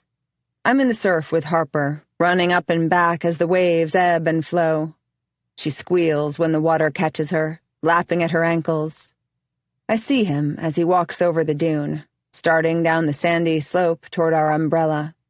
He's carrying a big brown bag in one hand, and he waves with the other. Harper starts shrieking when she sees him. She runs to him and leaps into his arms. He swings her around, Harper giggling happily. I force a broad smile onto my face. I brought sandwiches, Jay says, holding up the bag. I hope everyone's hungry. He loves this, looking like the stand-up guy, the good dad. Jay saves the day. What a fucking hypocrite. I smile widely at him as I select the largest one. When we're done eating, Harper hops up excitedly. Can you swim with me, Dad? He gives her a rueful smile. I have to get back to work, Harp. he says. Sorry, baby. Harper's lower lip juts out, trembles. You just got here. My stomach hardens. Yeah, Jay, you just got here, and we both know what you're doing up there in that office, that there's no reason you can't spare 10 minutes for your daughter. It kills me, his dismissal of her, the hurt on her sweet face. He deserves to be quartered, all 4 limbs tied, splayed, pulled apart. Pop, pop, pop, pop. Jay sighs. I'll try and get off a little early today, okay? She glares at him. I want to go in now. I'll go in with you, Harper, Sloane offers. I want to go with Dad. Are you sure you don't want me to take you? I can teach you how to catch a mermaid. Sloane shrugs nonchalantly. I mean, if you're interested. I hide a smile. I have to hand it to her. She is great with kids. Harper doesn't look at Sloane, instead kicking at the sand in front of her. Mermaids aren't real, she says, but she doesn't sound completely convinced. How do you know? Sloane asks. The corners of Harper's mouth twitch. Sloane stands up, offers her hand to Harper. She takes it. You've really seen one? Harper asks. Sloane looks to me, then Jay. He mouths, thank you, to her, and it's clear how pleased she is. Just once, she says to Harper. Come on, let's go. They run hand in hand down to the water. Harper shrieks as she leaps into the waves. Thanks for the sandwiches, I say to Jay. Where'd you get them? From the deli with the market attached, right before the main drag. I picked up some groceries, too. Just a few things for the next couple of days. Burgers for dinner tonight. And popsicles. Great, I say. I asked for ice cream, but it's just like Jay to think he knows better. I'll go back to the market later. I know it well. I went in every day during my summers here with a gaggle of friends, barefoot and sandy, lingering with the refrigerator doors open until Mr. Mena yelled at us to move it along. We'd grab bottles of cold Snapple and bags of sweet and sour candies to bring back to the beach, eat on our towels. There was no exchange of money, no wet dollar bills tucked into our swimsuits. If you were a local, you had a tab everywhere on the island, settled somehow, some way. Mr. Mena must have been in his 70s by the time I was a teenager. I wonder if he's still there, white-haired, wrinkled. Was there an old guy working there? I ask Jay. He shrugs. I don't know. I nod curtly. Of course he doesn't. It takes a specific type to catch Jay's eye, and an aging male shopkeeper isn't it. Well, thanks again for lunch, I say. I force myself to smile. We'll be up in a few hours. Jay leaves, and I settle back into my chair, watching Sloane and Harper splash around in the waves. The afternoon stretches on, bright white and hot. Music plays from a Bluetooth speaker, Sloane's Taylor Swift mix that we all sing along to. Harper's favorite song, Bad Blood, plays over and over, and every time it does, I smile to myself. How fitting. I take 1,000,000 pictures of Harper, her belly still baby-fat pudgy in her little 2-piece suit, hair curling in the humidity like a wild halo, sand freckling her sticky skin. She crouches at the edge of the water, looking for seashells, running back up to our umbrella when she finds a good one. She poses for me when she sees me holding up my phone, grinning, hand on her hip like she's 15 instead of almost 5. Not everything about being a mother is easy, but this right here, right now, is magic. Around 5, when the heat of the sun begins to subside, I call down to Harper. Ready to go back home? No, not yet, Harper says, looking up from the hole she's digging. Dad bought popsicles, I sing-song. You could have one while I get dinner started. Harper scrambles to her feet. I love popsicles. I laugh. I know you do. What about you, Kate? You want a popsicle? I turn to Sloane. And Jay said he got burgers for dinner. Sounds good, she says, standing and stretching her arms above her head. The sunburn on her shoulders has already started to turn from pink to brown, her skin slick from all the sunscreen. We fold up the chairs, unwind the umbrella, then start our trek back to the house, up the sand and through the tall, reedy grasses. The three of us have just settled in the kitchen, Harper at the little table waiting for her popsicle, legs dangling off the chair, when there's a rap on the front screen door. Hello? A woman's voice carries into the house. I take a step into the living room and see Anne-Marie and her two kids on the porch. It's our neighbors, I say, leaning back into the kitchen. Come on, I'll introduce you. I motion for Sloane and Harper to follow me. Remember, I say on the way to the door, winking, you're me. Sloane rolls her eyes good-naturedly. Right, she says. I remember. I open the screen door. Hi! Come in, come in. Is it a good time? Anne-Marie asks. Yes, totally, I say. We were hoping you'd stop by. Violet. I turn to Sloane. This is Anne-Marie. Anne-Marie, Violet. They're staying in the house next door. Hi, Anne-Marie says, extending her hand to Sloane. So nice to meet you. Do you want to show Rooney and Claire your room? I ask Harper. What about the popsicles? Harper says, frowning. I smile apologetically at Anne-Marie. We were just about to have popsicles. There's enough for everyone if it's okay with you. She waves me off. Of course! They'd love that, wouldn't you guys? Both of her kids nod shyly. I usher everyone into the kitchen and take out the box, doling the popsicles out one by one. Go eat them on the back porch, I say, opening the door. The three kids happily parade outside. Would you like anything? Iced tea, water, beer, a popsicle? I say to Anne-Marie. A popsicle sounds great, she says. I hand one to her and Sloane, then take one for myself. Where'd you find her? Anne-Marie says to Sloane, tilting her head toward me as she unwraps her popsicle. I'm lucky if my nanny puts her phone away long enough to pick up the kids from school. I'm not kidding. She forgets one of them like twice a month. Sloane smirks at me. I smile prettily back. Just lucky, I guess, Sloane says. Where are you guys vacationing from? Smart, Sloane. Change the subject. Charlotte, Anne-Marie says. Have you been? She doesn't wait for either of us to answer. I'm originally from Vermont, but my husband was born and raised there.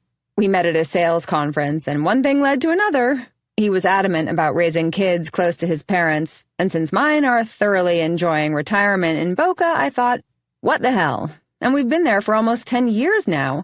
It's a cute city, growing like crazy. I give Sloane a look like, see what I mean? And she suppresses a smile. Anne-Marie continues. It's not as big as New York, of course. Caitlin said you're from the city? She says to Sloane. Before Sloane has a chance to answer, there's the sound of footsteps on the stairs. We all turn to see Jay descending into the living room. My smile freezes on my face. I'd assumed he wouldn't come down. That was stupid of me. I should have suggested we all take our popsicles on the porch with the kids. Shit. Anne-Marie, I say quickly. This is Jay, Harper's dad. Jay, this is Anne-Marie, and that's Claire and Rooney on the deck with Harper. They're staying in the house next door. Hi, Jay says, crossing the living room, coming into the kitchen to shake Anne-Marie's hand. I was just coming down to grab something to drink. He gives her his wide movie star smile. Nice to meet you. Anne-Marie runs a hand over her hair to smooth it, tucking a strand behind her ear. Nice to meet you, too, she says, smiling back.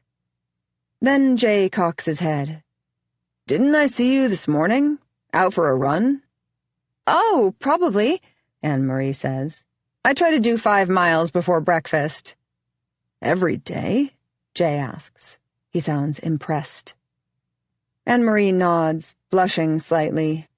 "I try. Some days it's less. Some mornings I can hit 10 if I get started early enough. I ran the Boston Marathon a few years ago. I went to college there, at BU. I'm training for another next spring." "Wow," Sloane says, as Jay nods appreciatively. "It's a good excuse to get out of the house," she says. "Fitz, my husband," she clarifies to us all, "lets the kids watch cartoons when they wake up. It's vacation," he says, "and they're demons when it's time to turn it off. So I let him deal with the aftermath. It's his mess, really. Are any of you runners?" Both Sloane and I shake our heads, but Jay makes an affirmative noise. "When I have the time," he says. "I love running. In fact, I was hoping to squeeze in a few jogs while we're here." I try not to roll my eyes. I haven't seen him lace up a pair of running shoes since we moved to New York. But Jay, predictable Jay, won't miss the chance to make someone feel seen. And Anne-Marie offered one in an outstretched hand. "You should join me," Anne-Marie says. Jay nods thoughtfully. "Maybe I will. When do you go?" 7-ish, she says, "before it gets too hot. And before these monkeys are hungry for breakfast. Fitz couldn't scramble an egg to save his life." She rolls her eyes.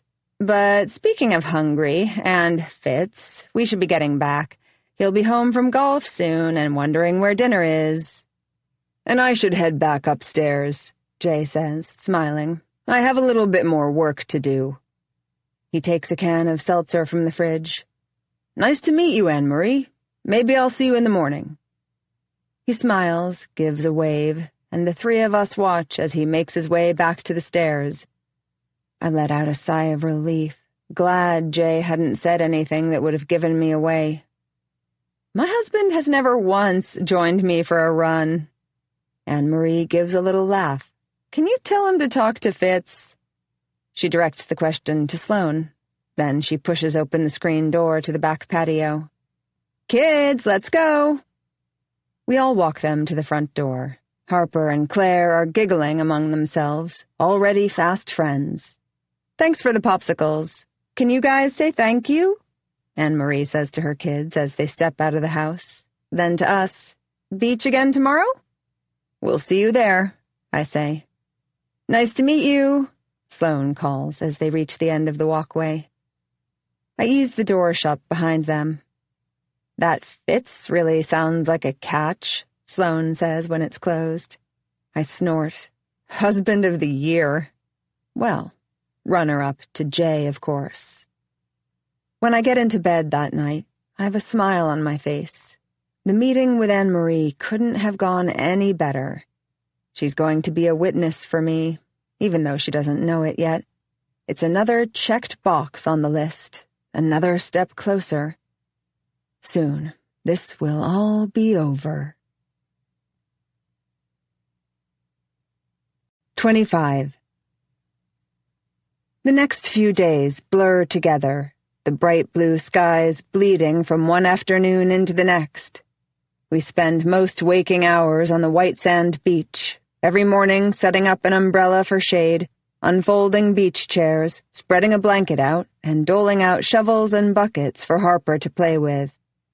We apply and reapply sunscreen to ourselves and Harper, offering each other our backs, slathering on coat after coat until our skin shines. We take turns wading in the water with Harper, splashing in the surf. Taylor Swift plays on repeat as we trade magazines, reading articles out loud to each other, talk about nothing, everything. When Harper yells, "Mom!" we both look up and wave.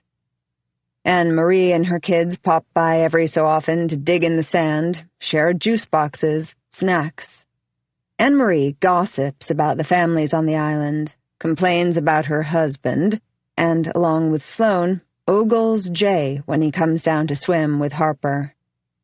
Jay is mostly holed up in his makeshift office upstairs in the oversized laundry room. But he joins us for lunches and dinners, and will occasionally appear on the beach under the pretense of saying hi to Harper. Instead, flirting with Sloane, predictable as always. He's taken Anne-Marie up on her offer to run together. Every morning he disappears for an hour, comes back brow beaded with sweat, his t-shirt soaked through, clinging to his chest and back. Already his skin has darkened, deepening into a golden hue. If it's possible, he's becoming even more handsome, ripening in the sun. Soon he'll be ready to pick. Then I'll squeeze, letting the juice run down my arms, stain my clothes.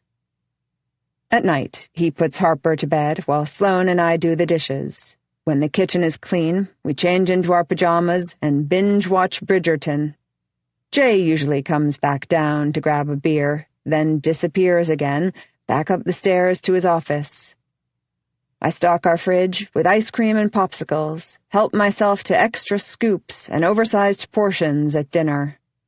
It doesn't take long for me to gain weight, my cheeks becoming a little rounder, stomach a little softer. I don't wash my face at night, either, pleased in the mornings when there's a new smattering of pimples on my chin, along my jawline. I don't pluck my brows, never blow-dry my hair. I look less and less like my old self each day. I catch Jay staring at me one morning while I'm changing into a swimsuit, but he doesn't say anything. He doesn't have to. Things have changed between Sloane and me here, too. A subtle, almost imperceptible shift. In New York, we were close. It wasn't real, not all of it, but I really had begun to enjoy her company. She's funny, self-deprecating, thoughtful. A liar, yes, but desperate, mostly, for people to like her. And she wanted me to like her. Thought I was special. It made me feel special, something I haven't felt for a long time. I'd been lonely in New York. I'd told her the truth that first night. I hadn't made many friends since the move. Spent most of my time with Harper, or by myself. By the time we left for Block Island, I looked forward to seeing her every day, glad when she walked through the door. But now she looks at Jay the way she used to look at me. She lights up when he walks into a room, her eyes bright and shining. It's his desire she wants, not my friendship. I don't fault her, especially since I've been gently nudging her to him. Even though it's necessary, it leaves a bitter taste at the back of my throat, a hardened pit at the base of my stomach. It's Thursday night, our 6th night here. Sloane and I have just finished cleaning the kitchen when Jay comes back down from putting Harper to bed. Normally, he stays upstairs, claiming he has to work for another hour or two. But tonight, he had 3 beers with dinner. I can tell he's restless, will likely open a 4th, maybe a 5th, tired of being alone. I want to be asleep when he's ready for bed, or at least pretending to be. I let out a loud yawn, stretching my arms above my head.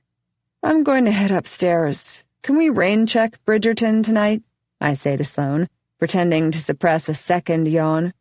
I'm beat. I think I'm going to take a bath and get into bed. Of course, she says. She flicks her eyes to Jay. I can tell she's excited by his presence, by the possibilities. Okay, good night. I give a general wave and make my way upstairs. A moment later, they begin to banter, Sloane giggling. I'm just changing out of my clothes and into a pair of sweatpants when I hear the squeak of the front door opening and closing. I lean my head out into the hall to see if I hear anything downstairs, but the house is quiet. Did they leave together? I cross the bedroom and slowly slide the window open. The ocean is loud, rushing, but their voices carry. They're both on the porch. I strain to hear, but only catch a word here and there. I need to be closer. Quietly, I ease the bedroom door open and tiptoe down the hallway. The downstairs is dark, The lights shut off. Holding my breath, I make my way down the stairs. From the last stair, I have a clear view of the window that looks out onto the porch.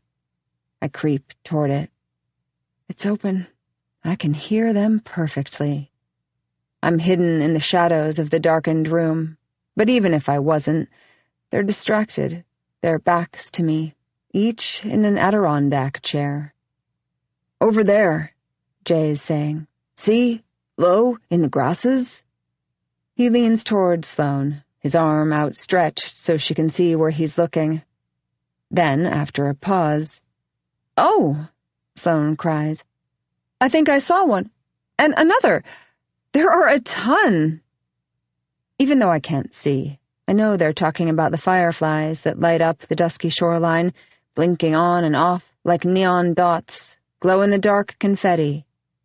He's showing her like I'd shown him when we last visited. When I was little, my grandmother and I would come down to the beach after dinner, running through the sand to chase them, shrieking if we caught one, their wispy wings tickling our palms. Jay laughs. "Is this the first time you've seen them?" "No," Sloane says, "but it's been ages. Not since I was a kid. My mom and I used to live in Florida. There were millions of them there." They sit quietly for a moment, but I can feel the charge from here. I remember that feeling, alone with someone, the air thick, heavy with anticipation. Her heart is pounding, I'm sure of it.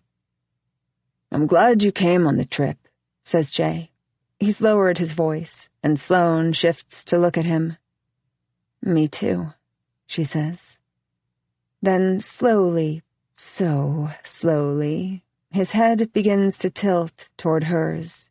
As if by magnetic force, she leans in too, millimeter by millimeter. I hold my breath. Then, as their lips are about to touch, Sloane pulls back, shakes her head. "I can't," she says, but I can hear in her voice how much she wants to. "I can't do that to Violet." I bite down on the inside of my cheek, internally screaming, "Do it!" The voice in my brain sharp and shrill. Jay pulls back. He studies her, then shakes his head. "You don't know," he says. "Do you?" "Know what?" Sloane asks. "We're separating. Violet and me. I'm moving out when we get back to the city." I breathe in sharply.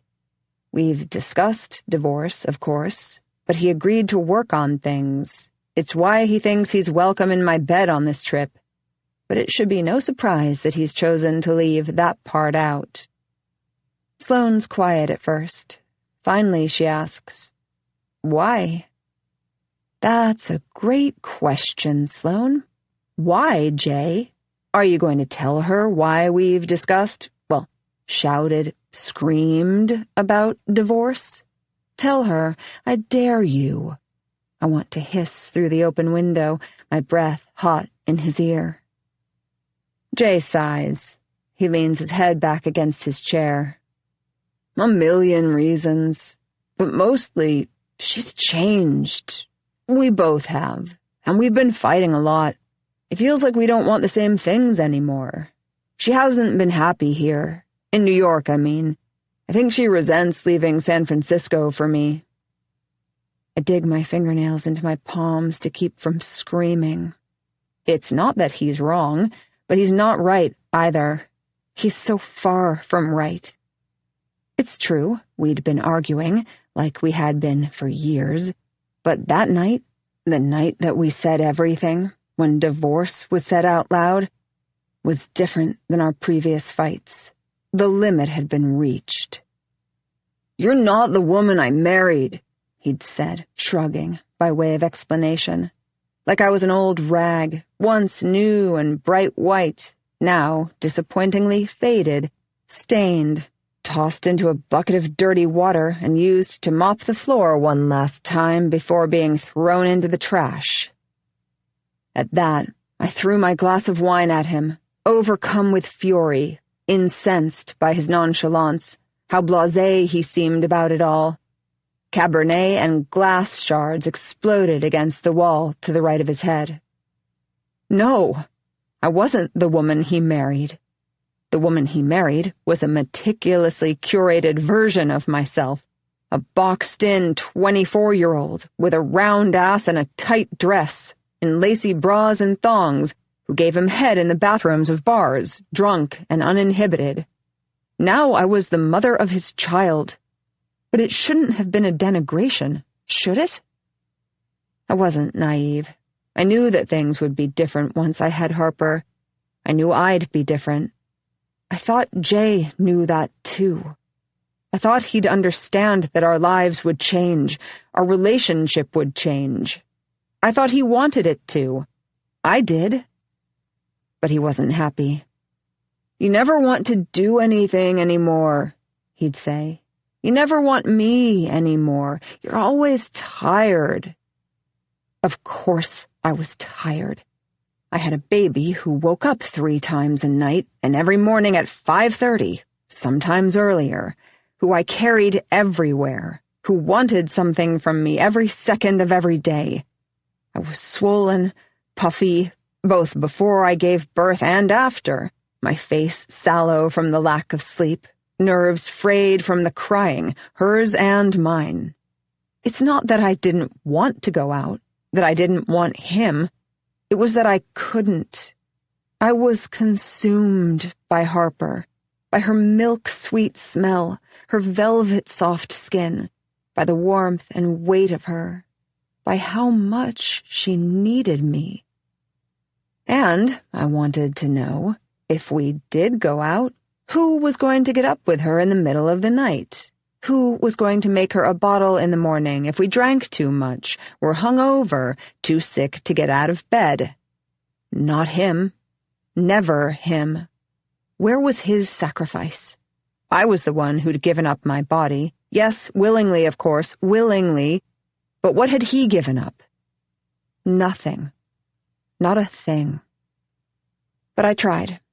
When Harper began sleeping for 4-hour stretches instead of 3, when I weaned her from my breasts, I put myself back in the box. In his box. I dressed up and smiled. I sucked his dick again. And I agreed to move, to uproot our lives. I left my job and my friends and my support system. For him. For us. Because he promised things would be different. That they'd be better. But instead, he removed my heart from my chest and crushed it with a sledgehammer.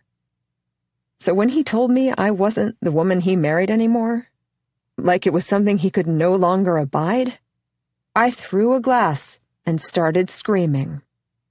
The night dragged on for hours, slogged on, yelling and shouting, then a blur of red and blue lights.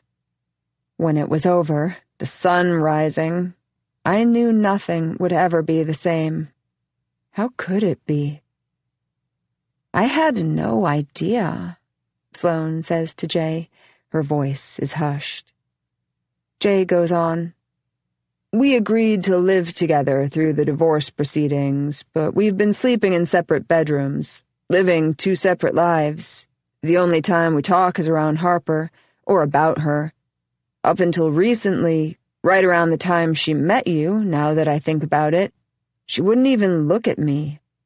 Lately it's been better, though. She's been pleasant, friendlier than she's been in a long time. This is what he thinks Sloane wants to hear, what it will take to convince her to sleep with him. If he could only hear how it sounds. If he was just a little bit smarter, he might put 2 and 2 together.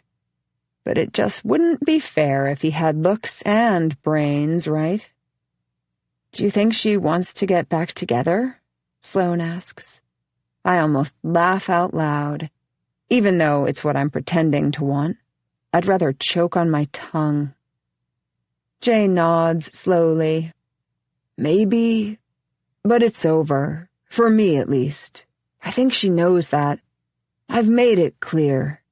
See? He's trying to say, I'm a stand-up guy, a good guy, Are you wet yet?" Sloane doesn't say anything for a few minutes. Then finally she asks, "Why did you come on this trip?" Jay sighs. "For Harper. Violet said she wanted to keep as much normalcy as we could. I said no, but she begged me.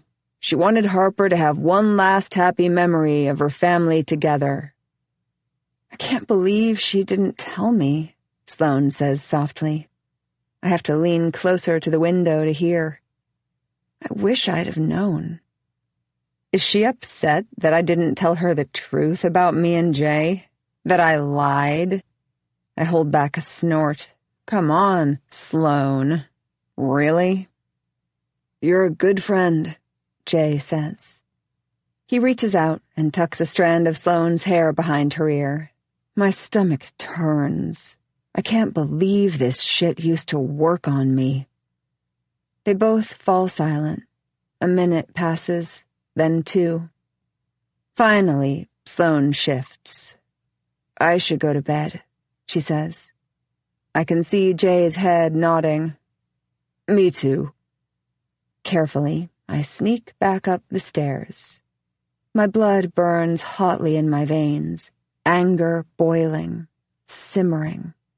Jay's lies burrow under my skin like a tick, latching and feeding, making me sick. He'd told Sloane a sliver of the truth, a tiny microscopic piece. The rest was bullshit. Shortly after I close my door, I hear the door to Sloane's room shut too.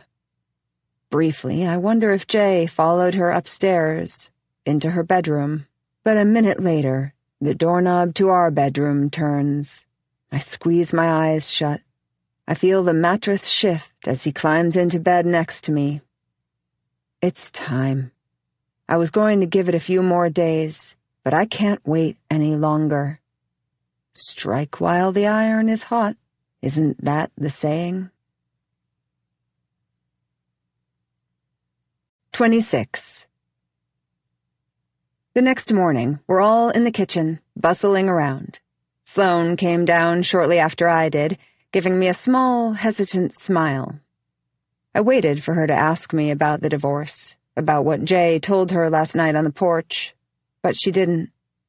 If she had, I had planned on confirming what he said, that we've been fighting a lot and have decided to end things, and tell her that I've been embarrassed to say anything, that I'm still coming to terms with it myself. It doesn't really matter if she knows or not at this point. In fact, it might be just what she needed to hear, the permission she would never ask for. Jay has just come back from his morning run with Anne-Marie, sweaty in workout shorts and an old faded T-shirt from our alma mater, hair damp. The smell of his sweat is salty, ripe.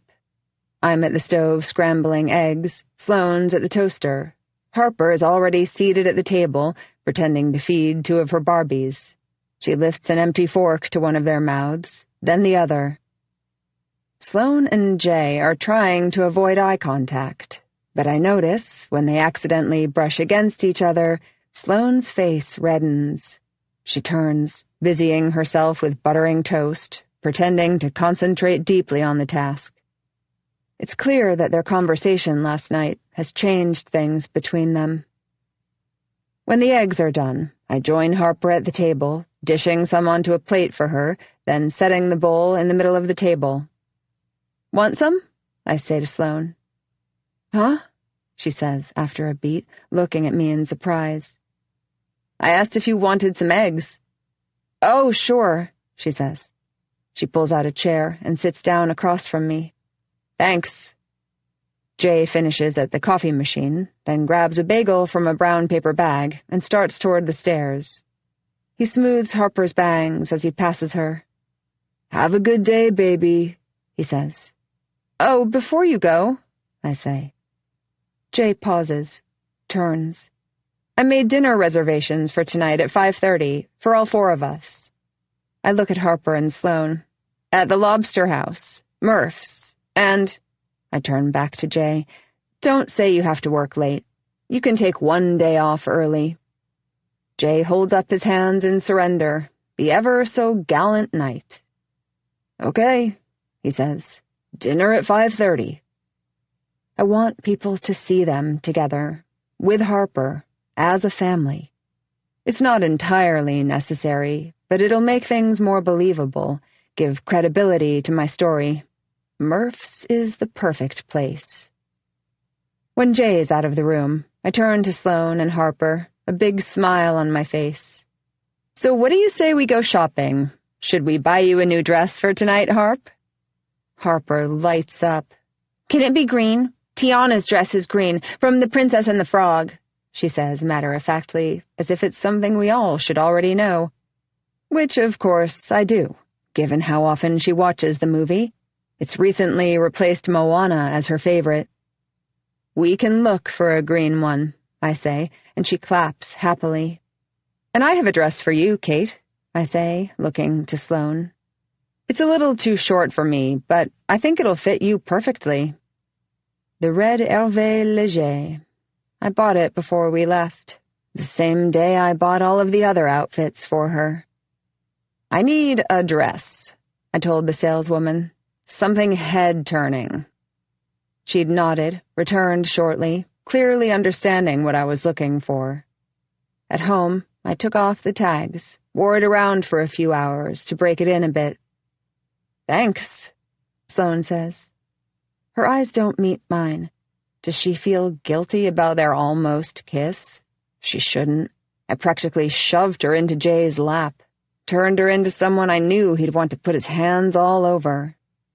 "Great," I say. "I'm just going to get dressed. Meet you downstairs in 10? Do you mind getting Harper ready?" She nods. I bend to kiss Harper. "Don't forget to brush your teeth, lovey, okay?" Upstairs, I dress in a college t-shirt and cut-off shorts, the Converse sneakers. It'll be the first time the three of us go into town together, and I want to look our parts. Me, the young nanny, Sloane, the Brooklynite mother, polished, put together. After I sweep my hair back into a ponytail, I take the pair of plastic-rimmed glasses that I bought for the DMV picture out of my toiletry bag, put them on. It's one more thing that separates the Violet I was before from the one I am now. As the three of us walk down the driveway to the car, I toss Sloane the car keys. "Will you drive?" I ask. "My contacts have been bothering me, and this prescription is a little out of date." "Of course." She nods, catching the keys, turning to look at me. "I didn't know you wore glasses." I nod. I mostly wear contacts, but they've been uncomfortable recently. I thought I'd give my eyes a break. "Oh," Sloane says, cocking her head. I can tell she's not sure whether to believe me.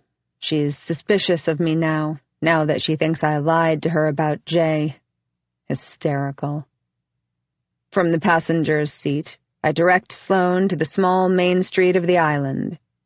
It's a cloudless, still day. The sky impossibly blue, air thick and warm. It's busier than it was when we first arrived, which is good. More people to see us together. Sloane as me as Sloane. The street is lined with a number of upscale clothing boutiques. Their glass storefronts filled with well-dressed mannequins, adorned with oversized leather handbags, long necklaces, bangle bracelets. Home furnishing stores with island decor, sidewalk cafes, and hand-churned ice cream parlors. We stroll up the street, one of Harper's hands in each of ours, wandering in and out of shops without buying anything, until we reach a children's store, the mannequins small instead of adult-sized. "Let's look in here," I suggest, opening the door for Harper and Sloane to go in. Harper's eyes light up when she sees the racks of brightly colored clothes. She sprints to a row of sequined t-shirts. "Look at this one! And this one! Oh, and this!" she says, flipping through the hangers. In the end, Harper decides on a green dress with a rainbow-colored tulle skirt that flares when she twirls. She begs to wear it out of the store, but I convince her to redress in her shorts and t-shirt by promising her ice cream later. As we start toward the register with the dress in hand, Harper sees a display of headbands. She dashes over to it, then turns back to us, her face lit with delight. "Can I get one of these, too?" Harper asks, looking from me to Sloane. "Please, please, please." It's my biggest weakness as a parent, saying yes, never no. I love the way Harper squeals when she's happy, how her cheeks scrunch up, the little gap between her two front teeth peeking out when she smiles. I love making her that happy. Jay thinks I should be stricter, but I can't, not when she clasps her hands together like that, her eyes shining. "Sure, baby," I say. Then to Sloane, "It might take a while for her to pick one out. Why don't I grab us a table at the restaurant across the way while you finish up with Harper?" I reach into my purse and take a credit card from my wallet, pass it to Sloane. "Just meet me there when you're done. Do you mind?" "No?" Sloane shakes her head. "Sounds good." I like the idea of Sloane and Harper being seen together alone, a mother and her daughter on a shopping excursion. I cross the street to a little cafe with a sidewalk patio. The waitress seats me in the back corner, away from the sidewalk, but with a clear view of the store across the street. 10 minutes later, Sloane and Harper emerge from the store, and I lift my hand above my head, wave them over. They hold hands as they cross the street, shopping bag on the crook of Sloane's elbow. They really do look like they could be mother and daughter, if you didn't know any better, with their dark hair and heart-shaped faces. "How'd it go?" I ask when they sit down, both Harper and Sloane across from me, next to each other. "Did you pick a headband?" Harper nods. "It's green, to go with my dress," she says. "The lady wrapped it up for me like a present." "I can't wait to see it." I smile at her. "Let's order. I'm starving." I tell Sloane about Murph's, the lobster joint I made reservations at for tonight, how it has the best reviews of all the restaurants on the island.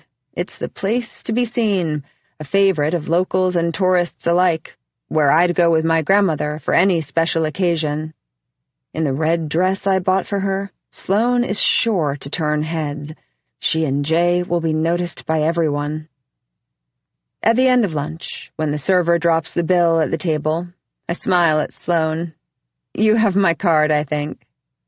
"Oh, right, here," she says, reaching into her purse, then extends my credit card across the table. I don't take it from her. "Actually, why don't you keep it?" I say, "in case you need to buy anything else for Harper while you're here." "Are you sure?" she asks. I nod. "It's easier that way. You never know when you'll need to treat this monkey to ice cream." I reach over and pinch Harper's cheeks. She swats me away. Sloane smiles, shrugs. "Okay. Lunch is on you then, I guess." I wink at her. "Well, my pleasure." She puts the card in the leather check presenter and holds it up, signaling the server. She hands him the book, then, as she turns back to us, she freezes, staring at something across the street. Her eyes widen, breathing slows. I follow her gaze. Sloane is watching a woman on the opposite sidewalk coming out of the children's store we were just in, her arms full of shopping bags. The woman is in an expensive-looking dress that shows off her heavy chest and strappy gold sandals with big, coiffed blonde hair. She looks to be in her mid-50s or early 60s, draped in jewelry. She hardly looks out of place. The island is filled with rich women on weekend shopping excursions, but Sloane doesn't take her eyes off her. Sloane visibly tenses as the woman steps off the curb and begins to cross the street in our direction. When the woman reaches our side of the street, she scans the restaurant patio, then smiles broadly when she sees Sloane. I think she might come to our table, but she just lifts a hand in a wave and continues down the street. "Who was that?" I ask, looking to Sloane. What are the odds Sloane knows someone who vacations here? It's not exactly the social circle she runs in, but it would be a problem if she did. The whole plan hinges on her anonymity, on mine. "No one," Sloane says quickly. "Just a woman we chatted with while shopping. She was looking for a gift for her granddaughter and asked Harper's opinion." I study her. It sounds like another lie. I look for her tells, the twitch of her mouth, if she's touching her neck. But her hands are in her lap, a tight smile on her face. Is she telling the truth? If she didn't know that woman, why had she looked so alarmed? I decide to let it go. She probably lied to the woman in the store about something, was worried I'd find out about it. I smile back at her, then look to Harper. "Should we get that ice cream I promised you?" I ask. While we wander around the downtown with our cones, I keep an eye out for the woman, but I don't see her. Sloane seems to have forgotten about it, happily trading licks of ice cream with Harper, a relaxed expression on her face. I feel a twinge, sorry that for Sloane, this vacation is almost over. 27. When we get back to the house, I ask Sloane to take Harper upstairs for a nap, then get her ready for dinner. "I'm wiped," I say, plopping down onto the couch. "I'm going to lie down for a bit, too, if that's okay." I close my eyes, hoping to appear exhausted. "The dress for you is in my closet, Kate. Shoes, too, if you need some." "Of course," Sloane says, taking Harper by the hand. "Let's go, Harp." I hear their footsteps on the stairs, then above me in the hall, Harper's bedroom door closing. An hour later, it opens again. They scuttle around upstairs, in and out of the bathroom, my room, Sloane's room. There's the sound of the shower running, a blow-dryer. Finally, I hear giggling at the top of the stairs. "We're ready," Sloane calls out. They descend, hand in hand. Harper in her new tulle-skirted dress, a perfect French braid down her back. Sloane in the dress I bought last week. Red, hip-hugging, neckline low. Her hair is blow-dried and shiny, skin golden from the sun, cheeks flushed. They both look beautiful. Harper lets go of Sloane's hand and leaps onto the couch, flinging her arms around my neck. I squeeze her, then pull back to touch her braid, her hair like silk. "I love your hair, baby, and your dress." Then I look up at Sloane. "That dress is amazing on you." More importantly, Jay will think so too. The dog might try to finger her under the dinner table. Sloane smiles, then frowns, seeing that I'm not dressed. "Oh, are you—" "I'm actually not feeling great," I say, drawing my knees closer to my chest, my arm encircling my stomach. "What's wrong?" Sloane looks concerned. "Do you need a doctor?" No. I roll my eyes, muster a smile. "I'm fine. It's that time of the month," I say. "I get pretty bad cramps that come on out of nowhere. I just need some ibuprofen and a heating pad. No lobster for me." I arrange my face into a disappointed expression. Sloane's face falls too. "Well, we'll go to dinner when you're feeling better." No. You guys go," I say, moving into a sitting position on the couch. "They're hard reservations to get. You should still go." "It's okay. We can—" Sloane starts, but I cut her off.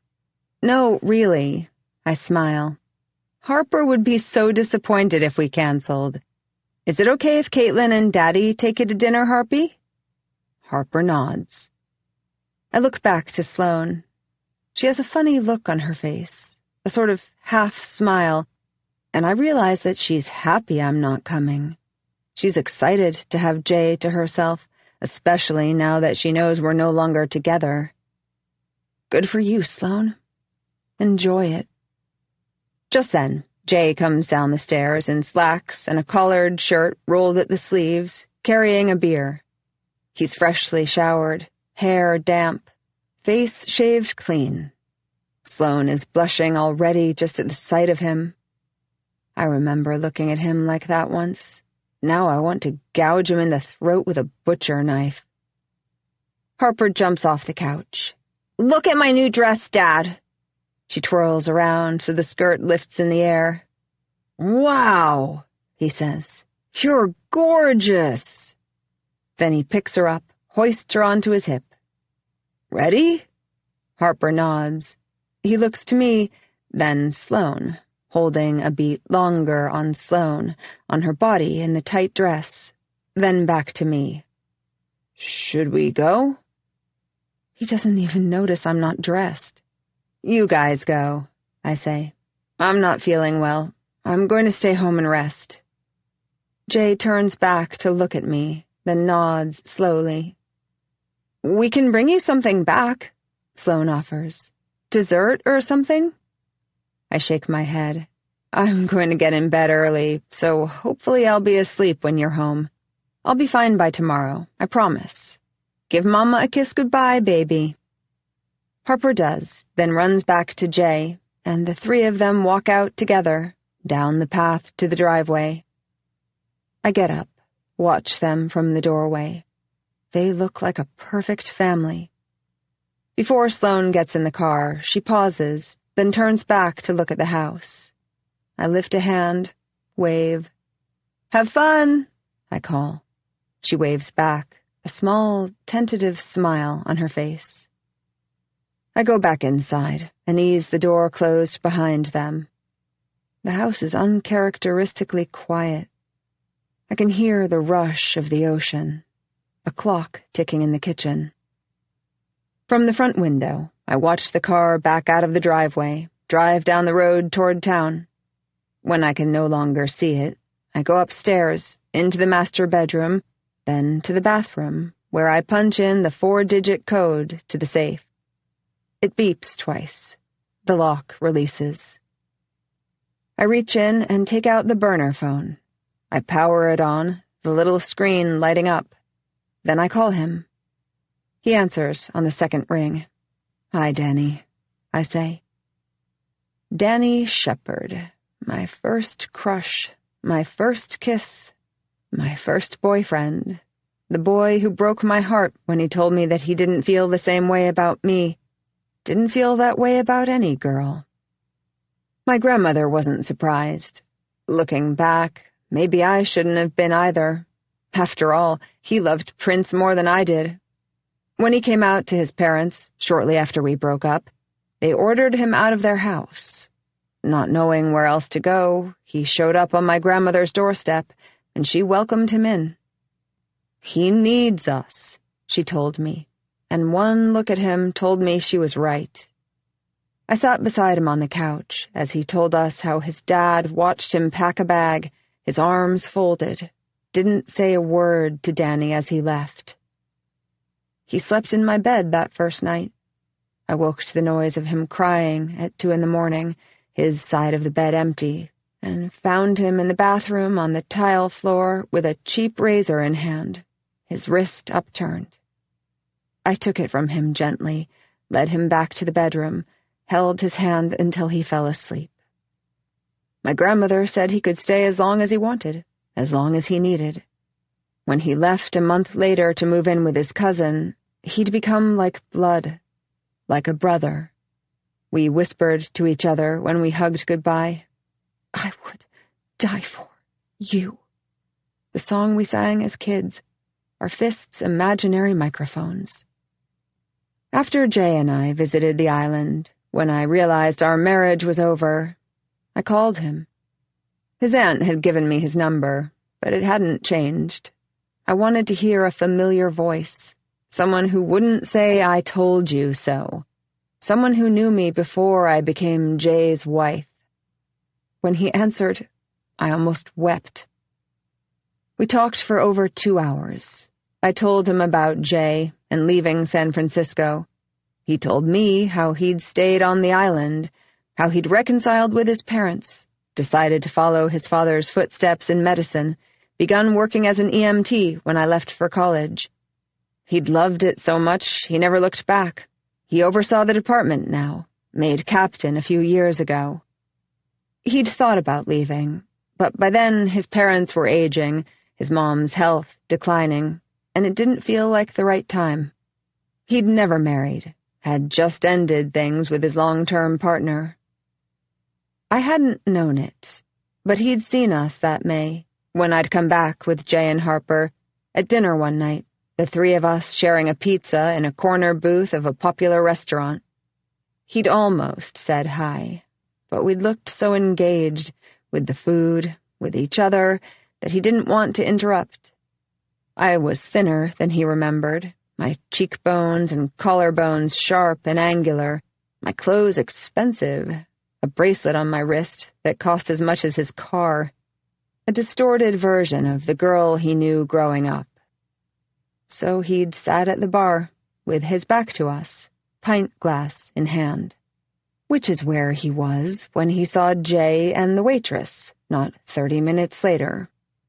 They were in the dim corridor leading to the bathrooms. Jay was stooped, his mouth to her ear, their bodies close.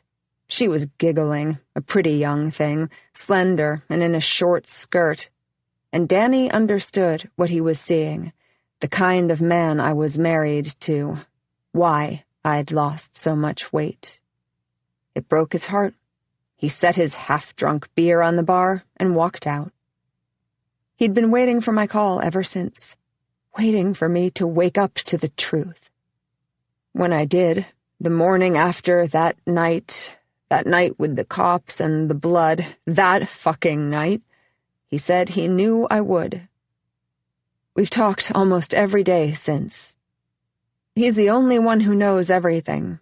When I first saw Sloan, it was his number I dialed. He who I told about my idea. In the beginning, he indulged the fantasy, but when he realized I was serious, he tried to talk me out of it. A few days after I'd invited Sloan into our lives, he called me on the burner phone, said he couldn't go through with it. He couldn't help, couldn't be a part of it. "Please," I begged, voice cracking. "I can't live like this. I need you." But he hung up. I'd thrown the phone across the room in anger. I was alone again, and I was drowning. But then he called back a few hours later, his voice quiet. "Okay," he whispered. "I'll do it. You and your grandmother saved me that summer. Now I'm going to save you. Darling, if you want me to." I smiled through my tears. "Thank you," I whispered. "Thank you." Now, on the phone, I tell him, "Tomorrow. I'm going to do it tomorrow afternoon. Are you ready?" When he says that he is, I tell him that I love him, and I hang up. I put the phone back in the safe and relock it. Around 8, I turn out all the lights, close my bedroom door. I want the house to be dark when they pull up, for them to think I'm in bed, asleep. At 8:50, I see the flash of headlights, hear the crunch of wheels on the gravel driveway. I creep to the window, crouching low, and slowly lift up the bottom slat of the blinds. The headlights turn off, but no one gets out of the car. I wait, still no movement. It's dark in the car, and I can't see into it. A minute goes by, then 2, then 5. What are they doing in there? Finally, both the driver's side and passenger's side doors swing open. Jay gets out from behind the wheel, Sloan from the other side. Jay opens the door to the back seat and bends down. When he stands back up, Harper is in his arms, cradled. How he held her as a baby. My throat tightens. I remember those early days so clearly. Harper, teeny tiny, wrapped tightly in muslin, snug against Jay's chest as he gazed down, his eyes soft, his finger gently stroking her downy cheek. I felt so lucky. I thought I had everything.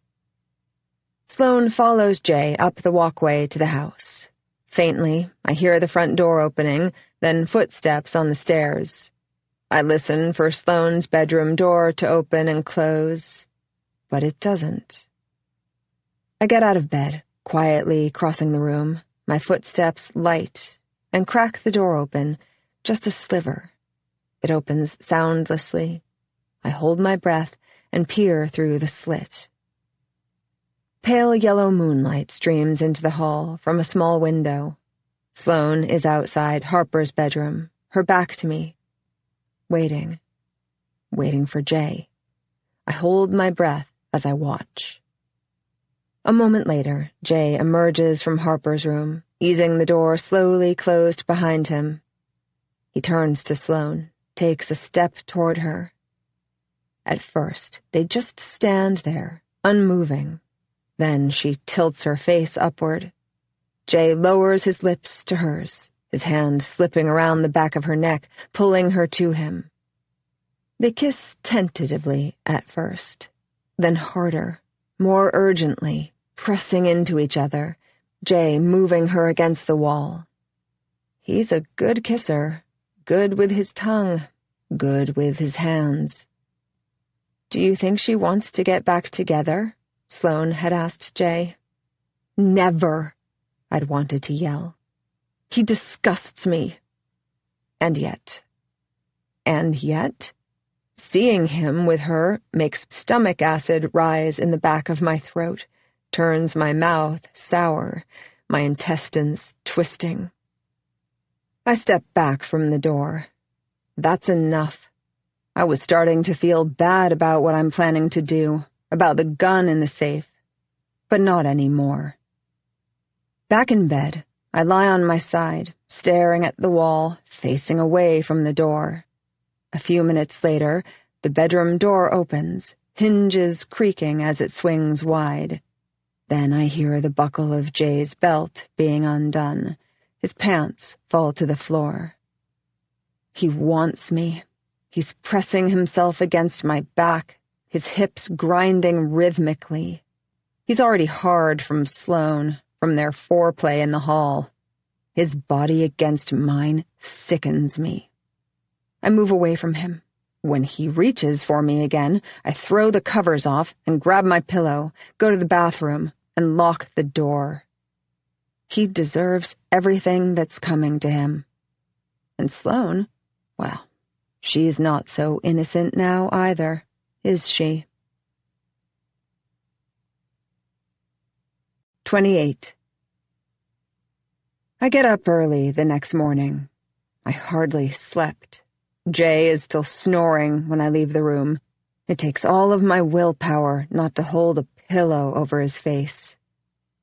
Downstairs, I make a cup of coffee, wait for Harper to get up. Our beach things are packed, ready. We have a big day ahead of us. I take my mug onto the porch, walk down the driveway toward the water. It's a warm morning, hotter than it's been, the air heavy with humidity. There's only the faintest of breezes, the tall grasses swaying gently. I squint at the beach. Anne-Marie and her kids have already set up camp down near the water. At 8:30, I go back upstairs and wake Harper. Sloane's door is still shut. Poor thing must be tired from her big night on the town, the heavy petting in the hallway. It's exhausting, sneaking around. It's just as well. I need to talk to Anne-Marie, and I'd like to do it alone. When Harper is dressed and fed, the two of us make our way down to the water. I set up our umbrella and chairs, then motion for Harper to follow me. "Want to go play with Rooney and Claire?" We walk along the surf until we reach their beach chairs, the towels spread out in the sand, all covered in beach toys. Anne-Marie waves from her spot under the umbrella. "Morning," I call out. "Where's Fitz today?" I ask, dropping down into the beach chair next to her. Fitz is both Anne-Marie's favorite and least favorite thing to talk about. It's clear she thinks he's a semi-functioning baboon who doesn't know his ass from his elbow. She enjoys his paychecks, but not much else. She's like a wind-up doll on the subject. If you turn her key, she'll yak for hours, pausing only for the occasional inhalation. Anne-Marie groans. Golfing. Again. We're here for almost 10 days, and I think he'll have spent 9 of them with a golf club in his hand. I don't get it, she says. Really? Golf? It's so boring. I know it's his vacation, too, but honestly, last year we went to Barbados and she's off. I half listen, my eye on Harper kneeling in the wet sand with Rooney and Claire. I could watch her for hours, study the freckles on her nose, kiss her eyelids, listen to her long-winded stories, her breathy pauses, her laugh. She's the greatest thing that's ever happened to me, the meaning of my life, every good part of me distilled into her tiny, perfect body. When I tune back in to Anne-Marie, she's staring at me expectantly. "I'm sorry, what was that?" I ask. "I said, Jay doesn't seem like that kind of guy, though," she says finally, glancing back up at our house. "The kind that plays golf all day. He seems great. A really involved dad." "Oh," I smile politely. "Yeah, he's great. Friendly, too. Really friendly." I let out a little nervous laugh. "Sometimes a little too friendly, you know."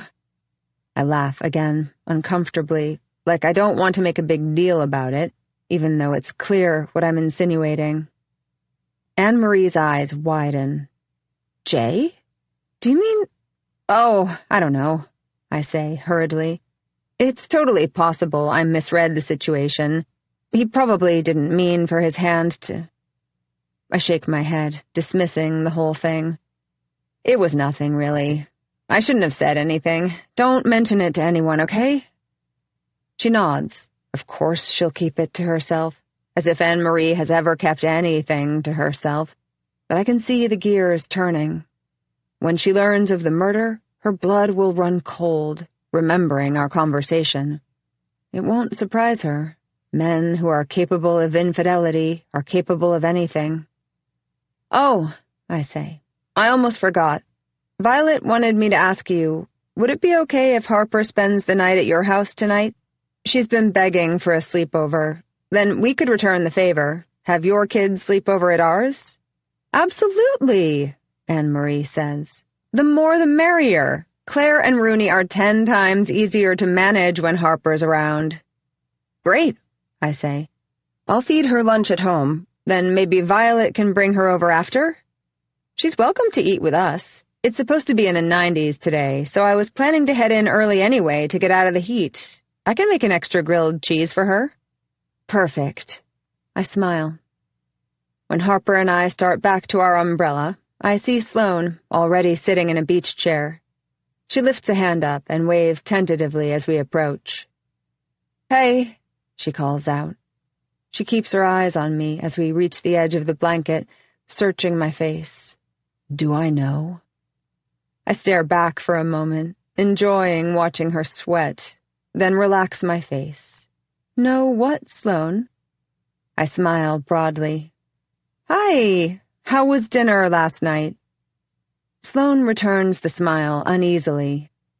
"Really nice," she says carefully. "I think Harper had a good time. Didn't you, Harp?"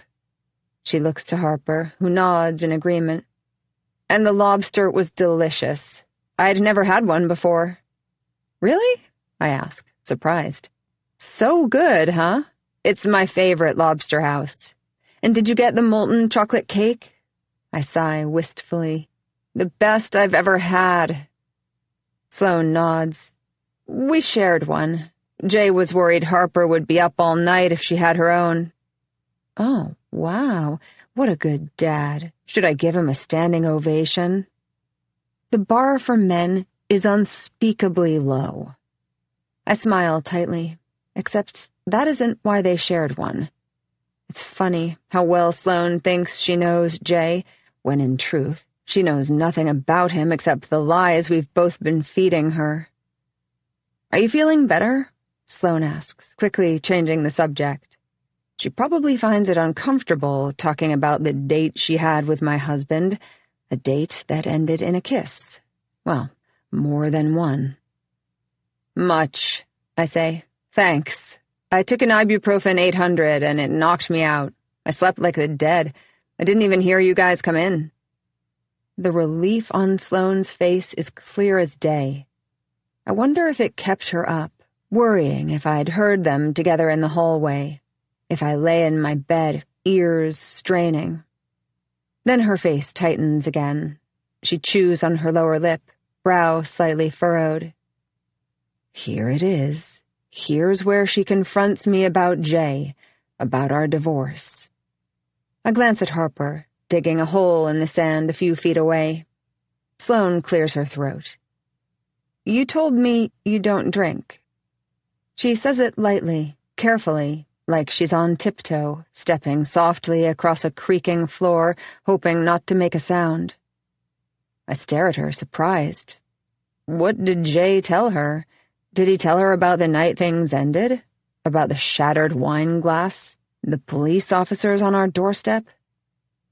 I force my mouth into a placid smile. Play it cool. I don't. Sloane pauses, then, haltingly. But Jay said... She starts. She's not sure how to finish that sentence without it sounding like an accusation. He said what exactly? I raise an eyebrow wryly. Don't be defensive, Violet. Sloane shrugs. Just that you drink sometimes, and I was confused because you told me you don't. I lick my lips, exhale through my nose, blink a few times, stalling, thinking. Well, I say, I used to. It's why I don't anymore. It's been a few months now since I stopped. When we first moved, I was lonely. The days were long. I started drinking at 5, having a glass of wine before dinner instead of with. Then 5 o'clock became 4, then 3:30. Then, before I knew it, I was pouring myself a drink at noon, drinking steadily until I put Harper to bed. This part isn't a complete lie. It's true that I was drinking more than I should have been. Anyone would have if their husband did what mine had. I sigh. Anyway, eventually I realized something needed to change. I don't tell her why I've cut back, why I hide the bottle of vodka, why I only allow myself a glass or two every once in a while. It's none of her business what happened that night. So I quit, I say, shrugging. One night I dumped all the bottles down the drain, like they do in the movies. I smile at Sloane. I didn't say anything to Jay, because then I would have had to admit that I'd had a problem, and who wants to do that? But, I shrug, I'm not surprised he hasn't noticed. He's been a little preoccupied. I don't look away when I say this, holding Sloane's gaze. You calling me a liar, Sloane? That's fucking funny. Sloane blinks, reddens, then shifts her gaze to the sand at her feet. Then abruptly she says, You know, I'm a little hungry. I didn't eat anything before I came down. I'm going to head back up to the house and grab something. Want anything? I smile, shake my head. No thanks. I watch Sloane leave. She's walking a bit more stiffly than usual, her shoulders held higher, back straighter. I know for certain now. Our friendship, or whatever Sloane and I had, is gone, dissipating like a trail of smoke from a blown-out candle, a thin gray trace in the air, then nothing. She's chosen Jay. Good. It's a relief. It will make what I have to do easier. 30 minutes later, when I see Anne-Marie and her kids head toward their house, I pack up and tell Harper we're going in. I'm thrumming with adrenaline, my whole body vibrating. The day seems hotter, crisper, clearer than it normally does, the blades of beach grass sharper, pale against the bright blue sky. It feels like we're in an oven, the temperature creeping up with every passing minute. When we get to the house, I open the front door, then pause. I hold my hand out behind me to keep Harper from walking in. From the doorway, I have a clear view into the kitchen. Sloane and Jay are standing together near the sink. Her back is to me as she faces Jay, her face tilted toward his. I can't see if they're kissing, but they're close enough that they could be. They haven't heard us, too caught up in whatever they're doing, saying. Then I let the door slam. Sloane and Jay jump apart. Sloane looks toward us guiltily, like she's been caught red-handed, elbow deep in the cookie jar. "Hi!" Sloane calls out, a bit too loudly. "I didn't think you guys would be back so soon." Her cheeks are aflame. Jay, unsurprisingly, doesn't say anything. I wait a beat before giving a tight smile. Then I take Harper's hand. "We're going to go get rinsed off," I say. "Let's go, Harp." Upstairs, Harper and I pack a bag. Even though it's supposed to be for one night, it'll likely be many, many more, so I stuff a few extra t-shirts, undies, and shorts into her backpack.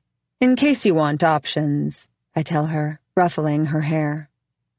Harper is bouncing around the room, thrilled at the prospect of her first sleepover with a friend.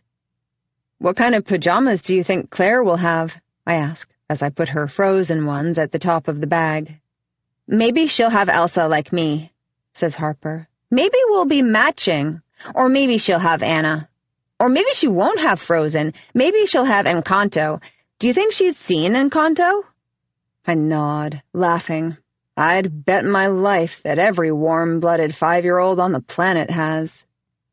Then, before I open her bedroom door, I bend down, circle my arm around her tiny waist. "When I pick you up from Claire's house, let's play a game, okay?" Harper nods. "Okay, what game?" "We're going to pretend I'm Caitlin, and every time you call me Caitlin, you'll get an M&M. Deal?" She nods again. I bring her to me, hugging her tightly. "That's my girl. I bet you'll be so good at it, you'll get a whole bag." Then, together, we walk down the stairs, back into the living room. Sloane is still in the kitchen, sitting at the table. She's gnawing on a fingernail, brows knit together. She looks up sharply when she hears us, then stands, the chair almost toppling over. "Hi," she says. She's nervous. She thinks I saw her and Jay kissing, or at least is worried I did. There's guilt on her face, too, smeared all over it. "Will you take Harper next door?" I ask. "She's going to spend the night at Anne-Marie's house, with her kids." "I'm having a sleepover," Harper announces.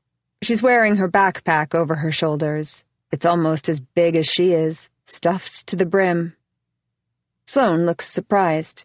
"Sure. Is everything okay?" she asks cautiously. "For me it is. For you, Sloane, not so much." "Fine," I say. I try to keep my voice even. My heart is starting to pound. This is it. "So you can take her?" She nods. "Now?" "Yeah. You're ready, right, Harp?" Harper nods happily. I stoop to kiss her, but she's already out the door, starting down the stone walkway. My heart lurches. I want to run after her, scoop her up and hold her one last time, squeeze her until she squirms out of my arms, giggling, "Mom, stop!" But I don't. Soon it'll just be her and me, together. "See you soon," I call after them. I lift a hand. Wave. Sloane turns back. "See you soon," she echoes. 29. I shut the door and go up the stairs, taking them 2 at a time. From our bedroom window, I watch Sloane and Harper begin their walk from our house to Anne-Marie's. It's a 5-minute walk there, 10 minutes round trip. Longer, of course, if she goes in to chat. Either way, I don't have much time. I take my suitcase across the hall into Sloane's room. Sloane's barely unpacked either, clothes spilling out from her oversized suitcase in the corner. I stuff them all back inside and wheel it into the master. Then I go into the closet and find Jay's empty duffel bag, start grabbing his things from the dresser drawers, tossing them inside, trying to fit in as much as I can in the short time I have. I keep an eye on the window, checking for Sloane. In the bathroom, I grab his toothbrush, his electric razor. When I come out, I glance again out the window. My heart skips a beat. Sloane is starting down Anne-Marie's walkway, back to the road leading to our house. Here it goes. "Jay!" I yell. "Jay!" When I don't hear him, I yell a third time. "Jay!" Finally, "What?" he answers, his voice faint from the laundry room office. I don't respond. Then I hear a door opening down the hall, and a moment later he appears in the doorframe. "What?" he asks, then stops short. He looks around the room, sees his half-packed bag, the open drawers, the piles of his clothes. "What are you doing?" he asks, looking up at me in confusion. "I changed my mind," I say. I shove a pair of his board shorts into the bag, not bothering to keep them folded, then a stack of his shirts. "I want you gone." "Are you kidding?" he asks. His face darkens. "You begged me to come here." "Well, now I don't want you here anymore." I stop for a moment, folding my arms across my chest. "Take your things and go." "Why? What the fuck did I do?" "I saw you with Caitlin," I say. Jay shakes his head, raises his hands defensively. "Violet," he says, lowering his voice. "She was coming on to me, and I almost laugh. He's used this line before. The first time I heard it was after his company Christmas party, back when we lived in San Francisco. I was a month or 2 into my pregnancy with Harper, not showing, but nauseous all the time, puking most mornings. But Jay had just gotten the job, and I wanted to support him, so I put on a dress and a smile and accompanied him to the restaurant. Halfway through the evening, I realized a woman was staring at him, a young sales associate he worked with, caramel-colored curls. Pretty. Jay pretended not to notice, but I watched as his eyes kept darting toward her, as he bit his lip to keep himself from smiling at her. When he excused himself, my eyes followed as he went to the bar, where she was standing with a glass of wine. Then they were both gone. Not for long, 5 minutes at the most, but it was something. Maybe a blowjob, maybe just his hand up her skirt, the other on her breast. Something quick. I knew it in my gut. He was twitchy when he came back, his arm slipping back around my waist, fidgeting by my side. When I confronted him at home, he told me I was being paranoid, that it was the pregnancy hormones. "I saw how she was looking at you," I insisted. "Look," he said, holding his hands up. "You're right. She was flirting with me, but I, always, never at fault, never to blame." I believed him then, because I loved him, because I wanted it to be true, because I was hormonal, because I was stupid. I'm not anymore. Now I hold up a hand to quiet him. I don't give a shit. In fact, I'm happy for you two. It's exactly what I hoped for. Jay glares at me, eyes flashing. "You're fucking crazy," he says. "You know that?" I stare back at him. He's so handsome. I loved that face once. Now I hate it. "Maybe I am," I say. He's probably right, but aren't all mothers when it comes to their children? There's nothing we won't do. Now get the fuck out. I zip up his bag and shove it at him. For a minute, he doesn't move, then takes it from me roughly. You're such a bitch! He gives me a long once-over, his lip curled with disdain. Who could blame me? He says. There it is, his other favorite excuse. If I looked different, better, put out more, he wouldn't have done what he did. It's pathetic. Get out! His jaw twitches. Where's Harper? A sleepover next door. She won't forgive you if you make her leave early. Just go back to the city. I'll bring her home on Sunday. I'll see you in court, he says. He slams the door on the way out. It rattles in its frame. No, you won't, I think. His footsteps are heavy on the stairs. I hear the front door open and the bang of the screen, then the car starting, the squeal of tires as he peels out. Then there is quiet again. He's gone. There's only the sound of my breathing and the ticking of the clock on the wall, the steady rhythm like a metronome. I walk back into the bathroom, punch in the code to the safe for the last time. I take out 2 things, the gun and the divorce papers, the ones my lawyer drafted before we left. My trust, since it was set up before we were married, is not considered marital property. If we divorce, Jay is not entitled to it. I'd likely owe him alimony from the income I earn from it, but the trust itself would remain in my name. The only way the money would be his is if something happens to me. He's the primary beneficiary on our life insurance policy, as long as we are married at the time of my death. If we divorce, however, it all goes to Harper. It's very much in Jay's best interest that we remain together. It will be clear to anyone, these divorce papers would make him very, very mad. I imagine the surprise that will register when he learns about them. Perhaps it will mirror my own when I learned that our marriage, like my mother and father's, had been a sham from the start. I was heartbroken when we moved to New York, grieving the loss of my parents.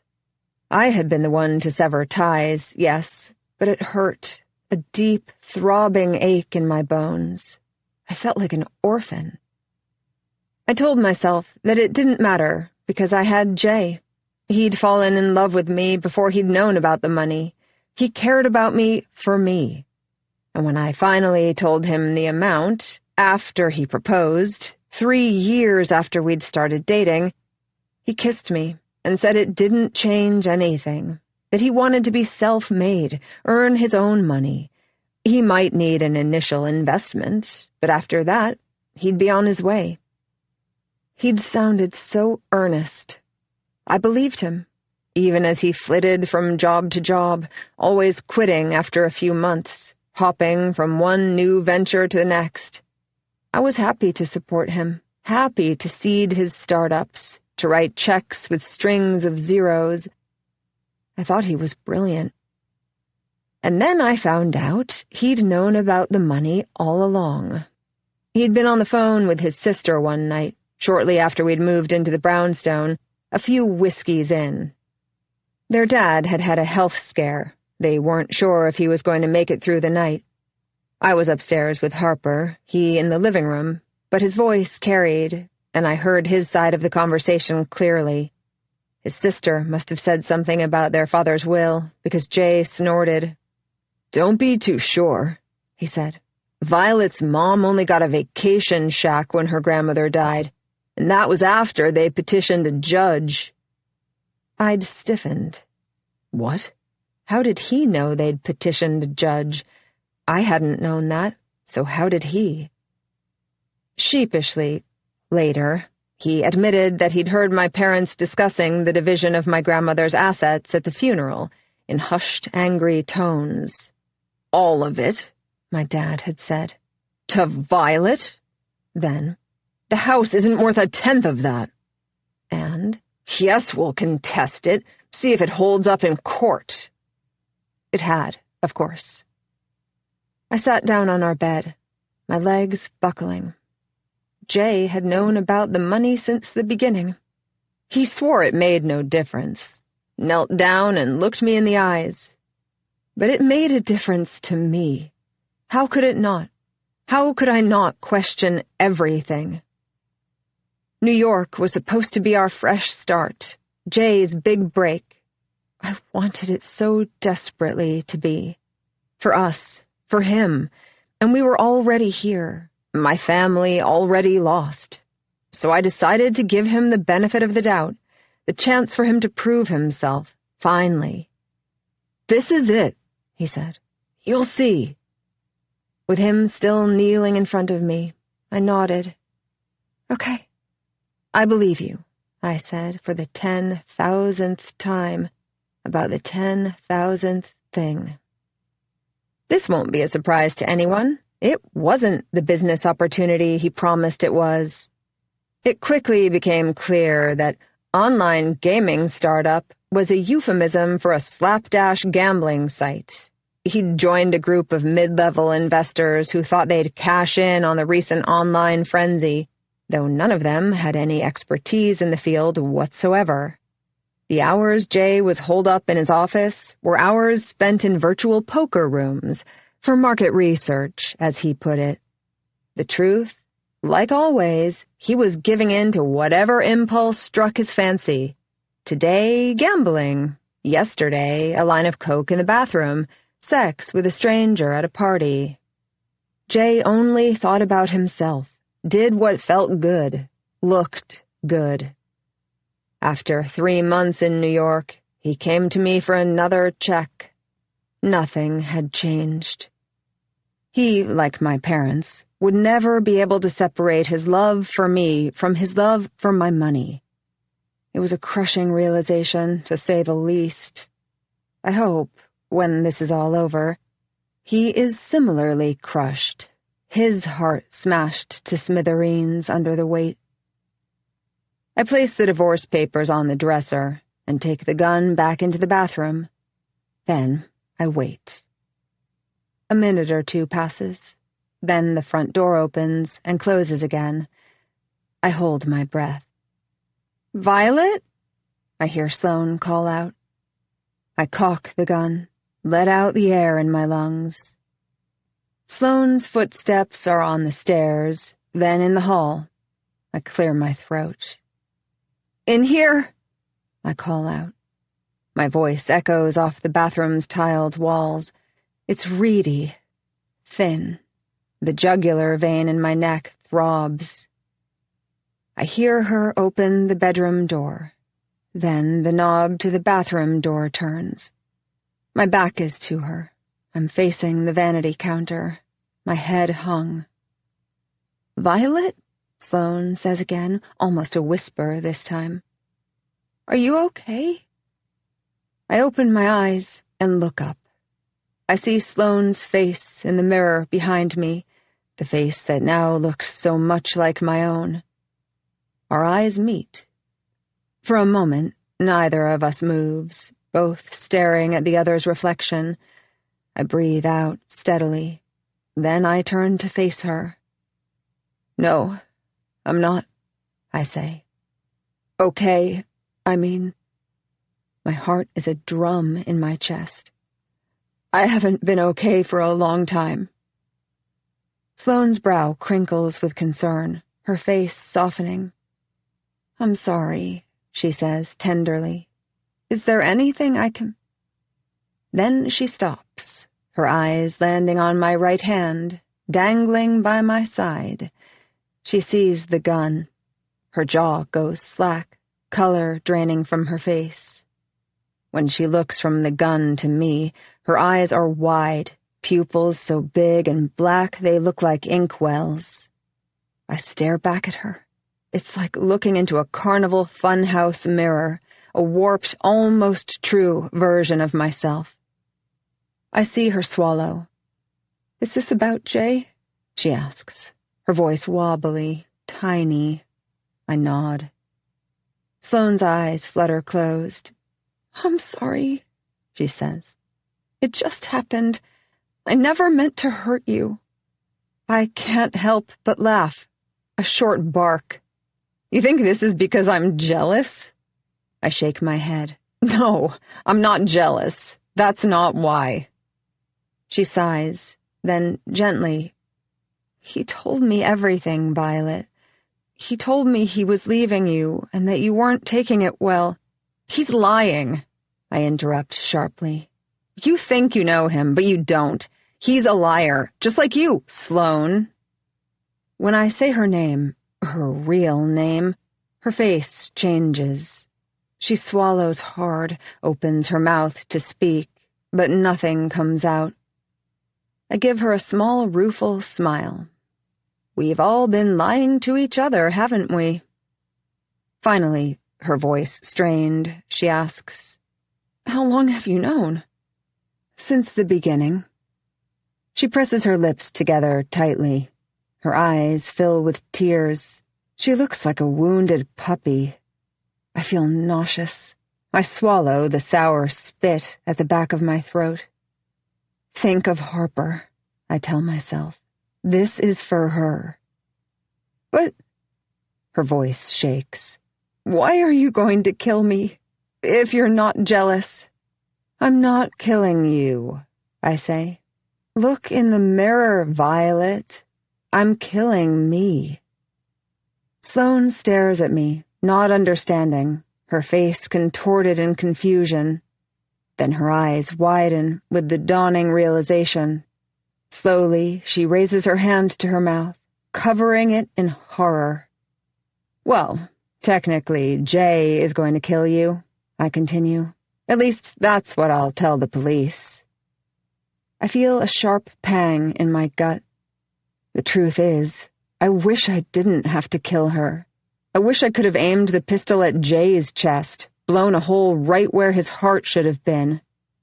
I thought about it, and thought about it, and thought about it. I wanted to kill him, wanted to with every fiber of my being, but it would be too risky. If I was caught, I'd be the prime suspect, probably the only suspect. I'd lose everything Jay was already threatening to take. Then I met Allison, and she told me about Sloane. It gave me an idea. What if, instead of me killing Jay, Jay killed me? What if people thought I was dead, and he'd done it? Then, when I took Harper, no one could question it. She'd be in the loving, legal care of our trusted nanny. And Jay would be in jail, where he belonged. But for it to work, I needed a body. I needed Sloane. If I could get her to dress like me, look like me, act like me, then, well, when police arrived on the scene, and I told them it was me, there'd be no reason for them to believe it wasn't. Violet Lockhart would be dead, and Jay Lockhart would be the one who had done it. At least that's who I'd point my finger at. It would be my picture on Sloane's driver's license. And then there are all the pictures I'd taken of Harper and Sloane together, pictures I'll show the police. If they take the photos to Anne-Marie, she'll point to Sloane and say, Yes, that's Violet Lockhart. It sounds simple, and it is, because it's always the husband, even when it's not. What would there be to refute? There would be a body and a motive. They'd find out about the life insurance policy and how it is null and void in the event of a divorce, then find the divorce papers I set out on the dresser, case open and shut. Jay would go to jail, and I'd leave with Harper. Thanks to the updated will, Sloane Carraway is the named guardian. From Sloane's phone, I'd text her mother, let her know what had happened to Violet Lockhart, that Sloane would be taking Harper back to the West Coast. Maybe I'd FaceTime her a few times. Her mom's vision and hearing are starting to go, just long enough for her to think Sloane is all right. She's unlikely to pose any real threat, even if she suspects something. Sloane said she's housebound. There's not much she can do from an armchair. Then we'd go away. Maybe back to California. Maybe to the Pacific Northwest. A little town in Oregon. Please, Sloane whimpers, voice muffled from behind her hand. Breaking. She's scared. So scared. Please don't do this. I'm sorry, I say. And really I am. I don't want to, but I have to. The pain in my stomach is throbbing. There isn't any other way. My finger hooks around the trigger. I raise the gun. Sloane begins to back up, legs quaking beneath her, arms outstretched as if to shield herself. There's terror in her eyes. I feel like I'm floating above myself. Blood rushes in my ears. I see her mouth moving, but I can't hear anything but static. She turns to run. Now. Now, Violet. Now. For Harper. I close my eyes and squeeze. The gunshot is deafening, sharp, like the crack of a whip, but louder, my ears ringing, aching. When I open my eyes, Sloane's body is on the floor. The gun clatters to the tile. I fall to my knees. J. 30. She said what? I ask. I raise an eyebrow in surprise. In the distance, the faint wail of sirens. Anne-Marie grins cheekily, then shrugs, brushing a strand of her blonde hair from her eyes. She said you were coming on to her. I came on to her? Caitlin said that? When? I try not to sound as irritated as I feel. Why had Caitlin been talking to Anne-Marie about us? Look, don't shoot the messenger, Anne-Marie says, crossing the kitchen and taking another beer out of the fridge. But don't worry, I didn't put much stock in it. All nannies think the dad is interested in them, ever since Ben Affleck ran away with his. It goes with the territory. She winks and takes my empty bottle from me, hands me the full cold one. I take a long drink, then another. The beer's relaxed me.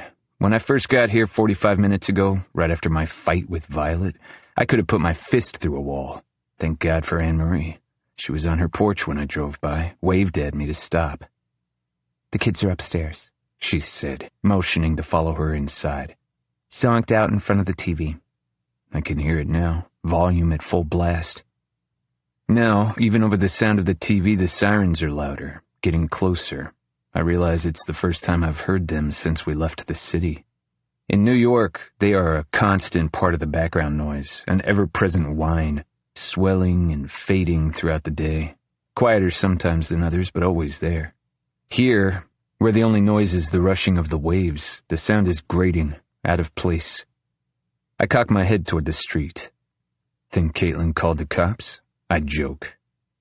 Anne-Marie looks at me, amused. She opens her mouth but doesn't have a chance to speak, because suddenly the sirens are right out front.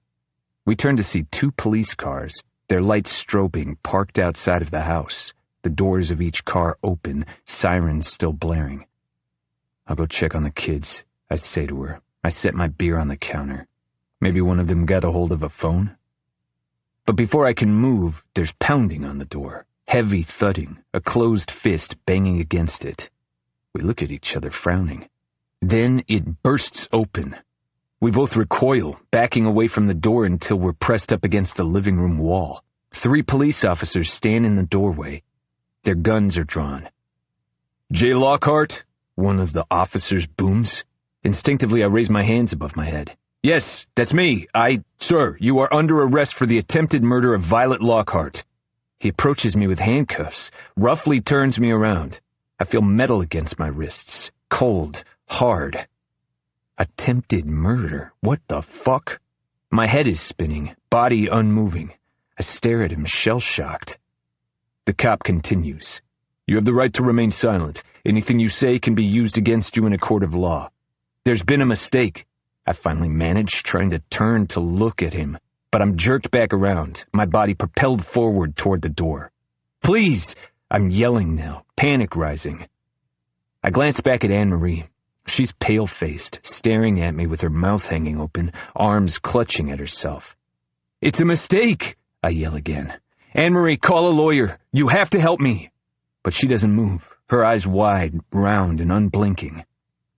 Outside, I'm shoved into the back of a police car, its lights flashing. My head knocks against the side of the car on the way in. No one speaks to me on the ride to the station. I sit, reeling, a numb, heavy feeling making it hard to breathe, hard to think. Attempted murder? Of Violet? No, there has to be some mistake. At the station, I'm dumped in a dingy holding cell, drab, gray, humid. There are no windows, no air conditioning. My shirt sticks to my back, sweaty and grimy. I sit on the hard bench, then stand, then sit again. I shouldn't be here. I don't know what the fuck is happening, but I know I shouldn't be here. Twice I get up, yell for water, desperate for someone to talk to me, to look at me, but no one comes. Finally, after what feels like hours, a guard opens the door, calls my name. He leads me down a cement corridor to an interview room. Like the holding cell, it's hot and run down. In the middle, there's an aluminum table and 2 chairs, one on each side. The chair is uncomfortable, too small. The guard leaves and I'm alone again, but this time not for long. There's a loud buzz and the click of the door unlocking. A man walks in. He's wearing a pair of slacks, a dress shirt with rolled cuffs, unbuttoned at the collar to reveal a faded white undershirt. He pulls out the chair opposite me, lowers himself into it. He's a thin, sharp-featured man, 40s, early 50s maybe. "I'm Detective Edgerton," he says. He's brusque, but not rude. "You're on camera, okay?" He shifts to point to a small video recorder behind him, in the top right-hand corner of the room. Then he turns back toward me. "Do you want to tell me what happened?" I shake my head. Nothing happened. This has to be a misunderstanding. I'm on the verge of hysteria. "You have the wrong guy. I never hurt Violet. I would never. Jay," he holds up a hand. "Let's take a step back. When was the last time you spoke to your wife?" I breathe out shakily. "Earlier this afternoon." "And what happened during that conversation?" I swallow. I know how this will sound. "We had a fight. She asked me to leave." "What was the fight about?" he asks. "She thought—" I stop again. I rub my temple. My brow is slick with sweat. Fuck. "She thought she saw me with the nanny." My head is pounding, pain wrapping from the back of my skull to my forehead. "Can I get a water or something?" The detective ignores me. "Did she?" He's straight-faced, doesn't blink. I shift in my chair. "Look, my wife and we've been having some problems. We've discussed separating." I know this doesn't answer his question, but I want him to know that it's not what it looks like. "Who suggested the separation?" I shrug. "I don't know. We both agreed that things haven't been working." This, too, isn't exactly the truth, but the truth won't help me. "But initially, Mrs. Lockhart was the one who wanted to end things." I'm not sure what he's getting at, or who told him that. "She was angry, and yes, she might have been the one to first say it, but we were working on things." He interrupts me. "So, she wanted out, and you didn't. Is that why you shot her?" I stare at him incredulously. "What? Shot her? No, I didn't shoot her. Did she say I did? She's lying. Jesus." I drop my head into my hands. I know Violet's been upset with me. Of course I know. Things have been rocky between us for a long time. It's true I haven't always been the best husband, but it hasn't always been easy to be who she wants me to be. It's been lonely, and I'll admit, I've been weak. The last year in New York has been especially hard. We've both done things, said things to hurt each other. But this? To say I shot her? What the fuck, Violet? "Look," I raise my head. I'm exhausted, every part of my body like dead weight. "Can I talk to her? If I could just have 5 minutes, I'm sure I could clear this all up. Please, just a quick call." I'm begging now. "She'll tell you this is all a mistake." Detective Edgerton sighs. Then he leans back in his chair. He looks tired too. I'm afraid that's not possible. I haven't had my phone call yet, I say, realizing. Don't I get a phone call? Please, let me talk to her. The detective clears his throat. There's a long, heavy pause before he says, Unfortunately, Mrs. Lockhart died 2 hours ago on the way to the hospital. I stare at him in disbelief. What? No, she can't be. Which, he clears his throat again, means you're looking at a first-degree murder charge. Are you ready to tell me what really happened the last time you saw Mrs. Lockhart? If I know the truth, I can help you. The room seems to expand, then shrink, my vision getting darker. Suddenly it feels like I'm underwater, everything distorted. I'm waterlogged, sounds muffled, my eyes bleary. Mr. Lockhart, Detective Edgerton's voice booms loudly. Someone get me some water, he calls. Mr. Lockhart, are you okay? I need a lawyer, I hear myself say. No one comes for me until the following afternoon.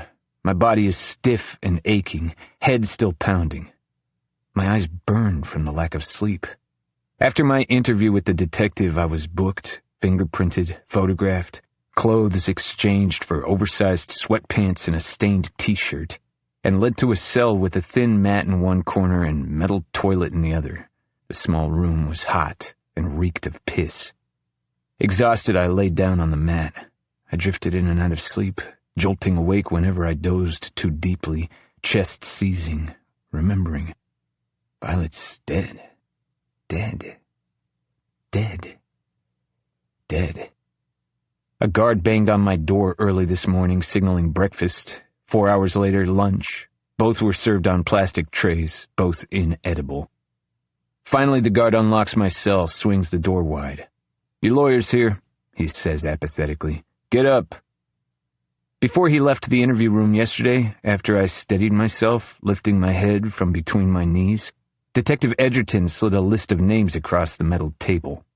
Attorneys on the island, he said, if you don't have one. I pointed to the first name I saw, Javier Delgado. I could have called Kathleen, the divorce lawyer I met with a few times, but what good would a divorce lawyer do me now? And I wanted someone local, on the island, someone who could get me out of here as soon as possible. The guard leads me to the same interrogation room I was in yesterday. Javier is in the same chair as the detective was, a file folder open in front of him on the table. He stands when we walk in, smiling politely at me as he reaches to shake my hand. Javier is well-dressed in a nicely tailored gray suit, expensive tie, leather loafers. He's late 30s, early 40s maybe, with thick salt and pepper hair, a pair of wire-rimmed glasses on his clean-shaven face. I know how I look in contrast, steeped in grime and sweat, eyes bloodshot, rimmed with deep bags. I smell, too, a sharp, acrid smell, like sweat and urine, the stench of the cell clogging my pores. I need a shower. I need to go home, get the fuck off this island.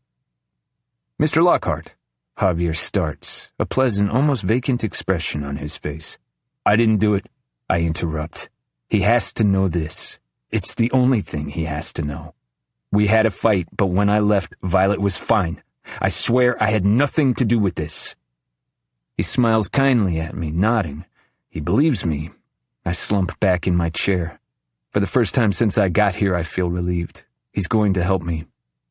I talked to the prosecutor this morning, before I came here, Javier says. They've offered us a plea deal. He looks at me as if this is good news. When I don't react, he continues. If you plead guilty, they'll reduce the sentence to man 1, 15 years in prison. I stare at him blankly. What? But I told you I didn't do it, I say, shaking my head. Why would I plead guilty? Javier sighs. He takes off his wire-rimmed glasses and drags his hand down his face, forehead to chin, as if he's already exhausted by this case. Mr. Lockhart, I'm going to level with you. This doesn't look good for you.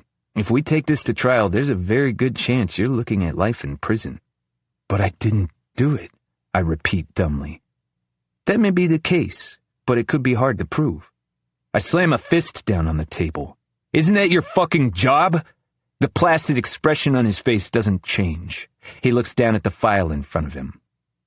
Your wife told police before she died that you shot her. Ms. Carraway corroborates this story. That makes 2 witnesses. Then there's the life insurance policy. I don't know who the fuck Ms. Carraway is, but I'm too tripped up by the mention of our life insurance policy to give a shit right now. What are you talking about?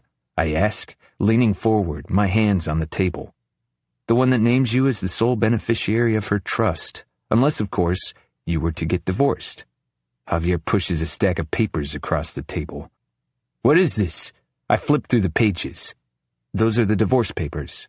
They render the insurance policy defunct. Mrs. Lockhart had them drawn up before you left New York. Prosecution will argue that you were angry when she served you. You tried to talk her out of it, but when you couldn't, things escalated. I shake my head. No, that's not what happened. This is the first time I'm even seeing these. But I look down at the pages, trying to make sense of them. Even if that were true, I would never have shot Violet. I'd never hurt her. There's been a history of physical altercations, correct? The police came to your house on a domestic disturbance call last year? Because she threw a glass at me. I run my hands through my hair, pulling at it. I feel like I'm losing my mind. The neighbors heard us arguing and called the cops. I never touched her.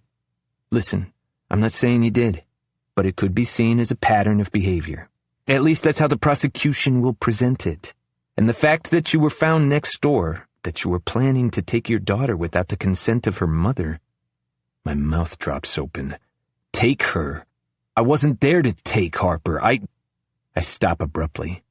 The real reason I was there won't make things any better for me. Javier shrugs. It's a compelling case against you, Mr. Lockhart. I stare at him, incredulously. He doesn't care whether or not I did it, not even a little. Think about it, Javier says. 15 years if we plead out. You'll probably only do 12 with good behavior. You'll be able to see your daughter graduate high school. If this goes to trial, you may not even get to walk her down the aisle. He shuffles the papers sprawled across the table into a stack and puts them back into a folder. Sleep on it. I'll be back in a few days. Javier gets up, starts toward the door. Wait! The thought of him leaving, of me being alone in that cell again, lurches me into a panic. Don't go! He stops, raises his eyebrow. Yes? When can I get out of here? I ask. I want to run to him, clutch at his suit jacket, beg him, take me with you. He stares at me for a moment before answering. I'm sorry, Mr. Lockhart, he says, shaking his head. There's no bail. Not for capital cases. 31. It's 2 days before Javier comes back. 2 more sleepless nights in the dank cell. It feels like my mind is unraveling. I can't make sense of how or why I'm here. The hours tick by. To pass the time, I replay my fight with Violet over and over again as sweat beads along my brow, gathers under my arms, the cell humid and hot. When I first walked into the bedroom, she'd been packing, quickly by the look of things, clothes strewn about, dresser drawers open. She didn't seem mad, at least, not at first. She bustled around, stuffing things into a bag. It took me a minute to realize they were my things, my bag. Then she saw me in the doorway. There was a twitch at the corners of her mouth. I want you out, she said. I saw you with Caitlin. Her voice was as emotionless as if she were telling me we were out of milk. It was so different from last time. From that night, she'd thrown her wine glass at me, her eyes wild, face contorted into a furious snarl. No, this time it was almost as if she was enjoying it. What else did she say? Right. It's exactly what I hoped for. Then the twitch at the corners of her mouth blinked into the briefest of smiles that, when it was gone, I thought I might have imagined it. It's exactly what I hoped for. Why? Why? I don't know. The only thing I do know is that when I walked out of the house, Violet was alive. What had happened after I'd left? How had she ended up dead? The question pounds inside my skull like a drum. Finally, when I'm on the brink of losing it altogether, a guard unlocks my cell door and takes me back to the interrogation room. Javier is waiting inside, his hands folded on the table. I sit down in the chair across from him. He smiles at me expectantly. "Have you—" he starts. "I need you to tell me what happened," I interrupt. "After I left. I swear, when I walked out, Violet was alive. Did someone come into the beach house? Is that where she was shot?" Javier stares at me as if trying to determine whether he should answer me, as if he thinks I might be fucking with him. Then he says, "Your nanny said she heard you and Mrs. Lockhart arguing. A few minutes later, a gunshot. When she felt safe enough to come out of her room, she found Mrs. Lockhart bleeding in the master bathroom. When the police arrived, Mrs. Lockhart confirmed she had been shot by you." I shake my head. "There was a gunshot after we argued?" Javier looks down at his papers. "According to Ms. Carraway, it says she told the police that—" Wait, I hold up my hand. That's the second time he said that name. "Who is Ms. Carraway?" "Sloane Carraway, your nanny." What the fuck? "No," I say. "Our nanny is named Caitlin. I don't know anyone named Sloane." Javier takes a photograph from his folder, slides it to me. It's a picture of Violet and Harper on the beach with Caitlin. "Yeah, that's Caitlin," I say, looking back up at him. "She told the police her name is Sloane Carraway," Javier says, shrugging. "I'm sure they asked for identification." I stare back at the photo. Sloane Carraway? Why had she told us her name was Caitlin? "Look," Javier says, "it's a pretty airtight case against you. The prosecutor emailed me this morning. They found the gun that was used to shoot Mrs. Lockhart. There were no prints, but they ran the tags. It was registered in your name. I understand you don't want to plead guilty, but that, along with Ms. Carraway's testimony, Violet's mom gave her that gun. I've never touched it." My voice is strained. "I won't plead guilty. I can't. I didn't do it." Javier's face tightens, his mouth puckering. He sighs. "I think that's a mistake. Like I said in our last meeting, this might be your best chance at a reduced sentence. I know it's not ideal, but you have to consider the alternative. If this goes to trial and you're convicted, it could be decades before you're released. And what about your daughter, Jay?" My shoulders sag. Harper, my beautiful brown-eyed girl. "Where is she?" I ask. I drop my head into my hands. "Is she okay? I need to call my sister. She'll come out. She can stay with her." I haven't spoken to Denise in months, despite the fact that she calls me every few weeks. I ignore her calls, don't call back. I plan to, but I don't get around to it. Never quite in the mood to rebuff her requests for money. She lives in Ohio with her 3 kids, 2 stepkids, and her second husband, and is always short on funds, for rent, for groceries, for clothes for the kids. "I wish I could enroll Penny in ballet," she'd said irritably last time we spoke, like somehow it was my fault she couldn't afford it. Javier opens his manila folder, flips through it, and pulls out a typed sheet. "She's in the custody of Ms. Carraway." I jerk back up to look at him, frowning in confusion. "Caitlin? Why is Harper with her? She should be with family." "Well, it looks like Ms. Carraway," Javier says her name slowly, emphatically, to correct me, "is listed as Harper's guardian, in your will, should you and Mrs. Lockhart become incapacitated." What? This doesn't make sense. No, there's been a mistake. My sister is the designated guardian. It was a point of contention when Harper was born, a hard sell to both Denise and Violet. Unsurprisingly, the two didn't like each other. Denise thought Violet was a snob. Violet thought Denise was a freeloader. Neither was wrong, exactly. But I couldn't stomach the idea of Harper going to live with Violet's parents, or my own for that matter. She should be with her cousins, I argued to Violet. Other kids, family.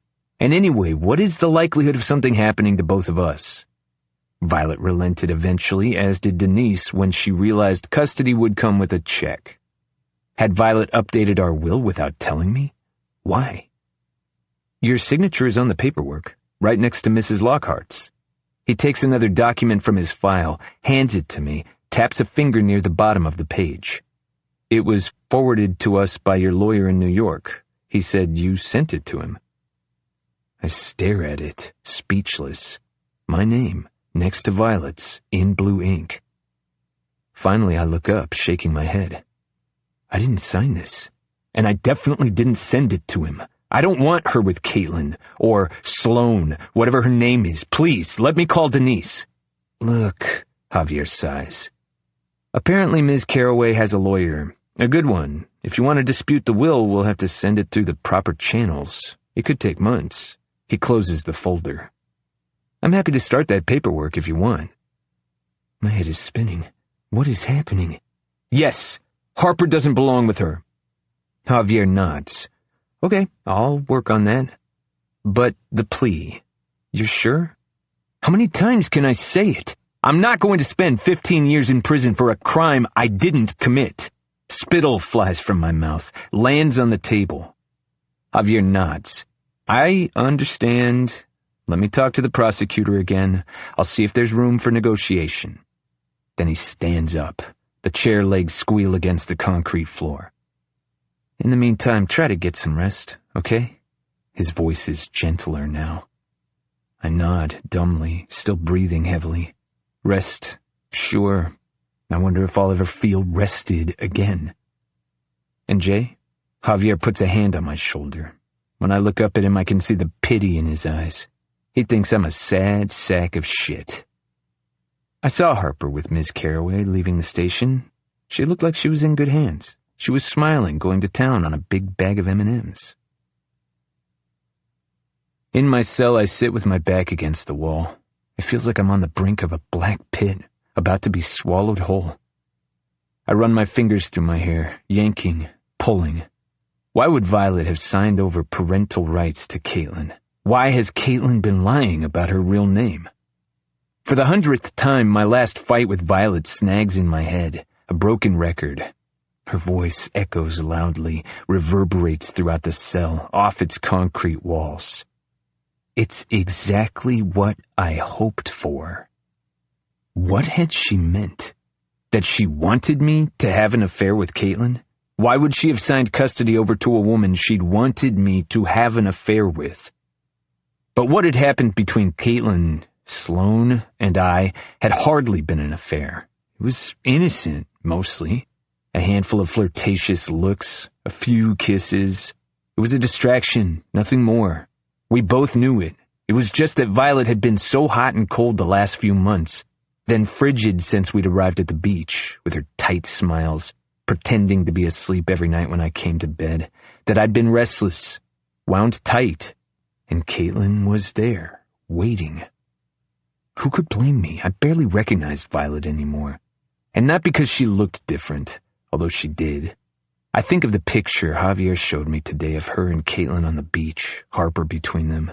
She's gained weight in the last few weeks, heavier than I've ever seen her, outside of pregnancy, and her skin has worsened, zits around her chin, on her forehead. The Violet I knew, the one I've gone to bed with, the one I've brushed my teeth next to for more than 10 years, was fastidious about her weight, went to painstaking lengths to keep her skin clear, nighttime serums and creams, scrubs and facials. But other things were different too. The way she'd dressed, for one, in clothes that didn't fit, that were ugly and worn out. And maybe the biggest change of all, the way she carried herself, like she was untouchable, like if you reached out, your fingers would pass right through her. On the island, Violet retreated, and when she did, Caitlin took a step forward. Caitlin, with her bedroom eyes and throaty laugh. She looked at me the way Violet used to. In some ways, actually, Caitlin reminded me of Violet. The old Violet, at least. It's funny, now that I think of it. On the morning we left for the island when Caitlin showed up on our doorstep. For the briefest of instances, I thought it was Violet on the stoop. Caitlin's hair was darker than it was the last time I saw her, and shorter, the same cut and color as Violet's, in clothes that looked so much like what Violet would wear. She blushed when I complimented her, told me Violet had given her the shirt, the whole outfit actually. I didn't think much of it at the time. Isn't that what women do? Share clothes? Swap style tips? But now it needles at me. Had Caitlin been jealous of Violet? Had she been dressing in Violet's clothes, acting like her because she wanted to be her? I feel a thick wave of nausea roll through me. Could she have been jealous enough to murder her? I rub my temples. No, if it was Caitlin who shot Violet, why would Violet have told the police it was me? It doesn't make sense. I'm missing something. But what? I lie on my back, my bones jutting into the cement floor beneath me, staring at the cracks in the ceiling. I feel like the answer is just out of reach. Eventually I fall asleep, my eyes burning, head pounding. I toss and turn, body aching. I sleep dreamlessly. Then in the middle of the night, I sit up. My eyes fly open, a cold sweat drenching my shirt. Javier said that Caitlin had overheard us arguing, but she hadn't been home. I brushed by her on my way out. She was coming in. So how would Caitlin have known we'd been fighting, unless the person who told the cops about the argument wasn't Caitlin? The truth slams into me like a freight train. Caitlin didn't shoot Violet. Violet shot Caitlin. She shot Caitlin and told everyone that Caitlin was her, that it was Violet Lockhart lying on that floor, and that I was the one who killed her. Caitlin wasn't trying to look like Violet. Violet was trying to look like Caitlin. She wanted Caitlin to look like her, and she wanted Caitlin and me together so people would think Caitlin was Violet Lockhart, my wife. It's exactly what I hoped for. I scramble to my feet and begin banging on my cell door. Someone help! I need help! I bang and bang until finally there's a loud buzzing and my door opens. A guard eyes me with irritation. I need you to call my lawyer, I say. It's 4 a.m, the guard says. You can call tomorrow. The door slams shut again. No, I yell. No, wait! But no one comes back. I slump to the floor. Eventually I lie back down on the mat, but I don't sleep. Wired. Violet is not dead. Not dead. Not dead. Not dead. I'm pacing when a guard finally buzzes me out of my cell. Tight figure eights around the small room. My whole body is pulsating, like how I feel after snorting a line. Lightheaded and everything crystal clear. As soon as I'm inside the interview room, uncuffed, I rush to Javier, grabbing his shoulders. Violet isn't dead, I say. Caitlin is. Sloan. Violet killed her. Javier takes a step back from me, straightens his suit jacket, then gestures to a chair. Why don't you sit down? He says calmly. Have you slept? He touches me on the elbow, an attempt to steer me toward the table. No, I jerk away. I know he thinks I'm crazy. I would too. I know how I look, how I sound, but I'm sure I'm right. I'd bet my life. Listen, I say, lowering my voice. Violet is framing me. She shot Caitlin and said it was me. Now she's pretending she's Caitlin. That's why she was dressing like she did. I thought maybe Caitlin was trying to be Violet, but it was the other way around. Can you bring her here? I'm breathing heavily now, panting almost, staring at him. He doesn't have to believe me. He just has to hear me out, give me a chance to prove it. Slowly, Javier shakes his head. I can't bring a witness to see you, even if she agreed, which...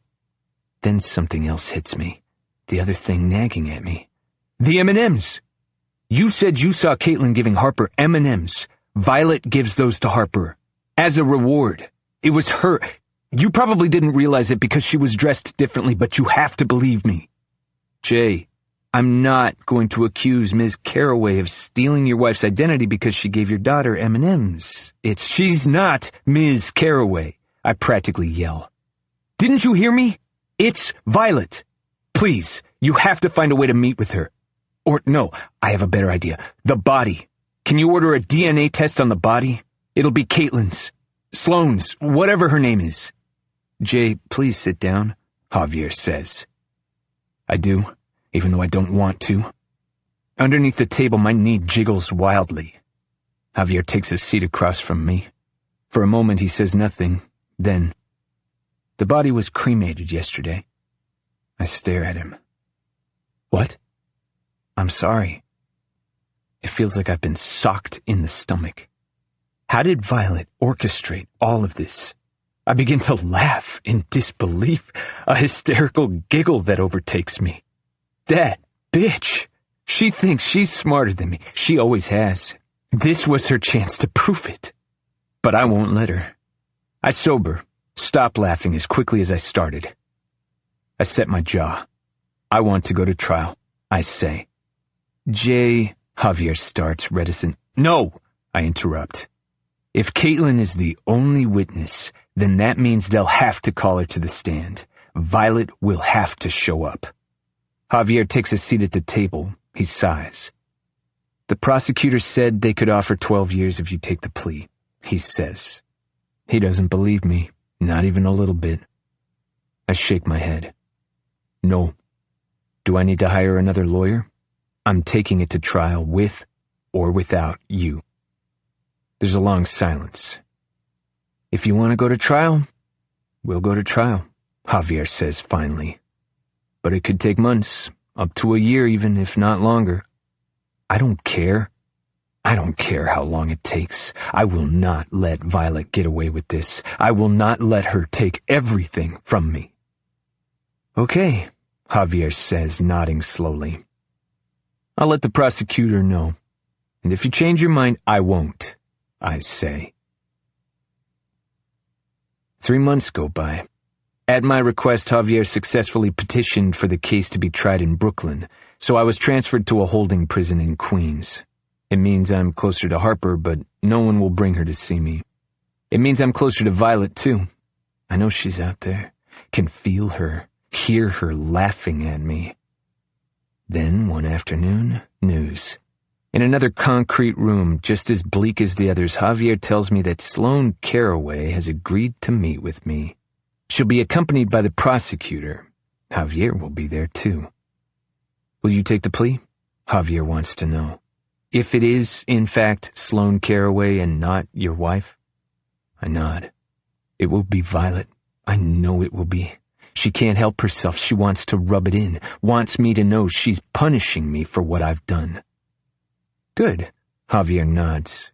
And I know he and the prosecutor have come together, both with the same goal, to stay out of the courtroom, to close the book on this case. On me. I don't care about their motivation. The only thing that matters to me is that she's coming. I didn't kill her, but when I see her, I might.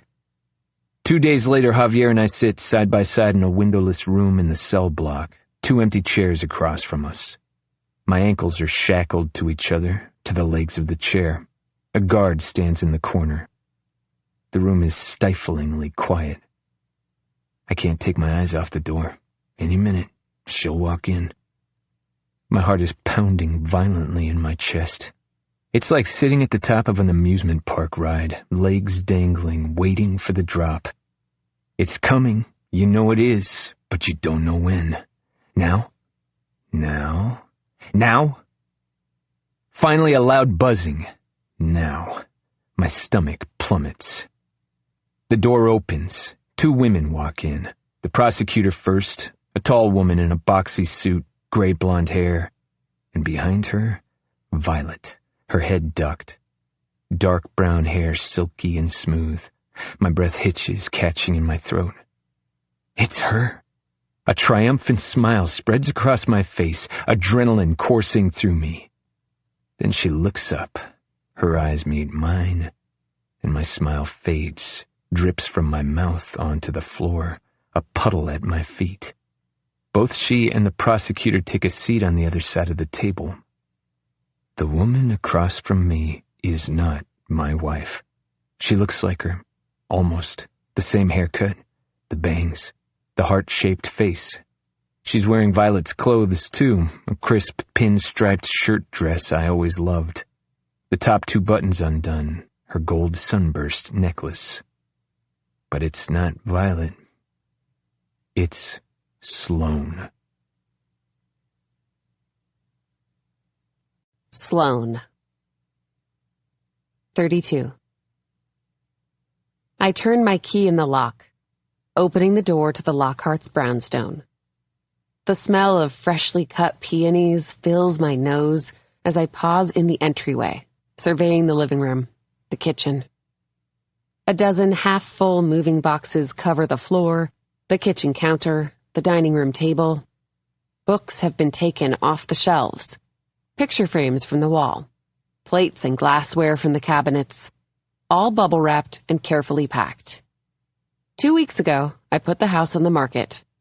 Already 6 offers have come in, 2 over asking. The real estate agent told me she thinks we can close by the end of the month. By then, Jay will have accepted the plea. We'll be behind bars for good. I smile, then start up the stairs. "I'm home," I call out. When I reach the top, the bedroom door at the end of the hall opens. Violet emerges.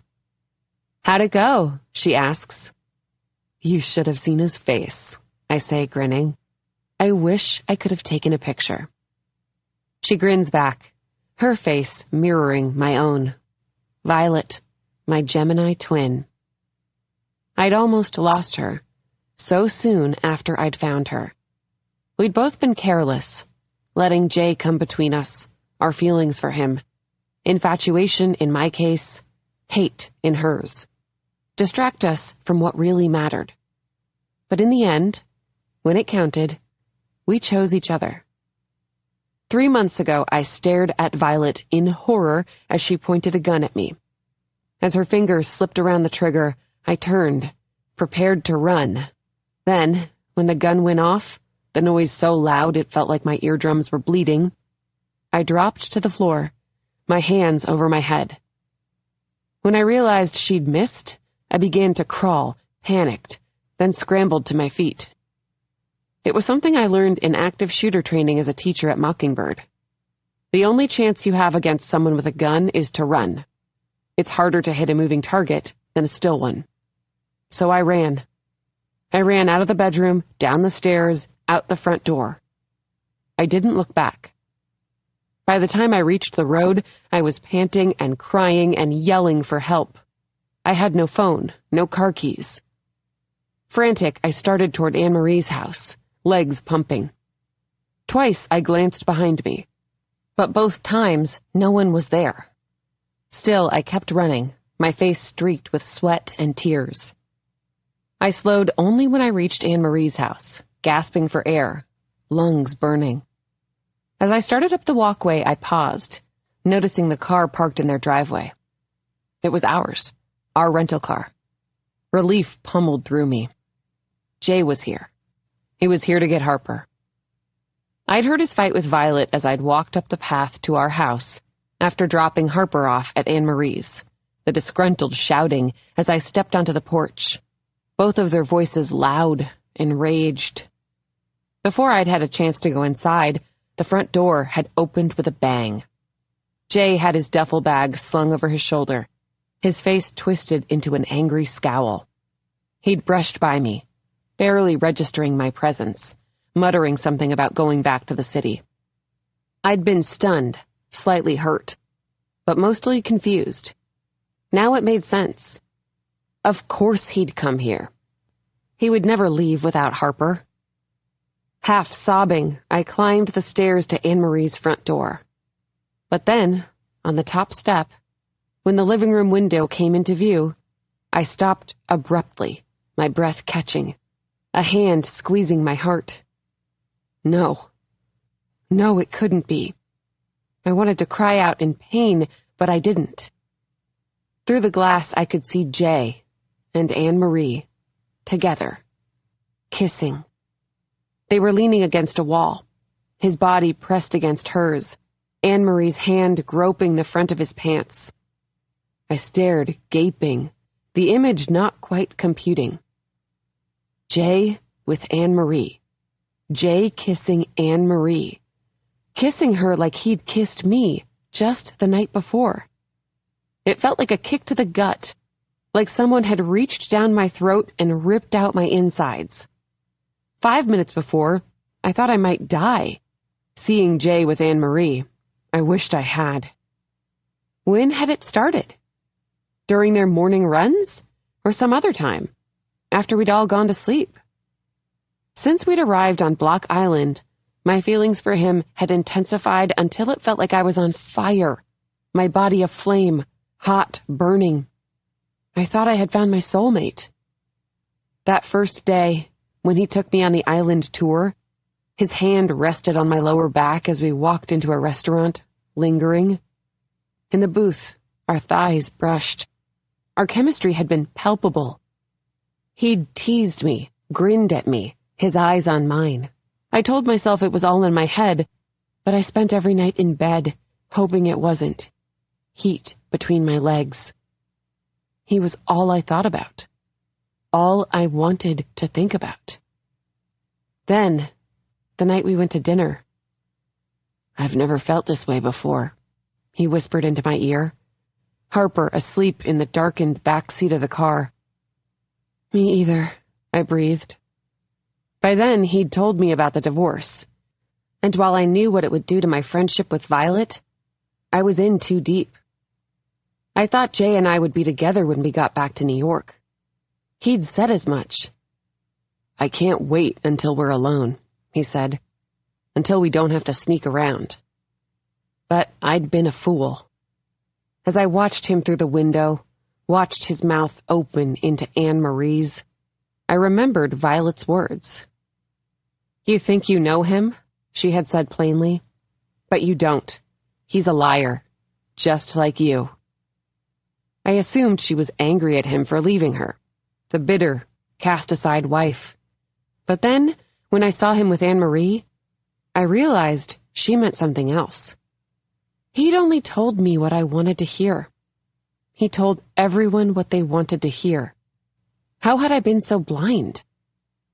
So I went back to Violet, without Jay or Anne-Marie seeing me. I walked back down the steps, back to our house. "Violet," I called out, easing the front door open. "You're right. I'm a liar. A good one. Let me help you." I wasn't scared anymore. She didn't want to hurt me. She wanted to hurt Jay. And now, so did I. She was still in the upstairs bathroom, on her knees, the gun tossed aside. Her face was pale, eyes red and puffy. She looked so young. When she looked up at me, tears ran down her cheeks. I sat down in front of her and told her what I saw. Then she told me everything. Jay had started cheating on her when she was pregnant with Harper. Well, that's when she first found proof. When she accused him, he told her she was jealous, making things up. He almost convinced her, too. But then she found the messages on his phone. Nudes from a coworker. Plans to meet at a hotel. He cried when she confronted him. Told her he'd felt lonely. Was scared about becoming a dad, that it wouldn't happen again. Except it did. When Harper was only 6 months old. And again a year after that. Those were the times she knew about, at least. Every time, he swore things would change. She wanted to believe him. Needed to. So when he asked her to start over with him in New York, she agreed. He said it would be his chance to be the breadwinner. To prove to himself that he could provide for their family. They'd relied on her family's money for so long that he'd lost sight of who he was as a man. That he'd looked to other women for validation. In New York, he promised things would be different. Things would be better. And they were. Even after she found out he'd known about the trust. He'd been devoted, focused on his startup. That's what she thought. Then came the request for a cash infusion, the admission he'd gambled the company dry. And only a few weeks later, the final kick to her gut. Violet came home early one afternoon to find the house seemingly empty, a Disney movie playing on the living room TV. Nina, their nanny, hadn't mentioned plans to take Harper anywhere. "Hello?" Violet called out. Then rustling. She followed the noise into the kitchen, found Harper standing on the counter in front of their snack cabinet. Harper turned at the sound of Violet, wobbled, almost falling, a guilty smile on her face. She knew she wasn't supposed to be up there. "I was hungry," she said. She didn't know where Nina was. Violet settled Harper back onto the couch with a bowl of Honey Nut Cheerios, then went to look for Nina. The door to Jay's office was closed. Slowly, barely breathing, she opened it. Jay was in his desk chair, head leaned back, eyes closed. Nina, on her knees. Violet pulled the door shut and went back downstairs. Quietly, she packed Harper up and took her to the park. Suddenly, it became clear to her, like a match had been lit in a pitch-black room. She was living her parents' life, the one she'd tried so hard to run from. She'd become her mother, her head buried so deep in the sand she was choking on it, married to the same type of man as her father, at the expense of her daughter, her darling Harper. She was incensed. At herself, yes, but at Jay, too. Finally, at Jay. She waited until Harper was asleep that night before shutting the door to their bedroom. He was already in bed, head crooked over his phone. Texting Nina, probably. Maybe a picture of his dick he'd taken earlier that day. "What?" he asked when he looked up. Saw the look on her face. "How could you?" she yelled. "You left her alone. And for what? A blowjob?" Her voice was shrill, tight. At first, he acted dismayed. Harper was fine, nothing had happened to her, and Violet was confused. It wasn't what it looked like. Eventually, he stopped lying, but this time, he wasn't remorseful. He just looked at her with a, "What do you expect?" expression. "You're not the woman I married anymore," he said. Like it was Violet's fault that he couldn't keep his hands to himself, that he did whatever he wanted, whenever he wanted. "There's nothing wrong with me," he meant. "Nothing wrong with what I did. There's something wrong with you." That's when she saw red. That's when she told him she wanted a divorce. That's when the fighting escalated, when he followed her downstairs, where she smashed every photo of them together, when she screamed so loudly that the neighbors called the cops. That's when she threw the glass at him. When it shattered, a shard nicked the side of Jay's face. The cut wasn't deep, but blood rushed from the gash, ran down his neck. He played it up, holding his hand to it, wincing like a wounded puppy. No one was arrested, but a report was filed. Violet was drunk, and even though so was Jay, it was her broken glass, his dripping blood. Jay could have pressed charges, but he didn't. He would, though, he told her when the police left, as the sun was rising, if she tried to divorce him. The officer on the scene said he had a year to file if he changed his mind. Then he would apply for sole custody. If there was a hearing, what judge would grant custody to a mother with a domestic violence record? He'd take Harper and as much money as he could. If she left him, he threatened, she'd be leaving alone and broke. He was holding her hostage, her hands tied, dirty rags stuffed into her mouth. Their marriage, like her childhood, was a prison. She tried to fight it, but her lawyer said there was a chance Jay was right, that a judge might deem her unfit, strip her of custody, and order her to pay alimony and child support. There was that trust fund from her grandma, after all. Yes, it was hers, but there were ways to access the income she made from it. It wasn't worth the risk, in his $600 an hour opinion. Could she try and work it out? The lawyer had asked. But hadn't she already tried?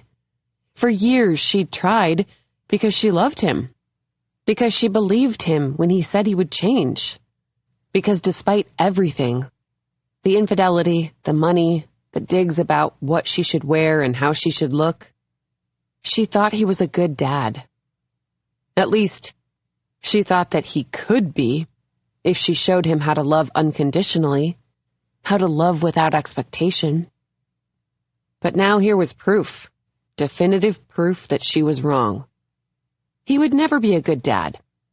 A good dad would never care more about his hard-on than his daughter. And worse, a good dad would never steal a child from their mother. Harper needed her. He might as well be severing their daughter's limb. She could finally see the forest through the trees. Who Jay was. Why he'd never change. At his core, all he cared about was money and appearances. Himself. And Violet, better than anyone, knew what that would do to a child. Maybe if she was there, she could lessen the blow. But if he was left alone with Harper, who knows the damage he'd do? It was the other things she'd turned a blind eye to. Subtle now, but for how long? Comments about how much Harper was eating, her portion sizes. He hated the M&Ms, glared at Violet when she offered any treats. How he made sure Harper's hair was neatly braided, her bangs smoothed, that everything she wore had the right label. If you didn't know any better, you might mistake it for concern. I did. But Violet saw through it. Jay was teaching Harper, like he had taught her, like her parents had taught her, that her worth was inextricably tied to how she presented herself to the world. So the answer was no. She couldn't work it out. Jay had broken Violet's heart again and again, and one day, he was going to break Harper's. Of this, Violet was sure. And that was the one thing, the only thing she would never allow. So together, in the bathroom of the beach house, we came up with a plan. There was just one rule. No more lies. At least, not to each other. Never to each other. When we both had agreed, Violet handed the gun to me. Instead of her shooting me, I would shoot her. Before I did, Violet called Danny on the burner. When he answered, she began crying again. "I couldn't do it," she told him. Her shoulders shook as she sobbed noisily, snot leaking from her nose, voice breaking. "I couldn't." On the other end of the phone, I heard his voice. "I know, honey." It's why he'd agreed to go along with it. He'd realized that when she picked up the gun, her finger slipping around the trigger, she wouldn't be able to shoot me. It wasn't who she was. He'd known it before she had. The gun was heavier than I expected it to be. I could feel my heartbeat in my palm, pulsing against it. I breathed out shakily. Violet stood only a few feet away, her back to me as if she were running, like I had from her. I needed to shoot her at close range so I wouldn't miss. Danny had told us to aim for her lower thigh. There would be a lot of blood, but it would be far enough away from any organs, and he could say her femoral artery had been hit. No one would question him. He was at the top of the ladder, his word incontestable. Violet cried out when the gun went off, a low, guttural wail. I ran to her, but she waved me away. "The gun," she said, teeth gritted, eyes screwed tightly closed. "Take care of the gun." I wiped it down and tossed it under the bed for the police to find. Then, pressing a washcloth to her thigh, I called 911. I was grateful for my 2 large hands, my mitts, how they covered the wound, stopped the bleeding. "Help!"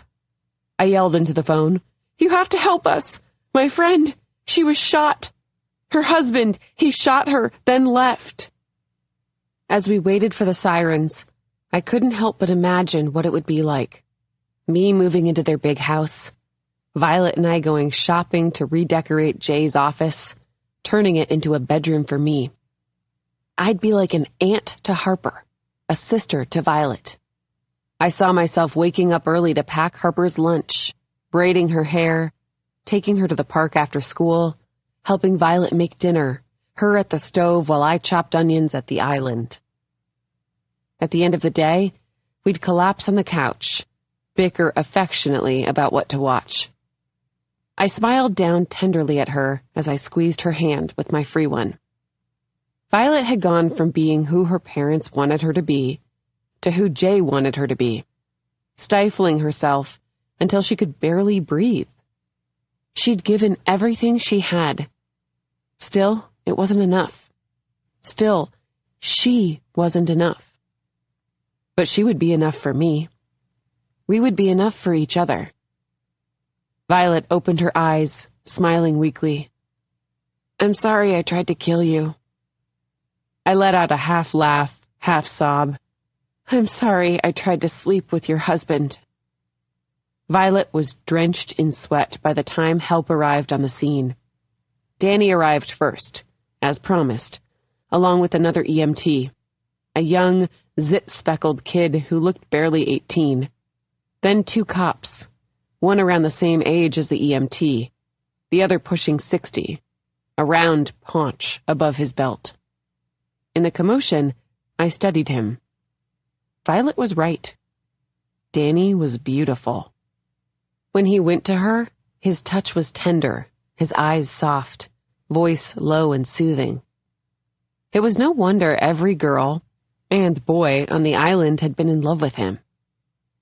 As Danny worked on Violet, bandaging her wound, strapping an oxygen mask to her face, loading her onto a stretcher, I sat with the officers.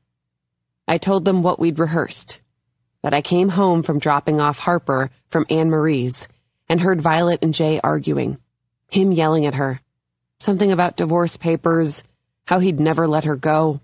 He sounded so angry, I said, my voice quaking.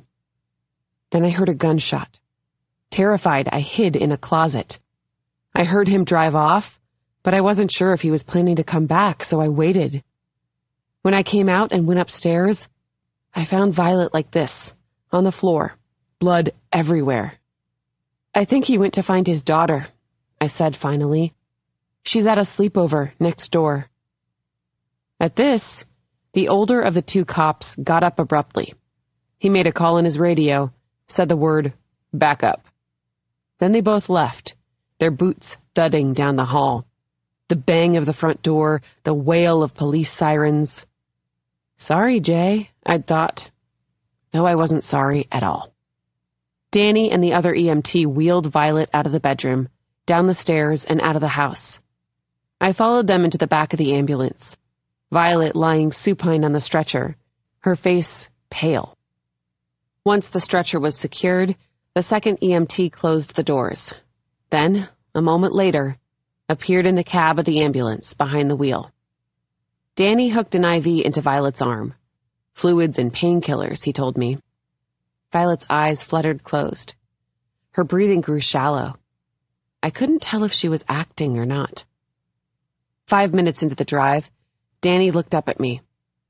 "She's lost too much blood," he said, shaking his head. His face was so solemn, so drawn, that for a minute, I almost believed him. Then he pounded on the plastic partition to the driver's cab. "Redirect," he said. "Redirect to the morgue." Our siren cut out abruptly, the ambulance slowing. While we drove, Danny called the police. It was a short conversation, but when he hung up, he told me that they wanted me down at the station to give an official statement. Someone would meet us at the morgue to pick me up. When the ambulance finally slowed to a stop, Danny pulled a thin white sheet over Violet's face.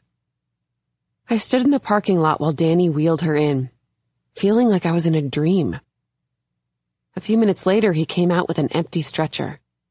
The coroner had been 2 sheets to the wind, as usual, bottle of gin half drunk on his desk, barely acknowledged Danny as he signed the intake form, waved him into the back, where Violet got off the stretcher and waited, in a coat closet, for Danny to pick her up after his shift ended. The morphine he had given her in the ambulance would hold her until then. As the coroner took another swig in his office, his eyes glazed, head lolling.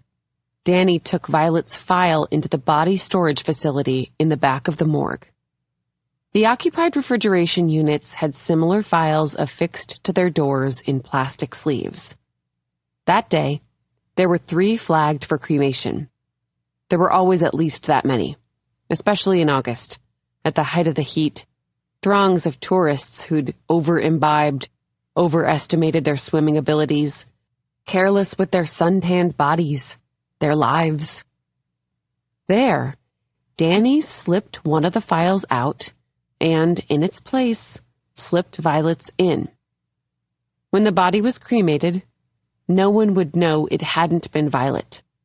If the cops, or anyone, came looking for her, asking for an autopsy, the coroner would come up empty-handed. It wouldn't be the first time there'd been a mix-up, intentional or otherwise. Not the first time someone wanted something to seem different than what actually was. If it were another police department, another city, another town, there might have been an investigation. But here, the cops wouldn't press the issue. The coroner was one of their own. The sooner this was buried, the better for everyone. None of this would have worked anywhere else. But on this tiny island, things were different. Violet knew that when she brought us here. It was why she brought us here. Danny waited with me until a police officer pulled into the parking lot. I rode in silence to the station, where I repeated the same story I'd told the cops at the house. They thanked me, then brought me to Harper. She flung her arms around my neck, and I held her tightly. "Where's Mom?" she asked finally, pulling back to look at me. "It's just going to be us for a little bit," I told her. I hugged her again, then, into her ear, whispered, "But don't worry, you'll see her soon." Then I handed her a king-sized pack of M&Ms, her favorite. An officer gave us a ride to a nearby hotel. The beach house was now a crime scene. There, when Harper was asleep in the double bed next to mine, I called Laura, my Dolly Parton client from the spa. I'd run into her while we were shopping for Harper's dress the day before. As Harper and I started toward the register, Violet waiting for us next door, I heard my name. "Sloane, is that you? Hi, sweetheart." When I turned, I did a double take. I hadn't expected to see anyone I knew on the island, especially not a nail client. I told her I was visiting with a friend and her family, introduced her to Harper. She gave me a hug, her heady perfume thick in my nose, then her number. "Call me," she said, smiling, "if you ever need anything." When I did, only 2 days later, she gasped when I told her what had happened. "How awful," she'd said in her deep Texan drawl. She put me in touch with her lawyer, said her retainer would more than cover a few phone calls. Within a week, I'd been granted temporary custody of Harper. I was awarded full guardianship 2 months after that. 10 days after the shooting, Danny drove his car onto the ferry, Violet tucked out of sight in the back seat, and brought her home. Home to Harper and me, our arms outstretched. With the help of Laura's lawyer, everything has been transferred into my name. The Lockhart home, money for raising Harper. Violet almost never leaves the house. We don't want to risk anyone recognizing her. Which is why, as soon as Jay takes the plea, we're packing up a moving van, driving to California. Not to San Francisco, but somewhere sunnier. We're looking at houses in San Diego, bright bungalows within walking distance from the beach. There, we can be a real family, the 3 of us. Thanks to Violet's grandmother, we'll have more than enough money. Neither of us will have to work. Legally, we'll share my identity, both Sloane Carraway. But tell everyone we're sisters. I go by Caitlin now, to make it easier. Once we're settled, I plan to convince my mom to join us. The warm weather will be good for her joints. But not just that. She loves Harper as much as I do. She even comes with us to the park on Fridays, pushes Harper on the swings. She dotes on her the way a grandmother would, pinching her cheeks and slipping her Hershey's Kisses when she thinks no one is looking. My list of lies is shorter now. 1. I am the only Sloane Carraway. 2. Violet Lockhart, Harper's mother, is dead. 3. I felt nothing when I saw Jay this morning in the cell block. This last lie about Jay is what I wish were true. But when our eyes met, my heart skipped a beat, my stomach tightened. This is the only lie Violet can never know. The one I'll bury so deep it can't breathe. Because I've found my happy ending. It's not the ending I fantasized about when I first met Jay at the park. Not the one I thought I wanted, but it's better. Thanks to him, I've found what I've spent my whole life looking for. A sister. And not just a sister. A Gemini twin. Not by blood, but by choice.